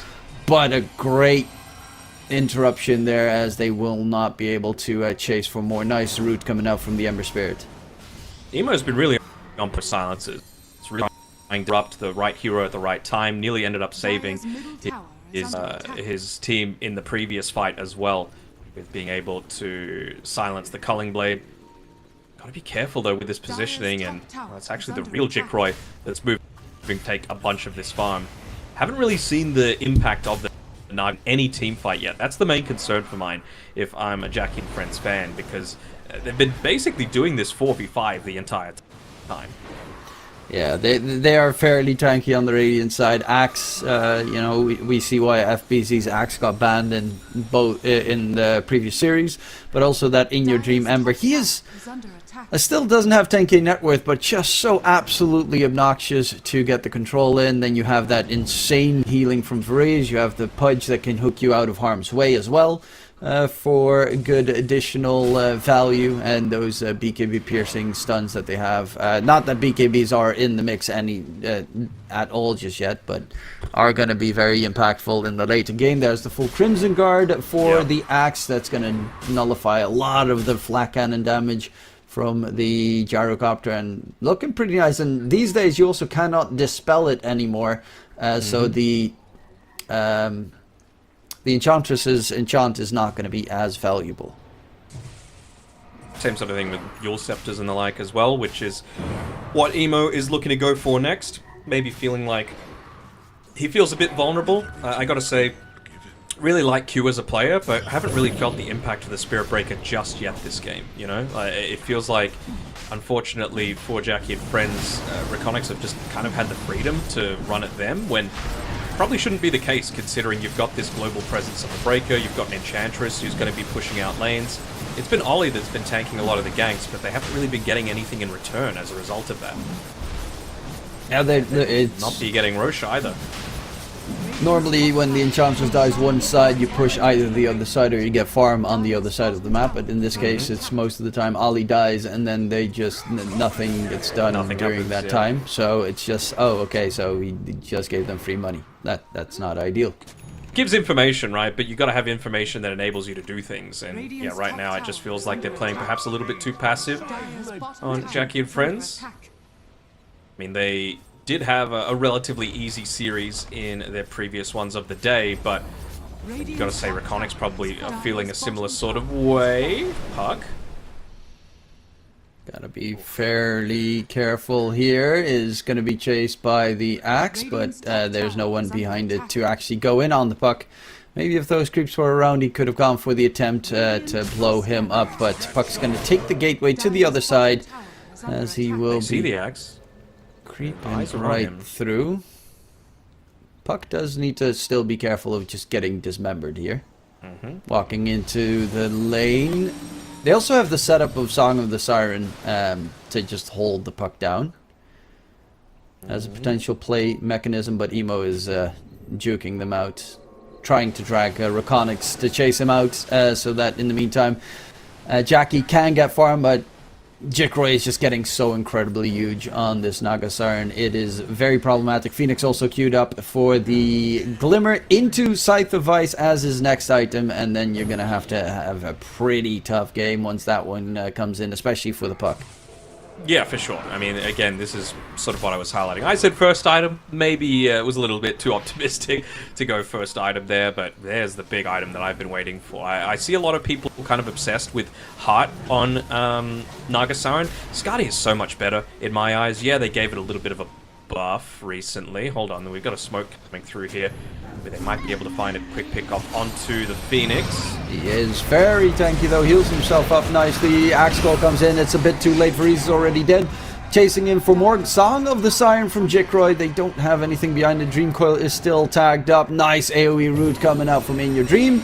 But Q did not get caught from it, so he's just going to go for the charge onto Axe. Chase him deeper. The rest of the team coming in. Call down is there. Dunk from FBZ. Gets the movement speed buff to run back to safer territories. Jickroy in the meantime still has the Aegis. Gets saved. And is keeping them occupied as they're trying to chase down this Axe, but the defense is there. And Axe gets out. Jickroy is also still alive and safe, and they failed that gank squad miserably. A 1-for-1 trade is really not what they were looking for. Absolutely not. I mean, it was really good play as well, though, by REKONIX, right? They find the Phoenix at the very start. They still lose the 4v5 matchup, letting a breaker fall by the wayside. And now they're susceptible to a bit of a return play. Other than the Song of the Siren, they've got everything at their disposal once more. Yeah, They know exactly where Enchantress is. Bloodthorn comes out, and that is, even though Untouchable is pretty nice, that is going to definitely be a dunk in. FBZ unstoppable on the Axe right now. Soaking up so much damage, making a ton of plays, and 5k net worth lead now for REKONIX, with Jickroy just growing and growing and growing. Dire's bottom tower is under attack. Real damage starting to get pumped into this tier 2 tower as well. They'll have the glyph to be able to protect it once, but they don't really need to back off at this point. You know, again, he's got the Aegis, he's got the Skadi available for himself. He can just plant himself here, and his team's close enough to be able to back him up if they did go for an all-in play onto the Naga Siren. But honestly, who's wanting to go for an all-in play onto a Naga Siren? Not me. Yeah, no, the Naga, plus the Song of the Siren threat is there without the PKBs available on the Dire side. It will be problematic to try anything against him, because Doomy is going for the Lotus into Octarine. Gyrocopter, don't know what he is going for just yet. Just straight up backdooring on this Naga now.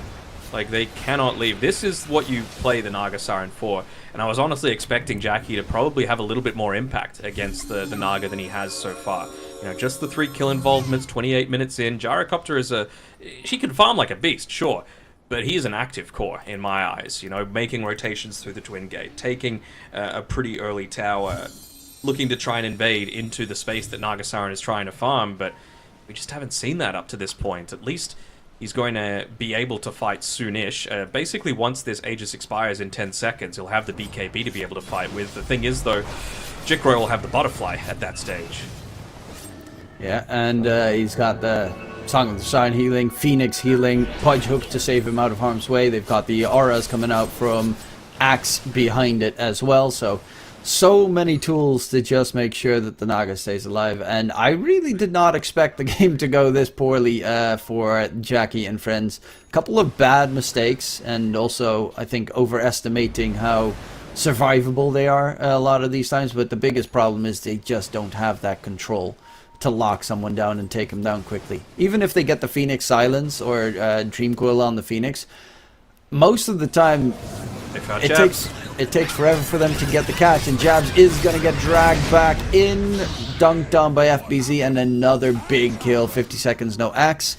They don't really have the position to go for any high ground pushes just yet, but it is getting closer to that territory.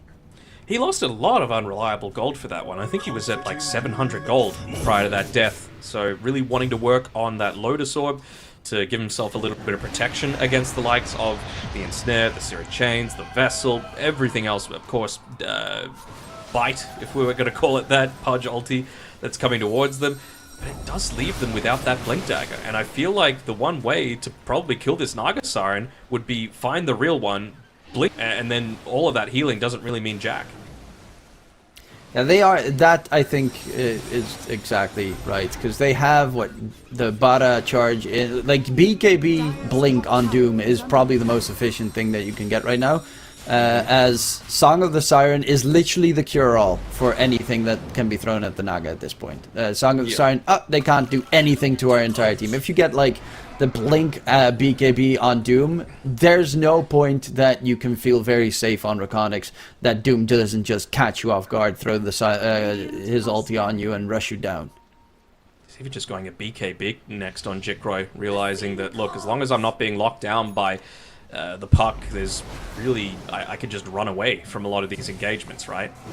You'll have the auras coming through from the Axe, you'll have not necessarily the healing from Varisa's Phoenix, but he'll still have the damage reduction coming through from the Blinding Sun, from the Fire Spirits coming through as well. He's got a Glimmer Cape to be able to help him out as well. Tower is under attack. Now you also have Jabs. the Don't get greedy, Jabs. Shard on the Standing Lul, right so... next to this bot lane, but it could be bait. Oh, FBZ gets the blink out. Response a little bit late there, rushing forward with the flat cannon damage.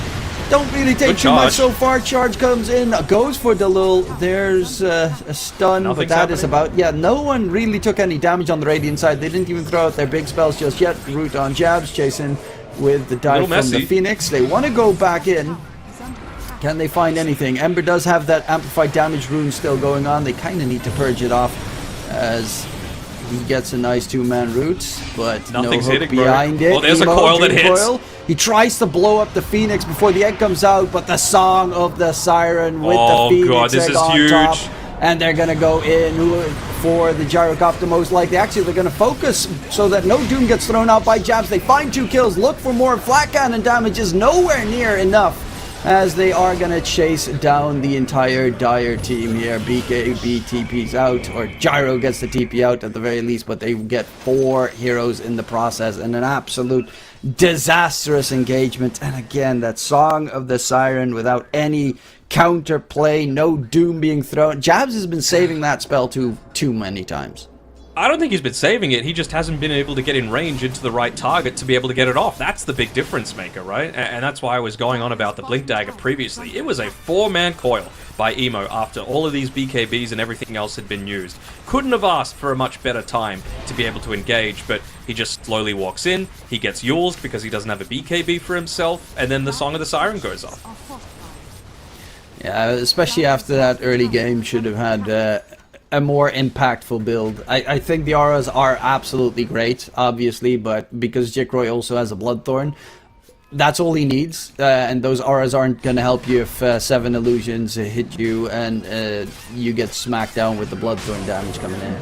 And the Radiant just has too much sustain on their side, and right now, Roche going to get Auras taken are down, good. second Aegis coming in.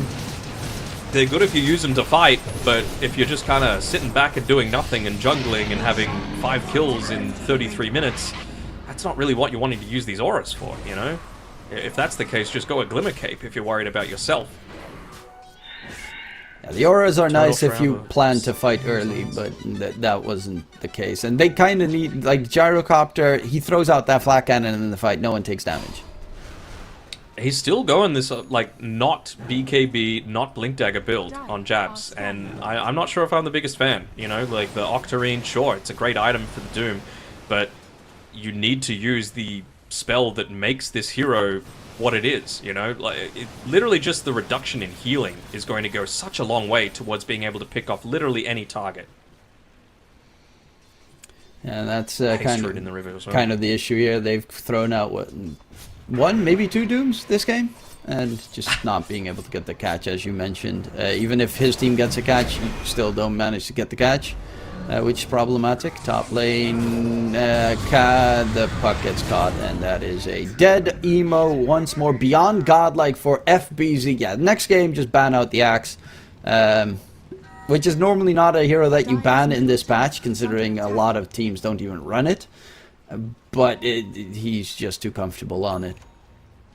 I have been liking what Ollie's been doing, even in that really hectic team fight where it felt like no one was able to hit anything. A big part of that was because of him. You know, he enchanted a Naga illusion and used that to just run into the enemy team, get a Riptide proc off, and it prevented FBZ from getting a blink in to be able to try and contest into them. So those little plays, he even, you know, stole one and tried to cut this bottom wave a little bit. He was cutting mid pretty effectively, but again, you're 20k down. You're against the Aegis as well. You don't have a puck who really doesn't want to buy back. I mean, what realistically is Jabs getting done with this little bit? They're going for a Nullifier, I think? No, it's a Rapier, okay. All or nothing. One last huzzah, it seems. This could be a big difference maker, though, in terms of the damage that is needed, but they still have that Song of the Siren save. Axe doesn't have Blade Mill, that's a plus, but he is going for the Kanda on Axe. Okay. They gotta find Phoenix. He's the most important one to be able to take out of these fights, and, you know, in the middle of a BKB, you gotta try and kill him, because that Song of the Siren is gonna go off. You need to get the Blink Dagger on the backline, but it's going to be the puck jumping in, and then the puck gets caught, and then the fight's over. Like, they're going in from the side. Can they kill him off? Axe call on the 3. What a Big call! FBC catch coming through as Jackky still with the BKB charging forward, but the Phoenix Egg does get dropped. Do they have the attack speed to get rid of the Egg? Song of the Siren comes out, and they will lock him in position. The Egg goes kablooey. The lockdown is there. Can Gyrocopter get himself out of there? He's trying to still flat cannon his damage right through. Jackky takes too much damage as the Rapier does get secured on the Radiant side, and that should be game, set, match for the first one in this series, as REKONIX, with a great performance coming out from FBZ, I do have to say, absolutely stellar play from Axe. I mean, especially when you consider the lane that they were into, right? Gyrocopter Enchantress, and able to get off to that kind of start with Delul hitting a bunch of really solid hooks, enabling them to get a lot of that early damage in. I still want to say I think Ollie played a pretty good game. You know, 9 deaths, people are going to focus on that and say, yeah, this guy doesn't know anything of what he's talking about, but like, what could he possibly do? You know, he did the most damage on his team. He was cutting a lot of the waves. He was taking a lot of the attention away from the rest of his team. The thing is, the rest of the team actually need to do something with that space, and it never really felt like they did. You know, you got to make something happen with these auras. You got to be able to find the right target and then kill them. Like, even then, you know, Jickroy ends up with the most damage on his team, sure, but I still think FPZ was the most influential. Yeah, FPZ looked really good. Varese as well, with all that healing that he added into the mix. And Jickroy just farmed like crazy. We've been complaining, of course, a couple of times that you have those safe lane heroes, the farming safe lane heroes, and then when they need him, he's still not farmed enough to make a play. But in this case, like, Jackky and friends did nothing. They had a Spirit Breaker that didn't cut creep waves. They had an Enchantress that didn't really cut creep waves. They had a Puck that, if once he tried to do it, he immediately got Axe Called and died. Even the Doom, like, there, you can get a neutral creep that can, or the summon skeletons to cut creep waves or something, push the Radiant back, be obnoxious. Hadouken creep. But there was just nothing aggressive on the Radiant side of the map, and eventually Naga is going to outfarm you because that's just the way Naga runs. That's the way Naga works.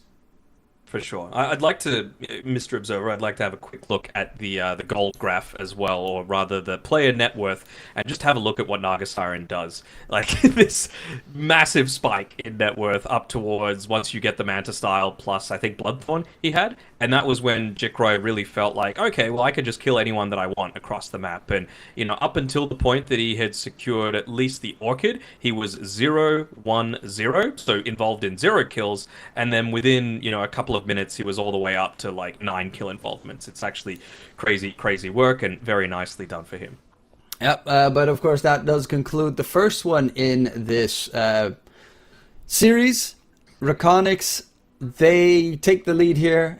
Jackky and friends, you know, that game one did look rough. I still like their draft. I still think their draft was better. I just think that they should have executed it more efficiently. I don't agree with the item builds, for instance, and the way that they were just playing it super defensive. Yes, Gyrocopter can do a lot of damage, but there was nothing else behind it. Doom still just no usage whatsoever on that ulti, which was the big counter play of their team. No blink dagger. If you catch the Phoenix in literally any of the fights, you blink Doom Phoenix, you win the fight. I think almost every single fight, it was just Varize keeping everyone alive with the Holy Locket healing, Phoenix Egg combo 11,000 healing, I think he did. Or you know, and it got to the stage where you had to focus him because Naga eventually just had Aegis 1 and Aegis 2. So you couldn't really doom him, and it was just a little unfortunate for that one. But 37 minutes, I think it's the longest game that we've had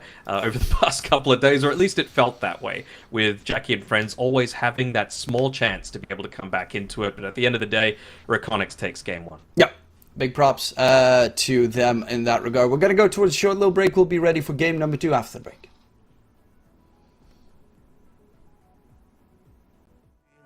Dragon, waiting for a second to push you to your limits, going strong and feeling better. But do you feel them? Can you hear them say? Cross the line. Since a little time in here, trust me, you have learned to come in. Take the start. Follow, leave it all behind. Welcome to the other side.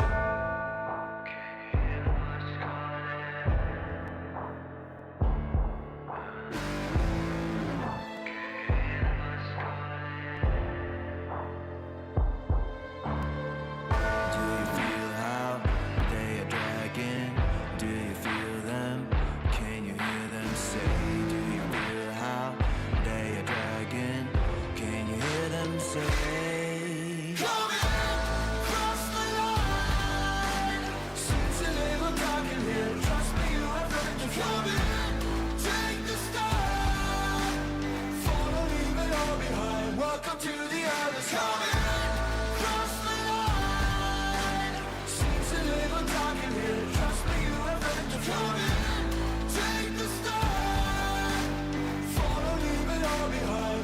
the other side.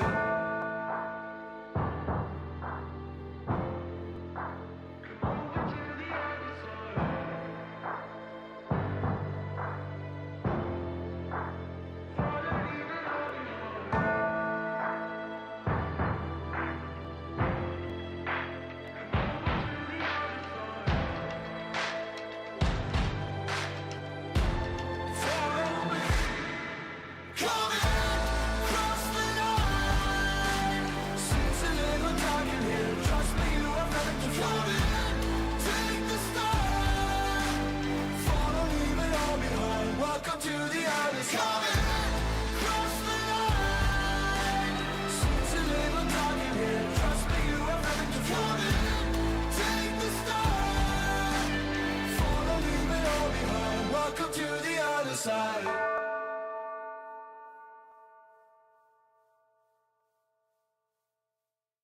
Serotonin slide with me. Sequin in the light, empowering your energy. Ride it through the night. Serotonin slide. Slide on over here by my side. Stars up in your eyes, desire. Caught up in this chemical high. Angel, can you take me high? I'm on fire from the dopamine. You're all I need tonight. Promise I'll give you all of me, darling. Serotonin slide with me. Sequin in the light, empowering your energy. Ride it through the night. Serotonin slide, slide, slide. Serotonin slide, slide, slide. Serotonin slide. Slide up out of here like we're tired, but really we just about to get wild. Loving at the speed of light. Your body I can help but admire. I'm on fire from the dopamine. You're all I need tonight. Promise I'll give you all of me, darling. Serotonin slide with me. Sequin in the light, empowering your energy. Ride it through the night. Serotonin slide, slide, slide, slide. Serotonin slide, slide, slide, slide. Serotonin slide, serotonin slide, chemical high. Dopamine dive, love, take it higher. Serotonin slide, chemical high. Dopamine dive, love, take it higher. Serotonin slide, chemical high. Dopamine dive, love, take it higher. Serotonin slide, chemical high. Dopamine dive, love, take it higher. Sequin in the light, empowering your energy. Ride it through the night.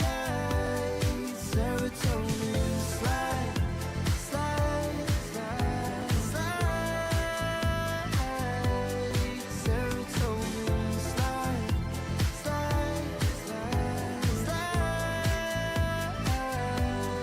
Serotonin slide.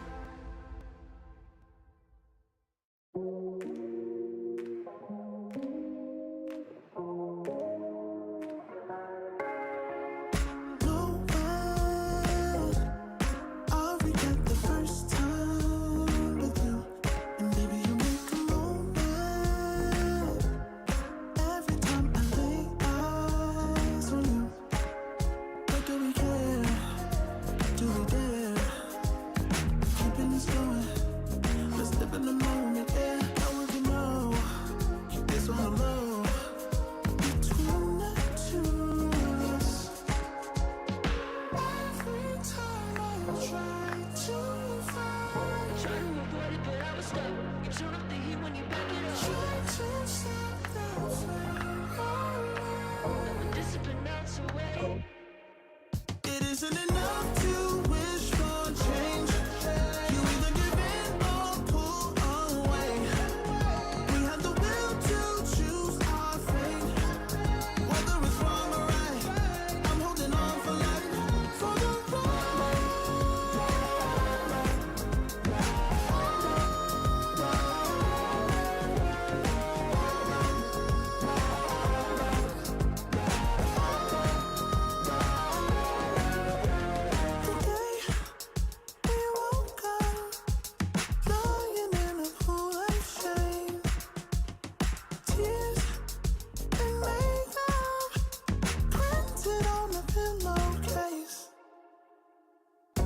to apply restraint. I'm trying to stay away. It's so magnetic. Ooh, I gotta have it now. Let's keep it a private thing. I'll give you a secret name. Let's build a life on a lie. Every time I try to find, try to avoid it, but I was stuck. You turn up the heat when you back it up. Try to stop the flame. I put discipline out some way. It isn't enough to wish for change. You either give in or pull away. We have the will to choose our fate. Whether it's wrong or right, I'm holding on for life. For the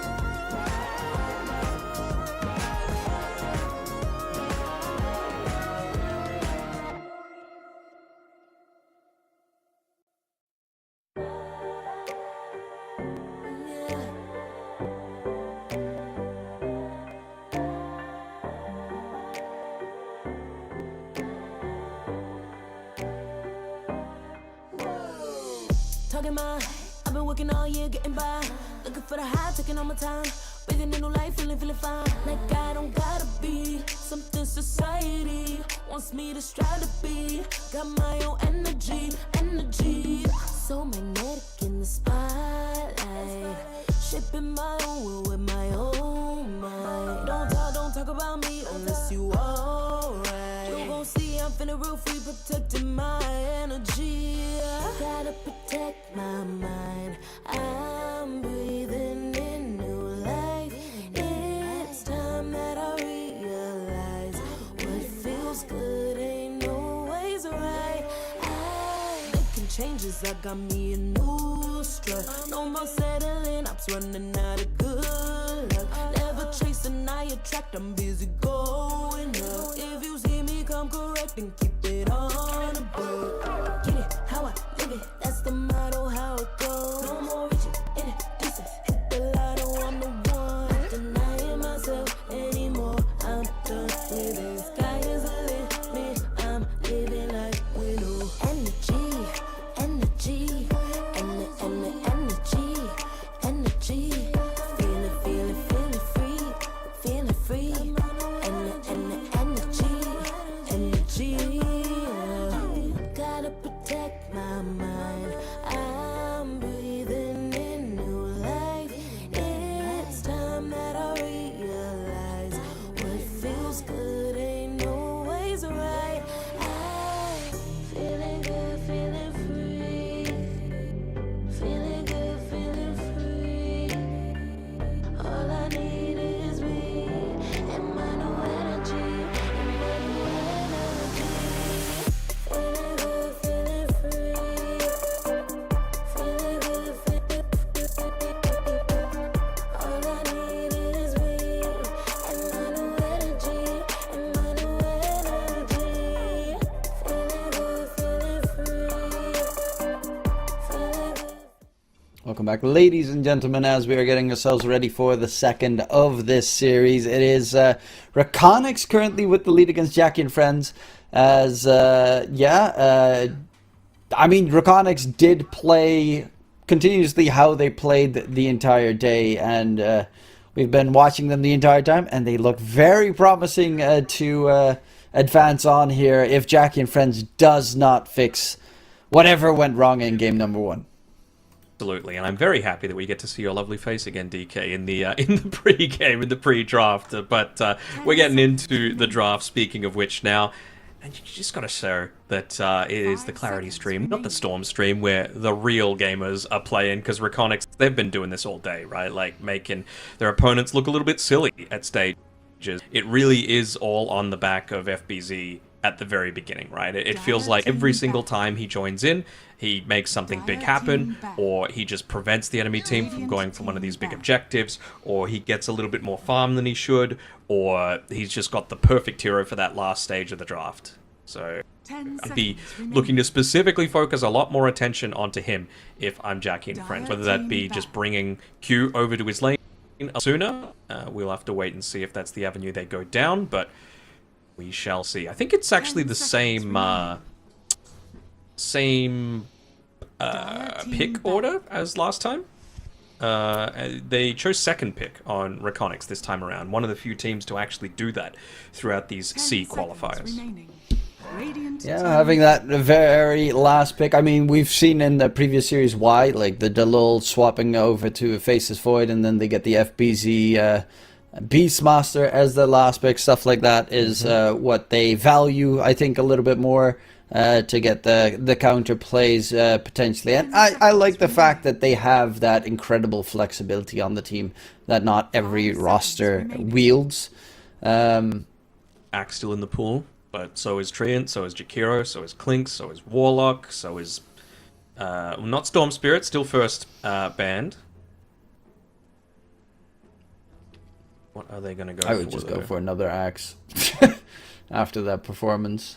Sorry, steal that one away. I mean, if I was Jackky and friends. Or try to get something that dominates the lane, as you said, Jakiro would be a nice one to try and attempt to bully him out. The Enchantress normally tends to be pretty good at that, but did not get anywhere close. I mean, the Pudge hooks were just obnoxious to get rid of any creeps that you would pick up.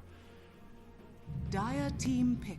I mean, I'll be honest, Jabs is the one drafting, so I'm not sure if he's going to feel the same way, but I just need to see him playing a hero that does something. Not one that can just fall into the trap of, oh, okay, well, I'm a pretty decent farmer. I can just go back and get that next item. Actually, I think that's a little too hasty. I think it's really just going to depend on what the enemy team's lineup is that you're actually playing into. You know, if they don't have this giga late game carry like a PA or a Faceless Void or a Medusa or a Naga Siren, then sure, you know, go back, farm a little bit more. You use your ability to farm to just overwhelm them with net worth. But if you do need to get aggressive, if you do need to get a little bit more active, take away some of that farming space, please do it, because it hurt my soul to see Naga get off every song that she could have possibly wanted, Phoenix get off every Sunray, every egg that he could have possibly wanted.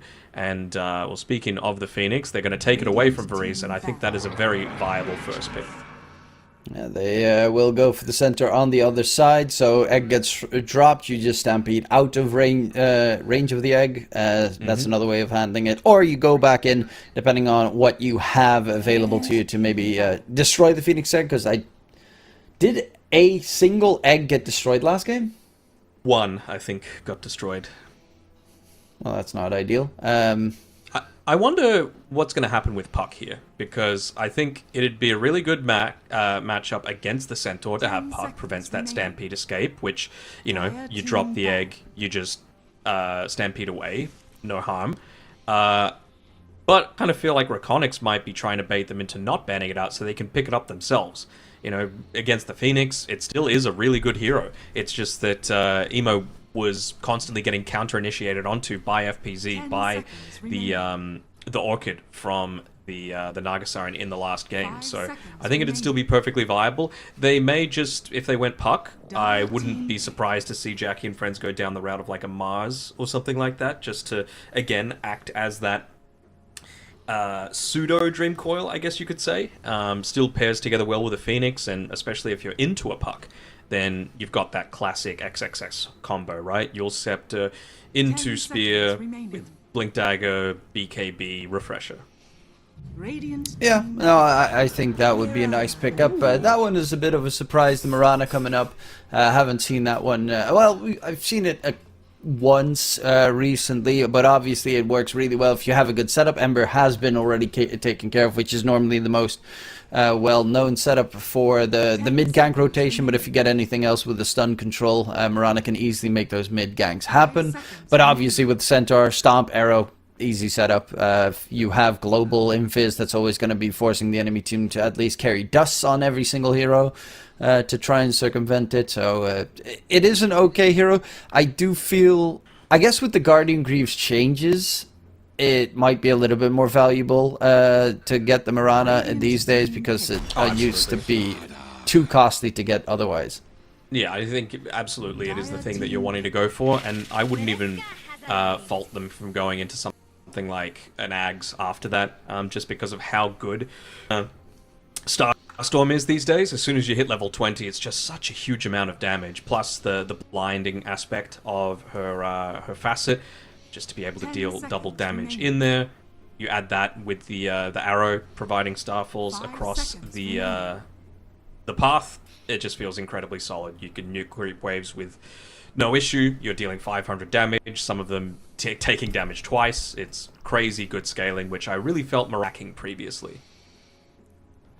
Yeah, and obviously Mirana is always a nasty hero to deal with. It can be flexed to 5 and 4. I don't think any cores are gonna. Yeah, but that's like a Shamil weird thing that I expect not to see at the moment. That's why they also did get the Dark Willow, so they have those roots against the Mirana. If you try to leap away, you accidentally jump into one of those roots most of the time. Slaughter with a little bit of stun, invis detection. But yeah, indeed, as you said, this is 100% a Greaves game. They have 3 spells that you want to get rid of on the other side, and as a second item you probably get something like a Lotus Orb to give another ally a dispel going forward. So quite a lot of good tools to use this game. So they're basically forcing the Slaughter to be in the offlane now. You don't want to run Slaughter into a Viper, it's just unlaneable. But it's not past the possibility for REKONIX to just run this as a Viper 1 either. That's the real issue, right? Like, you can still make it work. You're still a pretty decent tower sieger as well once you get the Aghanim Shard on the Viper, so that aspect isn't lacking. And it is a pretty little confident. They could go Centaur 4. You could, yeah, I suppose. It was played in the past because of his insanely high HP regen, and like his spells are like, the stun is insane in the laning state, so you never have to, should count out the offlane Viper potential.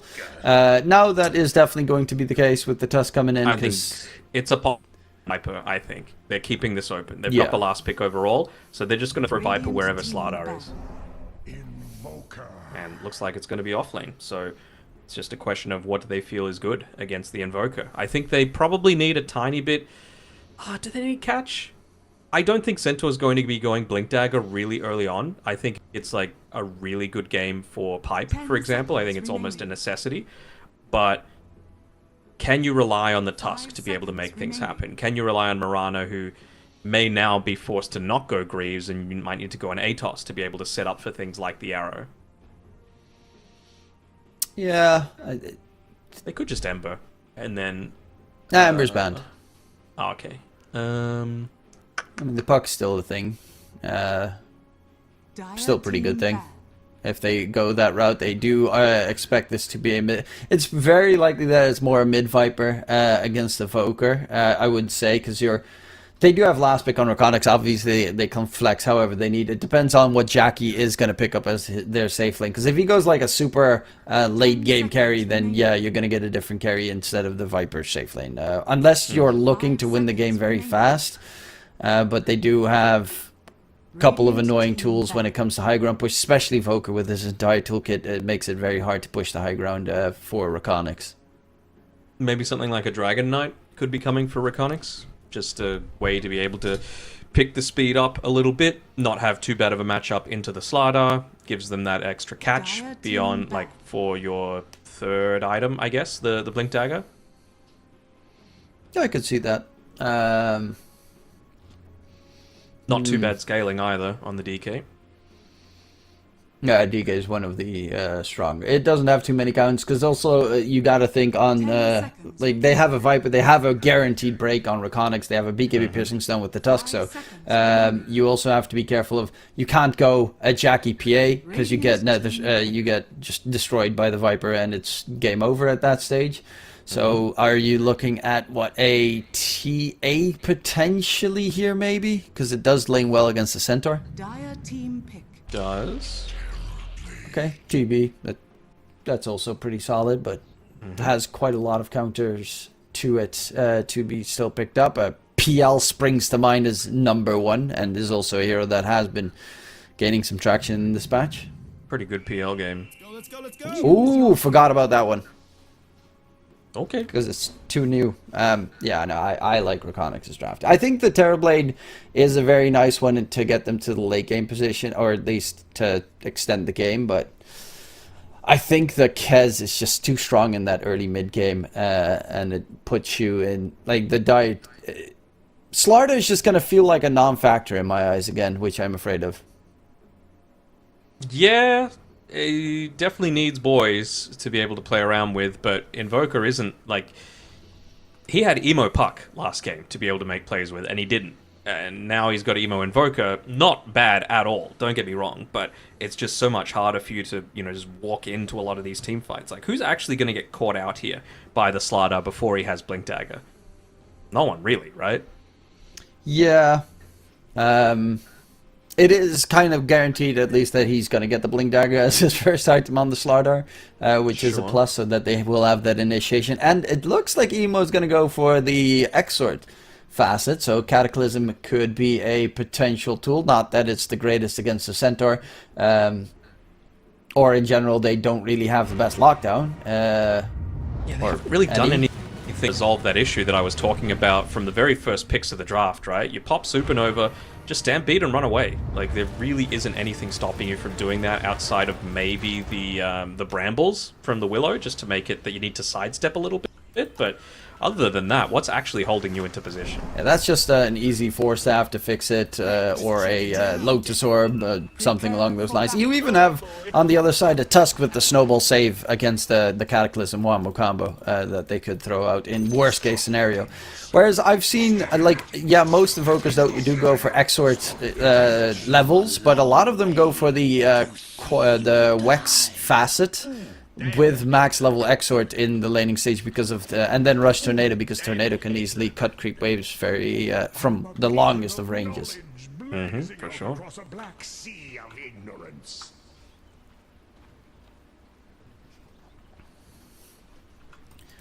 And now it's I'm curious to see how this is gonna go. In your the Voker versus Viper mid, obviously, if there's a rotation from Tusk, that is normally a very dead Voker, as the Radiant do have decent rotations as well to help, but Aishar's block is going to be pretty obnoxious in combination with the Viper. You have Save 1, that is the Tusk Snowball, but later you're going to have Centaur with the Aghanim Scepter as well for save number 2. That is going to be fairly problematic. Okay, I just had a massive lag spike, but I think... We're good. Okay. Don't know if my internet's dying, or... I can still hear you. We Gucci. Oh. Okay. Viper, well, they're baiting the Willow in here. He's got the Shadow Realm available. Ice Shards potentially block him up on the high ground here. Stomp comes in, Sunstrike really onto nice FBZ. Slowed down. Body block comes out solid from damage, Darul, though. but FBZ is dead. No first blood value. Yeah, FBZ's the one to get it, so I'm sure he's not going to be too sore about that. As soon as you can get into that Helm of Iron Will, the better. And of course, what a surprise, position 4, going the Boots Tango build once again. Instantly just salving up on Dalol as well to make sure that he can instantly go for that first lane cut if possible. Not that it's like the most needed against TB. At one point you can even overwhelm. If Phoenix ever leaves the lane, there's a big chance that FBZ could get a solo kill with a couple of levels in Double Edge. Sure. Top lane, Maybe once he's got a Q little bit of arrowed up, damage in. Oh. and Q is going to take a heap of damage here, trying to stay alive, but is slowed down. As jab, Slithering Crush, Q 1 hit away from dropping, gonna be able to stay alive, and is just gonna have to sit underneath the tower for quite some time. Oh, Inside arrow the Shadow lands, Realm. and Freeze, nice dodge there from the Dark Willow.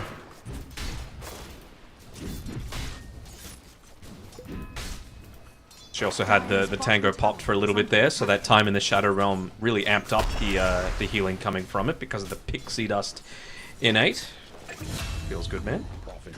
As Viper actually gets solo killed here by Emo. Cold Snap in combination with, I don't even think that was Sunstrike. I think it was just a bunch of Cold Snap damage, yeah. Inside of a creep wave, so those melee creeps really just started to pound in onto the Viper. Rare mistake coming from In Your Dream there. Yeah, that is a bit of an oopsie, as Viper not... Well, a lot of the times Viper does die in like the first 3 to 4 levels, and then once you get Poison Attack level 2 / Poison Attack level 3, it becomes really hard for anyone to stand in the lane with him. Jackky, though, is destroying in that top lane. 14-2 against 6 last hits for Jabs. A pretty big deficit there. How unexpected with a Kez, you know, like it's just one of those things that it's going to happen. You've got too much versatility with how exactly you're going to be able to move around. And it doesn't help matters that Varese has been pretty on point with his arrows as well. Yeah, Varese on that Mirana. Probably going to be a Guardian Greaves game situation. Phoenix TPs towards mid, where Emo got ganked by Delul. And then Your Dream gets a kill onto the Voker as he's looking for the Phoenix immediately afterwards. The little walk back in, going for the counter-ward play, so Phoenix has to be careful, and that puts it bottom in a 1v1 between FBZ and Jackky, and FBZ gets his level 3, so he's immediately rushing forward to double-edge this TB. Aggression. Yeah. Well, mid, they're going in for Ali, and the Phoenix is gonna die. Voker has to walk back to the lane because he did try to TP previously, so it is going to be a bit of a wasted experience moment there. And farm nice for the Sunstrike actually hits onto 2. As Q got taken down, Jackky does so much damage, jumping back in onto Jabs, forcing him back. And that Kazura, the pesky little debuff the entire time. Thrown out onto his opponents. I hate that dot. Trying to go for another pull here on the small camp, but just misses out that it was in fact blocked up. Varese hasn't really put too much of a foot wrong though on this top side of the map. You know, and he's going to become a lot harder for this Slardar to deal with. Again, it's the second Starfall blinding the target that's going to be the real issue for him, just to try and man-foot. Although Kez has actually been caught out a little bit here. Yeah, dropping low. Can they reach? Q needs one more right click. Has the Shadow Realm to get the hit in. It is daytime. Sunstrike gonna get sidestepped. Oh! Ooh, Jackky still alive, running away. Did use his block of damage as he is gonna get the leap down to low ground. Gets caught inside, rooted up thanks to the pesky Bramble Maze, and will be taken down. They're going to go for Jabs, leap forward from Varese. There's the blind coming in, but there's no blinding coming in for Jabs. Gets all the right clicks going, takes him down, as it will Delul trying to get another kill. Sunstrike sidestep. Q is still at full HP, essentially. Snowball in, and Delul with all those creeps coming in. Jackky is going to try and body block Q, make sure the damage does not land onto Delul. Eventually will get taken down, and Q will go for the TP away back to base. Big fight in the top side of the map. Does result in quite even scenario, I would say. A lot of attention taken away as well from the other areas. So, again, Centaur very happy with the 1v1 matchup. FBZ top net worth, what a surprise. He's going into that Helm of the Dominator, realizing that, you know what, as Centaur, he might not be able to do as heavy of a lane cut as he could with his axe, but he's just going to use his Helm Dom creep to be able to do that instead. So, nice little win coming out for REKONIX there as a result of that, especially considering Emo didn't get any last hits with that Sunstrike, so he's not going to be getting that experience boost in that mid lane, which means you've got this level 6 Viper to have to contend with.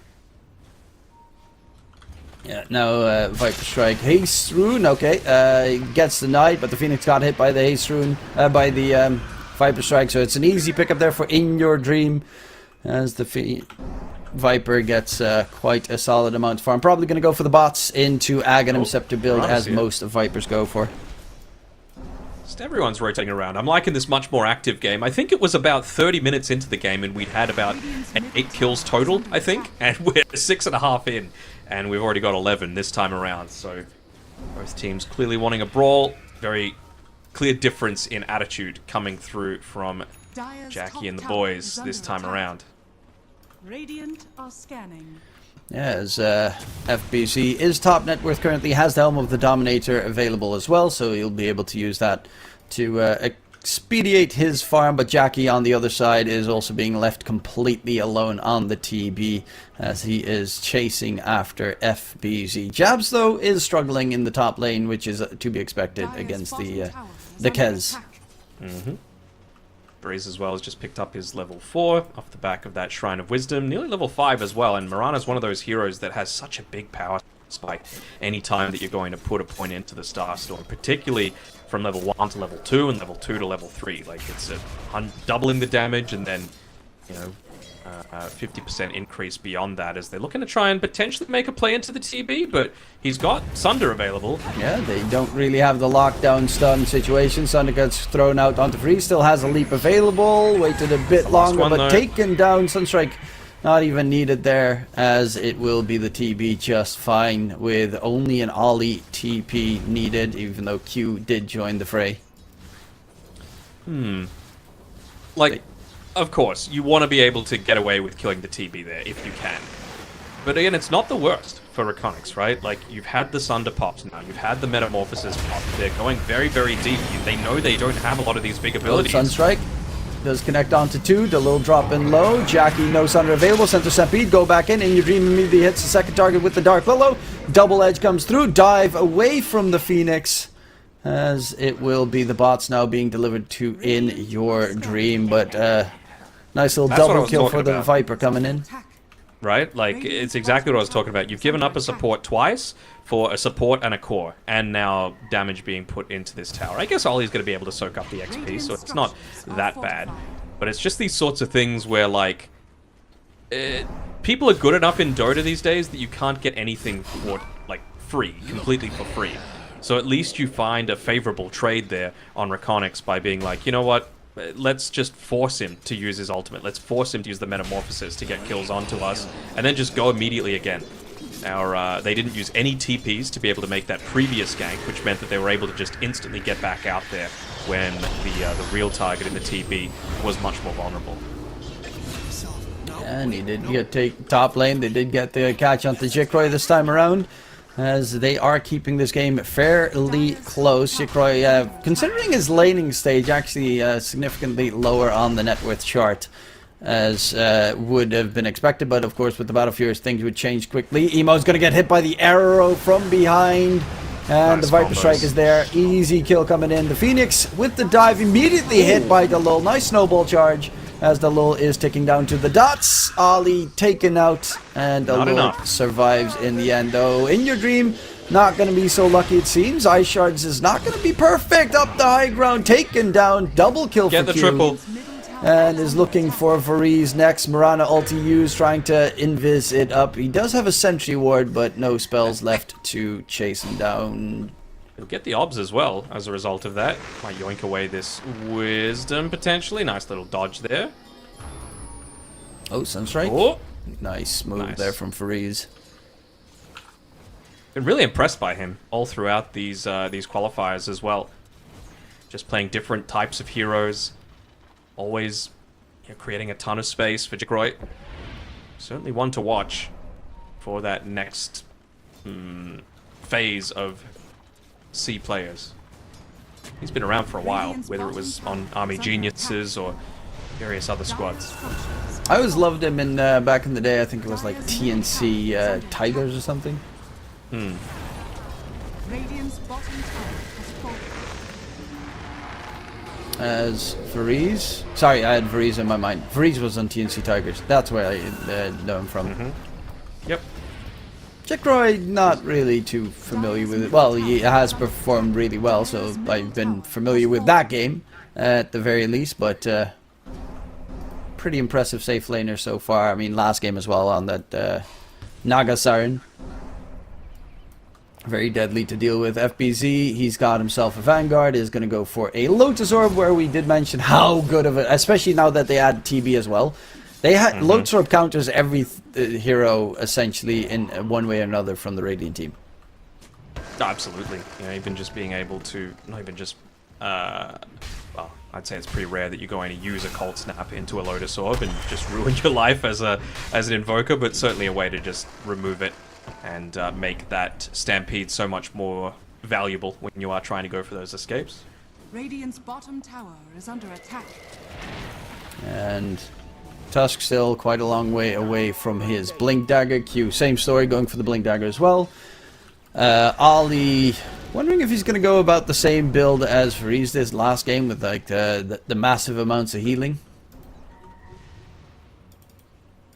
Yeah, I'm interested to see what sort of avenue Ollie's going to go down. I mean, this is the time where what would actually be useful for him to be able to get not really a ton of healing right now on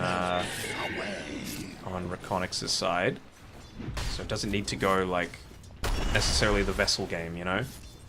Although it would be nice-ish going into the Slardar, but he should most likely be going that BKB as his first big item beyond the Blink Dagger. Wonder if he will get a little greedy though on jabs. Maybe go like a really early Aghanim Shard as a way to just pick up his farm a little bit more. He's got the Blink Dagger now delivered out to him. He might just hold it inside of the fog, not wanting to reveal it on the lane, so that when they eventually do go for this push, it's a bit of a surprise factor, which they will. There's a ward that might scout him out though. Yeah, this Phoenix needs his level 6 before they really like Dark Willow's level 9, Phoenix is level 5. Just turned level 6. That's quite a difference in terms of experience between the supports. A couple of solo kills in that mid lane certainly helps with Q.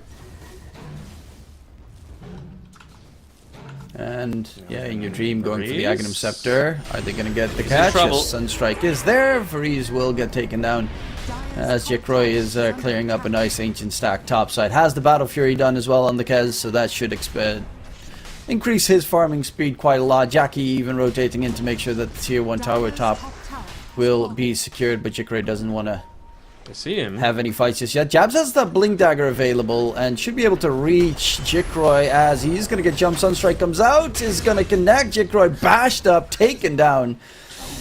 And yeah, Very he knew greedy. that they were coming because he even used the Echo Slash, but did not use the Grappling Claw earlier. I mean, he just stuck around farming that that camp above the tier 1 tower. That's the thing that I was most surprised. Didn't immediately get out of dodge and pays with his life. You know that's a big deal. I mean, at least he got the Battle Fury delivered already, so doesn't slow down his progress towards that. But you're not wanting to fall too far behind this game. TB haven't really covered Jackky all that much, other than that rotation up towards the top side, but he's someone that can certainly influence the map a little bit more than what a Kez can, just off the back of his illusions. You know, that ghost push, not really revealing the true hero and putting yourself in a vulnerable position while still shoving these lanes in. It's not looking too big of a difference here between the two sides. FBZ, I do like the fact that after the loads, at least he's going to get himself that Blink Dagger. That's a fuck. Blink on Delul as well. 15 minutes in. But they're really content with just farming. Honestly, when it goes to the late game, obviously Radiant has a very scary lineup. But you will eventually get like the center with the Ags, saves, shenanigans, and then you have a Viper just spamming his toxins all over the team fight. That will be really hard to kill. Obviously, when Scotty comes in for TB, it's going to be a different story. But until that time, I do really like the Dire's defensive tool. Fight's about to break out up top here. Blink Dagger reveal on the Tusk coming through right now.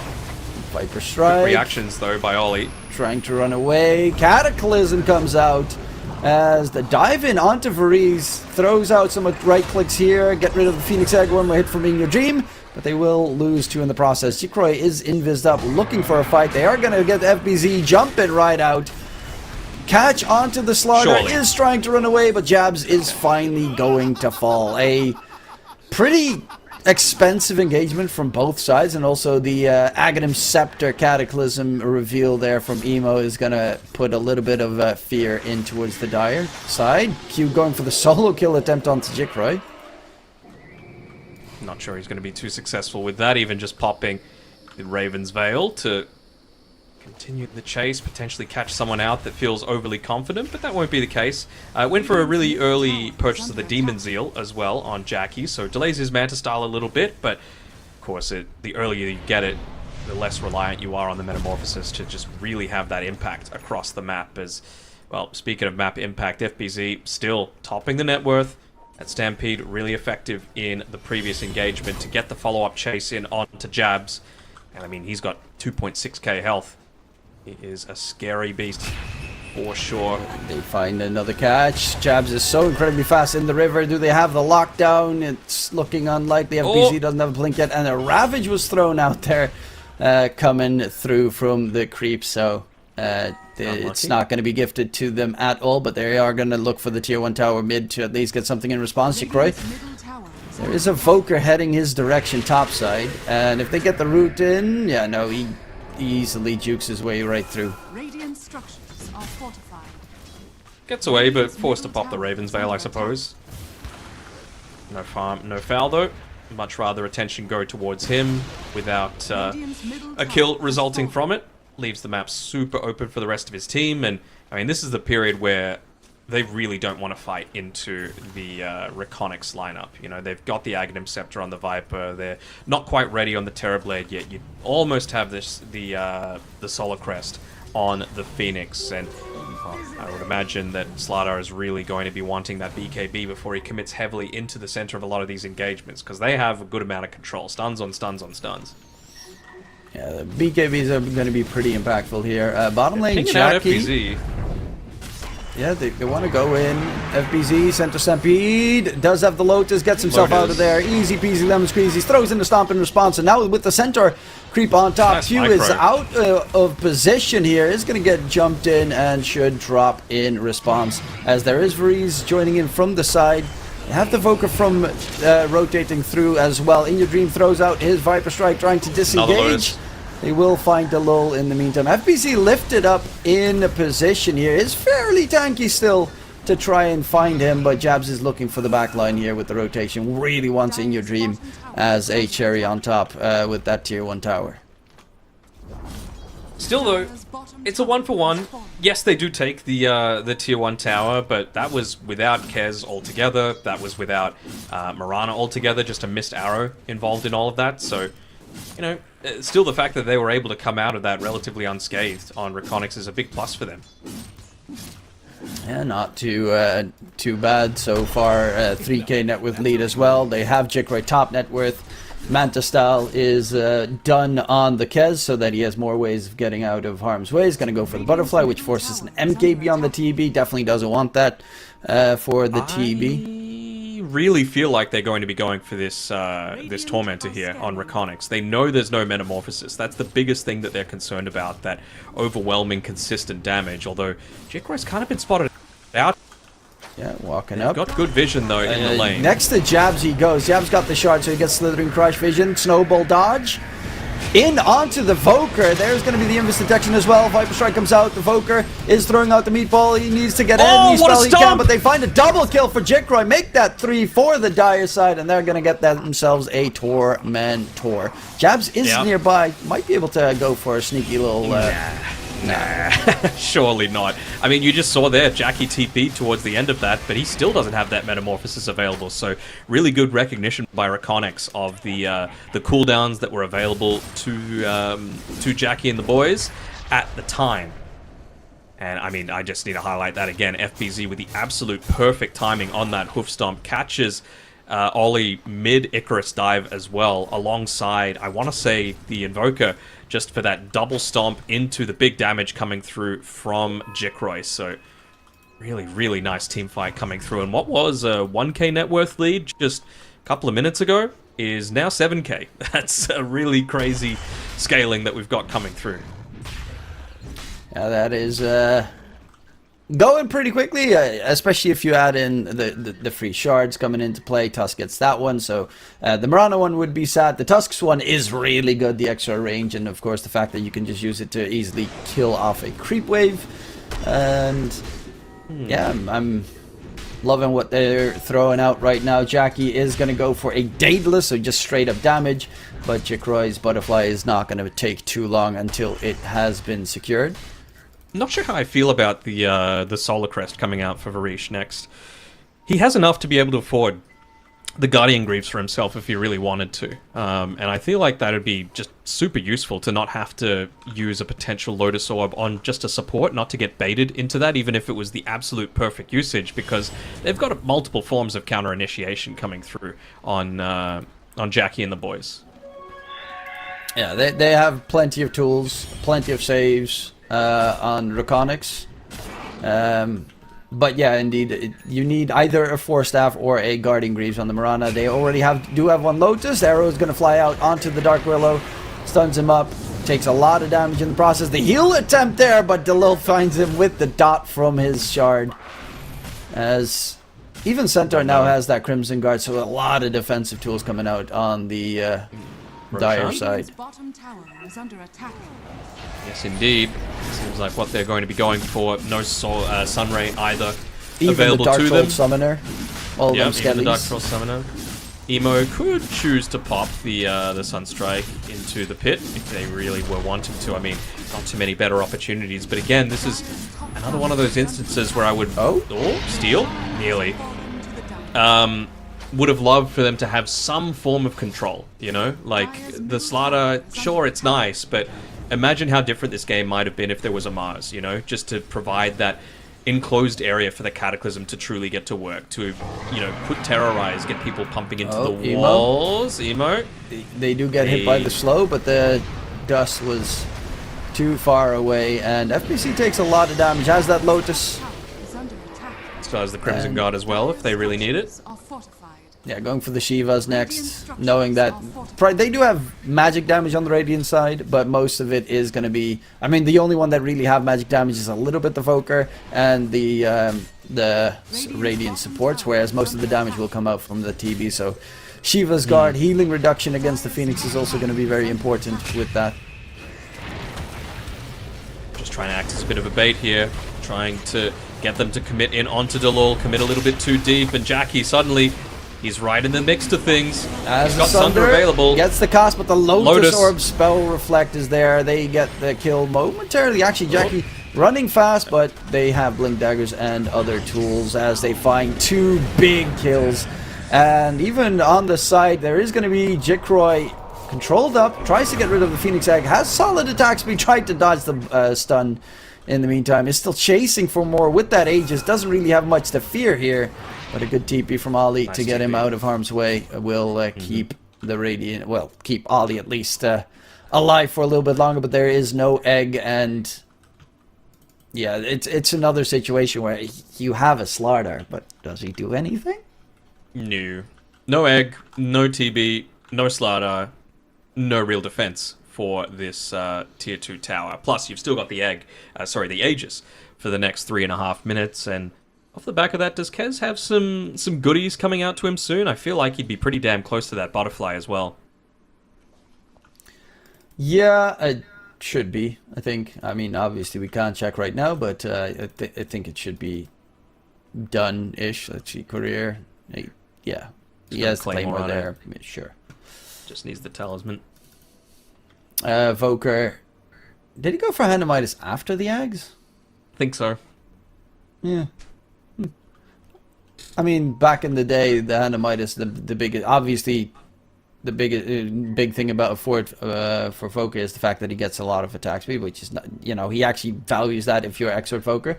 But the experience was like the biggest thing about the Handamitis, so I'm curious about that one. It's not like you're gonna fall behind in farm if you're Exort Voker. Well, he is a little bit behind, but the experience is so value on that hero just so that you can get those Quaswex Exort levels as high as possible.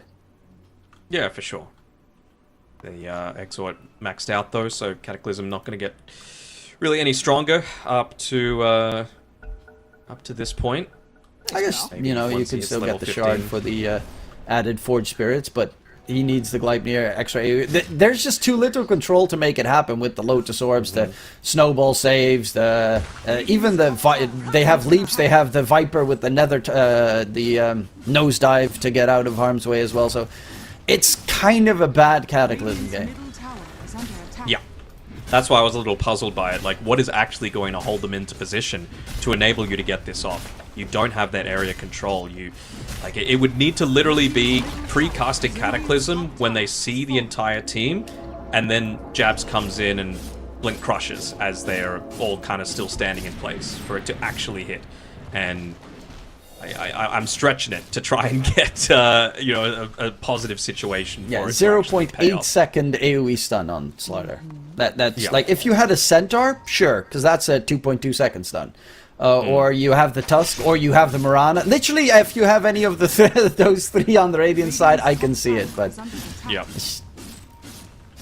the other spells you can just get rid of. They have a Foker with a couple of stun control spells, and Slardar as their only real control hero. And you're up against the Kez, who's got the Butterfly now done. Age is still for another 2 minutes. Jackky is spotted. Is gonna be chased down. Metamorphosis used. Slardar is slithering closer, but they get the full lockdown. Jackky gets obliterated as FBC is closing in towards that Aghanim Scepter as his next item. And yeah, this is not... This ain't it. Nope, it ain't it, Chief. They're just drawing lines on the map saying, alright, let's just run down this bottom lane. Bottom tower's got 360 health left on it.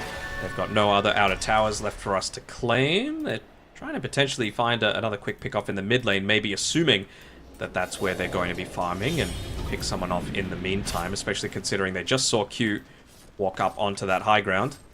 I mean, sure, test if they do have the buyback available.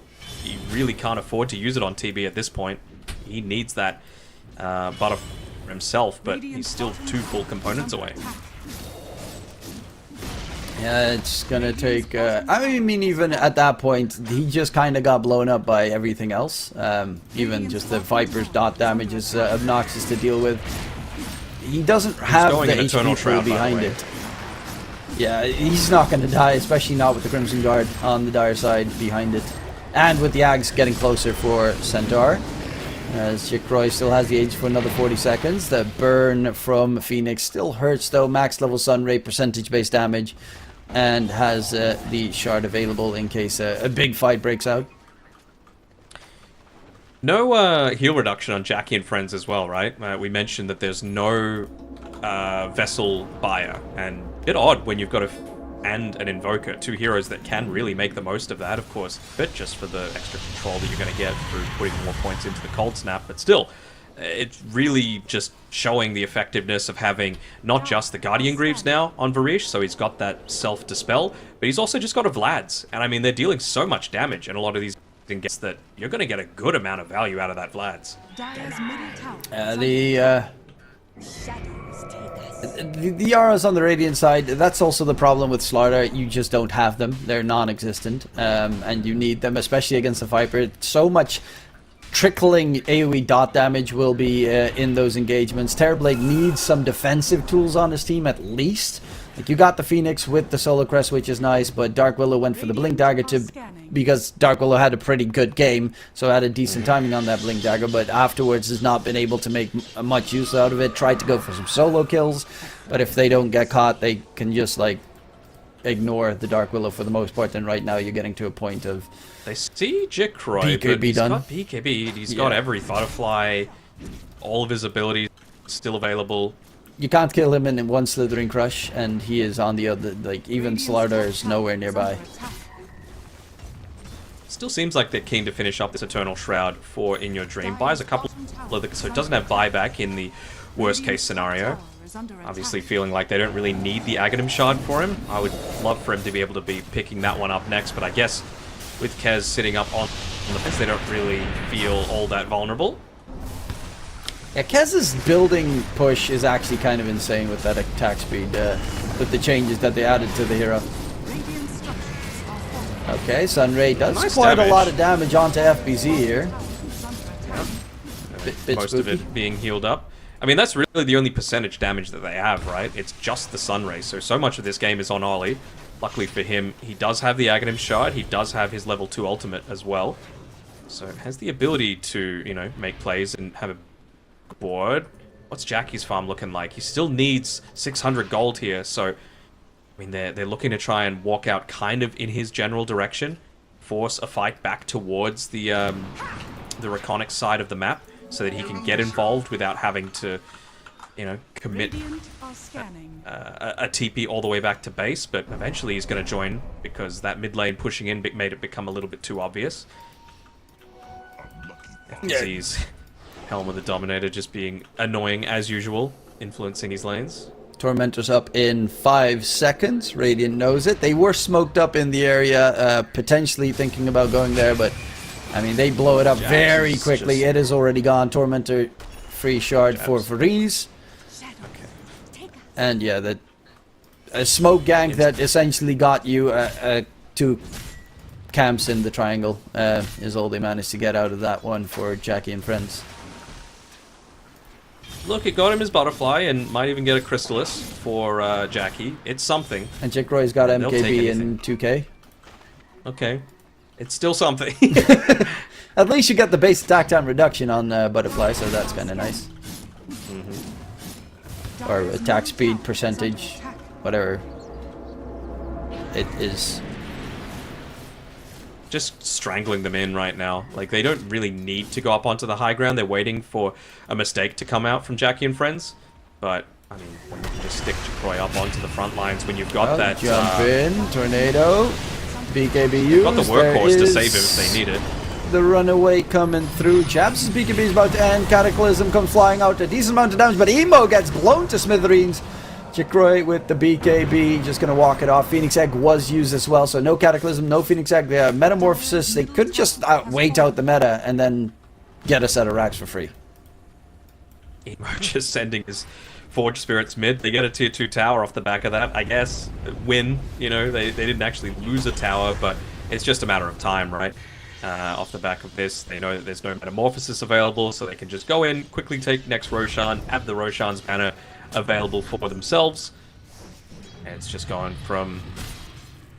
And with the speed that they're taking but I'm it... trying to be positive. They trying to be positive, you know? Yeah, it is rough. Like, it's not the most net worth disadvantage, but the big problem is they will have Aegis the moment that Terrorblade has to wait another 60 seconds for his his Metamorphosis, and then you're pushing out the waves. Currently mid is being pushed in. They need to cut the mid lane as soon as possible with that TB, or at least something so that they can't start knocking on high ground.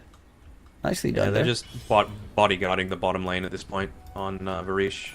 Would love to have the 4 stuff for himself, but honestly they don't need it. He just needs to exist, hanging around them, pop the Guardian Greaves, have the lads available. Snowball save, Workhorse save, Lotus. Jackroy has Crimson MKB now coming in, but Terrorblade in the meantime also has the full Daedalus done, so a lot of damage if he hits Jackroy, that is, of course. Jump in, quickly gonna go for the Slardar jab, stunned up for a full 5-second arrow, as Varese gets taken for a spin in the hitch a ride. And they will continue on with the push. They have that Roshan's banner behind it, and Kez pushes very quickly, as his attack speed's kind of nuts.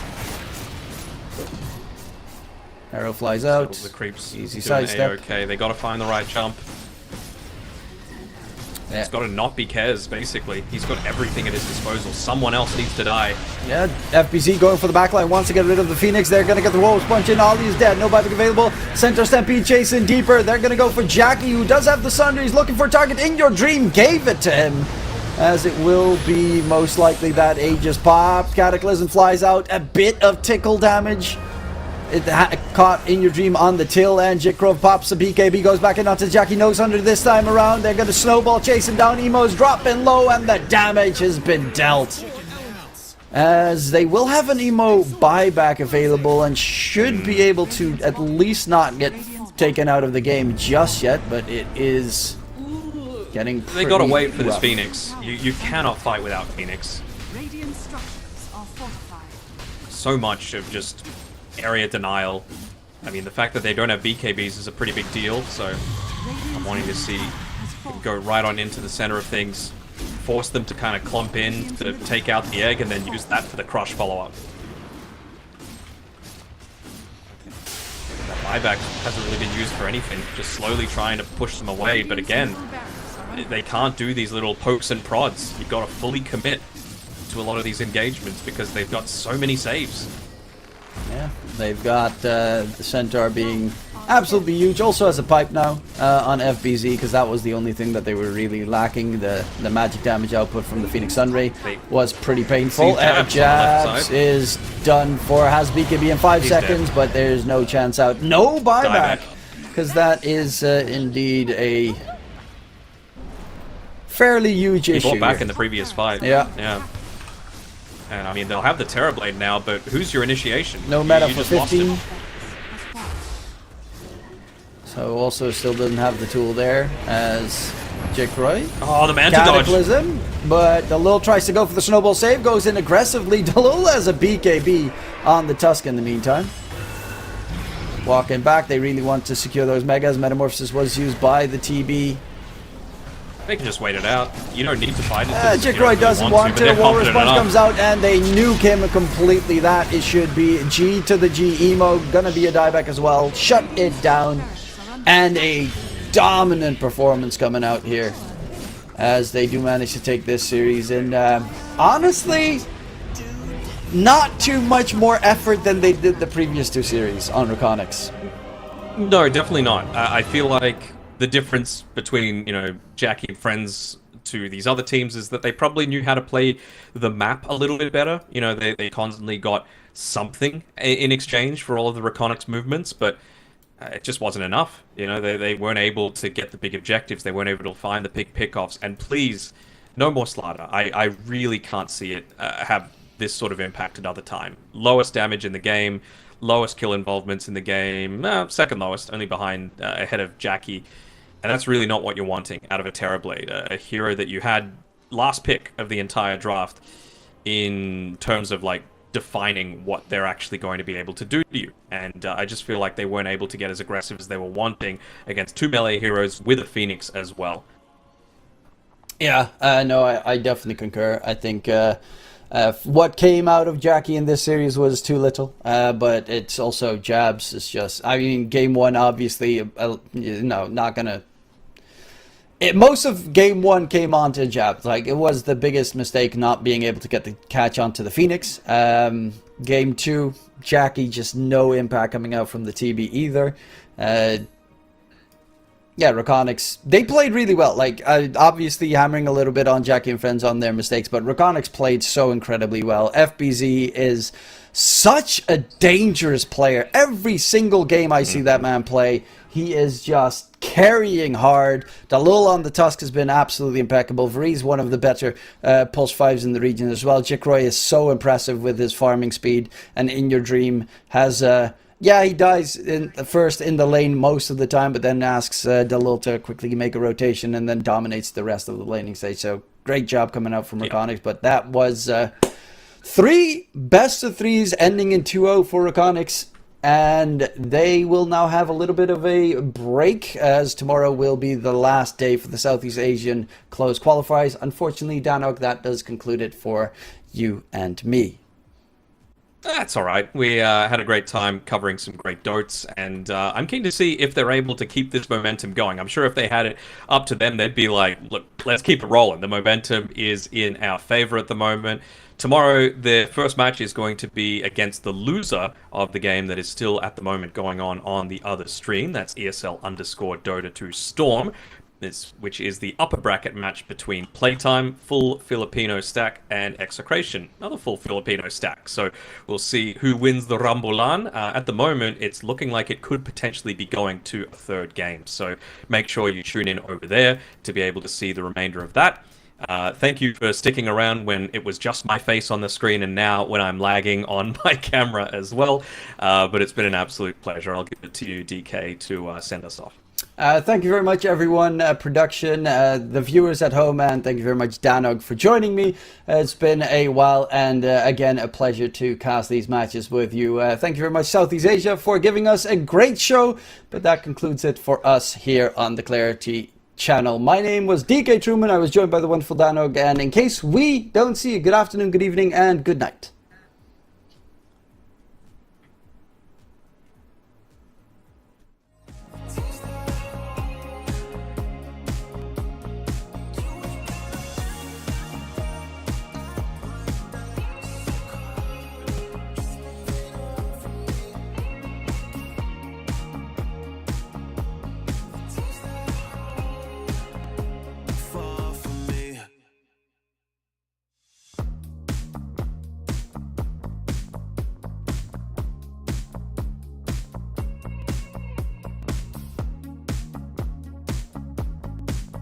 what's this shit about?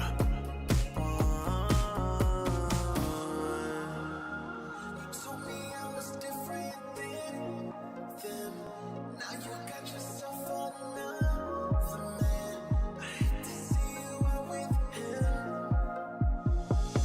I guess I'm a little sad about it. I'm sad about it. I can't let you go. Losing control of me.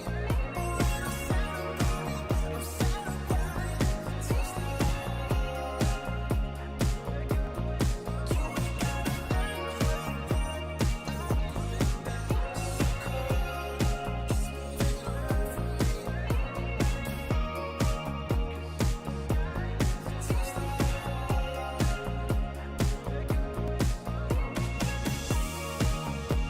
So we should be floating to wherever we're going.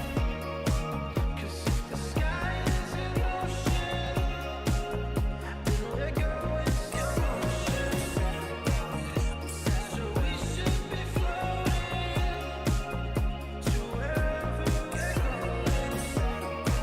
'Cause if the sky is in motion, then we're going slow motion.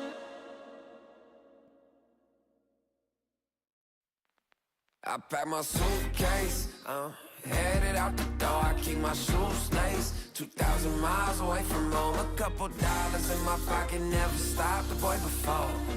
I load my bags and hit the road. Miles past, turning back, found my track, face the fact she a cold one. Never gonna settle for none. Stay up every night till I won. Don't want a slow rise now. I'm confident opulence isn't a long ride out. When I look back now, I'm astounded. A quiet boy from old age, but always felt the world was a stage. Yeah. I celebrate one last late night. My old life ain't staying. Pack my suitcase, headed out the door. I keep my shoes laced. 2,000 miles away from home. A couple dollars in my pocket, never stopped the boy before. I load my bags and hit the road. I'm headed to LA. Headed on my way. I'm headed on my way to LA. Headed on my way to.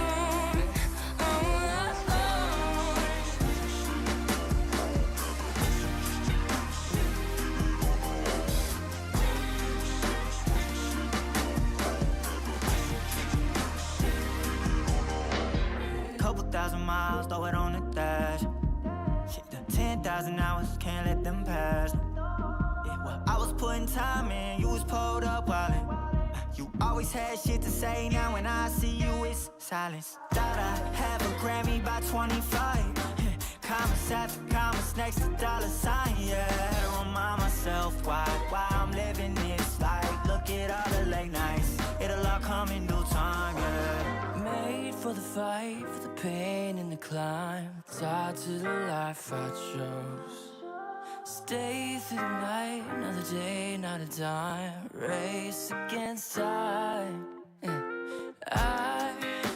I couldn't just lay by and wonder what I could have made mine. I'm closing on the moment, no one's gonna hold me down. From getting Pack my suitcase, headed out the door. I keep my shoes laced. 2,000 miles away from home. A couple dollars in my pocket, never stopped the boy before. I load my bags and hit the road.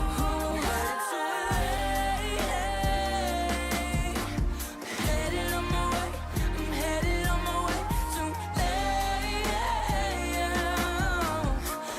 on my way.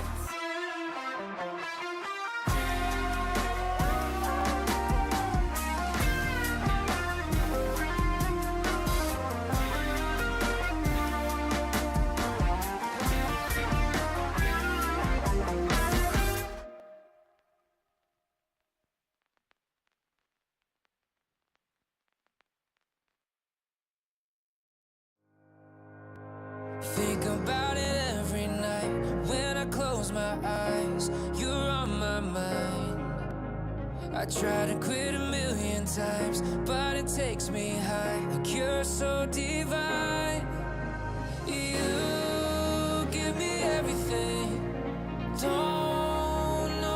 happening? I need you like medicine. You're my everything, everything. And when I think about us, sweet lullabies, I wanna keep this moment here forever. No goodbyes. And when I think about us, sweet lullabies, I wanna keep this moment here forever. No goodbyes.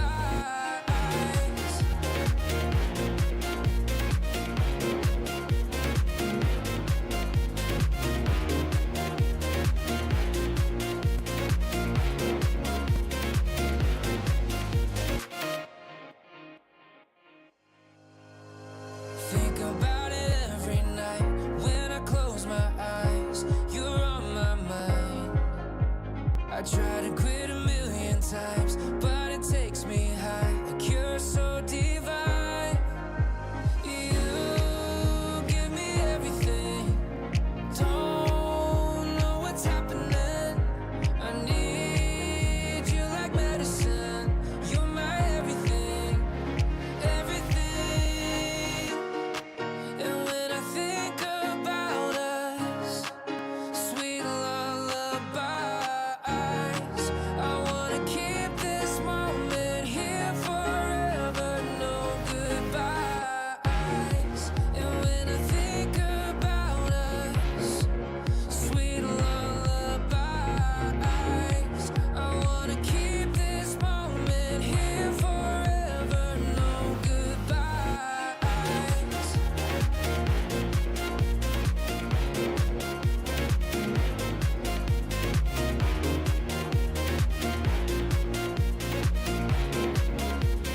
No goodbyes.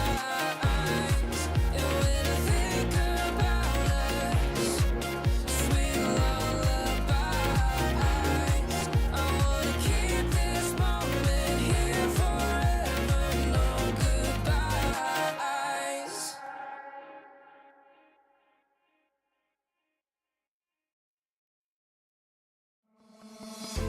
Oh, I don't know how to put it together.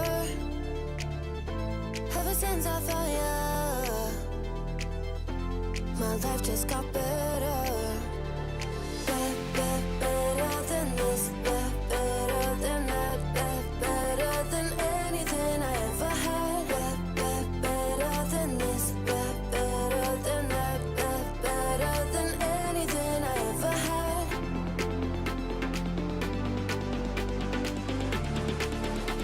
Than anything I ever had.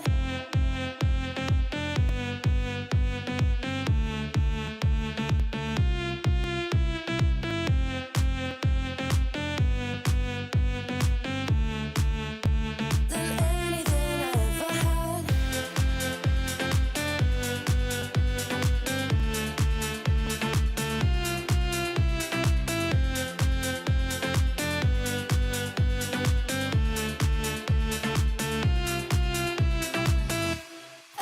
Every time I start to doubt if I'm good enough, looking straight in your blue eyes makes me feel better. Better than this, better than that, better than anything I ever had. Better than this, better than that, better than anything I ever had.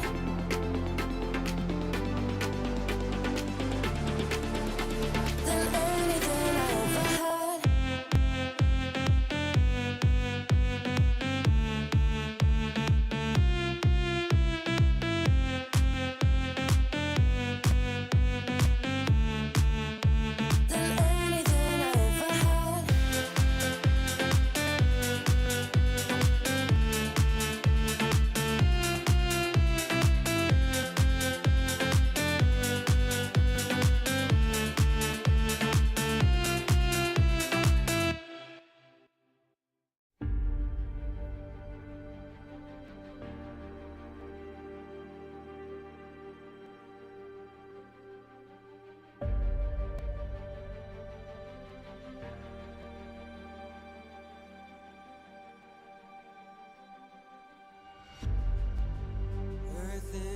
suffering.